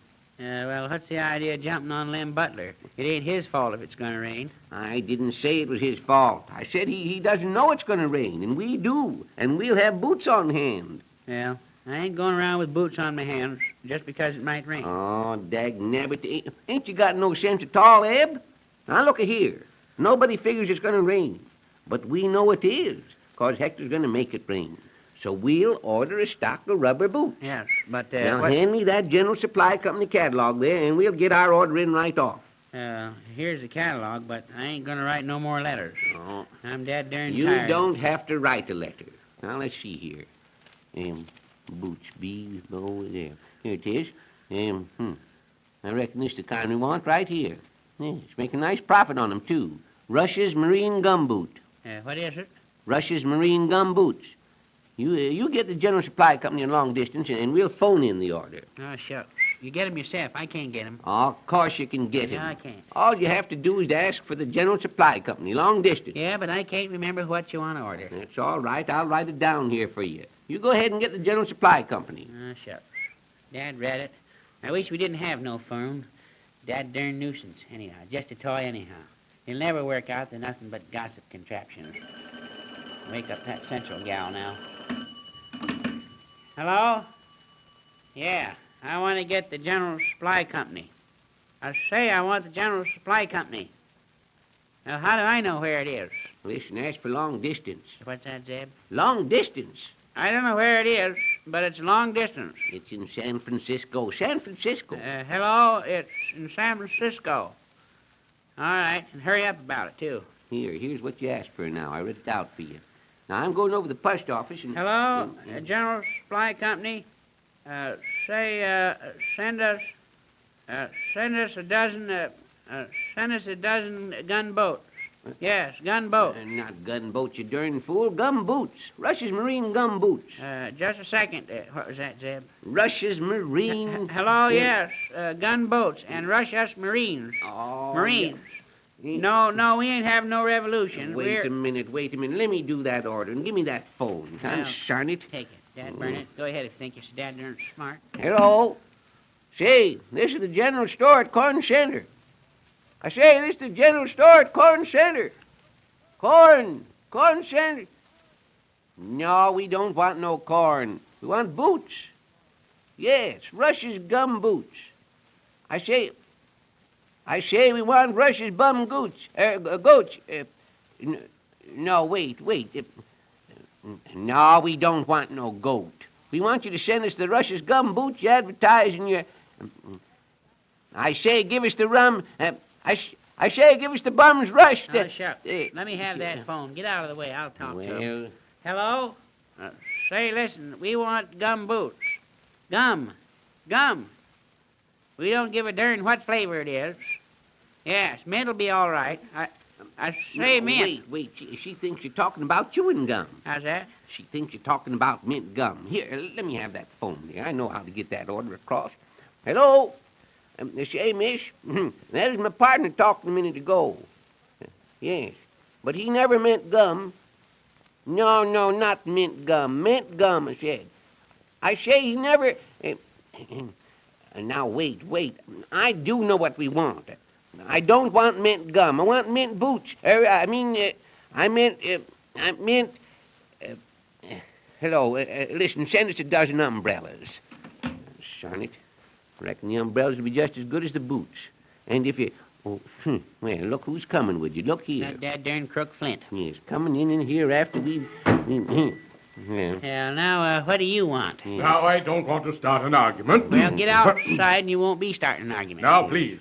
I know you gentlemen don't like me, in spite of the fact that I tried to do you a favor.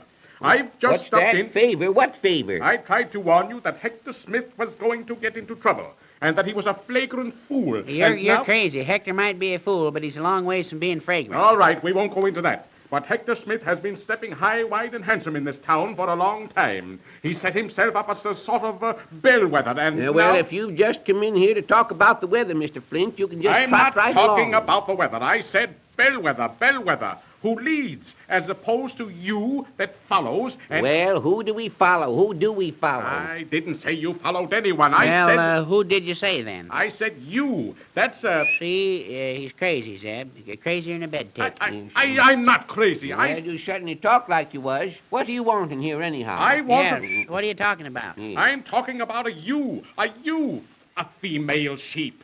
Say, Dad, darn your hide, don't you call me a female sheep. I didn't call you a sheep. Well, you just did, Mr. Flint. I hid you with my own ears now. Oh, what? Look here. Haven't you ever heard of a U? E-W-E. E-W-E. Here, I'll write it down for you. Now, hold on. Don't you touch that. That's a contract. I see. What's the matter? I see why you're so eager to defend Hector Smith. So you're partners of his in this rainmaking scheme, eh? Well, what we are. I might have guessed it. Hector Smith is out to gyp the public with this fake rain machine of his, and you're in business with him. This is excellent, excellent. What do you mean? What do you mean? I'll tell you what I mean. Young Smith's machine hasn't the slightest chance of working. And when it's proven that it's a fake, he'll go to jail for fraud. And as his partners, you will too. You're all a bunch of gyp artists. We ain't gypping nobody. The only person who's put any money in Hector's machine is a fellow named Mr. Mortimer. Yes, I know. Mr. Mortimer is in the employ of the Ortega Irrigation Company. He's my secretary. I'm really the one who put up that money. And if Hector Smith fails to produce rain, well, it's just going to be too bad for all of you. Good morning, gentlemen. Eb. Yes. Eb, supposing that machine don't work, supposing Hector can't make it rain, Eb, what'll we do if it don't rain? Cancel that order for them umbrellas.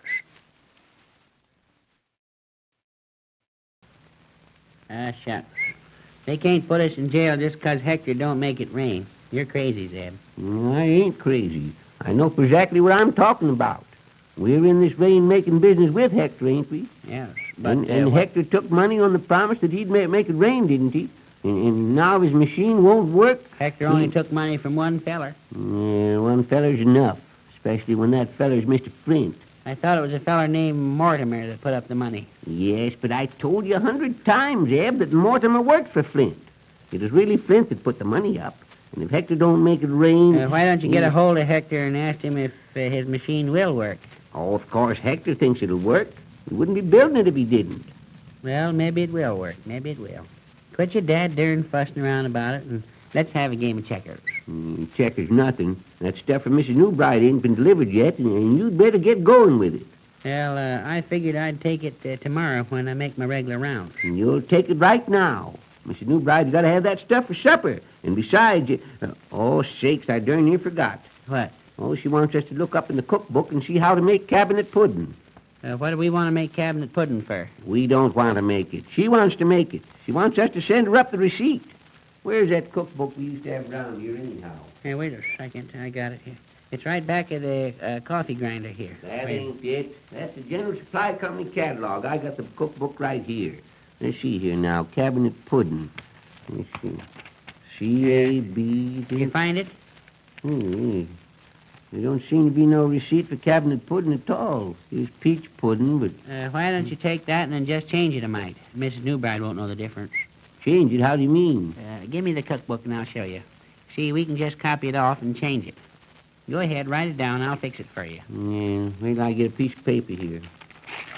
Now, instead of peach pudding at the top, put down cabinet pudding. All right, go ahead. Don't rush me. Take a half a dozen cabinets. Half a dozen cabinets? What's the matter with you? Don't say that. I know it. I'm changing it. Put in cabinets instead of peaches. Peel, pit. Yes, but Eb, you can't do that. You got to put in some other kind of fruit. I'll change it to bananas. Half a dozen bananas, peel and pit. What's the next thing you put in? A pup. A what? A pup. Oh, it ain't a pup. That's what it says. Peel, pit, and pup. Oh, it don't say pup. Spell it. P-U-L-P. That ain't pup. That's plop. Plop, that's it. You peel and pit the bananas and pop them into the pudding. Now go on. What goes in next? Cigar. What? You put in cigars. Oh, you don't. Whoever heard of putting cigars in a pudding? Give me that cookbook. I'll take it. Cigar. It's sugar. Sugar. Might as well copy this off myself. You go get the basket that's got Mrs. Newbright's stuff in it. Now, let's see. Sugar and... Which one of these is Miss Newbright's basket? Which one? Why, there's only one there, ain't they? No, there ain't any. Oh, it ain't back there anyhow. It's at the end of the counter. Half teaspoon cinnamon and... Well, here it is. Ain't you got that copied yet? No, take the book on the counter and read the rest of it to me. Sure. Go on. What does it say to put in next? Says, red ink, black ink... What? And mucilage. Oh, it don't say that. It does. It don't, tell you? Oh, it can't. It certainly does. Take a look here for yourself. If you think you're so darn smart, there it is. Red ink, black ink, and mucilage. Well, I'll be darn. Sounds kind of funny to me. And I suppose if it says to put it in, I might as well write it down. Red ink, black ink, and mucilage. There you be. Give it to Mrs. Newbright, Hello, Hector. Say, you're just the fellow we want to see. Yeah, we want you to take this stuff over to Miss Newbride. We don't want nothing of the sort. You take that basket of stuff yourself. Well, I am taking it, ain't I? Yes, and what's more, don't be all day doing it, neither. Shine it. Did you say you wanted to see me about something, Mr. Winterbottom? Yes, I certainly do. Is that rain-making machine of yours going to work? Certainly it'll work. Why? Because if it don't, all of us is going to jail, that's why. Listen, Mr. Winterbottom. You can quote me as saying, quote, Hector Q. Smith declares rain-making machine cannot fail, period, unquote. Well, I hope it works. Because if you can't make it rain like you said you could do, we're going to be put in jail. Put in jail? Yes. Shoot. There's no jail in this country strong enough to hold me. Why, I escaped from one of the strongest prisons in Siberia. I guess you didn't know that, did you? No, and I don't know it now. What was you ever doing in a prison in Siberia? That's a sad story, Mr. Winterbottom. A very, very sad story. Something I don't very often care to relate. But it was like this. I was born in Russia and had to go to work very young. So when I was 5 years old, I got a job in a barber shop. One day... You mean you was a barber when you was only 5 years old? Yes. I was just a little shaver then. Shave. One day, the Grand Duke got into my chair, and he said to me, look, my hair is so long that it comes clear down over my coat collar. And what'd you do, cut his hair? No, I cut off his coat collar. Well, now, look here. And so, Mr. Winterbottom, I was sent to Siberia, sent to prison. And oh, gosh, what a terrible place. I shudder when I think of it. My cell was only 3 feet high, so I couldn't stand up, and only 2 feet wide, so I couldn't sit down. And for 10 long years... Hold on just a minute. If you couldn't stand up and you couldn't sit down, what did you do? Yes, that's exactly right. And for 10 long years... Wait. I said if you couldn't stand up in the cell and couldn't sit down, what did you do? I kept running. There was a great big fellow by the name of Ivan who used to be my jailer. And by slipping him a few rubles, I got him to bring me my correspondence. A ruble? What's a ruble? A ruble is a Russian coin. You see, the Russian system of coinage is very intricate. 10 rubles make 1 samovar. 10 samovars make 1 vodka. 10 vodkas make 1 dizzy. It's very, very intricate. Yes, I see. So every day Ivan used to bring me my letters. Very soon I had quite a correspondence file. So I took the file and filed my way out of prison. Yes, but wait, that's a different kind of... I was heading for the coast, but between me and safety lay an impenetrable forest, a great wooden area covered with a thick growth of every kind of tree imaginable, a forest that was 5,000 miles long. Now, wait a minute, Hector. And 2 feet wide. The temperature was 50 below zero, and I was scantily clad and barefoot. But the woods and the cold were not the only danger. No, sir. Suddenly I heard the worst terrifying hearing of all. I heard the baying of wolves. Wolves? Yes, wolves. Their wild cries rent the midnight air. You see, in Russia, you can rent the midnight air very cheaply. I started to run. My bare feet cut and bruised by the sharp, jagged edges of ice. But I was no match for the wolves. On and on they came. Their cries sounding closer and closer. Now they were only a quarter of a mile behind me. Now only a few yards. Now I can feel their hot breath on the back of my neck. Yes. There was only one thing to do. What? Turn and fight them, Mr. Winterbottom. Can you imagine a hand-to-hand struggle with 1,000 wolves? Yes, sir, How many, 1,000. Hector? How many? 500. 500 ferocious, How many hungry... wolves? How many wolves? 100. 100 wild wolves How many wolves was they, Hector? Well, now that you mention it, there was only one. But, one wolf. Oh, but he was the biggest wolf you ever saw in your life. And for 2 days, I fought with that wolf. For 2 whole days, we struggled. Just a second, Hector. You mean you and that wolf fought for 2 whole days? Of course, we took time out for lunch. And then, just as I was on the brink of exhaustion, an idea came to me. I pulled off my shoe, rammed it down the wolf's throat, and choked him to death. Well, sir, the next morning... Well, just wait a minute there, young feller. Sort of tripped yourself up that time. A minute ago, you said you was barefooted. Where'd you get that shoe? I got it off of a tree. So the next morning... What tree? What kind of tree? A shoe tree. Yes, well, all right, Hector. Just never mind your darn smart aleck and fool stories about Russia. If you're going to hang around here, you can make yourself useful. Take this cookbook and put it to... dad ding it anyhow. What's the matter? The darn thing he was reading out of was the General Supply Company catalog. That's how that ink and mucilage got in the pudding. You stay here, Hector, and mind the store. Yes, but wait, what are you talking about? Mind the store.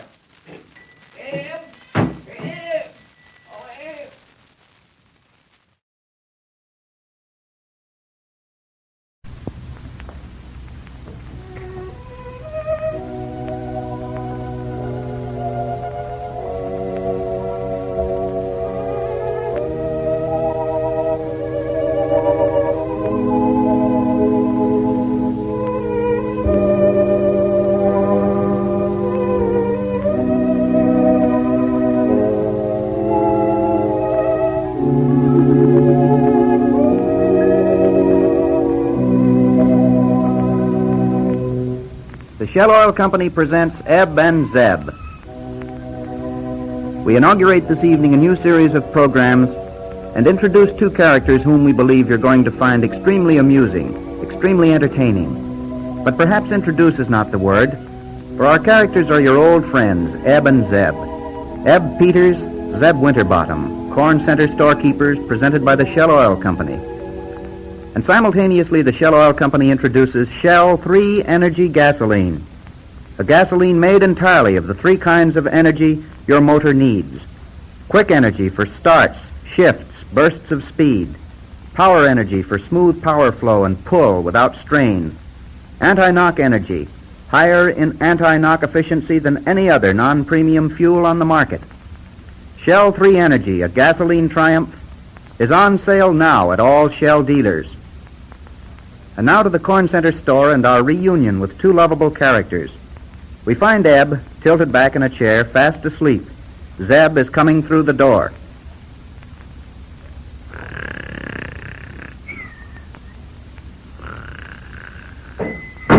Hey, Eb! Eb! Dad, ding it, Eb! Wake up! Wake up, Eb! What? What the... Well, by the John Brown. Zeb. Well, how are you? When in tarnation did you get back? Dad burned it about a half hour ago, Eb, on the 4:20 train. 4:20 train? Yes, sir. Why, it ain't even 3 o'clock yet. I know, but this was yesterday's train. I'll be switched. Gosh almighty. Say, you're looking slicker than a saxophone player's hair. Trip must have done you a heap of good. Yes, sir. Feel right purty do. How's business been? Well, it's been pretty darn slow. Gosh, I don't know what's going to happen to us. Seems like things just get worse and worse. Well, from now on they're going to get better and better. Yeah? How do you mean? Well, sir, while I was in the city, I met up with a feller named Clark. Yeah? One of these here efficiency experts. We brought him back when he'd look over our business. He just stopped in the hotel to register. He's a darn smart feller. But then I told you about him in my letter. What letter? Why, that letter I writ you last week. Didn't you get it? My gosh, did you write that letter? Why, certainly I read it. Didn't you see my name signed to it? No, but I didn't read it. Just kept it for a spell and then I sent it back. You sent it back? Why, you poor fish, what'd you do that for? Because it said to do it right on the corner of the envelope. It said return to sender in 5 days. Oh, dad darn it. I might have known you'd get it wrong. Every time I... Good afternoon. Oh, howdy, Mr. Clark. Eb, shake hands with Mr. Clark. Eb is my partner, Mr. Clark. Right. Mr. Clark's going to put our business on a paying basis, Eb. Right. He's the fellow I was telling you about, you know, the efficiency expert. Right. Sort of talks like an acrobat. Well, let's get to work. Never waste time, never waste words. What was your income from this business for the past year? What's that? I say, what's your income? Oh, about 7 o'clock in the morning. Oh, I don't think you understand. I mean what you take in. Well, when business is slack, Mr. Clark, we take in a movie. Oh, no. What I'm trying to find out is, how much money did you make last year? Oh, how much money? Yes. Well, as near as we can figure, we lack just $150, making 80 cents. You lacked 150... Well, I think I'd better have a look at your books. Well, I'm sorry, Mr. Clark, but we ain't got any books. No, but me and Zeb don't have much time for reading. I mean your accounts. I want to see what's outstanding. Outstanding where? Well, outstanding among your customers. Why, is somebody outstanding among our customers? No. Listen. Haven't you some system of keeping account of what people owe you? Oh, sure we have, Mr. Clark. Eb, show Mr. Clark where you writ down what people owes us. Yes, right here you be, Mr. Clark. It's all written down on these pieces of paper. Well, what kind of a bookkeeping system is this? That there's a loose leaf system, you see. A loose leaf system? Yes. I write it down on a leaf of paper and then lose it. But I can't even make out what you've written here. Here's an item that says, Mrs. Jones, 1 dog posy. Well, what in the name of common sense is a dog posy? Well, that's shorthand for cauliflower. Mm-hmm. And what's this? It simply says ochre. Yep, that's right, ochre. You mean yellow ochre for putting in paint? No, tapioca for putting in pudding. Oh, here's another one. Mrs. Pinkley, 1 duck, $1.40. 25 cents extra for the word looks like teasing. That's right, it is teasing. 25 cents extra for teasing a duck? Well, it's worth 25 cents to tease a duck. But that's not the point. What I want to know is why in the world you should tease a duck. Well, you see, Mr. Clark, she ordered a wild duck, and we had to tease it to make it wild, didn't we? I see. Well, this is without doubt the worst mess I've ever seen. Do these slips of paper represent all your account customers? What's that? I say, are these all your account customers? No, them's are no-account customers. What I'm trying to get at is, have any of these people paid up? Here's an account, for instance, that goes back to last February. Now, why didn't you send a bill at the end of the month? Which end? Why, the 30th, of course. You can't fool me. There ain't no 30th in February. Didn't you ever hear the poem, 30 days has September, April, May, and October. All the rest is doing great except February 28th. Oh, now, Eb, you're getting all mixed up. 30 days has September.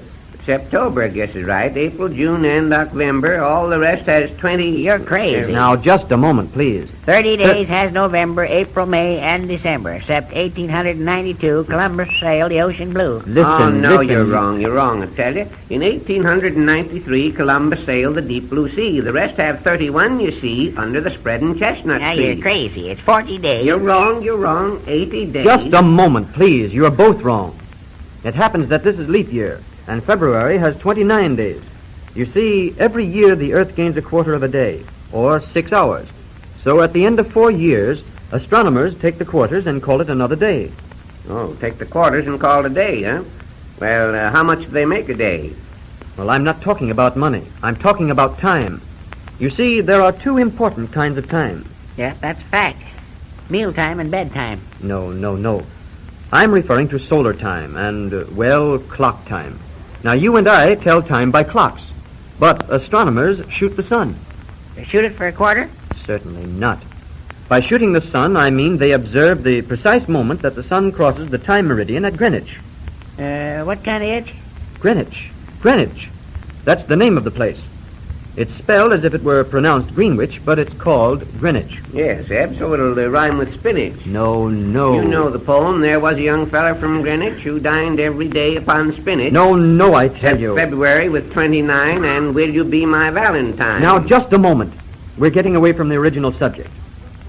How long has business been falling off here? Well, Mr. Clark, we used to have pretty good trade when people drove past with horses and buggies.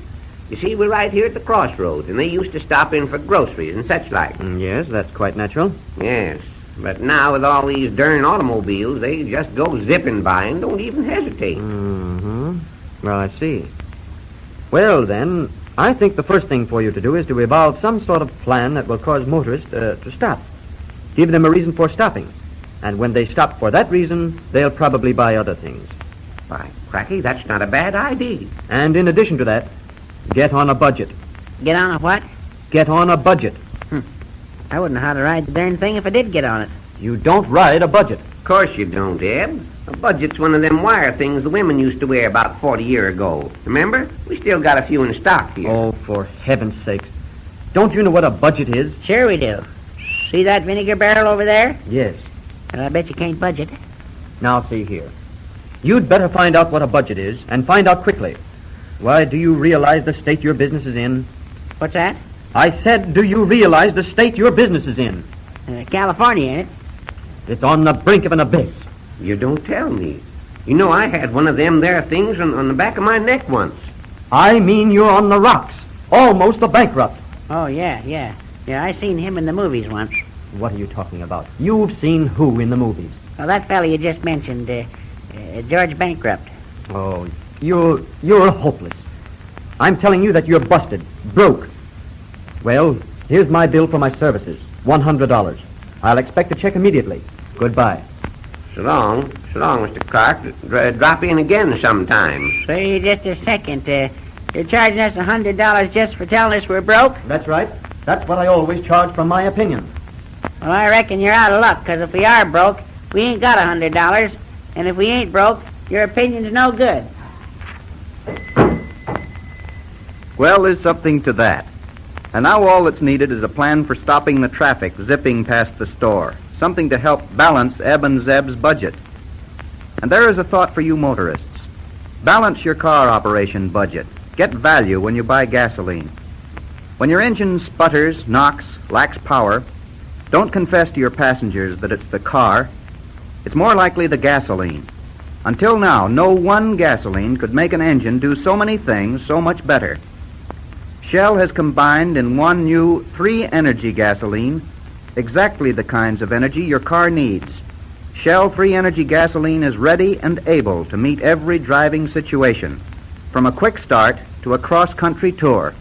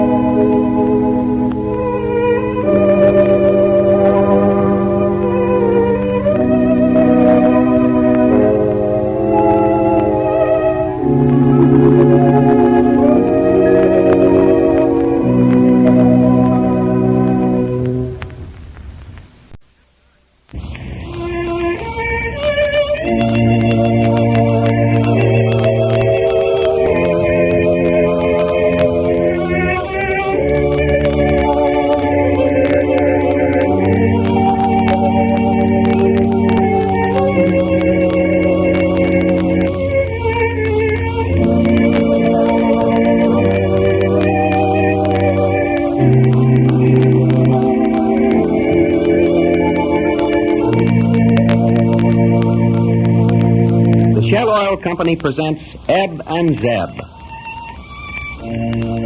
This evening we bring you the second of a new series of programs featuring Eb and Zeb, corn center storekeepers. We left them with a problem, the formulation of a plan to give motorists a reason for stopping at their general store. And speaking of problems, the Shell Oil Company has introduced Shell 3-Energy Gasoline to help you solve your gasoline problem. Your questions regarding quick starting, smooth, even power, and anti-knock rating are answered in Shell 3-Energy gasoline because this new fuel is made entirely of the 3 kinds of energy every motor needs. Ask any Shell dealer about this gasoline triumph. On sale now. And now to the general store and Eb and Zeb. You'll recall that business has not been so good lately and that Zeb has called in an efficiency expert. This expert has suggested that they can build up their trade if they can get motorists to stop. This evening we find them in the store, Eb kneeling on the floor painting a sign, and Zeb leaning against the door jamb, watching traffic flow past.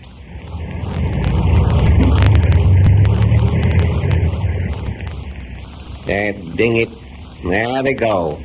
Scooting past like the old knickers after 'em. Never even thinking of stopping in to buy something. Well, they'll be stopping as soon as I get this here sign painted. Sign? Is that what you're making? Yeah. Darn near got it finished, all except one word. Don't know how to spell it. What's the word? Cents. What kind of cents do you mean? Like horse cents or like 10 cents? I don't mean neither. I mean like greatest sale since 1930. Oh, now let's see. I think you leave out the T. But there ain't no T in it. Well, then put a T in it. Put a T in it. You quit asking darn fool questions. Gosh almighty, didn't you have no spelling when you went to school? What's that? I said, didn't you learn how to spell? Didn't you have no spelling bees? Nope, none of our bees could spell. They just made honey. Oh, daggone it. I mean, didn't you learn how to put letters together? Didn't you learn how to spell words? Oh, spell words? Yeah. Sure. I learned how to spell words. I was a darn good speller, too. I was at the bottom of my class. You was a good speller and was at the bottom of your class, huh? Yeah. All the rest of the places was full. I was good at arithmetic, too. Figuring. I'm darn quick at it. Well, if you're so quick at it, what's the answer to this problem? 100. Oh, but confound it, I didn't give you the problem yet. Yeah, that's what I say. I'm quick. I can make up answers before most fellas can make up problems. Look out. Don't kick that paint bucket over. Stand back. Oh, I ain't gonna kick it over. Now, here's the problem, and let's see you figure it. A feller bought 10 cows at $30 apiece and sold them for $50 apiece. How much do you make? Bought them for $30 and sold them for $50? Yes, sir. $50 apiece. How big was the pieces? Well, I reckon you'd better stick to spelling. Yeah, and I reckon you better stick to playing the fiddle. What do you mean? I don't play no fiddle and you know it. Well, then you ought to learn. It'll give your chin a rest. Oh, is that so? Well, if you spent more time selling groceries and less time thinking up a lot of foolishness, we'd be better off. Spending all morning painting a darn fool sign on a piece of canvas. You're just sore, 'cause you didn't think of the idea yourself. ID? What ID? This here sign. This is what I'm going to use to make automobiles stop. How do you mean? Well, you see what it says here. Greatest sale since 1930. I'm going to put it on a stick. You know, make a sort of flag out of it. And then I'm going to get out in the middle of the road and wave it when a car passes. It won't work. It will. It won't. Will. It won't, I tell you. It will. Dad ding it, I'll show you whether it'll work or not. Hand me that there yardstick.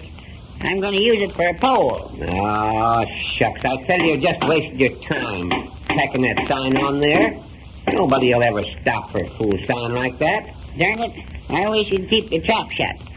Now, you made me lose that tack. I didn't make you lose it. It was laying there on the floor right alongside you just a minute ago. Yeah, and you must have kicked it with your feet. Dad burn you. Where's the daggone thing gone? I wish you'd quit messing around and making me... Oh, well, quit your crabbing about it. I'll get you another one. Ouch! Never mind. Never mind, I found the tack. Hope you sat on it. There. Now, come on, I'll show you how it works. Hold on there. Where are you going? I'm going to stand out here in the middle of the center of the road and wave it. Now, you watch me. Watch me. Go on, wave it. I'm a-watching. I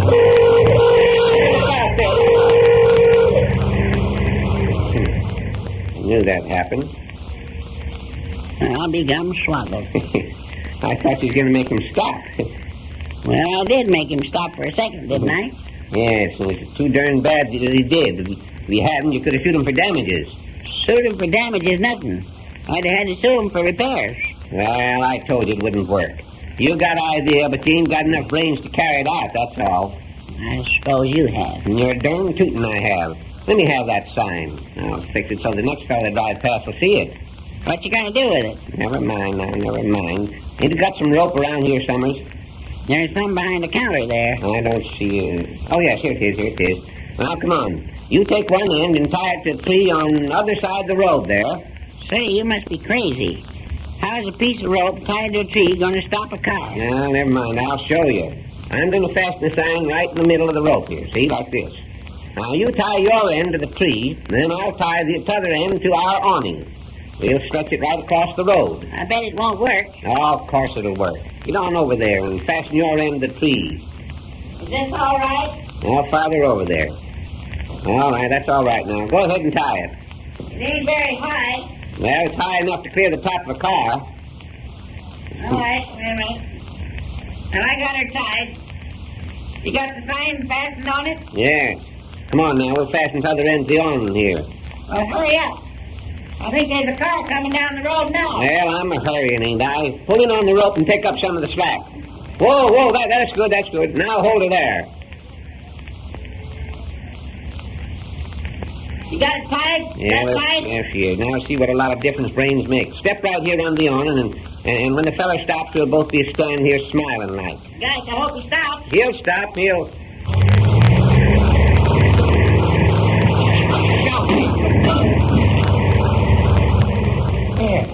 Eb. Are you hurt, Eb? No, you got me out of it. That dirt on off my neck. I'll get up. Burn such a thing. Come on, there. Well, that's the difference that brains make, is it? Well, how'd I know if one of them big stages wouldn't clear the rope? And look at that awning. We've had it for 40 years, and now just look at it. Oh. Why, for 2 cents, I'd lay you so flat you'd look like a rug. Yes, you would. Well, why don't you do it? Do it. Let's see you do it now. Well, don't rush me. Well, gentlemen. You seem to be in some sort of trouble. Can I help you? We can get into plenty of trouble without any help. But what seems to be the matter?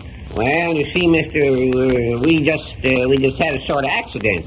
We've been trying to get automobiles to stop here at the store, and... Oh, I see. Trying to get motorists to stop here, huh? Yes. Why, say, it's certainly lucky for you I happened along. I've got just the proposition for you. You want motorists to stop here? Here's my card. Thank you. Wilberforce Sharp, Long Shot Oil Company, Inc. Ink? What do we do? Write the motorist letters? No. What you fellows need is a long-shot gas pump.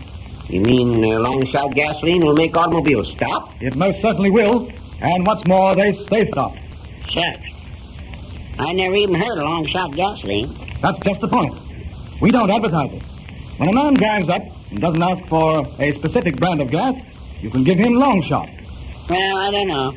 I don't think it'll take. Take? Why, of course it will take. I know. I've sold long shot gasoline at a pump myself once. Yeah, and I'll bet once is just about all you'd sell it. Well, you think we can really make some money selling long shot gas? That's how I made my success. Why, I started in life as a barefoot boy. And I wasn't born with shoes on, neither. And I've been going right ahead ever since I've been with the long shot company. Well, how much does one of these here long shot gas pumps cost? Well, it's all in the contract here. Let me read it to you. It is hereby agreed by and between you fellows, hereinafter referred to as Party of the First Part, and the Long Shot Oil Company, Incorporated, hereinafter called Party of the Second Part, that the Party of the First Part will act as agents for the Party of the Second Part, full-time or part... Hold on there a second. I think I've lost a couple of parts. Oh, shut up, Eb, and let Mr. Sharp read it. Full-time or part, and it is agreed that the Party of the Second Part will give the party... Oh, you're going to give a party? No, he ain't going to give a party. Say, just a moment. But he just said he was going to give a party. No, he said we're going to give the party. Now, listen. Nobody is giving a party. Let me go on with this, will you? We'll give the party of the first part such monies and revenues up to 10%. Oh, you mean you sent him to the party? No, of course not. I said... Nobody sent him to the party, Eb? Certainly not. No, they was invited. Oh, look here. Take this contract and read it over. I'll pick it up tomorrow. Well, wait. Where are you going? Why, I'm going to order your pump installed. But, say, suppose we don't like it. Oh, don't worry about that. We'll make you like it. Well, we're afraid Eb and Zeb are heading for more trouble. They can't seem to resist a fast talker or understand elaborately phrased technical claims. But don't ambiguous wordy phrases confuse all of us? Consider gasoline, for instance. Every motorist knows what a good gasoline should do, but few can find a basis of comparison in technical statements of gasoline content. Shell 3 Energy gasoline is just what the simple, straightforward name implies. A gasoline made entirely of essential energies. When your car refuses to perform, inferior gasoline is at fault 9 times out of 10. Shell 3 Energy gasoline reduces engine waste. A tank full will prove its efficiency.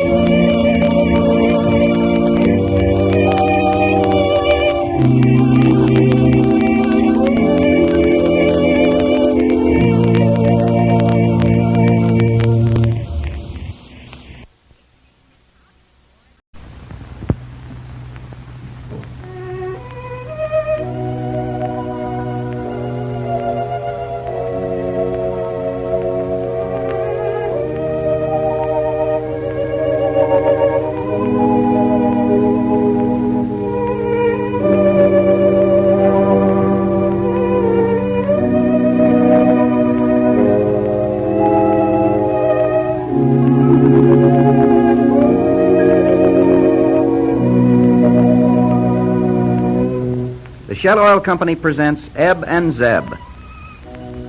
We're back again at the Corn Center General Store, ready to sit in with our friends Eb and Zeb and hear how they attack the problems of their business.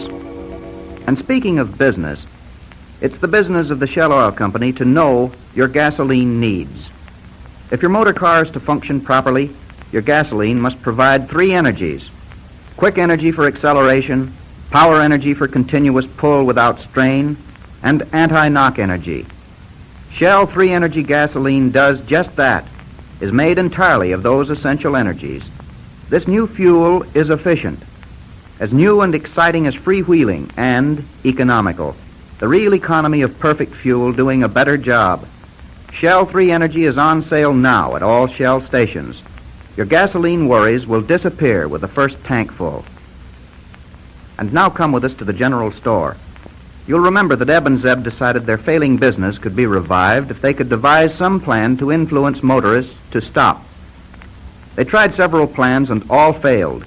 Then a high-powered representative of the Long Shot Oil Company suggested that the solution was a gasoline pump to dispense Long Shot gasoline. The salesman left a contract about which Eb was somewhat skeptical, never having heard of Long Shot gasoline. But Zeb finally persuaded Eb to sign the contract, and the pump is now being installed. We enter the store tonight to find Eb giving the contract a final scrutiny. Dad burn it. I'll be switched if I can make head or tails out of this darn contract. Oh, well, quit messing around with it. What difference does it make what it says? We've already signed it, and they're putting the pump in. Yeah, but before we send it to the Long Shot Oil Company, I'd sort of like to know just what we'd signed. You know, just as a matter of business. Well, give me it, and I'll tell you what it says. Land of Goshen, I never seen anybody so darn persnickety. Now, what do you want to know? Well, what's that there line mean? Now, let's see. Says here, and we further agree to abide by the provisions. Oh, what do we got to buy provisions for? I thought we was going to sell Long Shot gasoline. We are. But when people stop to buy gas, we're going to sell them provisions too, ain't we? That's the whole idea of putting in the gas pump, to stop the traffic. Oh, yes. Well, go on. Now, wait a minute. You made me lose my place. Well, turn your glasses around. Never mind, I got them now. Yes, oh yes. By the provisions to be in force on May 13th, 1932, and which for 1 year thereafter... What? What does it say about 1 year? Says for 1 year thereafter. Yeah, but what are they after for a year? Well, I'm coming to that. Keep your trap shut. For 1 year thereafter... can't quite make out this here next word. Well, spell it. A-P-A-P, P-L-I-E-S. What's that? Damn darn cold. I got a frog in my throat. Let me see. A-P-P-L-I-E-S. Oh, that's apples. Apples. Oh, yes. Well, for 1 year thereafter, apples... You mean the people who stop for gas are after apples? Well, that's what it says. We better order a couple of more barrels of apples, then, so as we'll be ready for them. Go ahead. Well, for 1 year thereafter, apples, the same as in form number A192 before... Before what? Before nothing, just before. Well, if it's before, it's got to be before something. Oh, dad dingy, that's the number. A192 before. A192 before, huh? Yes. And what's the number now? Oh, that is the number now. Listen. It's letter A, 192, letter B. What's that? I said letter B. Well, I ain't touching it, am I? I'm telling you that B is a letter. B. Oh, there's two B's. No, there's only one. One B. Oh, all right. Go on. Same as form number A192B4. There two attached. How's that? I said there two. Well, just a second ago you said there's only one. Well, there is only one. Only one B. Oh, all right. When you asked me what I just said, I told you there two. Oh, you're crazy. First you say there's one, and then you say there's two. Well, I ain't crazy. And I didn't say there two. I said there two attached. Oh, there are two B's attached to the one B. Oh, they ain't no such thing. There's only one. See, there you go again. You're plumb crazy. I ain't crazy. And you take that back around and knock you for a loop. That's what I'll do. I'd like to see you do it. Oh, you would you? Well, then just watch out. Here's I'm coming. Wait a minute. Here comes somebody. Look across the street. Where? I don't see no one. Just crossing the street. I don't know how you can miss her. Look, the way she's dressed. She looks like a circus parade or something. Well, look at them clothes, will you? Enough to make a horse run away. Wonder who she is. Must be some new gal in town, eh? Yes, I reckon. Why, say, Dad, darn it. That's old man Schmulzheimer's daughter. Oh, you mean Hortense Schulzenheimer, don't you? Yes, that's her name. Oh, you must be losing your mind. Her pa wouldn't let her dress like that. And besides, she's away somewhere to school. Well, she must have come back then, because that's Hortense. By cracky, you're right, it is. Of all the dead darn get-ups I ever see. Keep still, she's coming in here, keep still. Good morning. Well, Brother John Brown. Howdy, Hortense. Howdy, anyway. Glad to see you back. You remember Eb here, don't you? Yes. How do you do? Well, you just back from school? Yes, but I'm in Corn Center only for a brief interval. Going back, huh? No, I haven't yet decided just what I shall do. Either go into motion pictures or get married. Get married? Well, you don't tell me. Who are you going to marry? Somebody here in Corn Center? Oh, don't be absurd. Do you think I should be interested in any of these Corn Center bumpkins? Well, they're pretty darn good in a pie. I didn't say pumpkins. I said bumpkins. Rubes, if you prefer. Say, looky here. There's some mighty nice young fellers around Corn Center, and don't you forget it. Oh, I dare say they're respectable enough. But who wants to marry a yokel and settle down on a farm for the rest of one's life? Oh, farming ain't so bad for a feller. No, especially if he has a wife to drudge for him. Why, I've seen a farmer sitting out in the front of his house reading a paper, while his wife was in the back lot milking a cow. Now, why? Why wasn't his wife at the front? 'Cause there ain't no milk at that end. I'll tell you why. Because the men around here still consider woman a chattel, a slave. They're not much further advanced than the natives of Africa, who buy a wife for $5. Think of it, $5. Well, maybe in Africa a wife is worth $5. Oh, don't try to be facetious. You know what I mean. We moderns don't believe that simply because a girl marries, she must give up her rights or become inferior in any respect. She's always equal, par. Well, she might be equal, but she can't be pa, whether she's modern or not. You'd better read some of the modern writers and find out what the new thoughts are. We don't need no new thoughts. No. We use the old ones over again. Yeah. I'll wager neither of you have ever read Shaw. Nope, can't say that I have. Nor Ibsen, Nope. nor Havelock Ellis, nor Bertrand Russell. No. Never even heard tell of them. No, sir. Well, then, what have you read? I read hairs on the back of my neck. Oh, what's the use of trying to hold an intelligent conversation with morons? I'll say this much, though, that when I marry, I shall marry a millionaire. A millionaire? Well, you don't say. What millionaire? I haven't decided as yet. And what's more, the man I go to as a bride will be a man who will never quarrel with me, who will never interfere with anything I want to do, and a man whom I can trust absolutely. That's the kind of husband I'll have. When you have a husband like that, you won't be no bride. You'll be a widder. Say, did you want something, Hortense? Or did you just come in to talk? See, we're pretty darn busy today. We're having a gas pump put in. Oh, and I suppose it's much more desirable to attend to a gas pump than it is to me. Well, yes, in a way it is. You can shut a gas pump off. Indeed. And just what does your reference to putting in the pump infer? You mean, what are we putting the pump in for? So as we can get the traffic to stop in front of the store. I mean, oh, what's the use? Say, did you say you wanted to buy something or not? Yes, I want to buy something. You don't imagine I'd come in here simply to talk to you, do you? I want some dog biscuits. You want me to wrap them up, or will you eat them here? Oh, my heavens. I'm not going to eat them myself. I want them for my dog. What kind of dog you got, Hortense? A Spitz. What kind of dog you say he is? He's Spitz. How's that? I say he's Spitz. I don't give a darn about his habits. I want to know what kind of a dog he is. He's a white dog, about that long and about this high. What difference does it make? Don't make no difference.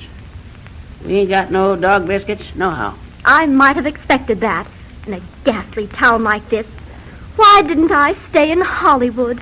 My gosh, you been in Hollywood? Yes, and what's more, I'm going back. I'm going into the movies. Yeah?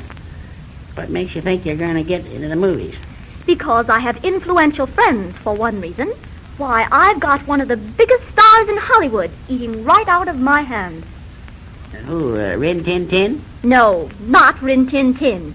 I mean a human star. And for another reason, I have real histrionic ability. Everyone says so. I had the leading role in our school play, The Last of the Mohicans. What did you do? Take the part of Mohicans? Not Mohicans. Mohicans. I played an Indian princess. Tain't possible. And real dramatic critics said it was the finest performance they had ever seen. They said I reached heights never before attained on the stage. Especially in that scene where my Indian sweetheart sets off in his canoe into the setting sun. And as the shadows deepen, I stand on the shore, gazing after him with tear-dimmed eyes and crying, "Goodbye, goodbye, my lover, goodbye, goodbye." Oh. Well, so long. Come in again sometime. Oh, you, I'll never come into this store again. Never, as long as I live. Remember, that's a promise. Hollywood. I reckon that's where she got them clothes. Yes. You know, it's sort of too bad we didn't see her before we ordered this gas pump put in. How do you mean? Well, with that outfit she's wearing, she ought to be able to stop traffic anywhere. Well, I'd vote for the boys. They seem to have the edge in that round. Evidently, Hortense didn't study repartee in that finishing school. Apparently, acting Snooty is the one thing she can do well. And so it is with many gasolines. Gasolines made to do one thing well aren't hard to find. Your car may not knock. It may only sputter when you're starting. Or it may start quickly and then lag when you need power. Don't blame these shortcomings on your car. What you need is a combination gasoline. And until now, you couldn't get it. Shell 3-Energy gasoline is the answer. In the language of the football field, 3-Energy is triple threat fuel, made of the 3 essential energies: quick energy, power energy, and the highest anti-knock rating of any non-premium fuel on the market. And nothing has been sacrificed. Shell 3-Energy is complete. Give your car a chance to perform. Get a tank full of Shell 3-Energy.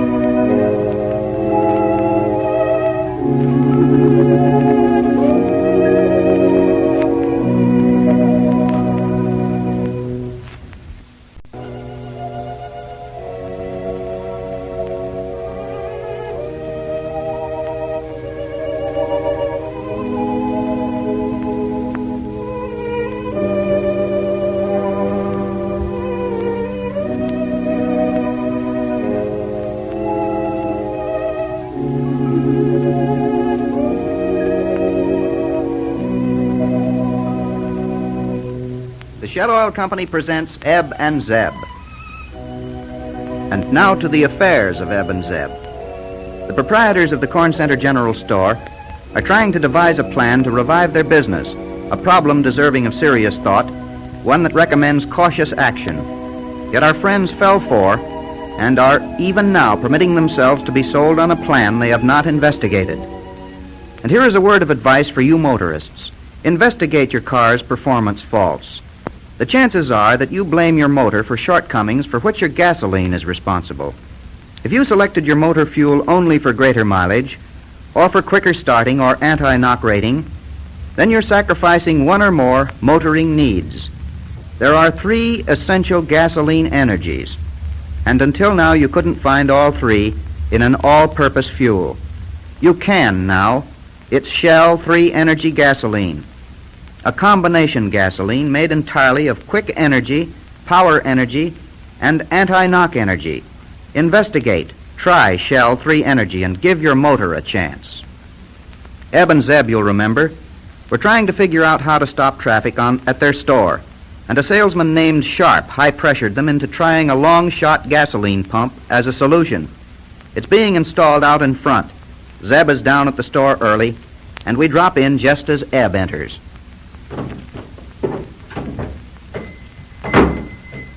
Well, it's about time you was getting to work. You know what time it is? It's darn near 8 o'clock. Well, I couldn't help it. It was that dad-ratted alarm clock at our house. It was set for 6. And that's the reason you're late, huh? Because the alarm clock was set for 6. Yeah. You see, there's 7 of us in the house. Oh, there you go. Always full of excuses. If you had any ambition, you wouldn't need any alarm clock. I ain't got no alarm clock, and I'm here every morning at 6 o'clock, right on the dot. 6 o'clock, huh? Yes, 6 o'clock. And I get up at 5 o'clock, because I got ambition. You don't get up at 5 o'clock because you got ambition. No? Then what do I get up at 5 o'clock for? So as you'll have a longer day to loaf in. The reason I can wake up at 5 is because I get to bed at a decent hour and get a good night's sleep. I was in bed last night at 8 o'clock. And you'd be a darn sight better today, better off if you'd been too, if you ask me. I was in bed at 8 o'clock, but I couldn't sleep. And what's more, it was all your fault. My fault? My fault that you couldn't sleep, huh? Yes, sir. That darn cat of yours kept me awake half the night, squawking and yowling. You ought to do something about it. Yes, I suppose you think I'm going to get rid of a swell mouser like that cat is just on account of you. Well, I don't ask you to get rid of her, but you might have her tuned. Well, all right. Don't stand there gabbing. Grab that broom there and sweep out. Oh, all right. Sweep, then you gotta dust. Enough to make a fella sick. Sweep and dust, sweep and dust. I've been a-dusting that there pie off for every morning for the last 6 weeks. Oh, quit your crabbing. If we don't sell it pretty soon, it'll be dusty that we'll have to eat it ourselves. Well, we'll sell it. I think we ought to get our pies from another baker anyhow. That there baker we take from don't know how to bake pies. Don't know how to bake pies? You're crazy. He baked pies before you was born. Yeah. I reckon that pie must have been one of them. Say, what in tarnation are you doing there? I'm taking the screen out of this window here. Taking the screen out of the window? Well, now, what are you doing that for? I want to let some of the darn flies out. Oh, never mind the flies. You just stick to your sweeping and get into them corners. Clean them out good. We got to get this place slicked up here. Oh, all right. But if you was down here so early, why didn't you sweep out yourself? I was busy. I was talking to a feller. Yeah. All is shooting off your mouth. I wasn't. I was talking business. Shooting off my mouth ain't one of my weaknesses. I say it ain't. Of course it ain't. It's one of your greatest accomplishments. Oh, is that so? Well, you know who I was talking to? Who was it? The fella that drives the long-shot gasoline truck. He stopped to fill up our pump with long-shot gas. Why, is the pump all ready to use? Certainly it is. We're going to be having a lot of customers in here today. I bet we won't. Well, I bet we will. We won't. We will. We won't. We will, I tell you. We're going to have more customers in here than you can shake a stick at. Well, I ain't seen no car stop in front of the place yet. Well, give 'em time. Give 'em time. Wait till the traffic begins to pick up. There's plenty of traffic going by now. Yes, and dang it, there's a car stopping. See? What'd I tell you? Come on now, get ready to give 'em some service with a snap. You mean the ginger snaps? No, dad, dang it. Get up on your toes. Get up on your toes. Say, what do you think I am, a toe dancer? Oh, I mean, look like you had some sense. Rush up to him. Find out what he wants. Ready now, here he comes. Howdy, Mr. Shucks. It's only Mr. Sharp. Well, hello, boys. How do you like the gas pump? Oh, hello, Mr. Sharp. The pump looks darn slick. I was just driving by on my way to the city, so I thought I'd drop in and tell you how to operate it. Shucks, there ain't nothing to operating the gas pump. Well, no, not to operating an ordinary gas pump. What you see, our long-shot gas pump is a very special kind of pump. It's what you might call a super pump. Oh, for pumping soup? Exactly, for pumping soup. No, I mean it's built to give a very special kind of service.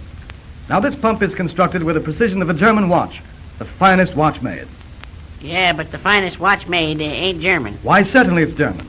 It ain't neither. Yep, well, maybe you're right.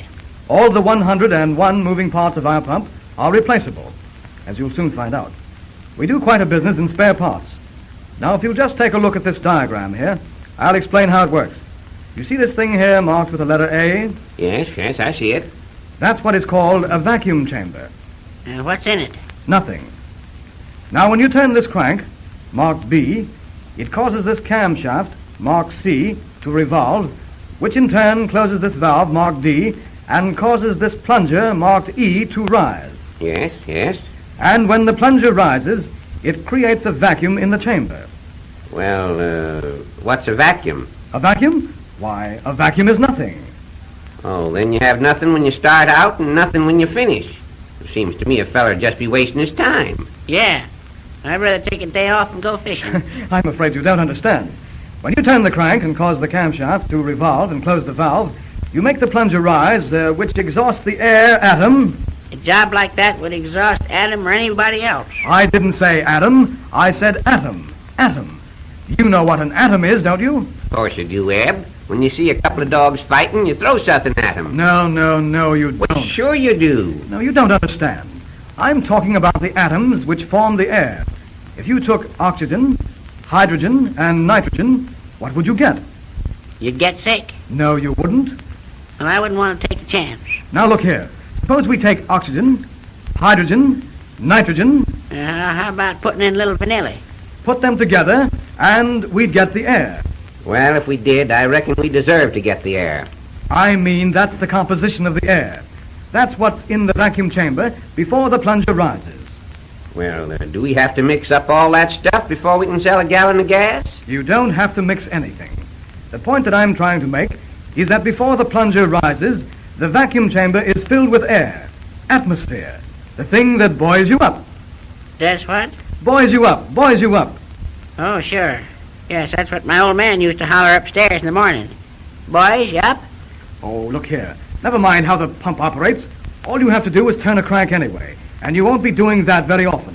Come on outside and we'll try it out. Yes, I'd like to see how the thing goes.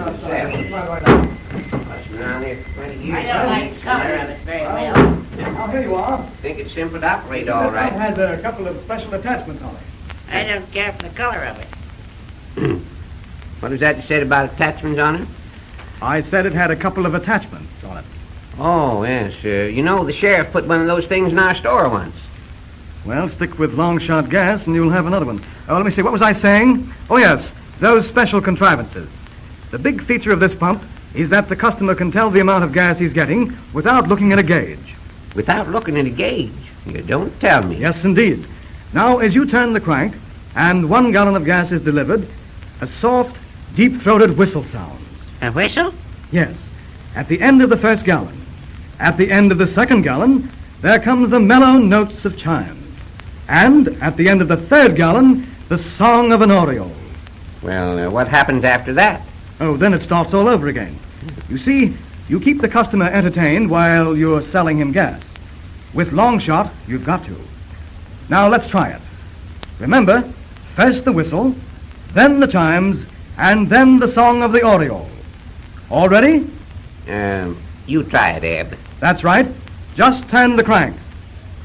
Ah, there she goes. 1.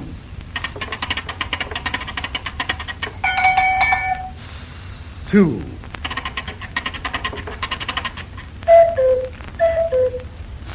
3. And there you are. Well, I'll be dad darned. Hey, that's right slick at that. But ain't you got a pump that'll play a tune? We're working on that. In fact, we pretty nearly have it perfected. What tune does it play? What are you going to do when the rent comes round? Well, I must be getting along to the city. Goodbye. So long, Mr. Sharp. We'll be seeing you in a few days. You mean you'll be looking for me in a few days? Oh, I say, where's the nearest gas station around here? Gas station? Yes. I want to get a tank full of gasoline. Ho hum. Poor fellows. I'm afraid they have a long shot for sure. As an idea, this looks like a dud. You motorists consider these gasoline facts. Erratic, wasteful, gassy substances are the duds, the dead spots in gasoline. Many sluggish, slow energies can be refined out of crude oil. Shell discards these. There are 3 energy groups in gasoline which every motor needs. Shell 3-energy gasoline contains those vital energies, developed to the highest degree of efficiency. Asked what he wants his motor to do, any motorist will say, Start promptly, get away, pull and respond when I need power, and climb hills without knocking. Exactly. But no motor can do these things without a gasoline supplying quick energy, power energy, and anti-knock efficiency. Shell 3-energy gasoline is made entirely of the three needed kinds of energy. You motorists have always known what an ideal fuel should do. Shell has filled your order. Drive up to a Shell pump and let a tank full of 3-energy prove it.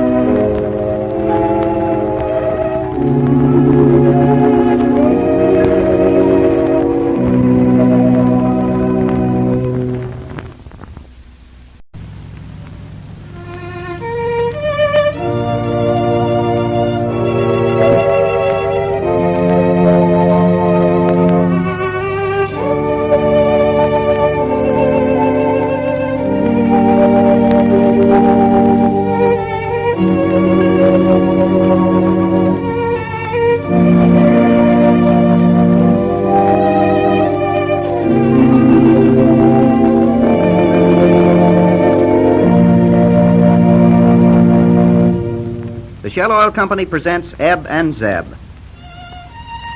And now for the latest news from the Corn Center store. When last we visited Eb and Zeb, the tricky pump for dispensing long-shot gasoline had just been put in. You'll remember that when this very special pump delivers 1 gallon, it blows a whistle. At 2 gallons, it rings a bell. And at 3, it breaks into a bird song. And speaking of pumps, if you haven't visited a Shell pump recently and tried Shell 3-energy gasoline, you're behind the times. This all-purpose gasoline has already made smiling drivers out of thousands of former steering wheel grouches. The old bus, or your 1932 model, will surprise you on a 3-energy diet.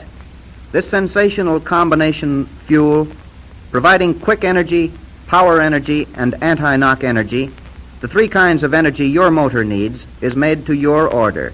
Does the things you've said a gasoline should do. At the signals, on the road or on the hill, Shell 3-energy gasoline answers the throttle. Try a tank full. We drop in on Eb and Zeb this evening and find them in front of the store. They haven't had any customers to try that tricky pump on as yet, and we find them enjoying a game of checkers while they watch for the promised business. Well, go on. It's your move. What you waiting for? Now, don't rush me. Don't rush me. Let's see here. Yes, I'll move that fellow over. No, I can't do that. You'll jump him. Let's see, I'll put this one. I'll move. No, I can't neither. I lose 2 men that way. Dag burn you. I'll put that fellow. No, I won't neither. I'll wait a while. No, go on now. You've got to move. Go ahead. Well, then I'll move that one right there. You walked right into my trap. Here's where I get 2 men. Yes, sir. And just make me a king besides. Think you're smart, don't you? Well, I bet you cigar I'm smart enough to give you a good trim in. What kind of cigar? Why, the kind I always smoke. Nope, I won't bet you. No, afraid to lose, eh? No, afraid I'll win. Now, let's see. Oh, yes, here's a move.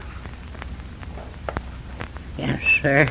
Them cigars you smoke is just about the worst I've ever seen. Oh, is that so? Well, let me tell you something, young feller. I don't smoke nothing but quarter cigars. Who smokes the other 3/4? You know what I mean. This is a 2-bit cigar, one of the best 2-bit cigars made. A Northwestern Mounted Police. That's a good name for it, all right. Gets it, man. Dad darn it. There goes another car past without stopping. Why don't some of them stop? Quit your worrying. They'll stop. Trouble with you is you ain't got no patience. Didn't you ever see a cat watching at a rat hole? No, but I seen something like it once. What do you mean? Well, you know my Uncle Jake. Yes? He's got a habit of sleeping with his mouth wide open. One night a mouse ran across the bed and ran right into his mouth. and he swallowed it. You don't tell me. Swallowed a live mouse, eh? Yes, sirree. Let's see. My move there, ain't it? Yeah. Well, gosh almighty, what'd your uncle do? Didn't do nothing but holler. But my aunt figured out something.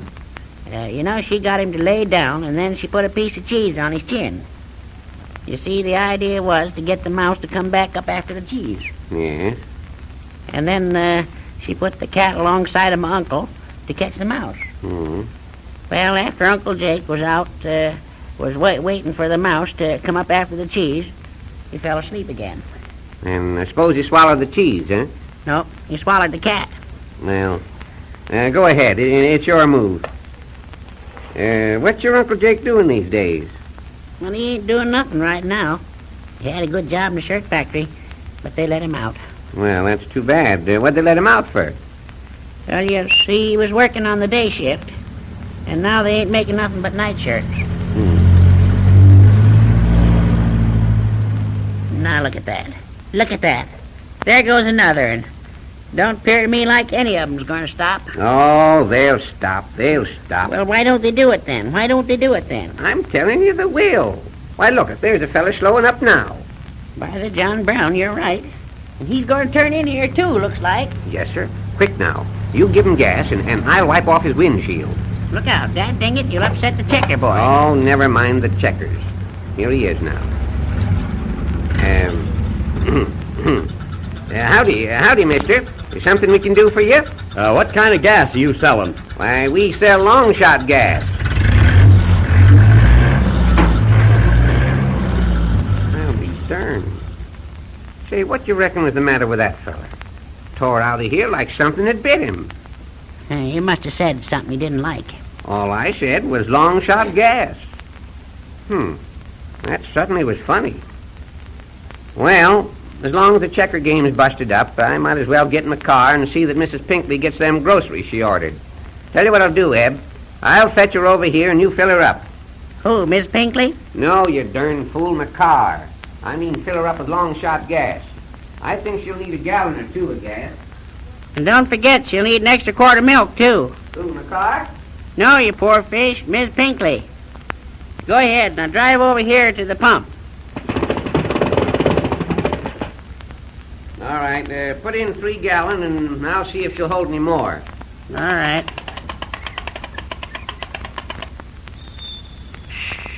That's 1.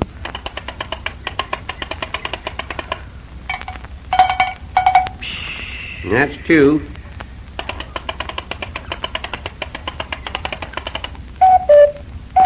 And that's 3. That enough? Yes, that'll do. Well, I'll be back in about 15 minutes. Hey, look out! Oh, dead burn it. Say, what are you trying to do? Look at you. Smash the pump. Oh, gosh, I must have had my car in reverse. Dad burn you. You give me a pain. If you was driving out in the middle of the Sahara Desert, you'd hit a hydrant or something. Always something you gotta bust. Oh, is that so? Say, I've driven this car for 10 years, and I ain't had a real bus yet. You mean you driv that bus for 10 years and you ain't had a real car yet? See what you done? You got the gas pump all out of whack. The darn thing's still a registering 3 gallon. Look at it. Well, wait till I get a hammer. I can fix it. I'll fix it. Fix it. Yes, you can. Look out. You're making it worse. Look out. Wonder what incarnation got into the darn thing anyway. I don't know. And here comes a feller for gas, too. How do you do? Are you the proprietor of this place? Yep, I'm one of them. Well, my name is Smith, Cyrus K. Smith. You've probably heard of me. I'm owner of the famous Smith Copper Mine. What? What's that? I didn't say nothing. No, you see, Mr. Smith, it's this here gas pump. Yeah, the dead darn thing's out of whack. The gas pump? Say, what are you trying to tell me? What do you think I am? Stop that, I say. It ain't us. I tell you, it's this here... No, honest, it ain't, Mr. Smith. It's the pump. You see, this here's a special kind of pump. Yeah, it's a long-shot gas pump. Oh, so you sell long-shot shot gasoline, eh? Well, then I think you're just the men I want to see. Have you read in the papers about Hector Smith? Hector Smith? Yes. No, can't say as I have. Well, Hector Smith is my nephew. He's a millionaire in his own right and heir to the famous Smith fortune. Must be a lucky young feller. Not so lucky as you might suppose. He has a curious streak in his nature. Oh, now, I don't mean he's insane or anything like that, but he's just a little unbalanced on the subject of the brotherhood of man. He's too kind-hearted, and he's literally giving his entire fortune away. Giving it away? You don't tell me. How do you mean? Well, he's made up his mind that he wants to die poor. Well, why don't he start a grocery like ours? So he travels around the country dressed like a tramp, driving a broken-down old car. When he meets some person who treats him kindly, or when he considers a worthy unfortunate, he rewards them with a sum of money, $25, $50, sometimes as much as $100,000. Well, by the John Brown. The lad's not insane. We can't have him shut up. All we can do is to keep an eye on him. And when he starts out on one of these, philanthropic sprees, go after him and bring him back home. Now, I understand that right now he's somewhere in this vicinity. Someplace around Corn Center here? Yes. We've traced him as far as Squidgeville and then lost him. Now, I've just received a wire calling me back to New York. Important business. And as you fellows are located on a crossroads here where a lot of traffic passes, I'd appreciate it if you'd keep an eye out for him. Sure, yes, we will, mister. Of course we will. We'll be glad to. What kind of looking feller is he? He's a young man, 23 years old, rather short and chunky, has light hair and blue eyes. And, oh yes, he has a slight impediment in his speech. Has a what? An impediment in his speech. He talks with something of a lisp, you might call it. Well, then we'll watch out for him, mister. Thank you. I'll make it worth your while if you find him. Just hold him here on some pretext or other and wire me. Here's my card. You can always reach me at that address. Yeah. But how'll we hold him here? Yeah, supposing he won't stay.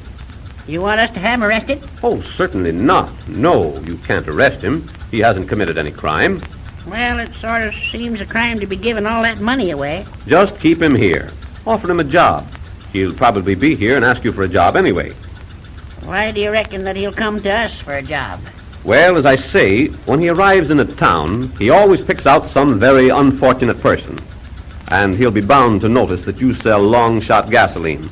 Well, don't forget now. Wire me if he should turn up here. We won't forget. We'll wire you right off. So long, Mr. Smith. Yes, so long, Mr. Smith. So long. Bye. Say, Eb. What? What do you reckon he meant about this feller Hector Smith picking out unfortunate people and us selling long-shot gas? That was something to think about. Well, the boys have two things to wait for now. Long-shot gasoline customers and Hector Smith. Motorists, have you ever reviewed in your own mind the things you thought the ideal gasoline should do? Of course you have. Your idea of an all-around good gasoline was one that would help your motor start quickly, get away fast, pull when you needed power, and a gasoline that would not produce those knocks on the hills. Shell 3-Energy gasoline fits that idea to the letter. It's made entirely of the three kinds of energy your motor needs: quick energy, power energy, and anti-knock energy, the highest anti-knock rating of any non-premium fuel on the market. Here, motorists, is an all-purpose gasoline. Shell 3-Energy gasoline, on sale now at all Shell dealers, is made to your order.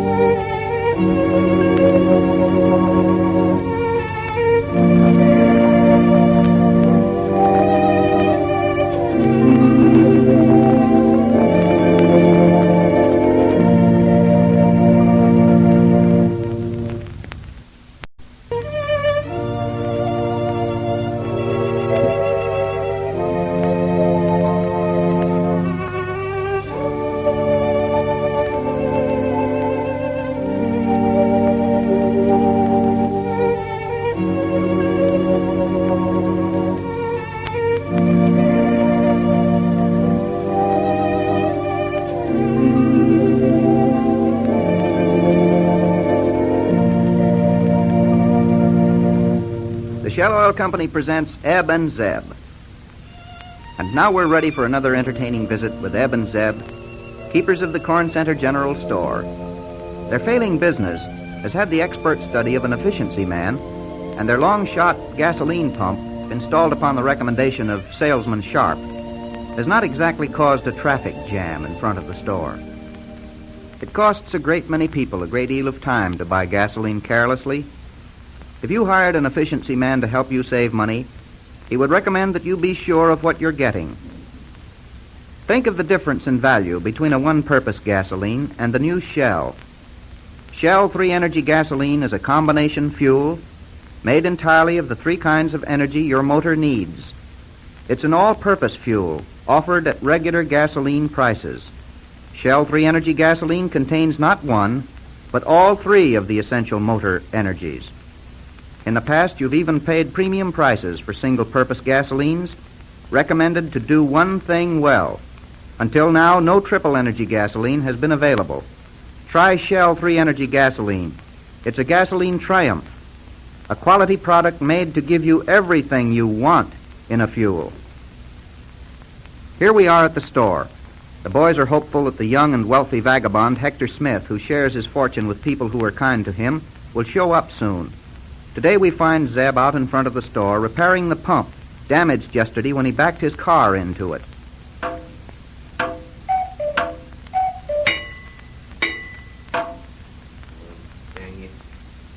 Oh, Eb! Eb! Eb! Yeah? What you want? Come here a second, will you? I want you to give me a hand to fixing this here gas pump. I don't know nothing about fixing a gas pump. No, you don't have to know. I got this here now handbook that Mr. Sharp left with us. It tells all about it. I'll read it to you, and all you have to do is just what it says. No, all right.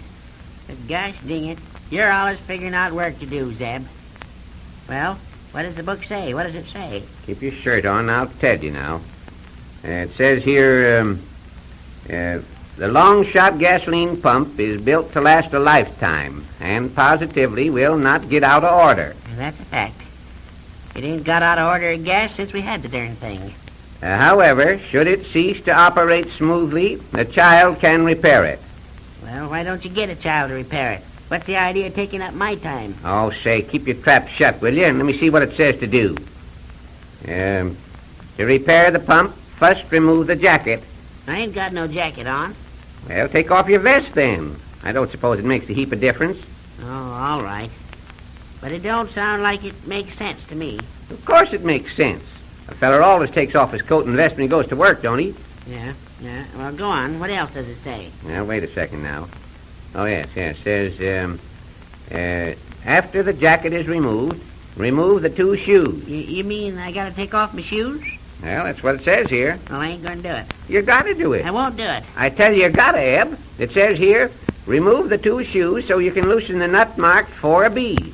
Must think I'm going to loosen it with my toes. No, I don't give a darn how you loosen it. But you gotta do what the book says. Oh, all right. Now, as soon as the nut marked for a B is loosened, remove the brass pin. No, sir. Right there's where I quit. You can get somebody else to fix your pump. I'm not going to take out that brass pin. What's the matter with you? Why not? Because that pin's what holds up my pants. Oh, well, let the pin go. But go on and loosen the nut. Well, where is the nut? I don't see it. Just a second now. According to the picture here in the book, it's down inside the pump. I allow you'll have to take the cover off. Well, give me the hammer, and I'll take it off for you. All right. Take it easy. Just knock that off there. Got it? There you be. I reckon this here's the nut it means. Now, wait till I take a look at the picture here. Nut 4B. 4B. Oh, yes. Yep, that's the one. All right, then it says to throw out the gear.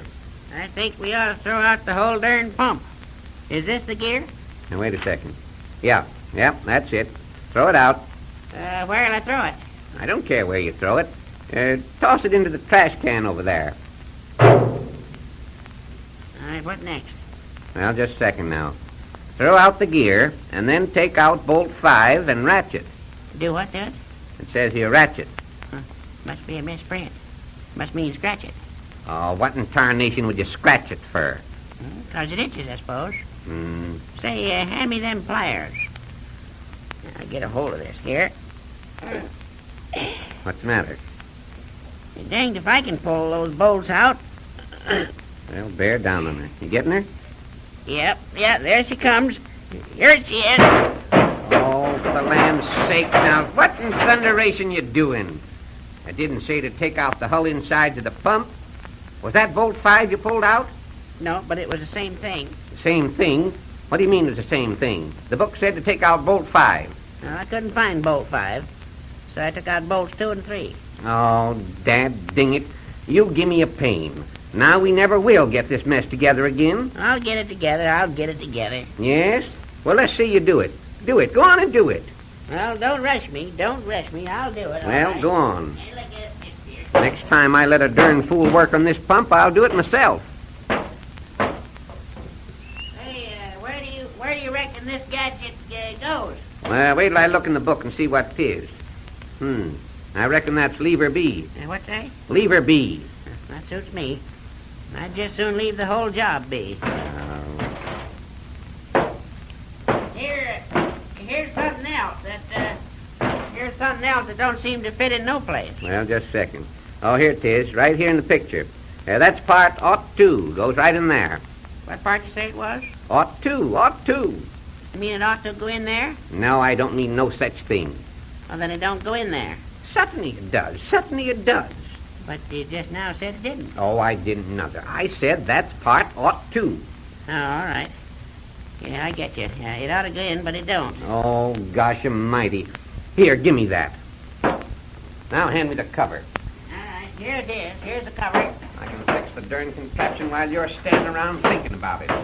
Yeah, but I bet it won't work. Well, I bet it will work. Bet it won't. Well, look at all them parts you left out laying on the ground. Well, what about it? We can use them sometimes to make another pump. Now, grab a hold of that there crank and give her a turn. We'll see whether it works or not.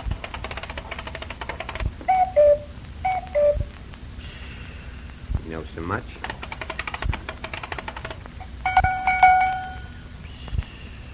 Say that.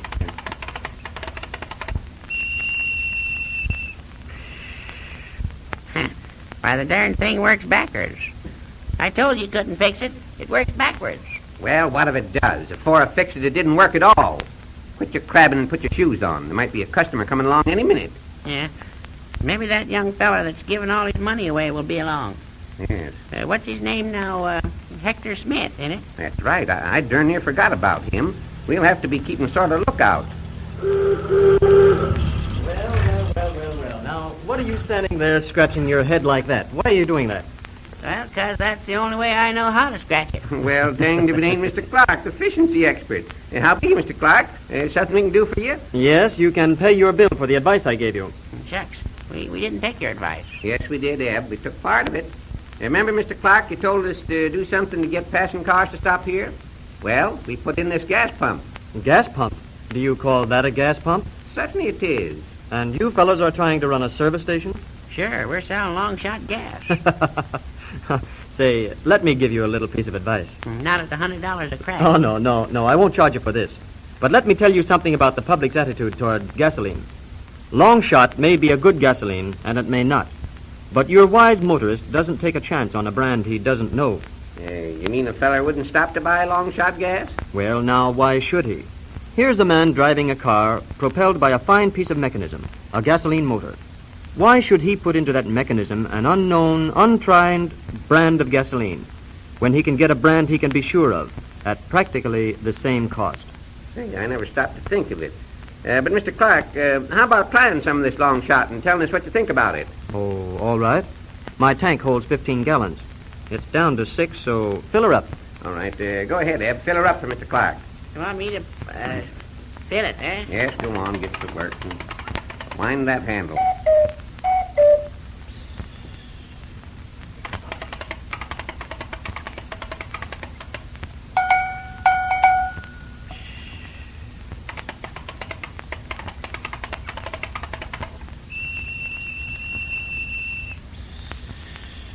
How much is that?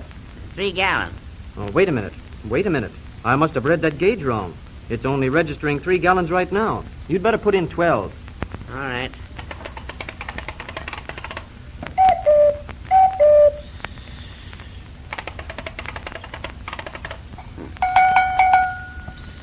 Exercise will do you good. Go on, pump her. My arm's getting tired.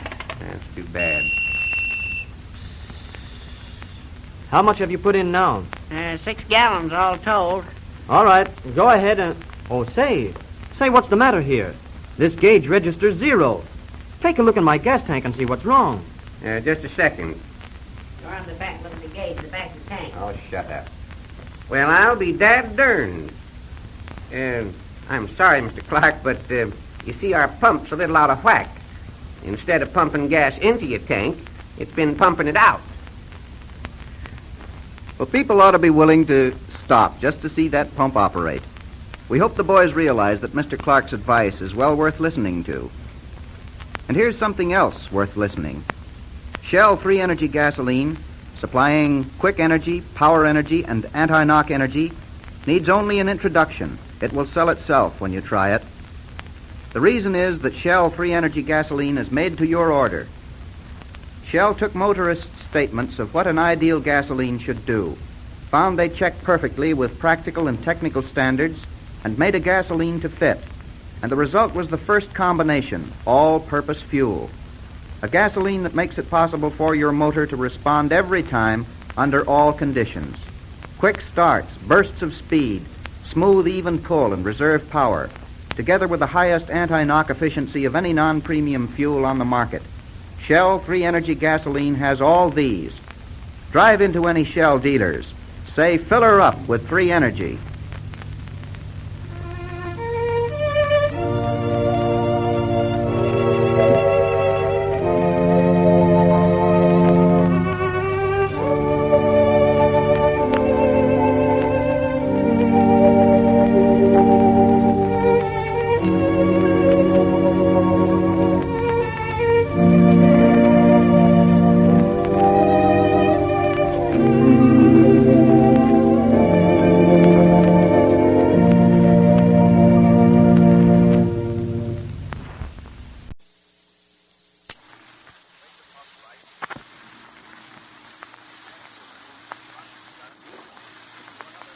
We introduce 2 characters whom we believe you're going to find extremely entertaining, extremely amusing, although perhaps introduce is hardly the proper word at that. For these 2 characters are so essentially American, so typically a product of the country in which we live, that you already know all about them.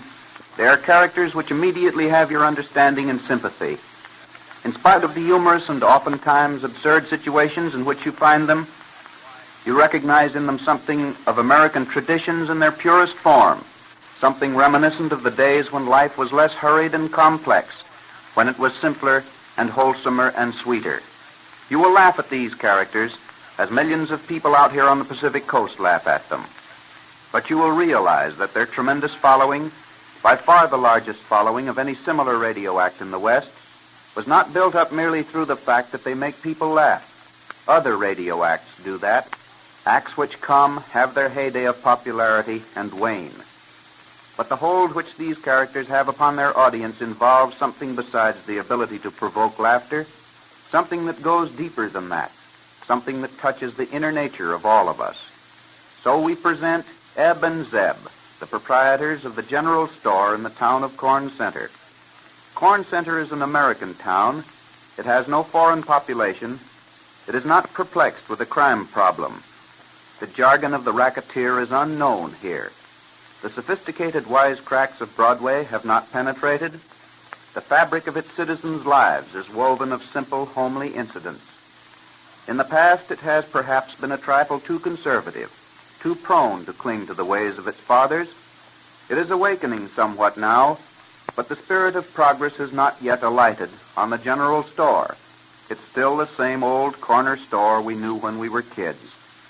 And here are Eb and Zeb behind the counter. Zeb, tall and angular, Eb, short and fat. He seems to be engaged in some sort of calculations with pencil and paper, and is having a little difficulty. Daggone it. Well, what's the matter now? You're always crabbing about something. What's the matter? Oh, it's this here, that darn income tax thing? Gosh almighty, ain't you made that out yet? Why, you're supposed to have had it in by the middle of last March. I know it. That's what the fellow over at the post office was saying. He said he reckoned I must have made a mistake and thought it was for the physical year. Well, you better get going with it, or you'll have some of these here government fellers after it. Yeah, but I can't seem to make head nor tails out of the darn thing. Oh, why, shucks, Eb, there ain't nothing to it. Bring it here. I'll give you a hand. Now, look, all you have to do is just answer these here questions. Now, let's see. Here's the first one. Is this a joint return? No, this ain't no joint. It's a first-class store. Correct. Just write that down now. I got that. Now, what's next? Well, it says here, were you at the head of a family on the last day of your taxable year? Darned if I can remember just where I was on that day. No. You don't get the idea, Eb. What this means is, was you the head man in your family? I'll say I was the head man. Yes, sirree. What I say goes, and there ain't no argument, neither. Yes, I always heard you never had any words with your wife. Well, that's fact. Yes, they say she has them all. Yeah, she has them. Say, looky here. That'll be about enough out of you. For 2 cents, I'd not guess like they could play on a Victrola. Yes, you would. Well, I would. Well, do it. Come on and do it. I'll do it. Oh, you're scared to do it. I ain't scared. You are scared. Ain't scared. Oh, you are. Ain't. Oh, you are, I tell you. Ain't, and what's more, you keep my wife out of this. My wife's a lady. You understand? A lady. Why, all that I am, I owe to my wife. Oh, what you are, you owe to your wife, huh? Yes, sir, I sure am. Well, why don't you give her 30 cents and square the bill? Now, look out now, gal. Ding it. I tell you, I'm going to knock Well, you. come on. Let's see you do it. Well, don't rush me. I'll do it. Yes, you will. Look out now. Here I come. Yes, you will. Answer that telephone. Answer it, will you? Well, hello? Yes, ma'am. Yes, just a second. Say, Zeb, it's Mrs. Plum. Says they're giving a bride a shower and wants to know what to take. Tell her to take a cake of soap. Hello? Say, why don't you take a cake of soap? What? Hello? Dad, dang it, she hung up.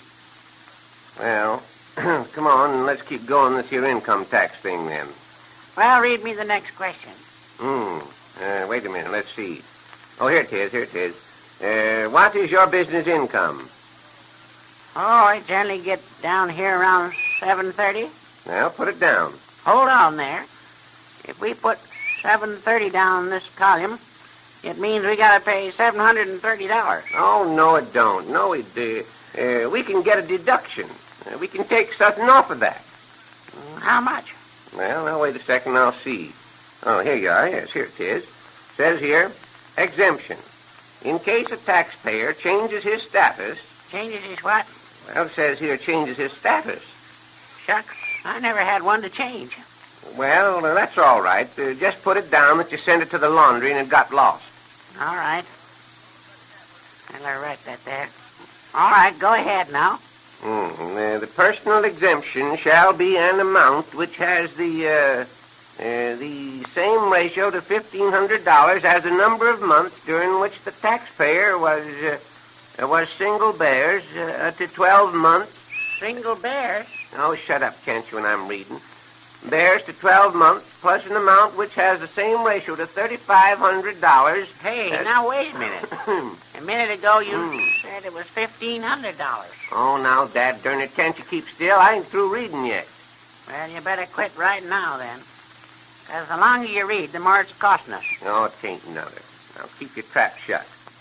$3,500 as the number of months which the taxpayer was married, at the head of a family bears. What I can't figure out is what these here single and family bears got to do with it. Well, gosh almighty, Eb, it's plain as the nose in your face. Yeah? Well, what does it mean? Why, it means, well, wait a second now. It means just what it says here. If you own a single bear, you save $1,500. And if you own a family bear, you save $3,500. Well, what does a good family bear cost? Well, that's the catch, of course. You see, it costs just about as much as you'd saved. So where are you? Well, I'll put it down. We don't own no bears. That's right. What's the next question? The next question is stock on hand. Gosh almighty, Eb, we gotta take inventory. Do we have to do that again this year? Yes, sir. Well, might as well get at it and get it over with. Tell you, I'll climb up on the shelves there and holler down to you what we got. All right, go ahead. You read it down there, and I'll climb up here. Just a minute. Well, let me have your pencil. Let me have your pencil. Use your own pencil. Oh, shucks, I see it here now. I thought I'd lost it. All right. You ready? Yes, go ahead. 5 cans tomatoes. 5 cans tomatoes. And 1 rat trap. 1 rat trap.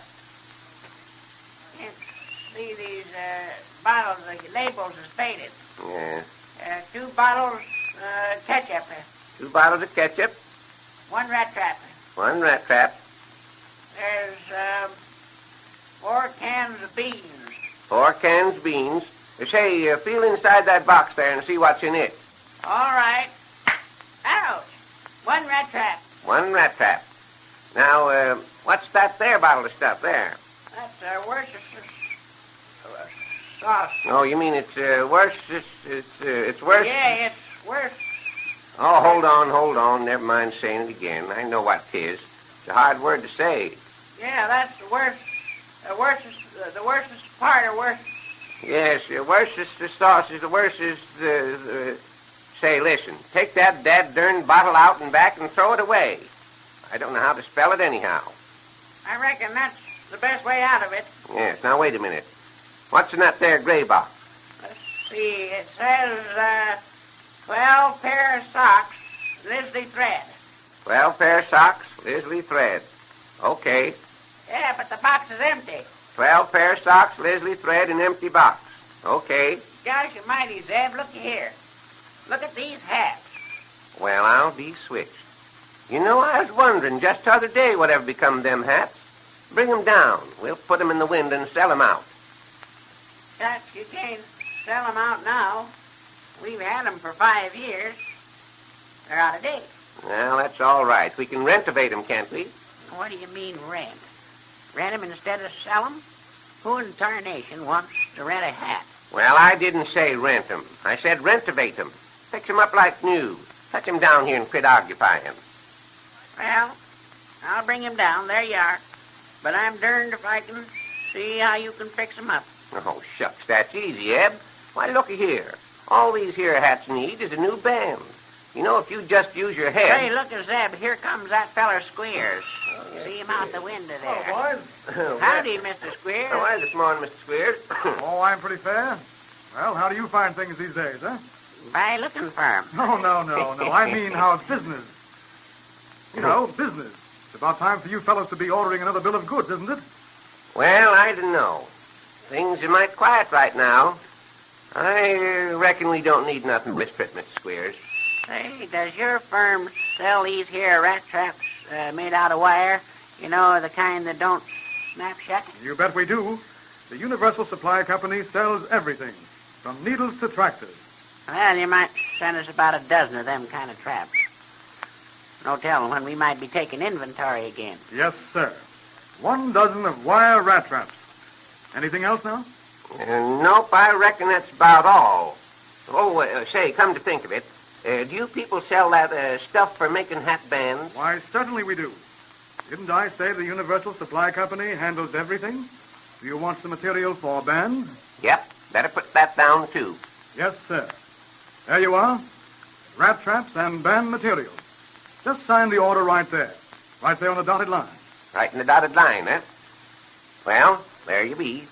And say, get that there band stuff to us right away, will you? You bet I will. I'll wire for it tonight. You'll have it tomorrow afternoon. Okay. Well, so long, boys. See you on my next trip, huh? Yeah. So long, Mr. Squeers. Glad to come in, Mr. Squeers. Now, there you be, Eb. We'll get that there stuff for bands and sell out them hats in no time at all. You see, in this here business, you got to use your head. But somehow or other, we feel a bit dubious about Zeb's scheme of putting new bands on the hats. However, there's nothing to do but wait until this time tomorrow. Eb and Zeb are on the air every evening.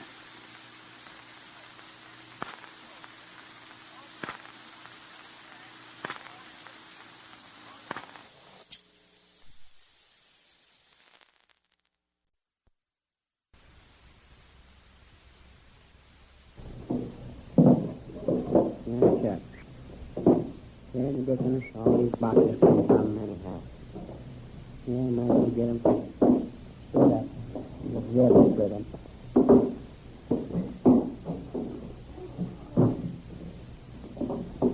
Oh, did you see Captain Tinkley, Zeb? Yeah, I see him.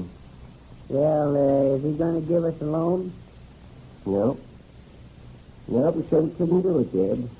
Said he was too sick to write out a check. He's got the gout. Gout, huh? Yeah. He don't write checks with his feet, does he? Well, I don't know what we're going to do, Eb. Most of them bills has got to be paid with the first of next month and no fooling about it. You see? Well, they'll just take the old store away from us. That's what they'll do. Oh, shucks. Yeah. So, you call up your Uncle Jake? Yeah, I called him. Well, what did he say? Did he say he'd let us have some money? Yeah. He did? He did? Yeah. He said no. He said no? Yeah. Oh, man, it goes to what did he say? Did you get the money or didn't you? No, I didn't. Darn near did. Darn near did? Yeah. I asked him for it, and he said no. But if he said yes, I'd have had it. Fine fellow you are. Try to put through the loan. Well, let's see. Who can we call up? Listen, there must be someone that you know. Hey, listen. Call up old man Schulzenheimer. He ought to loan us some money, Ed.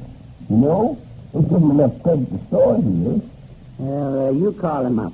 See, I'm busy stacking up some empty boxes here for kindling wood. Now, listen here. Never mind the kindling wood. Never mind that.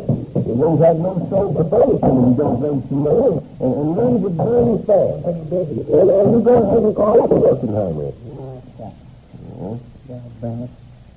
Well, what's his number? Phone Senator 222. Dag nabbit. And I'll get Central here. Hello? Hello? What in tarnation's the matter with it? Hello? Ah, shucks. Ain't no use to get mad. Ring it again. Go on, Hello? Yes. Of course I want a number. What you think I'm testing this goddamn thing for? For exercise? Well, don't get fresh yourself. Give me corn center. Corn center 222. Corn center 222. No, I ain't tooting at you. I'm calling a number. Well, the first number is 2. You got that? 2. Yeah. And the second number is 22. I said the 22. I'll just tell you want Schulzenheimer. I say I ain't tooting at you. Schulzenheimer. I'm tooting at Schulzenheimer. Oh, you want to talk to Schulzenheimer. Hello? I want to talk to Schulzenheimer. Yeah. Well, hurry up about it. Now, give him a good song to talk to him. Tell him he just got to have a loan. No two ways about it. Hello, Schulzenheimer? Yes. Now, this is Ed Peters. Say I want to get a loan. I say I want to get a loan. What'd you say? Said, why not go in the back room and lock the door? Hello? Tell him you don't mean that kind of loan. Tell him Hello? I don't mean I want to get a loan. No. That's right. I mean I want to get a loan. Oh, Landy goes and get away from there. Give me that phone. Yes. Yes, Darn smart all Oh, hush up. Hello? Mr. Schulzenheimer? This is Zeb. Yes. Say, Mr. Schulzenheimer, Ed didn't mean he wants to get a loan like a loan. A loan? No. He means he wants to get a loan like a loan when he gets a loan. I say he, Hello? I beg your pardon. Now, looking for a gentleman named Hector Smith. Now, I want to look out for that stack of boxes. You'll bump into him. I told you to look out. Oh, I'm sorry. I didn't notice them there. Here, let me help you pile them up again. Really help me, I'm sorry. Stop that crackers, will you? Hello. Oh, shucks. Say, Dad, do it to keep quiet and the fella's phoning. Well, I couldn't help it, Zeb. This fella come busting in here and knocked over these boxes. Yes, I told him to look out. Well, what's he want? I'm simply looking for Smith. Now, is he here? Who, Smith. Smith. Izzy Smith? Never heard of him. No, not Izzy Smith. Well, Izzy who? I didn't say Izzy. I said Izzy. Well, who? I told you, Smith. Well, how do we know whether he's Smith or not? But I'm not asking you whether he's Smith. I'm telling you he is Smith. Well, what about it? What about it? You come in here just to tell us there's a fellow by the name of Smith? Certainly not. I didn't come in here to tell you there's a fellow by the name of Smith. Now, well, then what is his name? I told you. Smith. This fellow's just trying to make a couple of fools out of Zeb. Yes. Let's turn him out. Yes. Now, you look here, mister. You're not going to serve him for no nonsense. Just a moment, please. Yeah. I'm not trying to make fools out of you. I'm looking for a gentleman by the name of Smith. They told me that he might be in here. Or, if he wasn't, you could tell me where he'd last been seen. That's what? Been seen. Oh, well, then, condition didn't you say so in the first place? They're in the safe. Have you got a bottle to put it in? Bottle? Bottle to put what in? To bring it in. But I don't want any benzene. Well, what do you want? What do you want? And who are you, anyhow? I just told you. I'm looking for a man named Smith. And that happens to be my name, too. You say your name's Smith? Yes. And you come in here looking for yourself, huh? Well, come on, Zeb, let's put him out. Now, wait. Now, just wait. Let me alone. Let me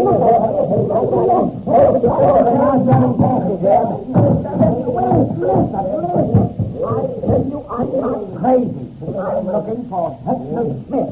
Hector Smith. I want to buy his moving picture. What? I want to buy his moving picture. Want to buy his moving picture? Yes. You know, the Corn Center Glory Review. I represent the Phoenix Productions. I happened to be driving through here the other evening and caught the show. It's been dark out. I can't find Hector Smith. Now, just a second. Hector Smith don't own that picture no more. No, sir. We own it. No, we took the licensing deal from the first. Yes, I noticed that. We own it. Lock, stock, and barrel. Yes, sir. We bought it. We did. Zeb, get that bill of sale. Yes. You own it? You own it? Ah. And I've been chasing that fellow Smith around for 2 days. Now, why... Say, here. I'll buy that picture right now. Sign this contract. Well, just a minute now. How much you going to give us for it? I'll give you $150,000 down. $5,000 royalty for the first week. And $5,000 for the second week. $5,000 royalty for the third week. Great God, what's happened to him? He's fallen into those boxes. Yeah, he fainted. That dang, he fainted. Well, get some water. Quick, get some water. Wait. Never mind the water. How much for the fourth week?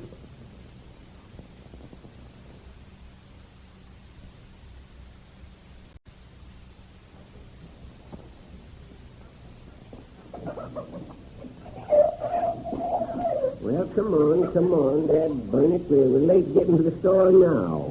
That's I am coming in, Don't walk so darn fast, Jed. I told you I got a sore foot. You always got something the matter with you. How'd you hurt your foot, anyhow? A consigned oak leaf fell on it. What? An oak leaf? Yeah. And you've been making all that fuss just because anything like an oak leaf fell out of a tree and hit in your foot? It didn't fall out of no tree. It fell out of the dining room table. That's a good one. Let's see here. Say your long-legged key, will you? You must left mine to hum. All right, take it. Wouldn't hurt the hinges on the screen, though I have my oil with it. Starting another day. Hope to make another dollar. Hey, it's kind of stuffy inside the store, isn't it? Yeah. Let's not better open the room again. Well, what are you saying you're scratching your head for? Because I'm the only one that knows where this is. Now, listen, young fellow. Let's get busy here.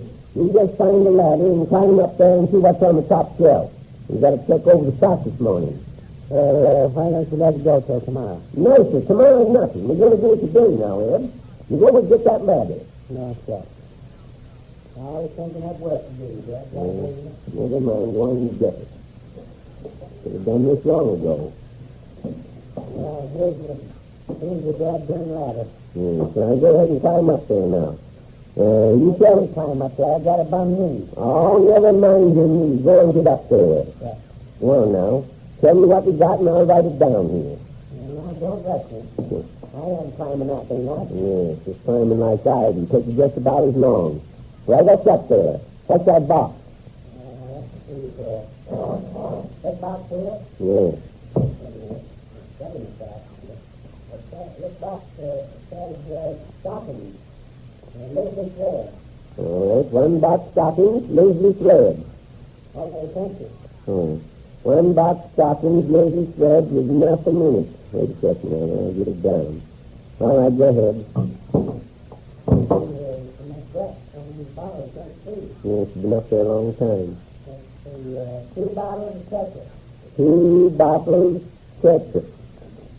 1 nut sack. 1 nut sack. The labels is old. 3 bottles of horseradish. 3 BTLS horseradish. 1 nut sack. 1 nut sack. 1 jar of mustard. Wait a second, I get that sack there. All right. 1 jar of what? 1 jar of mustard. All right, 1 jar of mustard. Yeah. Say, get inside that wooden box there and see what's in it. This one here? Yeah. 1 nut sack. What's that there bottle of stuff? Worcestershire stuff. It's what? I say it's Worcestershire. It's Worcestershire sauce. It's another bottle of ketchup. Oh, what you talking about? That ain't ketchup. Ketchup ain't that color. So you better get down from there and do the writing. I'll see what's up there myself. You want me to come down? Yes, come on down. Don't take all day about it. Could have done it in the first place. Now, wait a minute. Zeb, hold the ladder. Go on and get down. Don't rush me now. I got to bring it. And I got to turn around first. I'll get off. Takes all day to do a 5-minute job. Let me get on that ladder. Drop your staff. You think this is goddamn smart? You must be colorblind or something else. See, I told you can't catch it. It's Worcestershire. It's Worcestershire. What, sir? I said it's Worcestershire. Against the right side, you can't catch it. What else is he up there? Well, let's see here. Let's see. One box light is down saffron powder. Light what? Down. Down where? Oh, down nowhere. It ain't even down. Like to get off a duck. How's that? I say like to get down off a duck. Sure.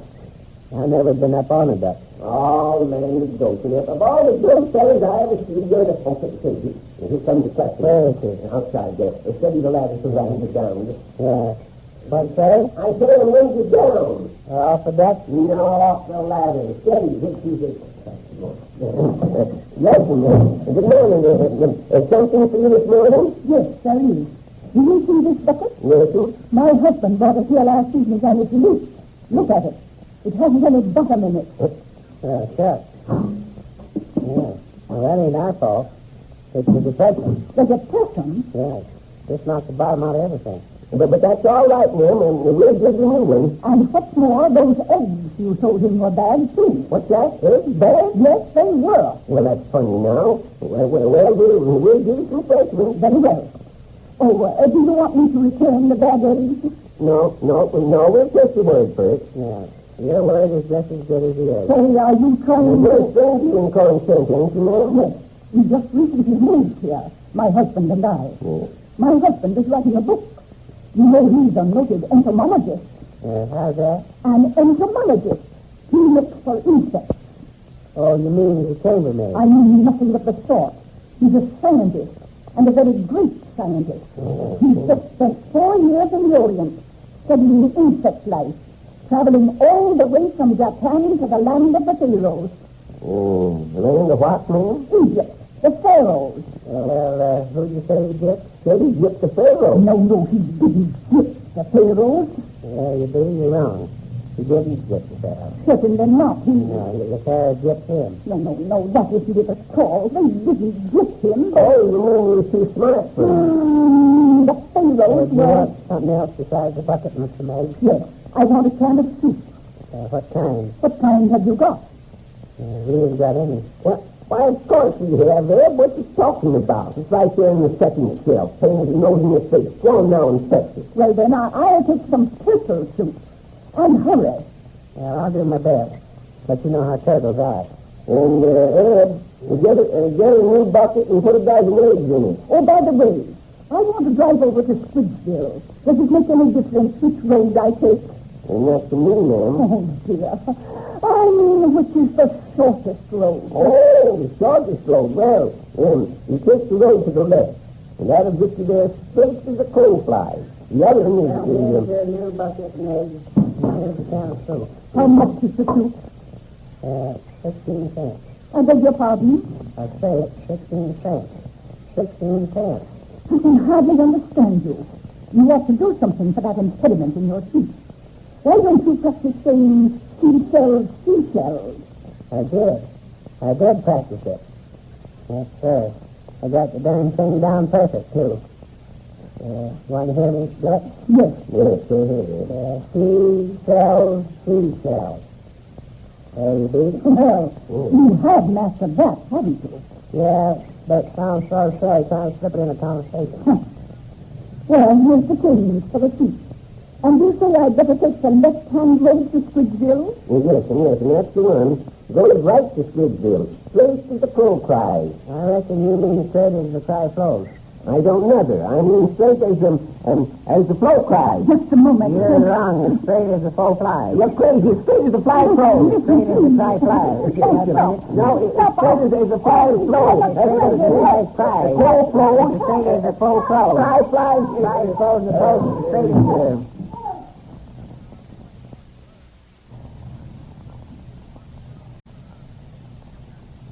Now, let's see here. 1 pound of butter, and that's that. Getting so I can't make out my own handwriting. Looks like B-E... Oh, yes, beans. Dimes of the beans. Well...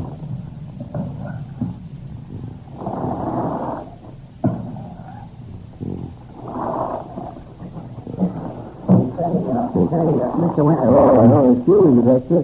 Well, you better skin along. I'm busy putting up orders. Don't want you hanging around. You're getting to be a regular village pest. Yes, but listen, I come in to find out if you've got any dry fish. Dry fish? Yes. Yes, certainly you've got dry fish. Well, why don't you give them a drink? No, that'll do. You get out of here. Go on, get it, tell you. Coming around pesticating busy people. Why don't you go get a job? Well, shoot, didn't you hear the news? Well, I did get a job working for Mr. Barlow. Well, then what you hanging around here for if you got a job working for Sam Barlow? Well, I'll tell you, Mr. Winterbottom, I just couldn't stand it. What? Oh, the work was too hard. It was terrible. Started at 5 o'clock in the morning, worked till 12 o'clock at night, at it day after day, week in, week out, slaving away, working my fingers to the bone. Sakes alive, Hector. How long have you been doing that? Well, I was supposed to start tomorrow. I thought there was some string to it. Hector, I hate to say it, but you're just a plain ordinary loafer, that's what you are. You ain't done an honest lick of work since you come to Corn Center here. You never amount to nothing. Is that so? Yes, that's so. Is that so? Well, you just wait.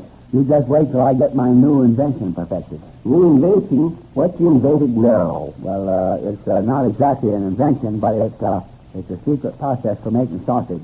Sausage? Yes. You know, all my family were great sausage makers. I didn't know that. Yes, sir. My great-grandfather was the greatest sausage maker in the world. He only made sausages for royalty. Only for royalty, huh? You don't say. Yes, sir. Only for royalty. And sometimes not even for them. Why, one night, the king himself came into my grandfather's store and wanted to buy a sausage, and my grandfather refused to put one out for him. Well, why did he refuse to put one out for him? Well, you see, it was a terrible night. Yeah. Oh, gosh, it was snowing and blowing and raining. Oh, gee, well, because it was awful. Yes, it was terrible, and my grandfather wouldn't put out a dog on a night like that. Wouldn't put a dog on it. Oh, what's the matter with you? Now, you go on, Hector Smith. Go on and get out of here, tell you? But wait, listen, Mr. Winterbottom, all joking aside. All joking aside, I want to tell you about the new sausage that I've invented. This is called a depression sausage. A depression sausage? Yes, that's it, a depression sausage. The two ends of this sausage are stuffed with meat, but the middle is stuffed with sawdust. The middle is stuffed with sawdust? Well, what in tarnation's the idea of that? Because it's a depression sausage. Putting sawdust in the middle is the only way of making both ends meet. Well, now, you'd be a sight better off. You quit messing around with fooling ventures and get a real job now. Yes, but that's just the trouble. I can't get a real job. Everybody in this town is against me. They say I'm a failure. Well, now, I wouldn't pay no attention to that, Hector. Yeah, I can't help it, Mr. Winterbottom. It haunts me night and day. I can't even get any rest when I go to bed. If I drop off to sleep, I have terrible dreams. Last evening, I dreamt I was pitching pennies, and I tossed all night. Well, that's too bad. Oh, what's the matter with you? Now, listen here. You listen here. I don't know what it'll be, but I'll get a job for you. Oh, gosh. Gee, Mr. Winterbottom, that's swell. That's swell of you.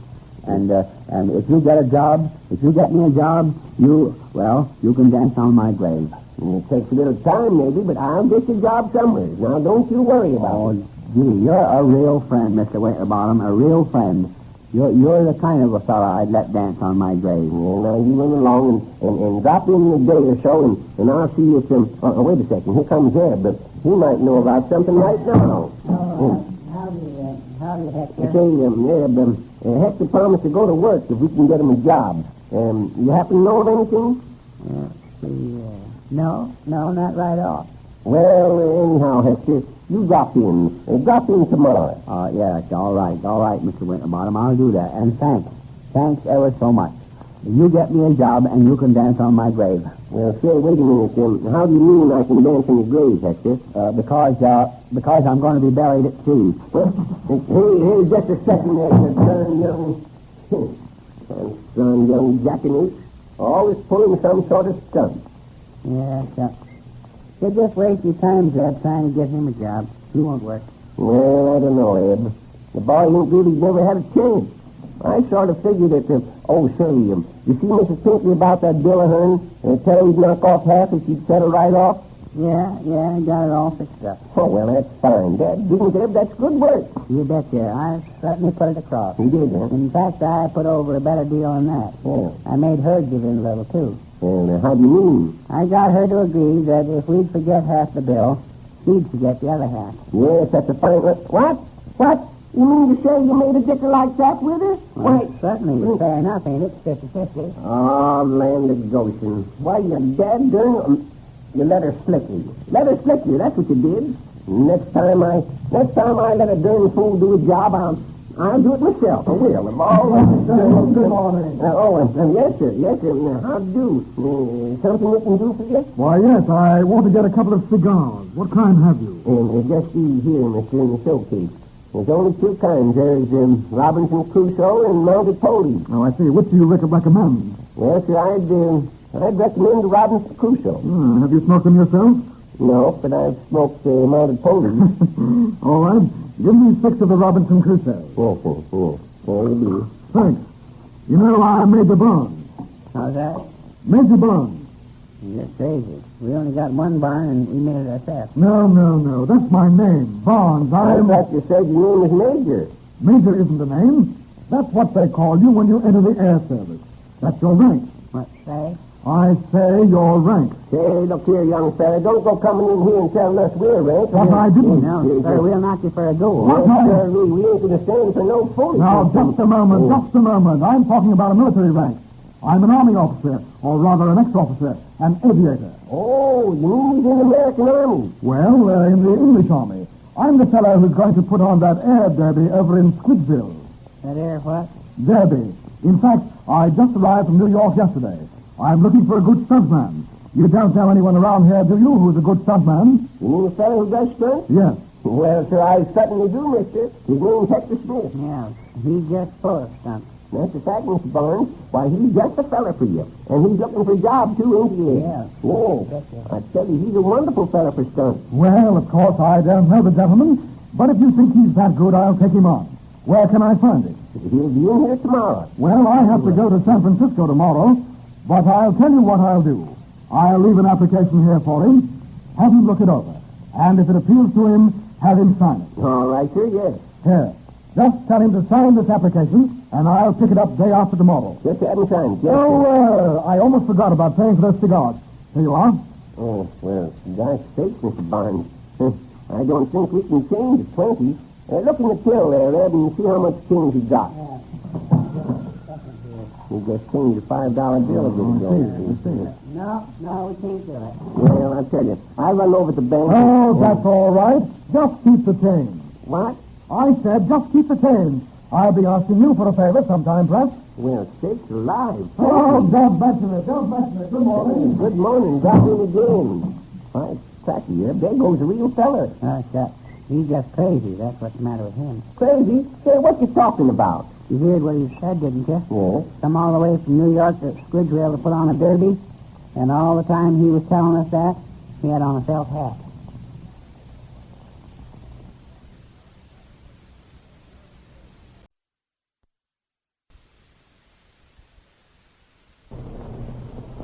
Hello? Hello? Oh, hello. Say, this is Zeb Winterbottom again. Has Hector Smith come in yet? Oh, he is, huh?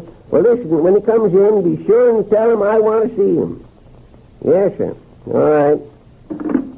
Ain't he there yet? No. Feller said there was a dog lost, and Hector went out to look for it. Hector ain't got no dog. I didn't say it was his dog. Hector just went out to find it for a lark. Well, what's a lark want with a dog? Oh, I don't mean a bird lark. Oh, you mean a bird dog? Yes. No, I mean the dog lark. The log bark, bird bark. What difference does it make? Don't make no difference to me. I'm going to close up and go home. We can't wait around here all night for Hector Smith. Well, now, just keep your seat there. It ain't going to hurt us none to wait around here for a spell. We're going to get Hector that job. I don't see what waiting around here has got to do with getting Hector a job nohow. Well, that there Major Barnes said he'd give Hector a job if Hector signed this application, didn't he? And the Major's coming after the application first thing tomorrow morning. Hector's got to sign it tonight. Oh, sure. Yeah? What's the concern application say, anyhow? Must be that darn important. Wonder what it does say. Got it right here in my pocket somewhere. Here it is. No, wait a second. That's that darn letter I forgot to mail. Here, yes, this is it. What's it say? Read it. Well, wait a second here. It says, application for employment Barnes Air Circus. Well, I'll be darned. He's going to give Hector a job in the circus. What can Hector do in a circus? Be a clown. That's what Major Barnes said. Said he wanted a fella to do stunts. Let's see here. Well, go ahead. Read it. Now, wait now. This application, when signed by applicant and approved by employer, constitutes contract binding each party. Why, are you invited? Invited? Invited where? To the party. Oh, of course I ain't invited. I'm just reading this. Well, if you ain't invited, what you going to dash there for? I ain't dashing. That dash is just for Hector Smith to put his name down. How's that? I say for Hector Smith. Oh, you're dashing for Hector Smith. No, I ain't. That's just a space for Hector's name, Eb. See, like this. Here, give me a pencil and I'll write it in. Well, here, take it. Land of Goshen. HectorSmith. Here, your own pencil. There. And that makes it read, I, Hector Smith, do hereby apply for engagement. Engagement? Does Hector have to get engaged? Yeah, I reckon he does. I suppose they figure fellas engaged will be a mite steadier. Hector's steady enough already. If he was any steadier, he'd be plumb motionless. Yeah. For engagement with Barnes Air Circus and agree to follow him. One mishap. Following Miss who? Mishap. That's no business for a young feller like Hector, following some gal around. It's all right. He'll be engaged to her, won't he? Let's see. I agree to waive all right to compensation. And what's it say? Says he agrees to waive all right. Waive at who? Wave at the gal. Now keep your trap shut, will you? Made me lose my place. Oh, yes. and claims for injury during... Gosh sakes. Is he going to be injured? No, of course he ain't. He's just going to claim to be. Well, it sounds darn fishy to me. There ain't nothing fishy about it, Ed. Don't you get the idea? Hector's going to be a clown. He's supposed to follow this here gal and wave at her. And then she turns around and maybe slaps him. And he claims like he's hurt. Well, all right, go ahead. What else?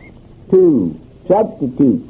In any emergency preventing my appearance, I agree to supply a substitute with the provisions. Supply him with provisions, huh? Certainly. The feller's got to eat, don't he? And that he be mustered out as soon as... Be what? Mustard. Well, what's the mustard for? Why, to put on the provisions. What do you think mustard's for? Out as soon as I am able to appear, and that he accept conditions of mishap as set forth herein. 3, salary. The employer agrees to pay employed the sum of $1,000 per week. What? 1,000? What do you think of that, Eb? Hector will be getting $1,000 a week. No, he won't. He will too. It says so right here. It don't neither. Why, you're darn full. Of course it does. It says sum of $1,000 per week. See, there you be. He only gets some of it. Oh, but it don't mean that kind of sum. There's 2 different kinds of sum. One's like a sum of money, and the other's like, like some pie. What, say? Like some pie. Oh, sure, yes. Yes, I'd like some pie. Oh, kind of son of that. You're the damnedest fella for getting things mixed up. I'm talking about some. There's 2 kinds. 2 kinds, huh? Yes. Well, if there's 2 kinds, then I'll take apple. Oh, but they ain't no apple. What kind is they then? Oh, there ain't no kinds. There ain't no kinds at all. There ain't any pie. I'm just taking pie as an example. Well, how can you take some pie if there ain't any? Oh, I don't mean some pie. Well, then some what? Some nothing. Just some. Oh, shucks. I ain't got no time to sit here and listen to your dad-darn foolery. Yes, some. I'm going home and go to bed. Now, you keep your shirt on, Eb. And a Goshen. It ain't my fault if you don't understand the American language, is it? Now, you let me finish reading this. Well, read it to yourself. I don't want to hear it no how. Well, I'm trying to go in the back room there and start locking up. Sitting around here all night? I bet there's a catch in the darn thing anyhow. Well, I just bet they ain't. Sonny. Say, Mr. Winterbottom, did you want to see me? Oh, yes. Hello, Hector. Yes. You bet I did. Say, you've been eating garlic, ain't you? Yeah, sure I have. You don't think I smell like this always, do you? Well, what I wanted to see you about, Hector, listen. Come here. Listen. What is it? Listen close. I got you a job. Oh, got me a job? Yep. Oh, gosh. God's sake, you don't say. Yes, sir. Yes, say, just take your fountain pen there and sign this here application. Wait. I want to read it first. You see, I don't want to sign anything. Listen, now, I already read it. You go ahead and sign. It just tells you what the job is. All you have to do is to get engaged to a gal, follow around and wave at her, and you get $1,000 a week. Think of that. $1,000 a week. Oh, gosh. Give me it quick. I'll sign it. I thought you would. Yes, that's just the kind of job I've been looking for. Yes. Give me it, please. Yes, here you be. I reckon you'd sign there, see, right here at the bottom, yes. Yeah. I kind of thought you'd like the job. Yes, you did. Howdy, sir. Howdy. Oh, gee, Willikers, this is certainly swell. Yes, now just let me have it. And I'll give it to Major Barnes when he comes in tomorrow and tell him you're all ready to go to work. Listen, you'd better be around here in case he needs you. Yes, I'll do that, Mr. Winterbottom. I'll be in the first thing in the morning. I'll be here. Well, good night, and thank you ever so much. That's all right, Hector. Good night. Get a good sleep. Hector. Well, sir, he's going to work at last. But it's the first real job he ever had. Oh, say, look, here's something on this application I didn't notice. It says MB. Employer may cancel contract if from appearance of mishap pilot seems incompetent. That's funny. Well, what can it be canceled for? Says from appearance of mishap. See, I told you. There is a catch in it. Catch? How do you mean, where's the catch? Why, dagnabbit, just read just what you read there. The appearance of Miss Hap. No wonder they're giving Hector $1,000 to get engaged to her. The dad darn girl's funny looking.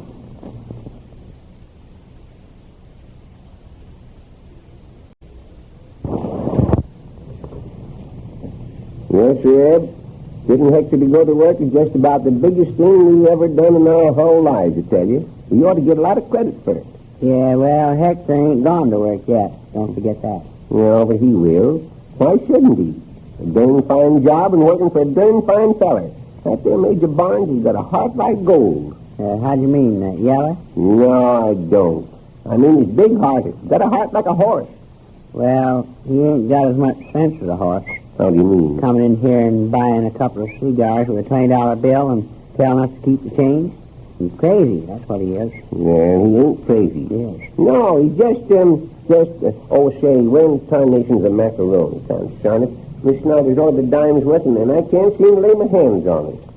Well, if it ain't in that bin behind you, I reckon we're out of it. You listen? Oh, sakes alive. Always out of something and you get a call for it. Well, I suppose you'd better send a telegram to General Supply Company and get some. I want to order some other things anyhow. Say, you go get that old typewriting machine of yours out. Well, say, Zeb, why don't you just write him a letter long-handed? Because I can't read my handwriting. Besides, there ain't time for a letter. We got to send him a telegram. I'll go and get that typewriter. Oh, so. But Zeb, you can think up more darn fool things to do. Don't start arguing now. Fetch the typewriter like I tell you, concern it. Well, I am fetching it, ain't I? Yeah. There it is. Spending a lot of money to send a telegram when you could just as well write. Oh, shucks, it don't cost much money to send a telegram to General Supply Company. What you talking about? It's only 5 cents a word. Now go ahead. Well, don't rush me. Wait till I get a sheet of paper into the darn thing. Well, not see anybody rush you. You're slower than a 7-year itch. Well, you ready? All right. Start in. Let's see. General Supply Company. Shucks. There goes 15 cents already. Oh, don't be a darn fool. Please send us the following order. 5, cut out the please and we'll save a nickel right there. 5 pounds macaroni. Now, wait a second. Here. How do you spell macaroni? Why, just like it sounds. Just like it sounds. Well, what does macaroni sound like? I never heard any of it. Oh, I don't mean like the macaroni itself sounds. I mean like the word sounds. You spell it just like the word sounds. Oh, yes. S-O-U-N... Hold on. What you spelling there? Macaroni. Oh, but that ain't the way you spell macaroni, Eb. You just said it was. I didn't. You said it was spelled the same as the word sounds. And that S-O-U... Land of Goshen, I'll spell it for you myself. Go ahead there. Now, here it is. M-A-C-K, Mac.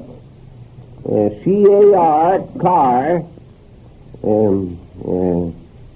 Change it to tapioca. T-A-B, tab, B-Y, tabby. Make it rice. R-I-S-E, rice. You got that? Yeah, I got it. All right. Also, 2 hams. Say, just a second here. What? The last hams we got from them people were spoiled. No, there wasn't. Yes, they was. They wasn't. They couldn't have been. Them hams are just cured. Just been cured, huh? Yes. Then they must have had a relapse. Yeah, we said we just order 1 ham. We'll see how it is. Let's scratch one of them. Also, 6 cans tuna fish. Oh, just make it tuna. They'll know we mean it for fish. For what? Fish. For fish. You got it down? Yes. And, what else? Oh, say, just happened to recollect. Miss Pinkley wants us to get her catalog with one of them there washing machines in it. Oh, shucks. Those darn things are just a fake. Fake? How do you know they're a fake? You never tried one? The heck I didn't. Well, what was the matter with it? Every time I got into the darn thing, the paddles knocked me off my feet. Well, never mind. Put it down. Put it down there. All right. You got it? Anything else? No, now read it off to me. Let's see what you got there. See if I forgot anything. Wait till I get it out of that darn machine. Just a second here. It says General Supply Company. Please send us the following order. 5 pounds rice, also 2 hams, and scratch one of them. What? Scratch one of them? What in perdition would they scratch a ham for? Because it itches, I suppose. Oh, that's wrong. That's wrong, eh? Well, that's just what you told me to put down, Zeb. Oh, I didn't neither. I meant scratch one ham off of the order. Take your pencil there and change it to 1 ham. Just 1 ham. Oh, shucks. I wish you'd make up your mind what you want. Oh, I know what I want, and I told you didn't do it. I'm saying it just like you're always doing. Go ahead. What's the rest of it say? Wait a minute here. I lost my place. Also, 6 canned tunes for fish. What? Tunes for fish? Oh, give me that telegram. You can't do nothing nice. Might as well have done it myself the first time. Good morning, gentlemen. Good morning. Oh, howdy, Major Barnes. Yes, I'll be you, Major Barnes. Is there something we can do for you? Why, yes. Let me have 6 more of those cigars. The same kind I bought the other day. Let's see. You mean Robinson Crusoe? Yes, I believe those were the ones. Yes, sir. Well, right here you be. Right here in the case. Just reach in and help yourself. Just lift up the lid there and help yourself. Oh, yes. Oh, say, by the way, remember that fellow I was telling you about that was looking for a job, that Hector Smith? Yes. Well, sure. He was in last night, and I got his application right here. He signed it and he was in here. Well, thanks very much. I'll take this and look it over. He'll be in here in a little while in case you want him to start working today. He'll be in I shan't be needing him for several weeks yet. Several weeks? No, just tell him I'll send for him when I'm ready. Oh, by the way, is he okay physically? A good husky lad? Husky? Yes, sir. He's strong as an ox, yep. You bet your boot. Yes. Big shoulders, chest like a barrel, and biceps growing all over him. Oh, he's a husky fella, Major. You're dad darn tootin' he's a husky fella. Yes, sir. He's got a neck like that stovepipe there. Yeah. Just like that stovepipe. Why, you don't say. As big around as that? No, but it's dirty. Well, is he a licensed operator? What was that, Major Barnes? Has he flying licenses? Well, if he has, I've never seen him on him. I'm afraid you don't get my point. I'm trying to find out about his experience. How many flying hours do you suppose he has in? Flying what? Hours. How long has he been up? Oh, I reckon since about 8 o'clock. Yes, he don't get up so early, Major. Oh, I don't mean get up out of bed. I mean up in the air. Has he been up in the air very much? Oh, why, yes, I should say so. Why, he's up in the air most of the time. Well, I'm glad to hear that. This is no job for an armchair pilot. Oh, he's going to be a pilot. Not pirate. Pilot. Pilot where? Pilot on the chair. No. Pilot in the air. Pilot in the air. Why, Major, how can he pilot in the air? He's got to set it on something, don't he? Now, I reckon what you mean is... Say, look here. Never mind what I mean. Here's the money for the cigar. Oh, thank you. Oh, sakes alive, another 20. I don't think we got change for it, Major, again. I'll see, but let's see here. No, I'm sorry. There's only $12 in the hotel. Well, give me the $12 and we'll call it even. You fellows never seem to have any change. Yes, well, here you be. 5 and 5 is 10, and 1, 2 is 12. All right. I'll see you later. So long. Yes, so long, Major. Goodbye. Goodbye, Major. And then again sometime. He's suddenly generous with his money. I tell you, he's crazy. Crazier than loons. Look at, he forgot to take those cigars. That proves he's crazy. Well, I don't know about that, Ed. You ever smoke one of them cigars?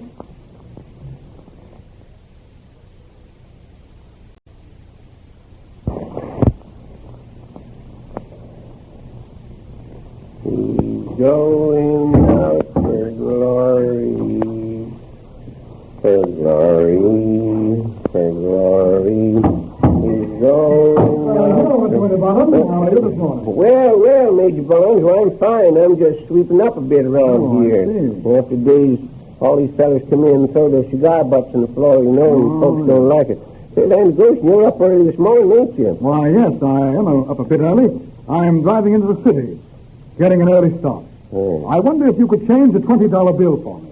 $20? Say, wait a minute, I don't think so. Let's see see here. No, I knew we didn't have it. Let's see, no, I'm sorry, we can't, Major. We don't ever have that much change in hand. Ain't no call for it. Oh, it's too bad. But say, I'll tell you what, if you can wait a few minutes till my partner Eb gets here, I'll run over the bank and change it. You see, ain't got nobody to mind the store right now. I'll mind the store for you. You will? Why, certainly. Well, say, that'll be fine. And I run over the bank right off. I don't suppose there'll be anybody in here anyway. You got the bill there? Oh, yes. Here you are. Here, say, it's a bright, crackling new one in it. That's what it is. You seem to have quite a mite of $20 bills. Yes, you see, I invented an attachment for an airplane, and I receive my royalty in $20 bills. Oh, yes. They pay me $20 for each attachment sold, and they sell a lot of them. Nice and mighty. You must make a lot of money. Well, I do make a trifle, and I am perfecting another invention by which I hope to make even more. You don't tell me. More than that even. Oh, yes. You know, by the way, that fella Hector Smith, you know, the fella that's going to work for you? Yes? Well, he's a right smart hand at betting things, too. Oh, you don't say. Yes, he's a good one at it. I know you're going to like him. Yes, I'm sure I shall. Yes. You know, I'm looking forward to meeting him. Yes, well, I'll be getting along to the bank and... Oh, I say, may I use your phone? Oh, you bet your sweet life, you can, Major. You have to ring to get central. Well, I'll be right back. Right, sir. Woodville, 333. Frankie? Bob. Say, look here, I just got back, and I'm on my way to the city. Yes? Oh, yes, everything's fine. What's that, Frankie? Say, Mr. Winter. Oh, where's Mr. Winterbottom? What's that? Say, where's Mr. Winterbottom? I can't quite hear you. I say, where's Mr. Winterbottom? I'll have to call you later. Goodbye. Look here, young man. Is that the way to interrupt a person when he's phoning? What do you say? I say, is that the way to break in on a man who's phoning? Well, it's the only way I know. What you need is a little discipline. It's too bad you weren't in the army. Oh, shoot, you don't know what you're talking about. You don't know what you're saying there. I was in the army. Why, I captured 2,000 men. Yes, sir, 2,000. How many? 1,000. You see, it was... How many? 500. So one... How many? Well, 498, and that's the very best I can do. You in the army? Well, I was. And what's more, I was a general. Yes, sir, a full-blooded general. Well, I happen to have been acquainted with most of the generals in the service, and I don't ever remember meeting you. Well, you see, I had to resign. Yeah, that was it. I got hit in the mouth with a cannonball, and it knocked the front tooth out. So you resigned merely because you lost a tooth, huh? Well, no, not exactly. You see, it was this way. When I lost a tooth, I went down to get some false teeth, and while standing there looking in the show window at the false teeth and trying to decide which ones I wanted, my commanding officer saw me and made me resign. Made you resign? What for? Picking my teeth in public. Oh, indeed. What branch of the service were you in? Oh, who, me? Gosh, I was in the air service. Yeah, air service. Didn't you know? I'm a celebrated ace. Yes, sir, a celebrated ace. Oh, really? A celebrated ace? Yes, sir. Why, my sakes alive. And what's more, I don't wear it as a rule with me, but I got it. I got a medal. I did something that never been done before. One day I was flying over the enemy's lines, and oh gosh, the shot and shell burst all around me. Suddenly something went bang, bang, just like that, bang, bang. And my motor died like a dog. You mean your motor was hit? No, it wasn't. It was just scared to death. What did I do? Did I surrender? No, sir, not on a tintype. I dove straight down to the ground, landed in a field, and there was a couple of mules, a couple of jackasses. Quick as a flash, I hit those jackasses. I hit those two jacks of the plane, and with the enemy shooting at me, I started off, but the jacks wouldn't budge. They wouldn't move, so I grabbed up a great big club and began lambasting those jacks. Oh, gosh, what a beating I gave them. Just a moment. What's the point of all this? Is that how you got your medal? Sure it is. Well, I don't see anything extraordinary about it. You don't, huh? You don't. Well, No, I say, don't. just let me tell you something. That's the first time in history that an ace ever beat two jacks. So long. I'll see you later. Silly fool. Squidgeville, 333. Yes, if you please. This is Bob again.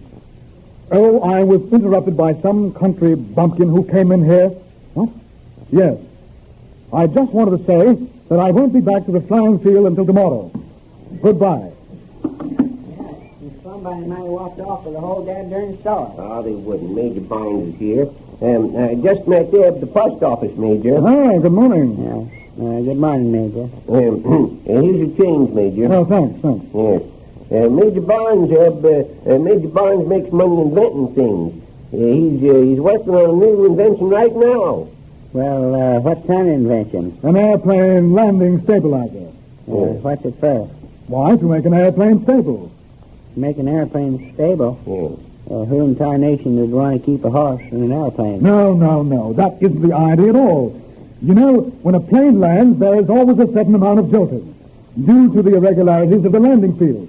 Now, with a bombing plane, such jolts are dangerous, because bombers carry huge cans of TNT.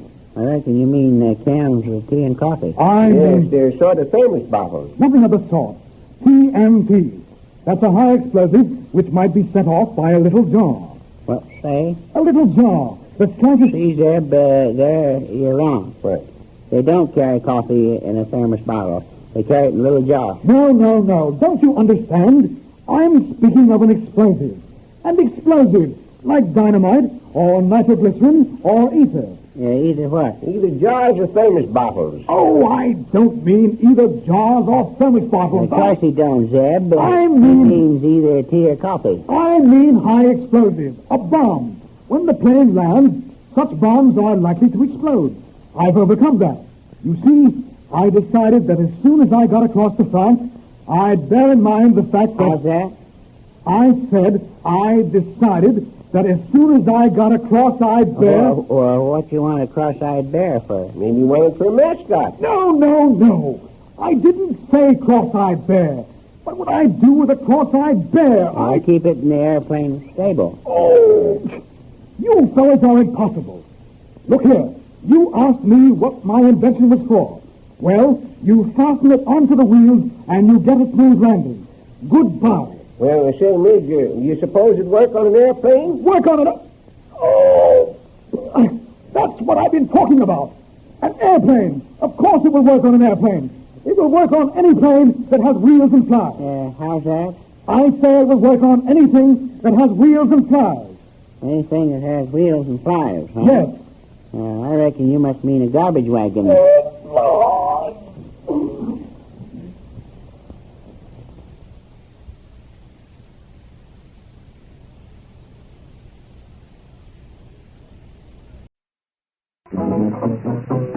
You allemande, let's do a grand right and left around the ring, walk on your heel and toe.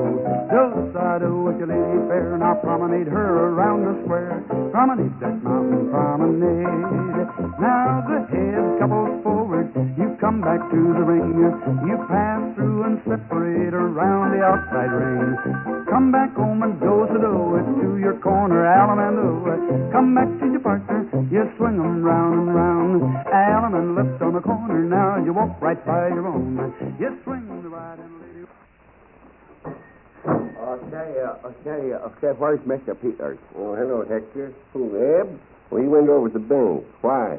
I want to see him, that's why. I'm going to get at the bottom of this business. What business? What business are you talking about? Well, you know, the other evening when Hortense called up and broke that date with me, said she was sick in bed with a headache. Yes, of course I do. She phoned the store here, told me to tell you. Yes, well, Mr. Peters said that he saw her over at Parton's drugstore with Major Barnes. Well, if Eb said he did, he did. You don't figure he'd lie to you, do you? No, of course I don't. But I just want to make sure, that's all. Because I'm going to get that big bum Major Barnes. You just wait and see. Well, now, don't talk like a fool, Hector Smith. I reckon Major Barnes has got a right to go out with Hortense if he wants to. And don't forget, he's the fella that's going to give you a job. So you better be a mite careful, or you'll get fired before you even go to work. Shoot. What do I care about an old job? I've been fired from 10 times better jobs than the one he's going to give me. I got a good notion to go up and punch him right on the nose. That's what I'm going to do the first. Yes, listen, I got a picture of you punching Major Barnes in the nose. Why, he'd make mincemeat out of you, Hector. Oh, is that so? Yes, Is that that's so? Yes, Well, it it ain't so. You just let me tell you something. I'm a lot stronger than I look. I used to be a professional wrestler, I did. Yes, I suppose so. Well, I did. I wrestled for the championship once. Straight against a great big tall fella. Gosh, but he was big and tall. He was so tall, Mr. Winterbottom, he was so tall that he couldn't reach the top of his head. Well, this fella... Wait a minute here. So tall that he couldn't reach the top of his head, how'd he put his hat on? Well, he stood on a chair. Well, this fellow was the champion of the world, mind you. What was his name? What was his name? What was that, Mr. Winterbottom? I asked you what his name was. Oh, his name. Yes, that's right. That's right. And so what's right? I asked you what the feller's name was. Oh, his name? Yes. His name was, that's his name. Oh, his name was Neuritis. That's it, Neuritis. Neuritis? Yes. You see, they call him that because he was a pain in the neck. Oh. Well, anyway, we were wrestling for the championship of the world. The great stadium was packed to capacity. The bleachers are a riot of color. It's a great spectacle, folks, a great spectacle. I only wish you could be here with me and see it. There goes the whistle. The teams are lining up. Signals. 100 102, 184, 163. Say, Hector, how you mean? There was a team of wrestlers? Wrestlers? Wrestlers. No. There was only Neuritis and myself. Well, as I say, the gong sounded. We leaped into the center of the ring. Neuritis made a pass. Then I passed. The referee passes. And the fourth fella bids 2 hearts and makes a grand slam. What do you think of that? Yes, but say, what about the wrestling? Who won? Who won? Yes. Well, you see, Mr. Winterbottom, it was like this. We jump into the center of the ring, and suddenly his arms are around me. Yes. He's forced me down to the mat. Yes. Forcing me down, foot by foot, inch by inch. Now he's got me in a half Nelson. A half Nelson. A half Nelson, huh? Yes. Half Nelson and half police dog. We're straining every muscle. We're all tangled up in each other. All tangled up. With one hand, I have a hold of his ear. With the other, a hold of his elbow. And then, what do you think happened? A big foot stuck right in my face. That was kind of dirty, wasn't it? Yes, I'll say it was. It was the dirtiest foot I ever saw. Oh, I mean, was sort of dirty wrestling. Yes, and right then when I had my hands full too, and couldn't do a thing about it. So there we were, tugging and pulling, and all tangled up, and me with that foot in my face. Oh, well, God. Hector, why didn't you bite it? Huh? Bite it? Yes. Well, that's what I did do. I bit it. I sunk my teeth deep into it, right to the bone. And did you win the championship? Oh, shoot, no. It was my own foot. It was your own foot. Oh, you that darn young scalawag. You better be getting along now. Ain't got no time to now, wait a minute, Mr. Winterbottom. I've got to see Mr. Peters. I want to make absolutely sure it was Hortense he saw in the drugstore that night. I'm a fair man, Mr. Winterbottom. I want to give her all the benefit of the doubt. Well, now, supposing it was Hortense, and supposing she was with Major Barnes, I don't see what you can do about it. Little you know, Mr. Winterbottom, little you know what Hector Smith is when his anger is aroused. Don't forget that. I've got a terrible temper. Oh, gosh, it's just awful. Sometimes it even scares me. Why, when I get mad, Mr. Winterbottom, it takes 4 grown men to hold me. Just think of that, 4 grown men. 4 men? Yeah, well, of course, if you're short-handed, why, one can do it. Besides, you couldn't do nothing to Hortense nohow. She's a woman. Yes, but don't forget another thing, Mr. Winterbottom. I'm a he-man. I'm a caveman. I'll show her where to head in at. You now, just wait and see. Don't be a that darn fool, Hector. Just what do I care? I'll drag her by look out. Who's that coming up the steps? Hortense, look out now. Say, I've got something to say to you, Hortense. Oh, hello, Hector. Well, what is it? I'm in a hurry. Now, careful, Hector, careful. Don't lose your temper. Well,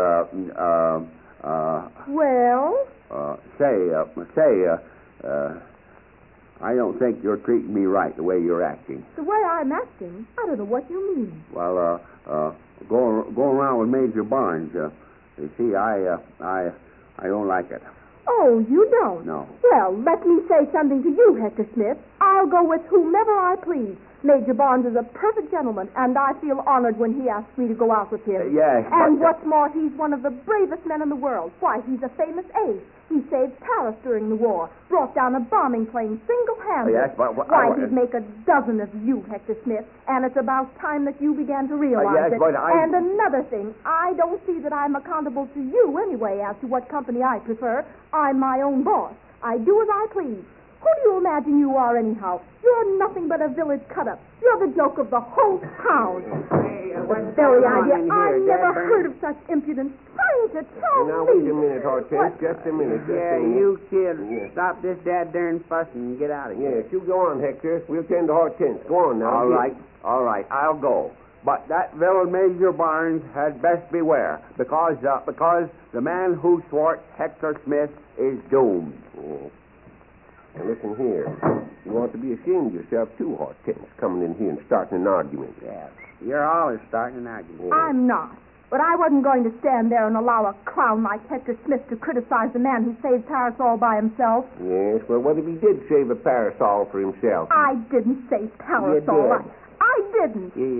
See, there you go, starting an argument. Oh, I'm not starting an argument. I only said that Major Barnes saved Paris from an air attack. He told me all about it last night, just how he did it. Bet it was a dad darn fake. How could it be a fake when he has a medal to prove it? Everyone knows he's one of the great heroes of the war. He said he was coming back to camp one night, a little after midnight, when all of a sudden he heard a horse cry and... Well, what was it crying about? Who? What was who crying about? The horse. It wasn't a horse that cried. It was a sentry. He gave a cry and pointed to something up in the sky. And there was a great big bomber heading straight for Paris. And when Major Barnes, saw it, he ran and got into his own plane and started after it. After the horse? No, after the bomber. And as he was going faster than it wasn't long before he got on its tail. Shucks. That's no way to ride a horse on its tail. Oh, he wasn't riding a horse. What he did was fly. I'm not talking about a horse. What'd you say he did? Fly. Yes, Shep, don't be a darn fool. It wasn't Major Barnes that was on the horse's tail. It was a horsefly. Oh, it wasn't. It wasn't. Well, then, what was it? What was it? Oh, never mind what it was. Let me have a can of baking soda. I'm in a hurry. You get it first, Zeb. Yes, just regular baking soda? Yes, and you can make fun of Major Barnes all you like, but just the same, he's a wonderful aviator and a marvelous businessman. He showed Father how to make 100% on an investment. Is that so? Your old man better watch out or he'll be getting slickered. Well, he won't, because he's already made the money. Major Barnes invested it for him, and he's got it all back, plus 100%. Well, here's your baking soda. And what's more, he's going to let Father in on an invention of his, too. A big thing, something that before very long is going to be right in the public's eye. He's inventing it, huh? Well, what is it, Hortense? Oh, I'm not at liberty to say. Just charge the baking soda to my father. Yes, all right, Hortense. Say, Eb, what you suppose that invention is, anyhow? Oh, shucks. I know what it is. You do? Yeah. Why, how'd you come to find out? Oh, that's easy. She said it was something that was going to get in the public's eye, didn't she? Yes. It's a grapefruit.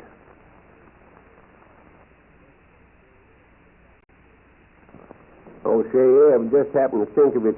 There's a little job here me and you've got to do some of these days. Well, what's that? Oh, take away that old watering trough there. Maybe we'd better get at it first thing in the morning. Oh, shucks.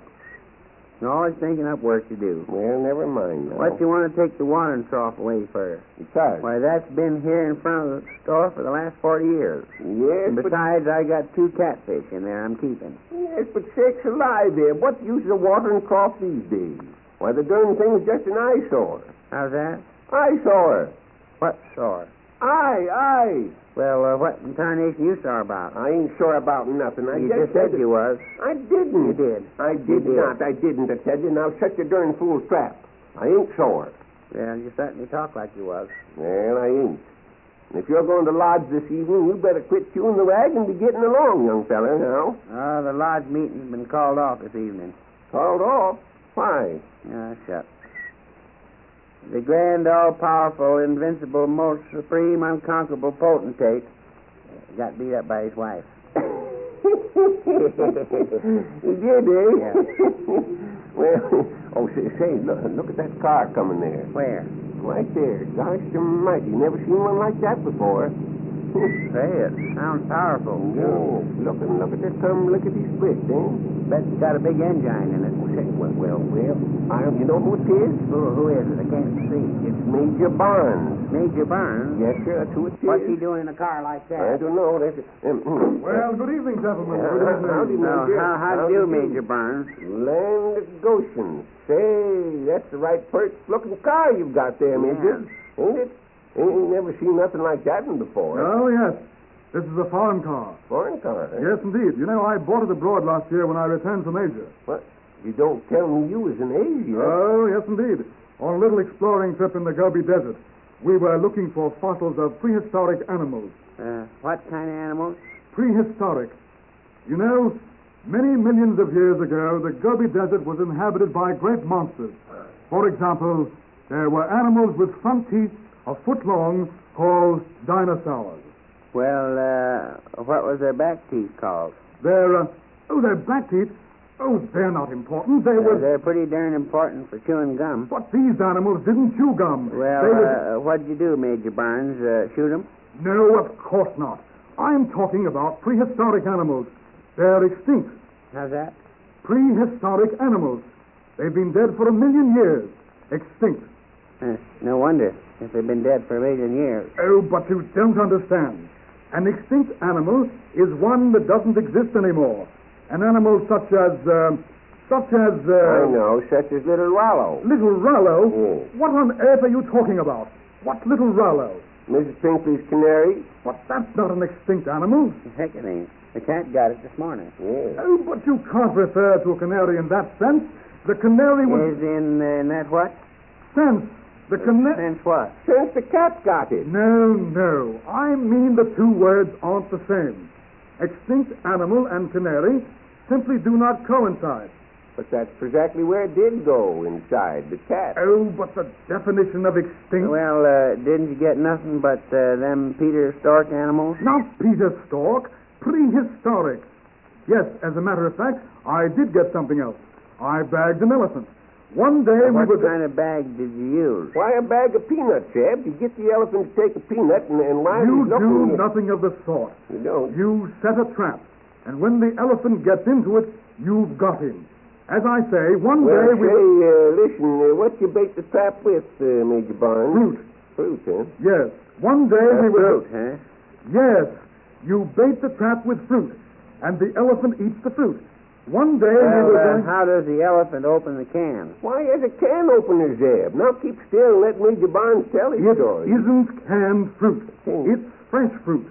And sometimes, when trapping wild animals, you use no bait at all. Just set the trap near a water hole, and you'll catch whatever's looking for a drink. Whatever's looking for a drink, huh? Yes.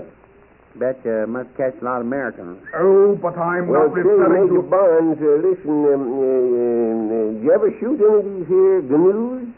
A what? A gnu. You know, like you have in crossword puzzles. Oh, you mean new. You don't. He means you. Yes, but I mean you. Who, me? I didn't say you. You did. You did.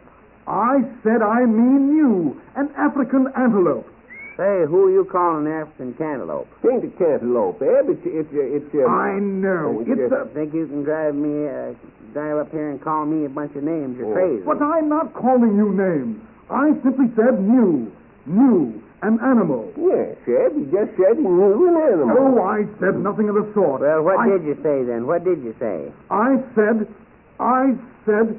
oh, dash it all. I don't know what I said. Well, if you don't know what you're talking about, you better keep your trap shut. Say, you look here. Now, wait just a second, Major. Eb didn't mean no harm. He's just a mite hard of hearing, you see, and gets mixed up a mite at times, that's all. Now, is there something you wanted, or... Why, yes, there is. I want to buy a box of candy. Oh, a box of candy. Well, now, Eb, you go inside the store and get it, will you? Well, all right. But I ain't going to take no lip from no dad-darn dude. And I want the largest and most expensive box you have. All right, Dad, burn it, and you'll get it. You're going out courting this evening, eh? Well, I'm calling on Miss Schutzenheimer, if that's what you mean. Yeah. You know, I kind of figured you was, seeing as how you're all slicked up in your best clothes. You know, I figure Hortense sort of likes you, Major. Well, I hope you're right. Miss Schutzenheimer is a very charming young lady. In fact, I'm quite fond of the whole family. Mr. Schutzenheimer and I may be associated in business someday.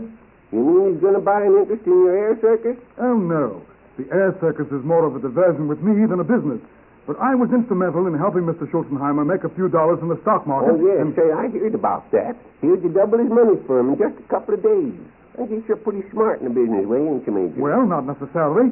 You know, it's quite simple.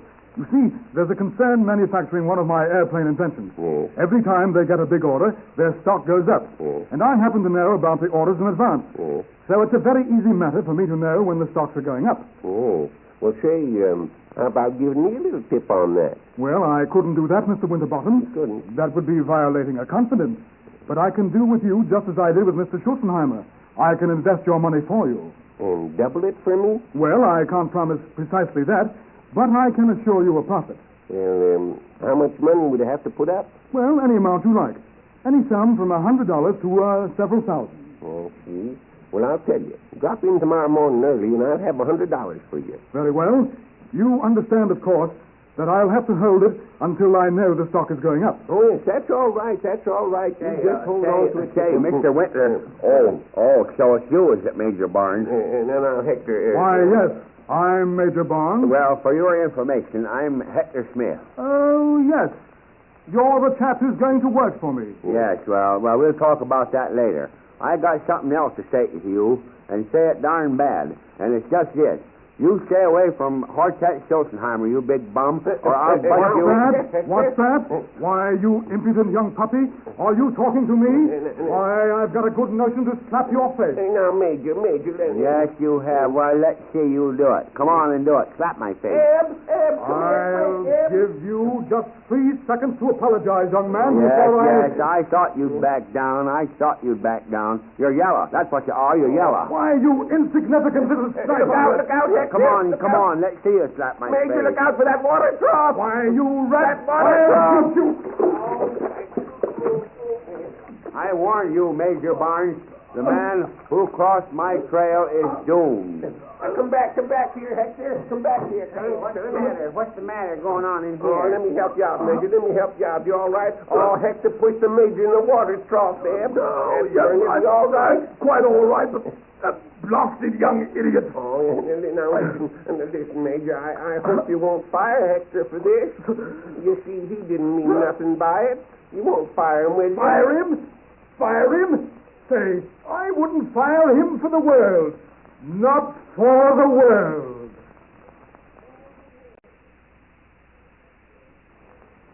What did Hector say to the Major, anyhow? Well, it was just like I told you. Me and the Major was standing there talking, and up comes Hector, looking as ugly as a bulldog. And he... What? Bulldog. And without so much as saying howdy do or nothing, Hector up and tells the Major he's a big bum. Of course, that makes the Major sore, and... I don't see why the Major should be sore about that. Hector is a bum. Oh, I mean, Hector tells the Major that the Major's a bum. And he tells him he's got to quit going around with Hortense. So he says he'll have to apologize. The Major will have to apologize to Hortense? No, not the Major. Hector. Hector will have to... Oh, Hector will have to apologize to Hortense. No, not Hortense. Hector won't have to apologize to Hortense.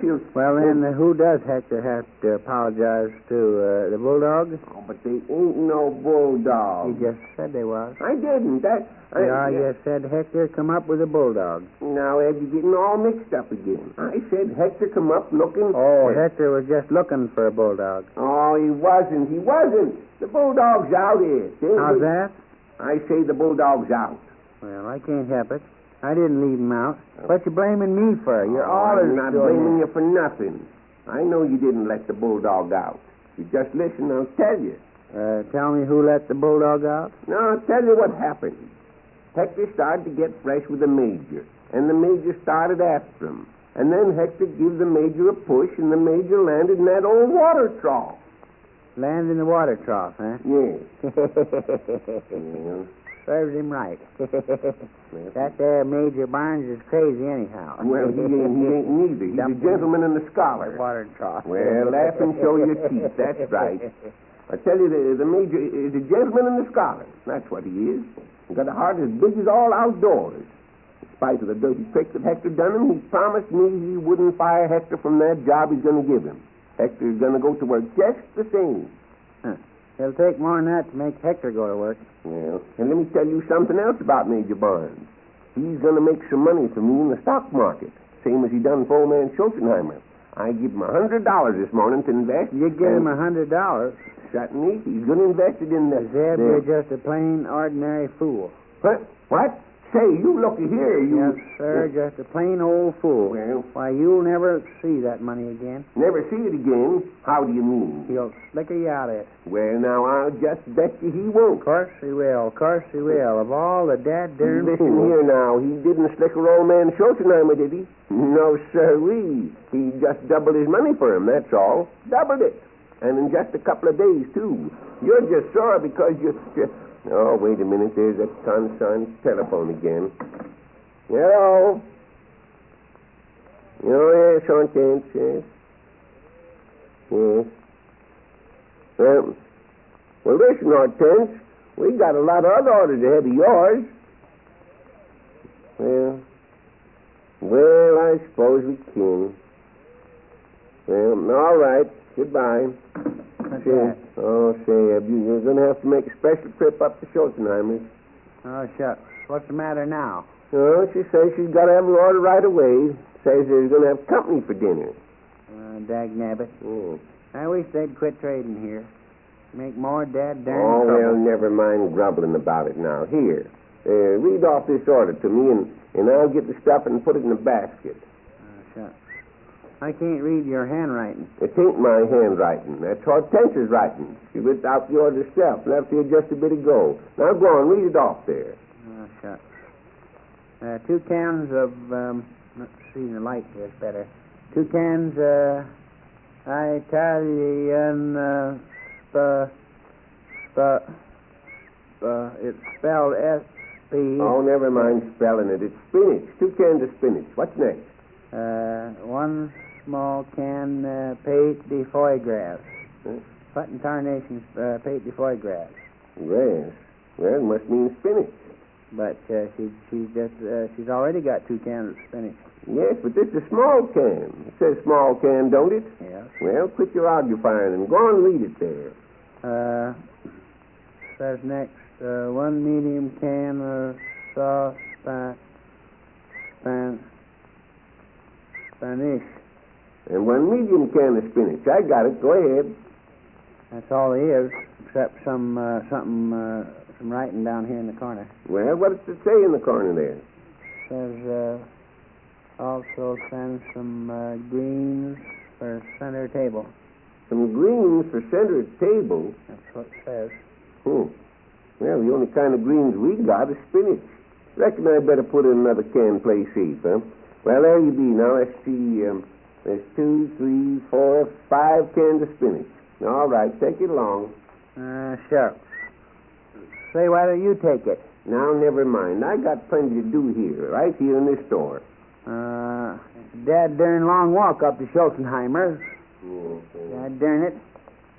Besides, you can look and see for yourself. It sort of looks like it's going to rain, Zeb. The doctor said I had to be careful about getting caught in the rain. Dag-nabbit.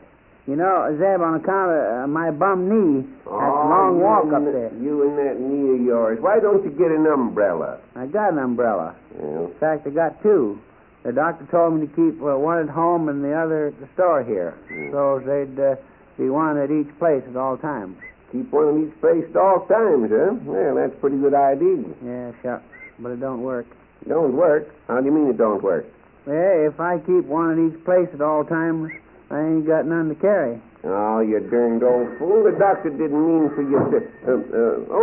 howdy, Major Barnes. Howdy. Hello, Good Major evening, Barnes. gentlemen. Good evening. Looks as though we're going to have rain, doesn't it? See, I told you, Zeb. Well, Mr. Winterbottom, I have some news for you. Well, what kind of news, Major? I hope you ain't changed your mind and are going to fire Hector. He didn't mean nothing but what he did. He's just a big... Oh, never mind about Smith. I'm not going to fire him. Well, now, that's mighty nice, you Major. Yes, me and Zeb worked hard to get him that job. As a matter of fact, I've already sent him a letter notifying him to report for work. Well, say that's fine, just fine. The news I have for you is about a little investment I made for you. Oh, yes. I had a little bad luck, Mr. Winterbottom, and... I thought so. Bad luck? You mean... Yes, the firm making my airplane attachment has just filled a big order from France. Unfortunately, I didn't get the information in time to take the fullest advantage of it when the stock went up. But I did manage to make you 50% on your investment. You mean I won? You certainly did. Here you are. Sorry I couldn't have made more for you. Anyway, here's 20, 40, 60, 80, 100... Oh, shucks. 120, 140, and, all I have is another 20. Have you $10 in change? Yes, we have, yes. And we changed the 10 for Mrs. Snyder not more than an hour ago. Eb, get the Major that 10 out of the till behind there, will you? As I was saying, the order was kept a secret. Coming from the French War Department, you know, so I was... Here's your 10. War Department? Gosh almighty, is France having a war? Oh, no, just a little trouble with a gang of riffs. I reckon you mean a gang of roughs. I know what I mean. Riffs. Roughs. Riffs. Roughs. I say riffs. Riffs. That's a tribe in North Africa. There was a party of them crossing a river on a raft, and they were... What? Raft. And just as they were... I thought you said it was a riff. I did say riff. They were And now you say raft. Yes, I say raft. They were crossing on a raft. Make up your mind which one you mean. I know what I mean. I mean both. Yes, Jeb, what the Major means is riff-raff. No, I don't. I mean a raft of riffs. A riff-raff. Yes, but that's what I said, riff-raff. Yeah, and that's just the same as raft. But it isn't raft. It's raft. There's a T on it. They were crossing the river on it. Oh, a T on it. Yes, I get what you mean. Yes, raft. You see, the rats was crossing the river. Not raft. I still claim it's rough. The rafts were crossing the river.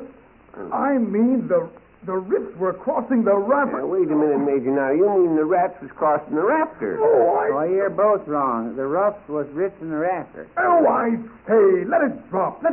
I haven't time to discuss it. I have to get home now and dress. I'm going out to dinner this evening. Goodbye. Well, say, where are you going for dinner, Major? I'm dining with the Schulzenheimers, and I'm late now. Going to Schulzenheimers, huh? Well, I hope you're right fond of spinach. You Alaman, let's do a grand right and left. Right and left around the ring, walk on your heel and toe. Side with your lady fair, now promenade her around the square. Promenade that mountain promenade. Now the head couples forward, you come back to the ring. You pass through and separate around the outside ring. Come back home and do-sa-do it to your corner, Alamando. Come back to your partner, you swing 'em round and round. Alaman left on the corner, now you walk right by your own. You swing the right and lady.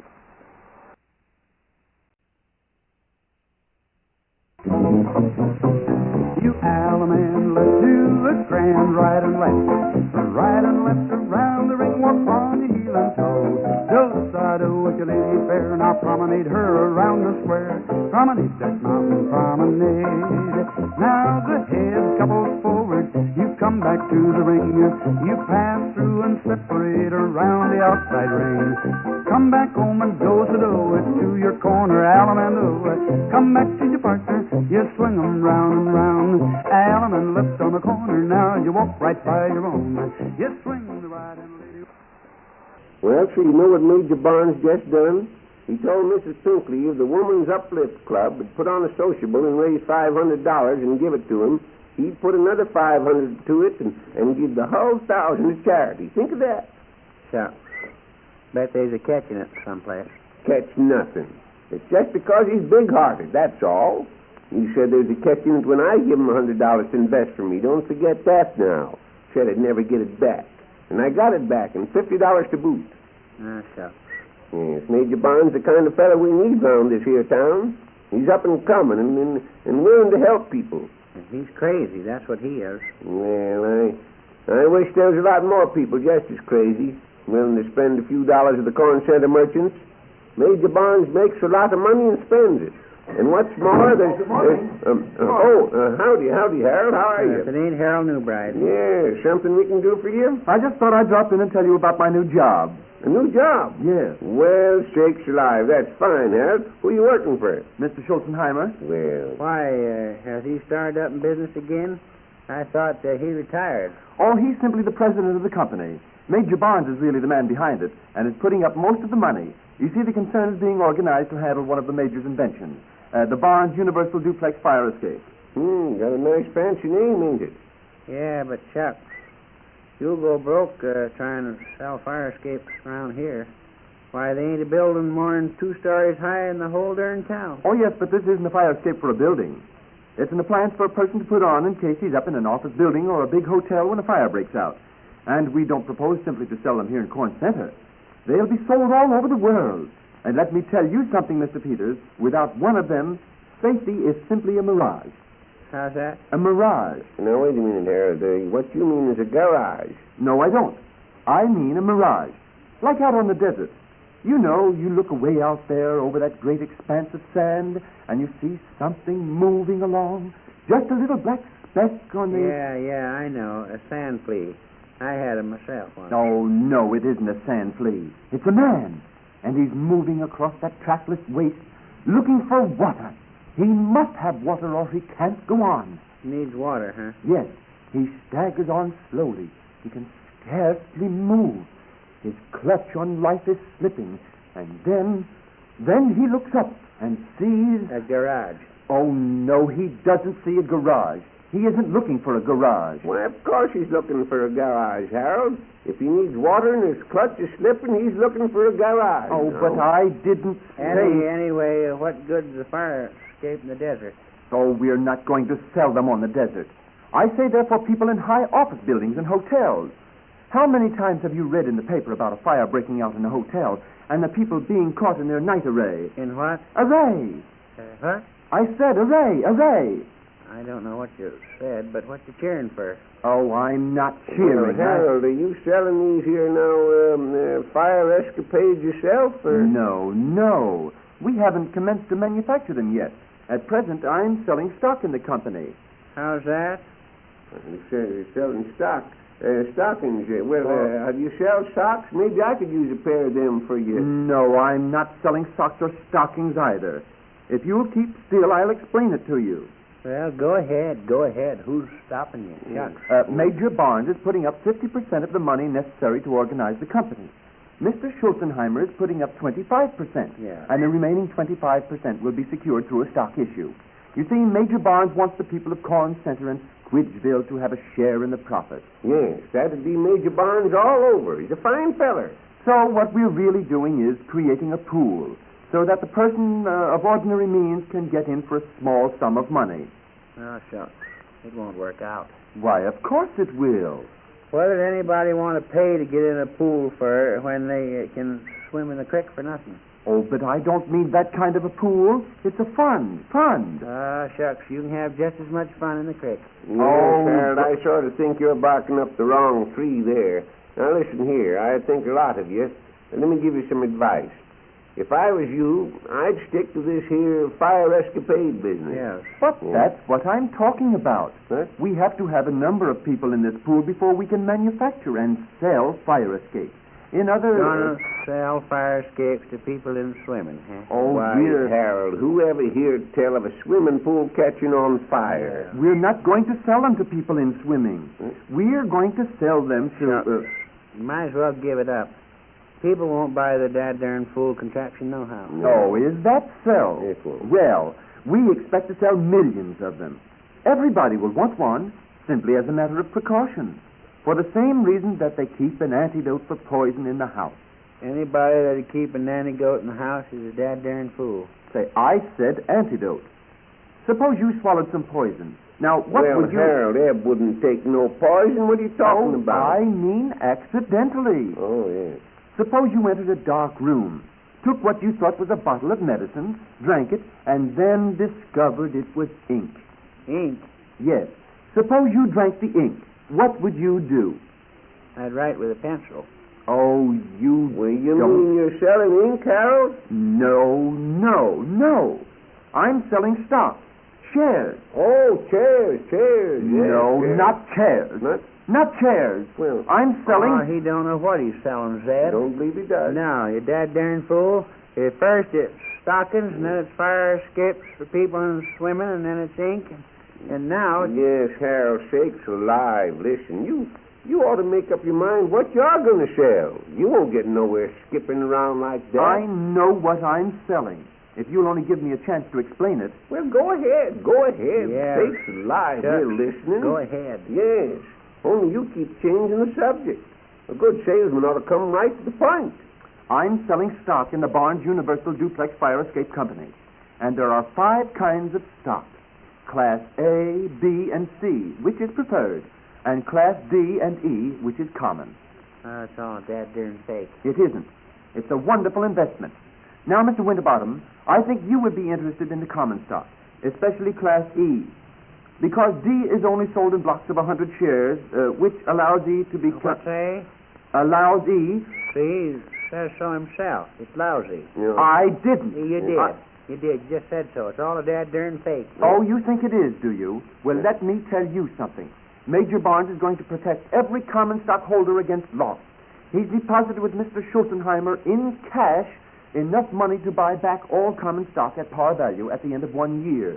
That's what you say, yes. It isn't what I say. That's what Mr. Schultenheimer says. Here, just read this letter. Yeah, I'll read it, Harold. Let me see it here. Yes, you read it, Zeb. Let's see now. Well, that's what it says, all right. Listen, Eb, it says, to whom it may concern, I personally guarantee to repurchase at par value all Barnes Universal Duplex Fire Escape stock at the end of 1 year from date hereon. Signed, Otto Schulzenheimer, President, Barnes Universal Duplex Fire Escape Company. There you are. What it You says. positively can't lose. At the very least, you're bound to get your money back. How many shares can I put you down for, Mr. Winterbottom? The stock isn't out yet, but you'd better put in a reservation. Yes, well, I don't know, Harold. I'll think it over. I want to get in on it all right, you mind, but I'd like to think it over, Mike. Well, don't think too long, or you lose out. Well, I'll be back again in a couple of days. All right, Harold, you do that. Goodbye. Goodbye. I'll tell you one thing, Zeb. What? It's just a dad darn skin game. The whole thing. Don't be so dad darn suspicious, Eb. Major Barnes is as honest as the day is long to begin with. And he's put up the money in cash to buy the stock back if it don't turn out right. Yeah, but I'd like to see the cash. Well, Schulzenheimer's got it. He wouldn't be writing a letter like that if he didn't have it. And if you don't believe the letter, call him up. Ask him about it. gosh, gee willikers, oh, God's sake. Say what in tarnation is it? What's the matter with you? Squawking about Hector. Yes. Oh, gee, Jiminy, quicker, so. Oh, gosh. Well, speak up. What is it? Can't you talk? What is it? Oh, shucks, I'm ruined. Ruined? Yes, ruined. And darn you, it's all your fault.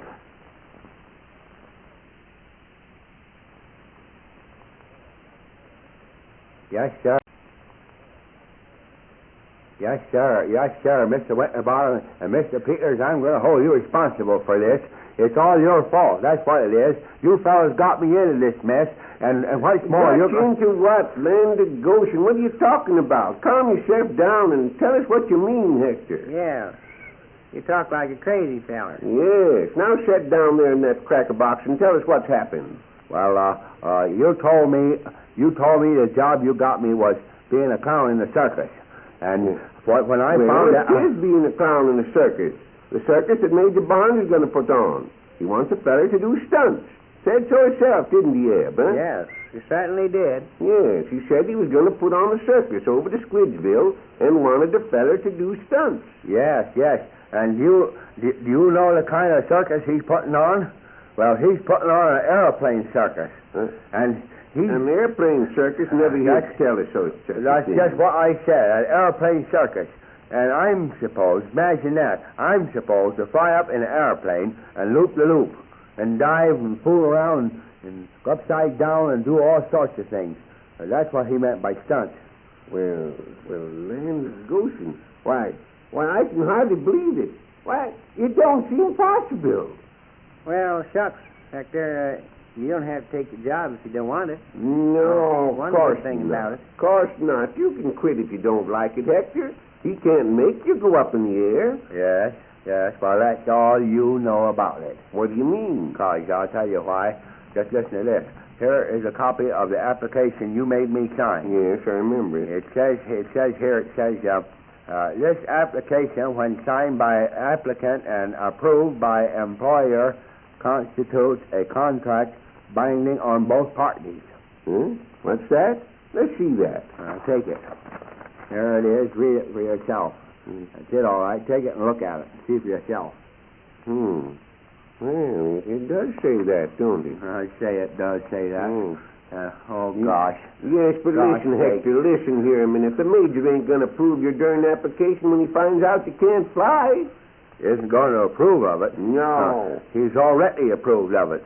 And what's more, he'll make me go up and do stunts in the air. And I'll break my neck. That's what I'll do. And when I do, it will be all your fault. Oh, now, sakes alive, quit worrying about it. Yeah, stop your dad darn squawking, Hector. Yes, I tell you that Major Barnes ain't going to make you go up, and there's nothing like it. Of course not. No, you get along, and I'll see Major Barnes and straighten the whole thing out. Yes, but he won't let me off.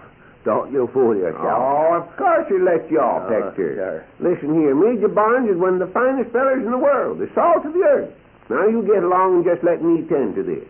Yeah, me and Zeb will have a talk with him. We'll fix it all up. Yes, everything's bound to be all right. Maybe he'll give you another job, one like Harold Newbride's got, working for the Barnes Fire Escapade Company. No, sir. I don't want to work for him at all. All I want to do is to get out of that contract I signed. That'll suit me peachy. Well, we'll get you out of it. Now go on along. Just put the whole business out of your mind. It don't amount to a hill of beans. Well, will you see him right away? When are you going to see him? Well, we'll see him sometime today. Sometime today, huh? Yes. I can depend on that. You'll see him and fix it up. That's what I said. All right. And you call me up and tell me what he says, will you? Yes, certainly will, Hector. Now, don't you worry none about it. It'll be all right. All right. Goodbye. Yes, goodbye, Hector. Well? Looks to me like he's in a pretty tight pinch, Zeb. Oh, shucks. Major Barnes will let him off. He ain't going to send nobody up in an airplane that can't fly.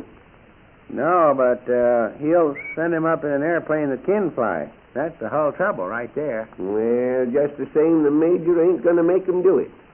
You can't tell what the major will do. That feller's crazy, Zeb. No. I've been saying it right along, and I say it now. That feller is plumb crazy. Yes, well, crazy or not, he knows how to make money. He's going to make old man Schultenheimer rich. That's nothing. He makes me itch, too. Oh, not itch. Rich. He's going to make us all rich. How's that? How is he? Why, with that there stock in the new Fire Escapade Company he's starting. Now, shucks. Well, with old man Schultenheimer president and the major himself standing behind it, it's bound to be a big thing. Shucks. That's just a dad darn fake, Zeb. And wait, you know wait a minute, wait a second. Howdy, Major. Howdy. We were just talking about you. Well, now, that's quite flattering. Yes, here you're going to sell some stock in the new company you're getting up. Oh, yes, we are getting out a small issue. How's that? Issue. What? Issue.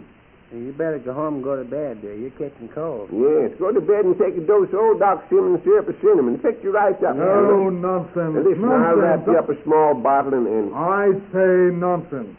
No, it's 10 cents. Yes, that's the cut rate on it, Major. Regular 15-cent bottle. But look here, I haven't a cold. I never catch cold, even in the coldest weather. Why, when I was up in Alaska, I thought nothing of stripping off my clothes and bathing in an icy spring. Where did you say you bathed in the spring? In Alaska. Well, in this country, you ought to bathe oftener. Yes, most people around here bathe every Saturday night, Major. You see? No, you don't understand. I mean I bathe in icy water. That builds up a resistance against colds. Colds, you know, are caused by germs. And cold baths kill germs. Yes, but Major, how are you going to get a germ to take a cold bath? What you don't understand. You know the old saying, you can lead a germ to water, but you... No, it's horse. You can... How's that? Horse. Yes, you can horse a germ with water, You mean but you can wash a germ We with... don't neither. I mean wash a Oh, horse. I Wash a say. worm. Warm a horse. Stop it, I say. No, Stop it's, it! I don't think either of you have the slightest idea of what you're talking about. The expression is, you may lead a horse to water... Yes, that's what I say. You can lead a horse to water, but you cannot bathe a germ. But a germ has nothing to do with it whatsoever. Well, then, what you keep talking about a germ for? You was the one that started this germ business. I mean the expression has nothing to do with a germ. You can't compare a germ with a horse. How's that? I say a germ and horse can't be... Yes, you see, but it's a German horse. Oh, it isn't a German horse, any more than it's a French horse or an Italian horse. Horses don't have a race. You're crazy. They had one at the county fair last year. Why, yes, Major Barnes, there's lots of horse races. Didn't you ever see a Oh, horse for race? heaven's sake, please, let's drop the subject. I want to buy a box of candy. The very best you have. Oh, yes, sir. Well, now, let's see here a minute.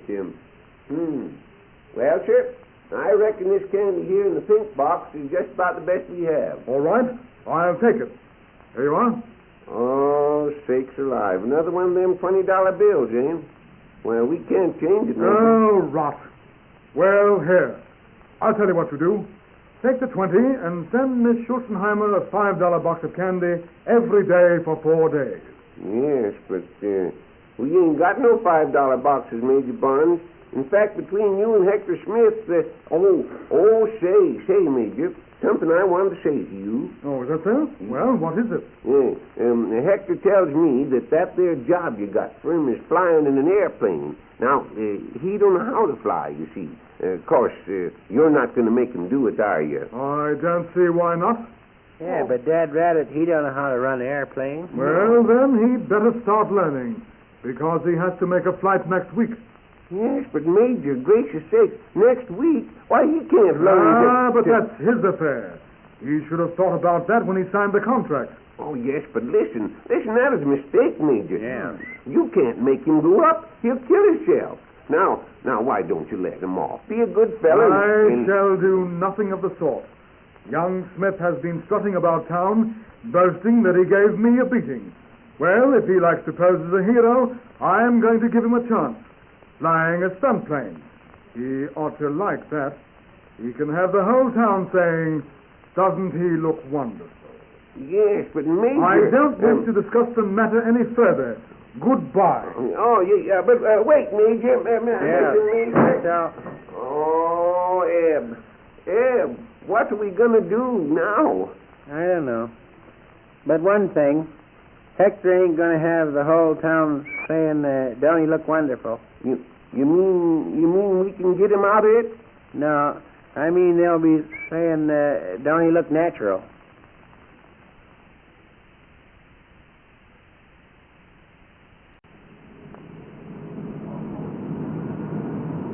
Say, come on, Eb. The way you keep lagging behind, we never will get there. I'm coming, ain't I? You don't know where you're going, nohow. I bet you're lost. Lost nothing. I've been to the city before. I know my way around, to tell you. Yeah, I bet you don't even remember the lawyer's name we come to see. Well, I just bet I do. His name's Boyd. B-O-Y-E. Lawyer Boyd. And anyway, it wouldn't make no difference if I did forget it.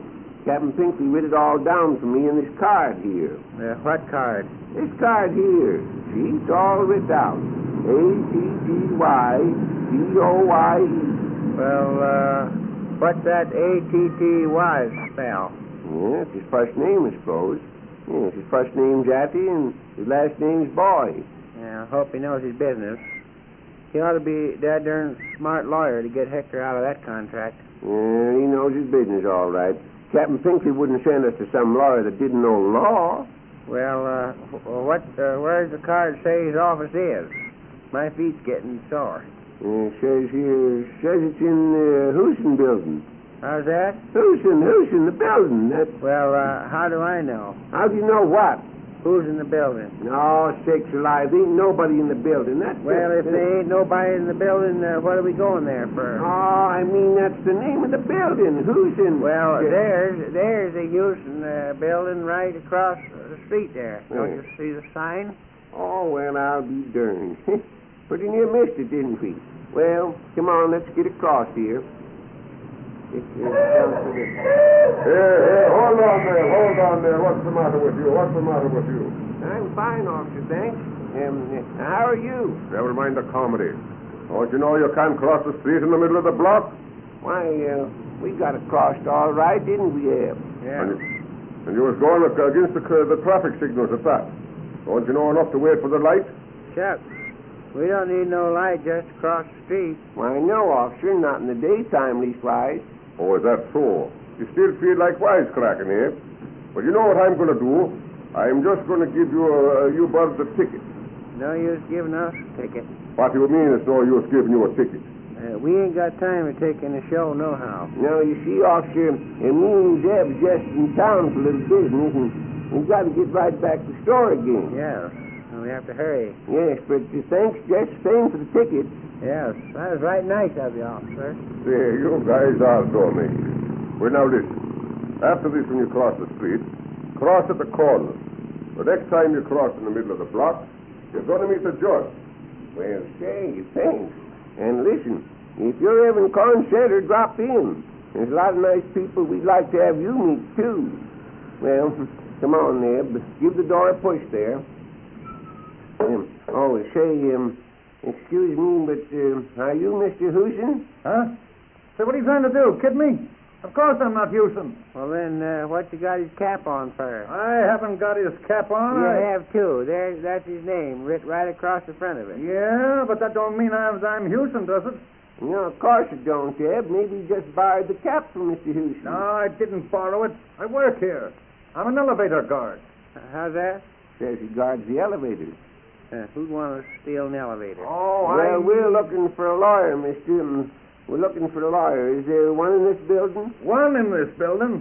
Say, there's about 100 of them. Sakes alive. You don't tell me. 100 lawyers right here in this building, huh? No wonder he's got to guard the elevator. Say, listen. You know, the lawyer we're looking for is named Attaboy. Named what? Attaboy. Attaboy? Yes. Say, you're not looking for a lawyer. You're looking for a racehorse. No. I'm pretty sure he's a lawyer. They wouldn't send us all the way to town just to talk to Racehorse. How do you spell the name? B-O-Y-E. Oh, Boyer. Yes, he's on the second floor, 212. Here you are. Get in the car. 212 is right in front of the elevator. Oh, Duke, let these fellas off at the second. Going up. Yeah, this car, madam, this car. Come on, get in there. Well, keep your dad darn shirt on. I am getting in. 2 out. Wasn't I? Well, come on now. It's a fast ride. I reckon this must be the office right here. Yeah, how'd you know it is? Why, Dad ding it says so right here in the door. Wilson and Boy. Come on. Yeah, but wait a minute. What? Yeah, says them fellers are criminal lawyers. I ain't going to get mixed up with no gang of crooks. Oh, don't be a darn fool, Eb. That means that there's a... Oh, I beg your pardon. I didn't notice you standing outside the door here. Were you waiting to see someone? Yes, sir. We, me and my partner here, we're looking for Mr. Boy, a lawyer Boy. Oh, I think perhaps you mean Boyer. Hi, Mr. Boyer. I was just going out to lunch, but... step right in. Thank you. Come on, Eb. Oh, shucks. Have a chair now, won't you? Yes, thank you. Very nice of you. Sit down there, Eb. Well, now, what can I do for you? Are you contemplating a suit? No, I'm going to make this and do for a year or so. What we want to see about, Mr. Boy, is a contract. Do you know about contracts? Well, rather. I've been practicing law for 10 years.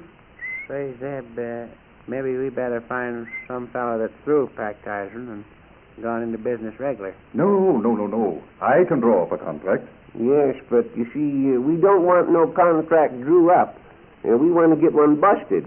You see, a friend of ours signed the contract, you might say, sort of without reading it, you see, and now he wants to get out of it. I see. That's likely to be a bit difficult.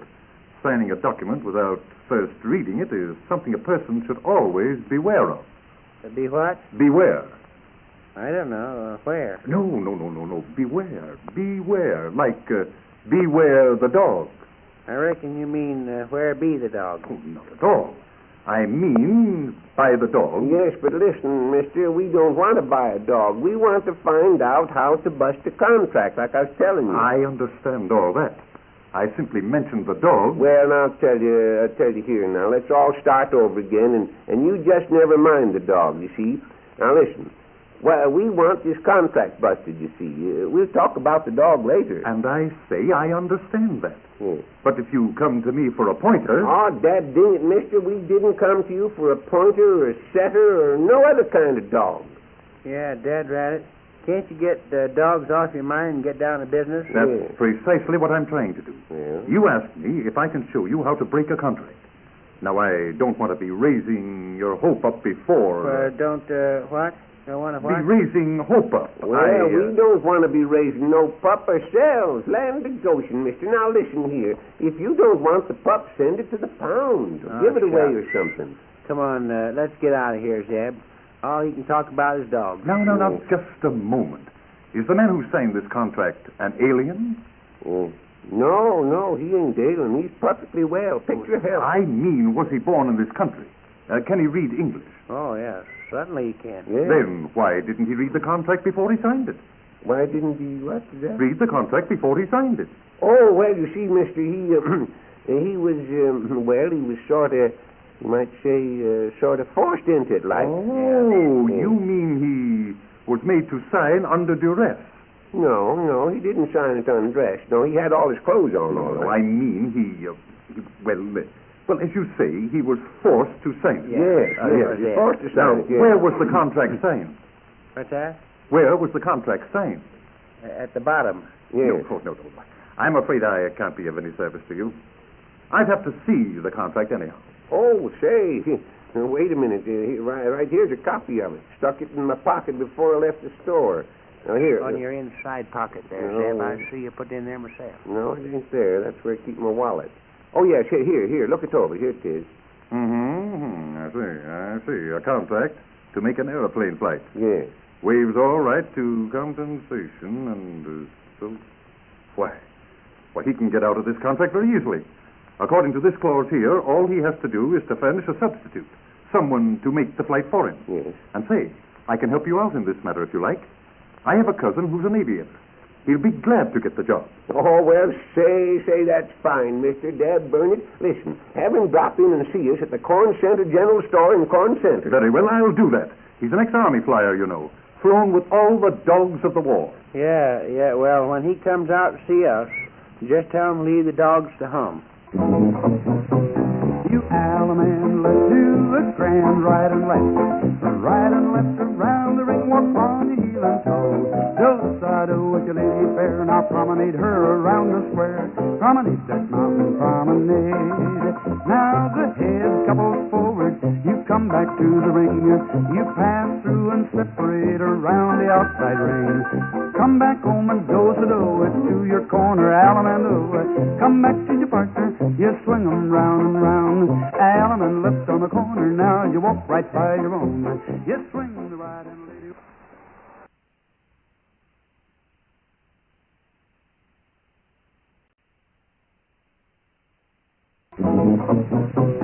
You Alaman, let's do a grand right and left. Right and left around the ring, walk on your heel and toe. Do-side-o with your lady fair, now promenade her around the square. Promenade that mountain promenade. Now the head couples forward, you come back to the ring. You pass through and separate around the outside ring. Come back home and do-side-o it to your corner, Alamando. Come back to your partner, You swing 'em round and round. Allen and left on the corner. Now you walk right by your own. You swing the right and lady.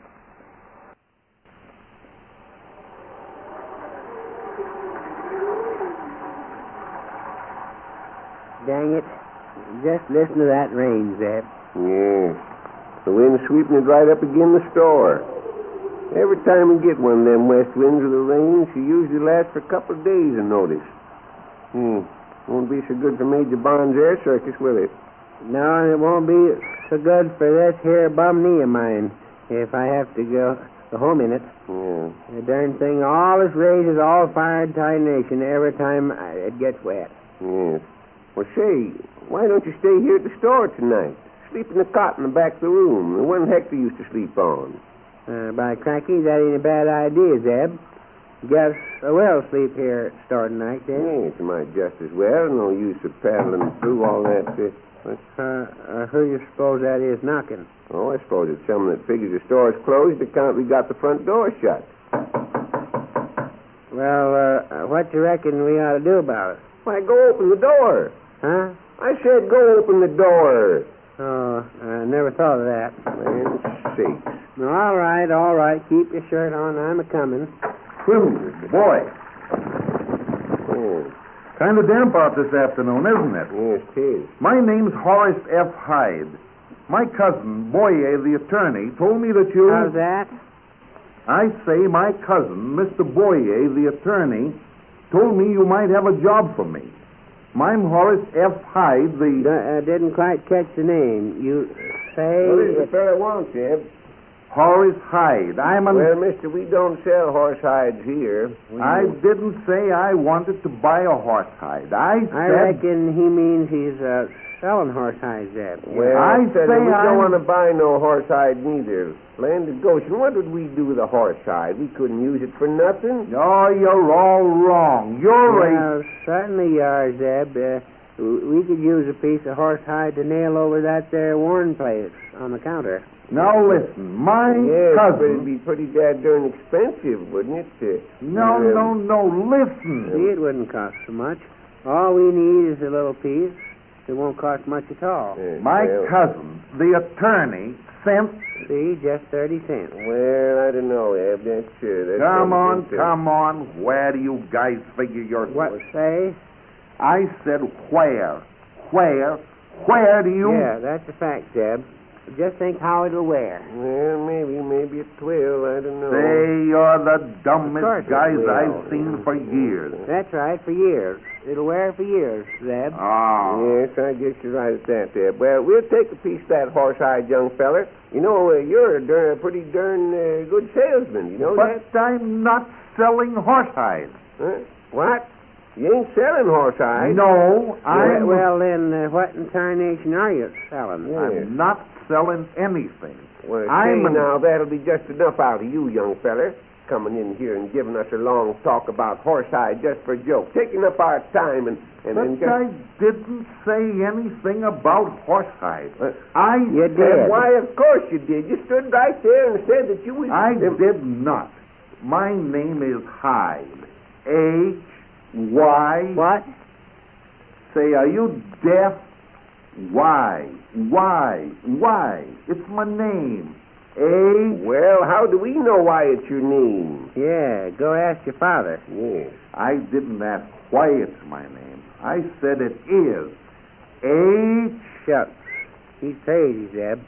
First he said it's his name, and then he said it's his age. Yes. Now, we don't want to bother with you, young fella. You better be on your way, or we'll... Give me a chance to talk, will you? Well? My name is Hyde. Hyde.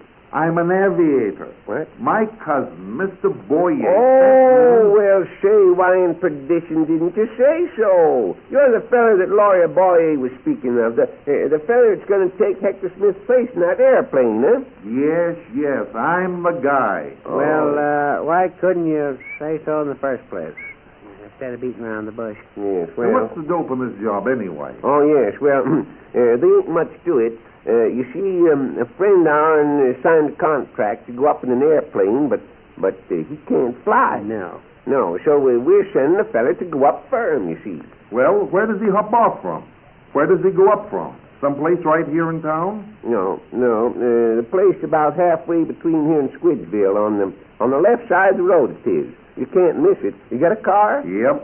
Yes, well, I tell you, then you just drive over there and ask for Major Barnes and tell him you're going to take Hector Smith's place. And Say, Zeb, you go ahead and talk to him. I'm going to get that bed ready in the back room. Oh, yes, all right, Deb. Just go right ahead, Dave. Ask for Major Barnes, huh? Yes. I don't suppose his first name happens to be Robert, does it? Yes, it certainly does. An Englishman? Yes. Why, do you know him? Know him? Well, not personally, but I guess just about everybody in the whole air service knows about him. You don't say. He's the guy that saved Paris. Oh, yes, so I hear. Yes. I want to get along there before dark. I'd better be steaming along. I'll drop in and let you know how I make out. Yes. All right, sir. I'm glad you called. And I take the road straight ahead, don't I? Yes, right straight ahead. That's it. Good night. Oh, yeah. Still a pouring. Yeah, sort of hate to go home in it myself tonight. Oh, Eb! Eb! Now, waiting for perdition, you suppose he wins.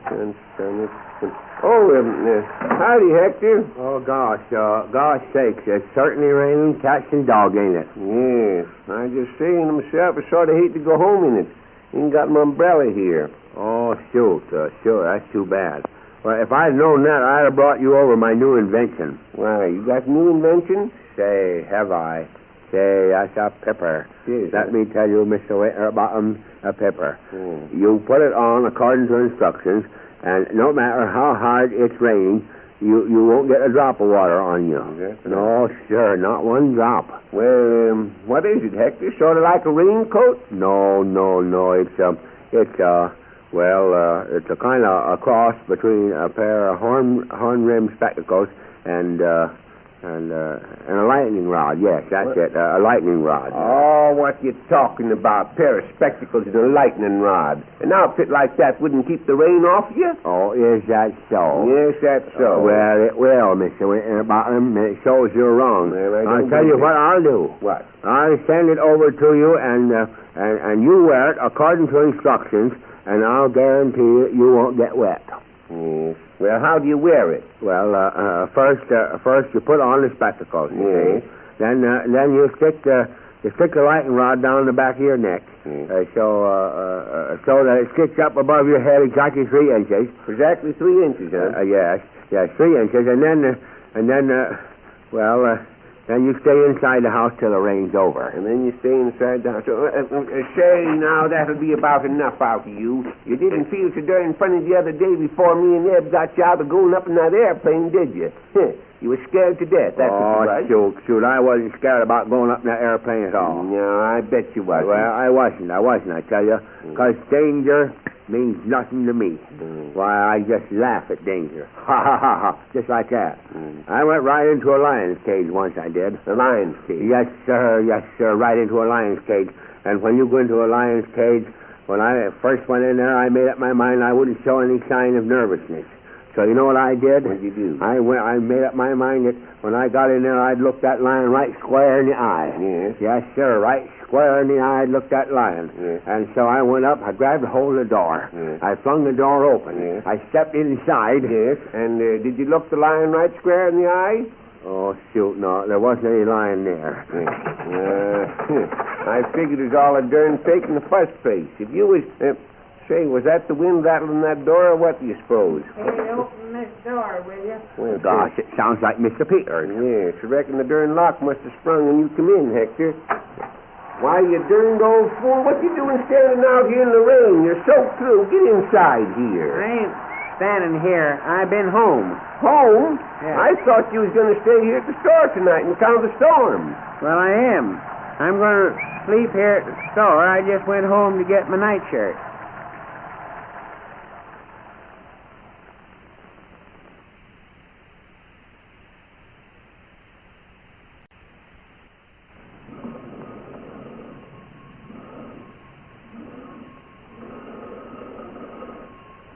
Say, Eb, answer the phone, will you? I got my hands full here. What you doing back at the counter there? I'm looking for my boots. I set 'em back here last night before I went to bed in the back room, and now they're gone. Dad rat it. Oh, well, look for 'em after a bit. Yeah, but I want 'em right now. The darn things must have been stole or something. I set 'em right here along... Oh, never mind your concerned boots. Answer the phone. Oh, shucks. There was a darn good pair of boots. Took. Well, go ahead. Say something. Hello? Hello? Hello? No, I ain't calling the number, dad ding it. What's the matter? There wasn't nobody on the phone. Well, more than likely they hung up before you got there. The whole darn store's on fire. You wouldn't move any faster than ain't them your boots standing there in the center of the floor? Where? Right there. I'll be dead darn. Now, how did they get there? Left them behind the counter, did you? Well, hurry up. Put them on. Let's get the store swept out before someone comes in here. Well, I'm putting them on, ain't I? No use of sweeping out now. With this dad darn rain, people will just be tracking mud in. Now, never you mind. We're going to sweep out just the same. If I left things to you, this store wouldn't be fit for a pig. Is that so? Yes. But just let me tell you something. If you left things to me, this store would be fit for the best pigs in the country. Darn boots kind of tight. Every time I get them, ouch. Say, what in condition's the matter? There's something in my boot. Something in my boot here. Well, shake your boots out. Shake it out. Well, wait till I get it off. Why, the damn thing's full of water. What? Hey, hold on. Don't pour it on the floor, you darn fool. Well, how did it get there in the first place? Oh, I don't know how it got there, but you can't go pouring it on the... Oh, say, Eb, look up there. Where? That's how the water got in your boot. The roof's leaking. The roof's leaking? Yes. You mean it leaked into my boot? Yes. Oh, gosh almighty. Oh, say, have we got any more of that tar stuff for plugging up leaks? Yeah, there's some in the closet there with the broom and the dustpan. Well, you go and get it. Go get it while I fetch the step ladder. Yeah, but we can't get up on the roof in this rain. Well, maybe we can fix it from the inside. Go on now. Go on and get it. Ah, shucks. Yeah. All of something happening around here. It caused a lot of work. Yeah, never mind. Hope this darn ladder will reach. If it don't, we'll just have to... Here it is. You got to mix it up, though. Well, wait a second now. I kind of forget how to do this. Let me have that direction tag a minute. Yes, that's it. Let's see here now. Into contents, you can be. You got can be there? I got 2 cans. Well, has one of them got a bee on it? You got what? Is there a bee on it? No, I think that's a fly. Oh, look out. Let me see them cans. Yes, that's the one. Now, let's see here. Into the contents of can be, pour a small amount of can be so as to dissolve. Yes, that's it. Pour some can be into it. Pour what into it? Candy. Put a small amount of... hold on. Where you going? I'm going after some candy. Oh, you don't want no candy, Eb. Just pour a little of that stuff out of that can into that one. Well, why didn't you say so? Hold on. That's enough. Just soften her up. See if I've got my pocket knife here, and we'll smear some of that stuff over the leak and have it fixed in a jiffy. You got your knife? Yes. Now, I'll tell you steady this ladder while I get up there. All right, get hold of her now. Steady her. Well, I am steadying her, ain't I? Do you see where it's leaking? Yes, just a little place.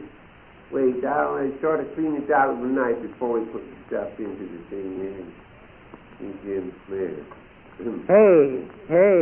Hey, look out there. You're making it leak worse. Oh, well, don't let go of the ladder. Steady it. But she's leaking harder. I know it. Hand me the can. Which one? The one with letter B on it. And hang on to the ladder. How's that? Letter B.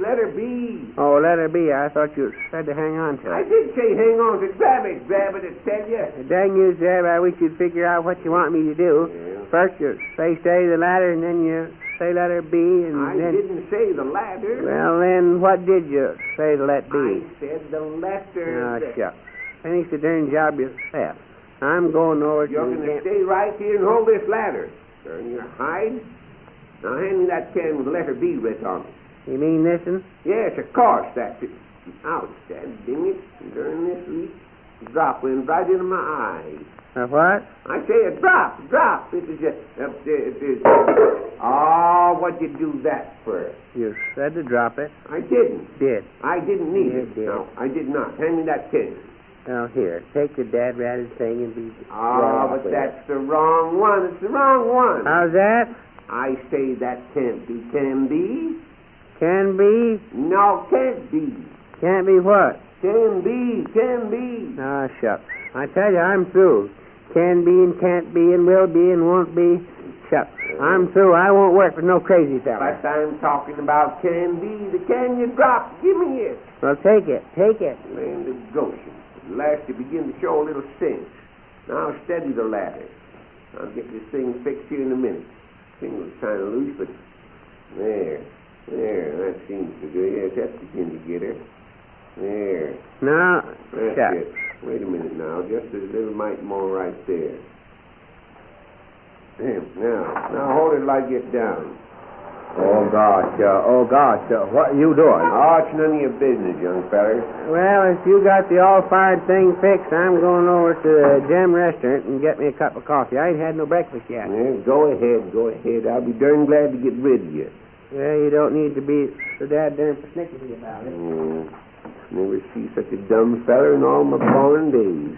Well, what do you want, Hector? Oh, I just dropped in to see if you'd heard from that aviator yet. A fellow that was going to take my job with Major Barnes. No, I ain't heard nothing from him yet. Not since he was in here yesterday afternoon. Well, are you sure? Are you sure he'll take the job all right? Why, certainly you'll take it and be darn glad to get it. You're sure? Now, yes, quit pestering me about it. With this darn storm and the roof leaking and Eb being in the way, I got enough trouble. Oh, shoot. This isn't much of a storm.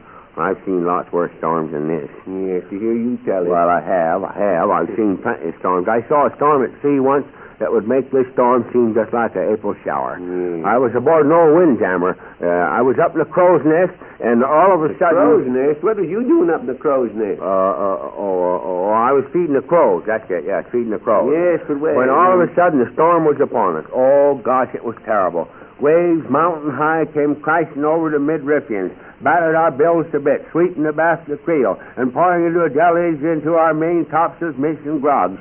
Our top gallant bridge was torn to shreds. Now, hold on. Then I saw we were going down. So what did I do? I dived into the raging, storming ocean. For 2 days I battled the waves, and then I finally landed on a desert island. There wasn't a stick, nor a stone, nor a house, nor a tree on it, nothing but sand. And I was there for 3 years. Yes, well, you slipped up that time, Hector. If there wasn't nothing on the island, what did you eat? What did I eat? Yes. Oh, yes. What did I eat? I ate sandwiches, yes. Ate sandwiches? Yes, this was one of the sandwich islands. No, is that so? Well, just a second here, till I see what this... Hello? Oh, yes. What? Oh, gosh. All right, yes, sir. Goodbye. Oh. Say, what's the matter? Oh, it's that aviator feller. He ain't gonna fly for you. He ain't? No, he says that airplane you have to go up in is nothing but an old wreck. Says it'll bust to pieces as soon as it gets in the air. Won't risk his life doing it. Oh, gosh, then I'll have to go up. Yes. I'll have to go up after all. Yes. Oh, shoot. It's just like the old saying goes, it never rains but what it pours. Yes, and there goes that darn leak again.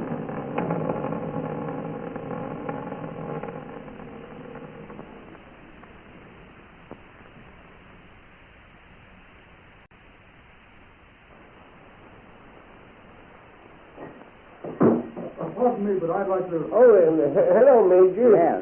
How do you do, Major? Gentlemen, I'd like to leave my suitcase here, if I may. Well, yes, go right ahead. Put it behind the counter there. Right over here, huh? Yes, right behind there. But look out. Don't step into the rat trap I got set there. Thanks. I'll be back in just a few moments, and then I'll... Major, we sent an aviator feller out to see you the other day. A feller to take Hector Smith's place in that there airplane. I know. I haven't time to discuss that now. Yes, but listen, this feller phoned me and said he wouldn't go up. He said the airplane wasn't safe. It's just an old wreck. Now, you wouldn't make Hector go up in a... Hey, look here. I haven't time to talk about that now. I'll see you later. Yes, but... He seemed in an all-fired rush about something, didn't he? You just waste your time trying to get Hector out of that mess, Zeb. What Hector ought to do is to learn how to fly and go up and get it over with. Yes, but where'd Hector learn how to fly? Yeah, sure. A bird learns how to fly, don't it? And Hector ought to be as smart as a bird. Well, suppose Hector did learn to fly. That there airplane he's got to go up in ain't safe. Well, we done all we can about it. Hector has to get out of the mess himself. Gosh, I didn't know. Was there any mail for us over at the post office? No, nothing but the Corn Center Gazette. I got it here in my pocket. What about Hector? Well, now, take a look at the weather report. Now, let's see if this darn rain's over. Well, just a second, Ray. What's it say? Well, now, hold on. I ain't found it yet. You generally find it right up there on top of the page. Generally is. Right there on top. Yes, she's there. Yes. Page 2. Yeah, she's over. Says continuing fair today and tomorrow. Here's quite a little item about it. Says half-inch of rain covers state. Half-inch of rain? Yes. Shucks. They must be crazy. I had more than that in my boots. So it says, coming just at the time when the frost is expected, yesterday's rain proved a boon to crops, orange and lemon, aid to farmers, and... Yeah, that's just the way it goes. Right. Me and you have to put up with the roof leaking just so a bunch of farmers can have lemonade. What? It don't say nothing about lemonade. Well, anyway, that's just what you read. Oh, I didn't. It says a boon to crops, orange and lemon, aid to farmers, and... See, there you be. Lemonade to farmers. Oh, but it ain't lemonade. It's orange. Well, orange aid, then. It's the same thing. It ain't either. It's a different kind of aid. No different, except it's got orange juice in it instead of lemon. Oh, I mean, this kind of aid is AID. How's that? I say it's AID. AID. Now, go ahead. Tell me. Tell you what? Tell me the ID. Oh, there ain't no ID, Eb. I'm talking about aid. Now, listen. A fella burns his hand. Yeah. Burns it bad. Yeah. What's the first thing he does? What's the first thing he does? Yes. Hollers. Oh, yes, but I mean, what's he look for? What's the first thing that's rendered? How's that? I say what's rendered. Oh, what's rendered? Yes. Yeah. Lard. No, son, if you don't get the ID. You just said there wasn't no ID. I know it, but... And anyway, what's lard got to do with lemonade for farmers? Oh. They don't put lard in the lemonade, do they? No, of course they don't. Lard ain't got nothing to do with it. Then, what do you want to keep talking about first? I ain't talking about it. You was the one to bring it up. I said bring it up. Bring it up, huh? Yes. Huh. If I put lard in my lemonade, I couldn't even get it down. Oh. Enough to make a horse sick. Oh, yes, but I'm not talking about lemonade. I'm talking about just plain aid. With no lemons in it, huh? No, there ain't no lemons in it. It's just lard. Yes, just lard. No, there ain't lard in it neither. There ain't nothing in it. Look at here now, Ed. Get yourself together. Now listen. Shucks. Well, now what listen. you want to say and get it over with. Well, now listen here. If I saw a poor starved mule dying of hunger, what would I give him? Give him some oats. Yes, but what would that be? What would that be when I help the poor mule? Let's see. What would it be when you help the mule? Yes. Brotherly love. Yes, it'd be. Say, you look at here. Are you trying to... I'll take my suitcase now, if you don't mind. Yes, Major. Yes, you go right ahead and get it. And, say, Major, before you go now, you got your suitcase, and do me a favor, will you? Why, certainly. What is it?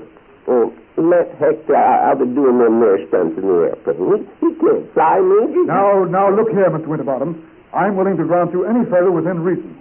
But I'm putting on an air circus. I've sold tickets and advertised the fact that there'll be a stunt flyer. And I cannot disappoint the public. Yes, but Major... Now, look here. The thing for a young Smith to do is to quit trying to evade an honest agreement and learn to fly just as quickly as he possibly can. Yes. That's just what I've been telling Zeb, Major. And after all, whether he goes up or not is of no importance to you. You should get over the habit of worrying about other people's affairs. Yes. You're not hapless, you know, carrying the burden of the whole world on your back. Who, Major? Atlas, the fellow who supports the world on his back. Well, who supports him? His wife, more than likely. Oh, nothing of the sort. Atlas is an imaginary character. He's a what? He's a menagerie caretaker. He's the fellow that feeds the animals, you see. Oh, but he doesn't feed animals. Oh, he don't, huh? Why, certainly not. Atlas is a myth. I reckon you mean moth. Myth. Moth. But I say myth. The word Atlas may be applied to anyone who performs a difficult, disagreeable job. Yeah, and that's why I say it's a moth. But what kind of a disagreeable job does a moth perform?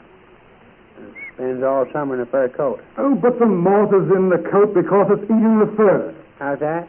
Eating fur. Oh, you mean much at eating fur? Because it's hungry. No, I mean fur. Fur. That's what the moth eats. No, you're wrong. I'm not wrong. The moth eats fur. You are wrong. Well, dash it all, then what does the moth eat? Holes. Oh, yes, Major. I reckon you don't know very much about moths. No. Oh, indeed. Well, as a matter of fact, I know a great deal about moths. As a lad at the age of 10, I was a very enthusiastic mother. I spent... what was that? Mother. M-O-T-H-E-R.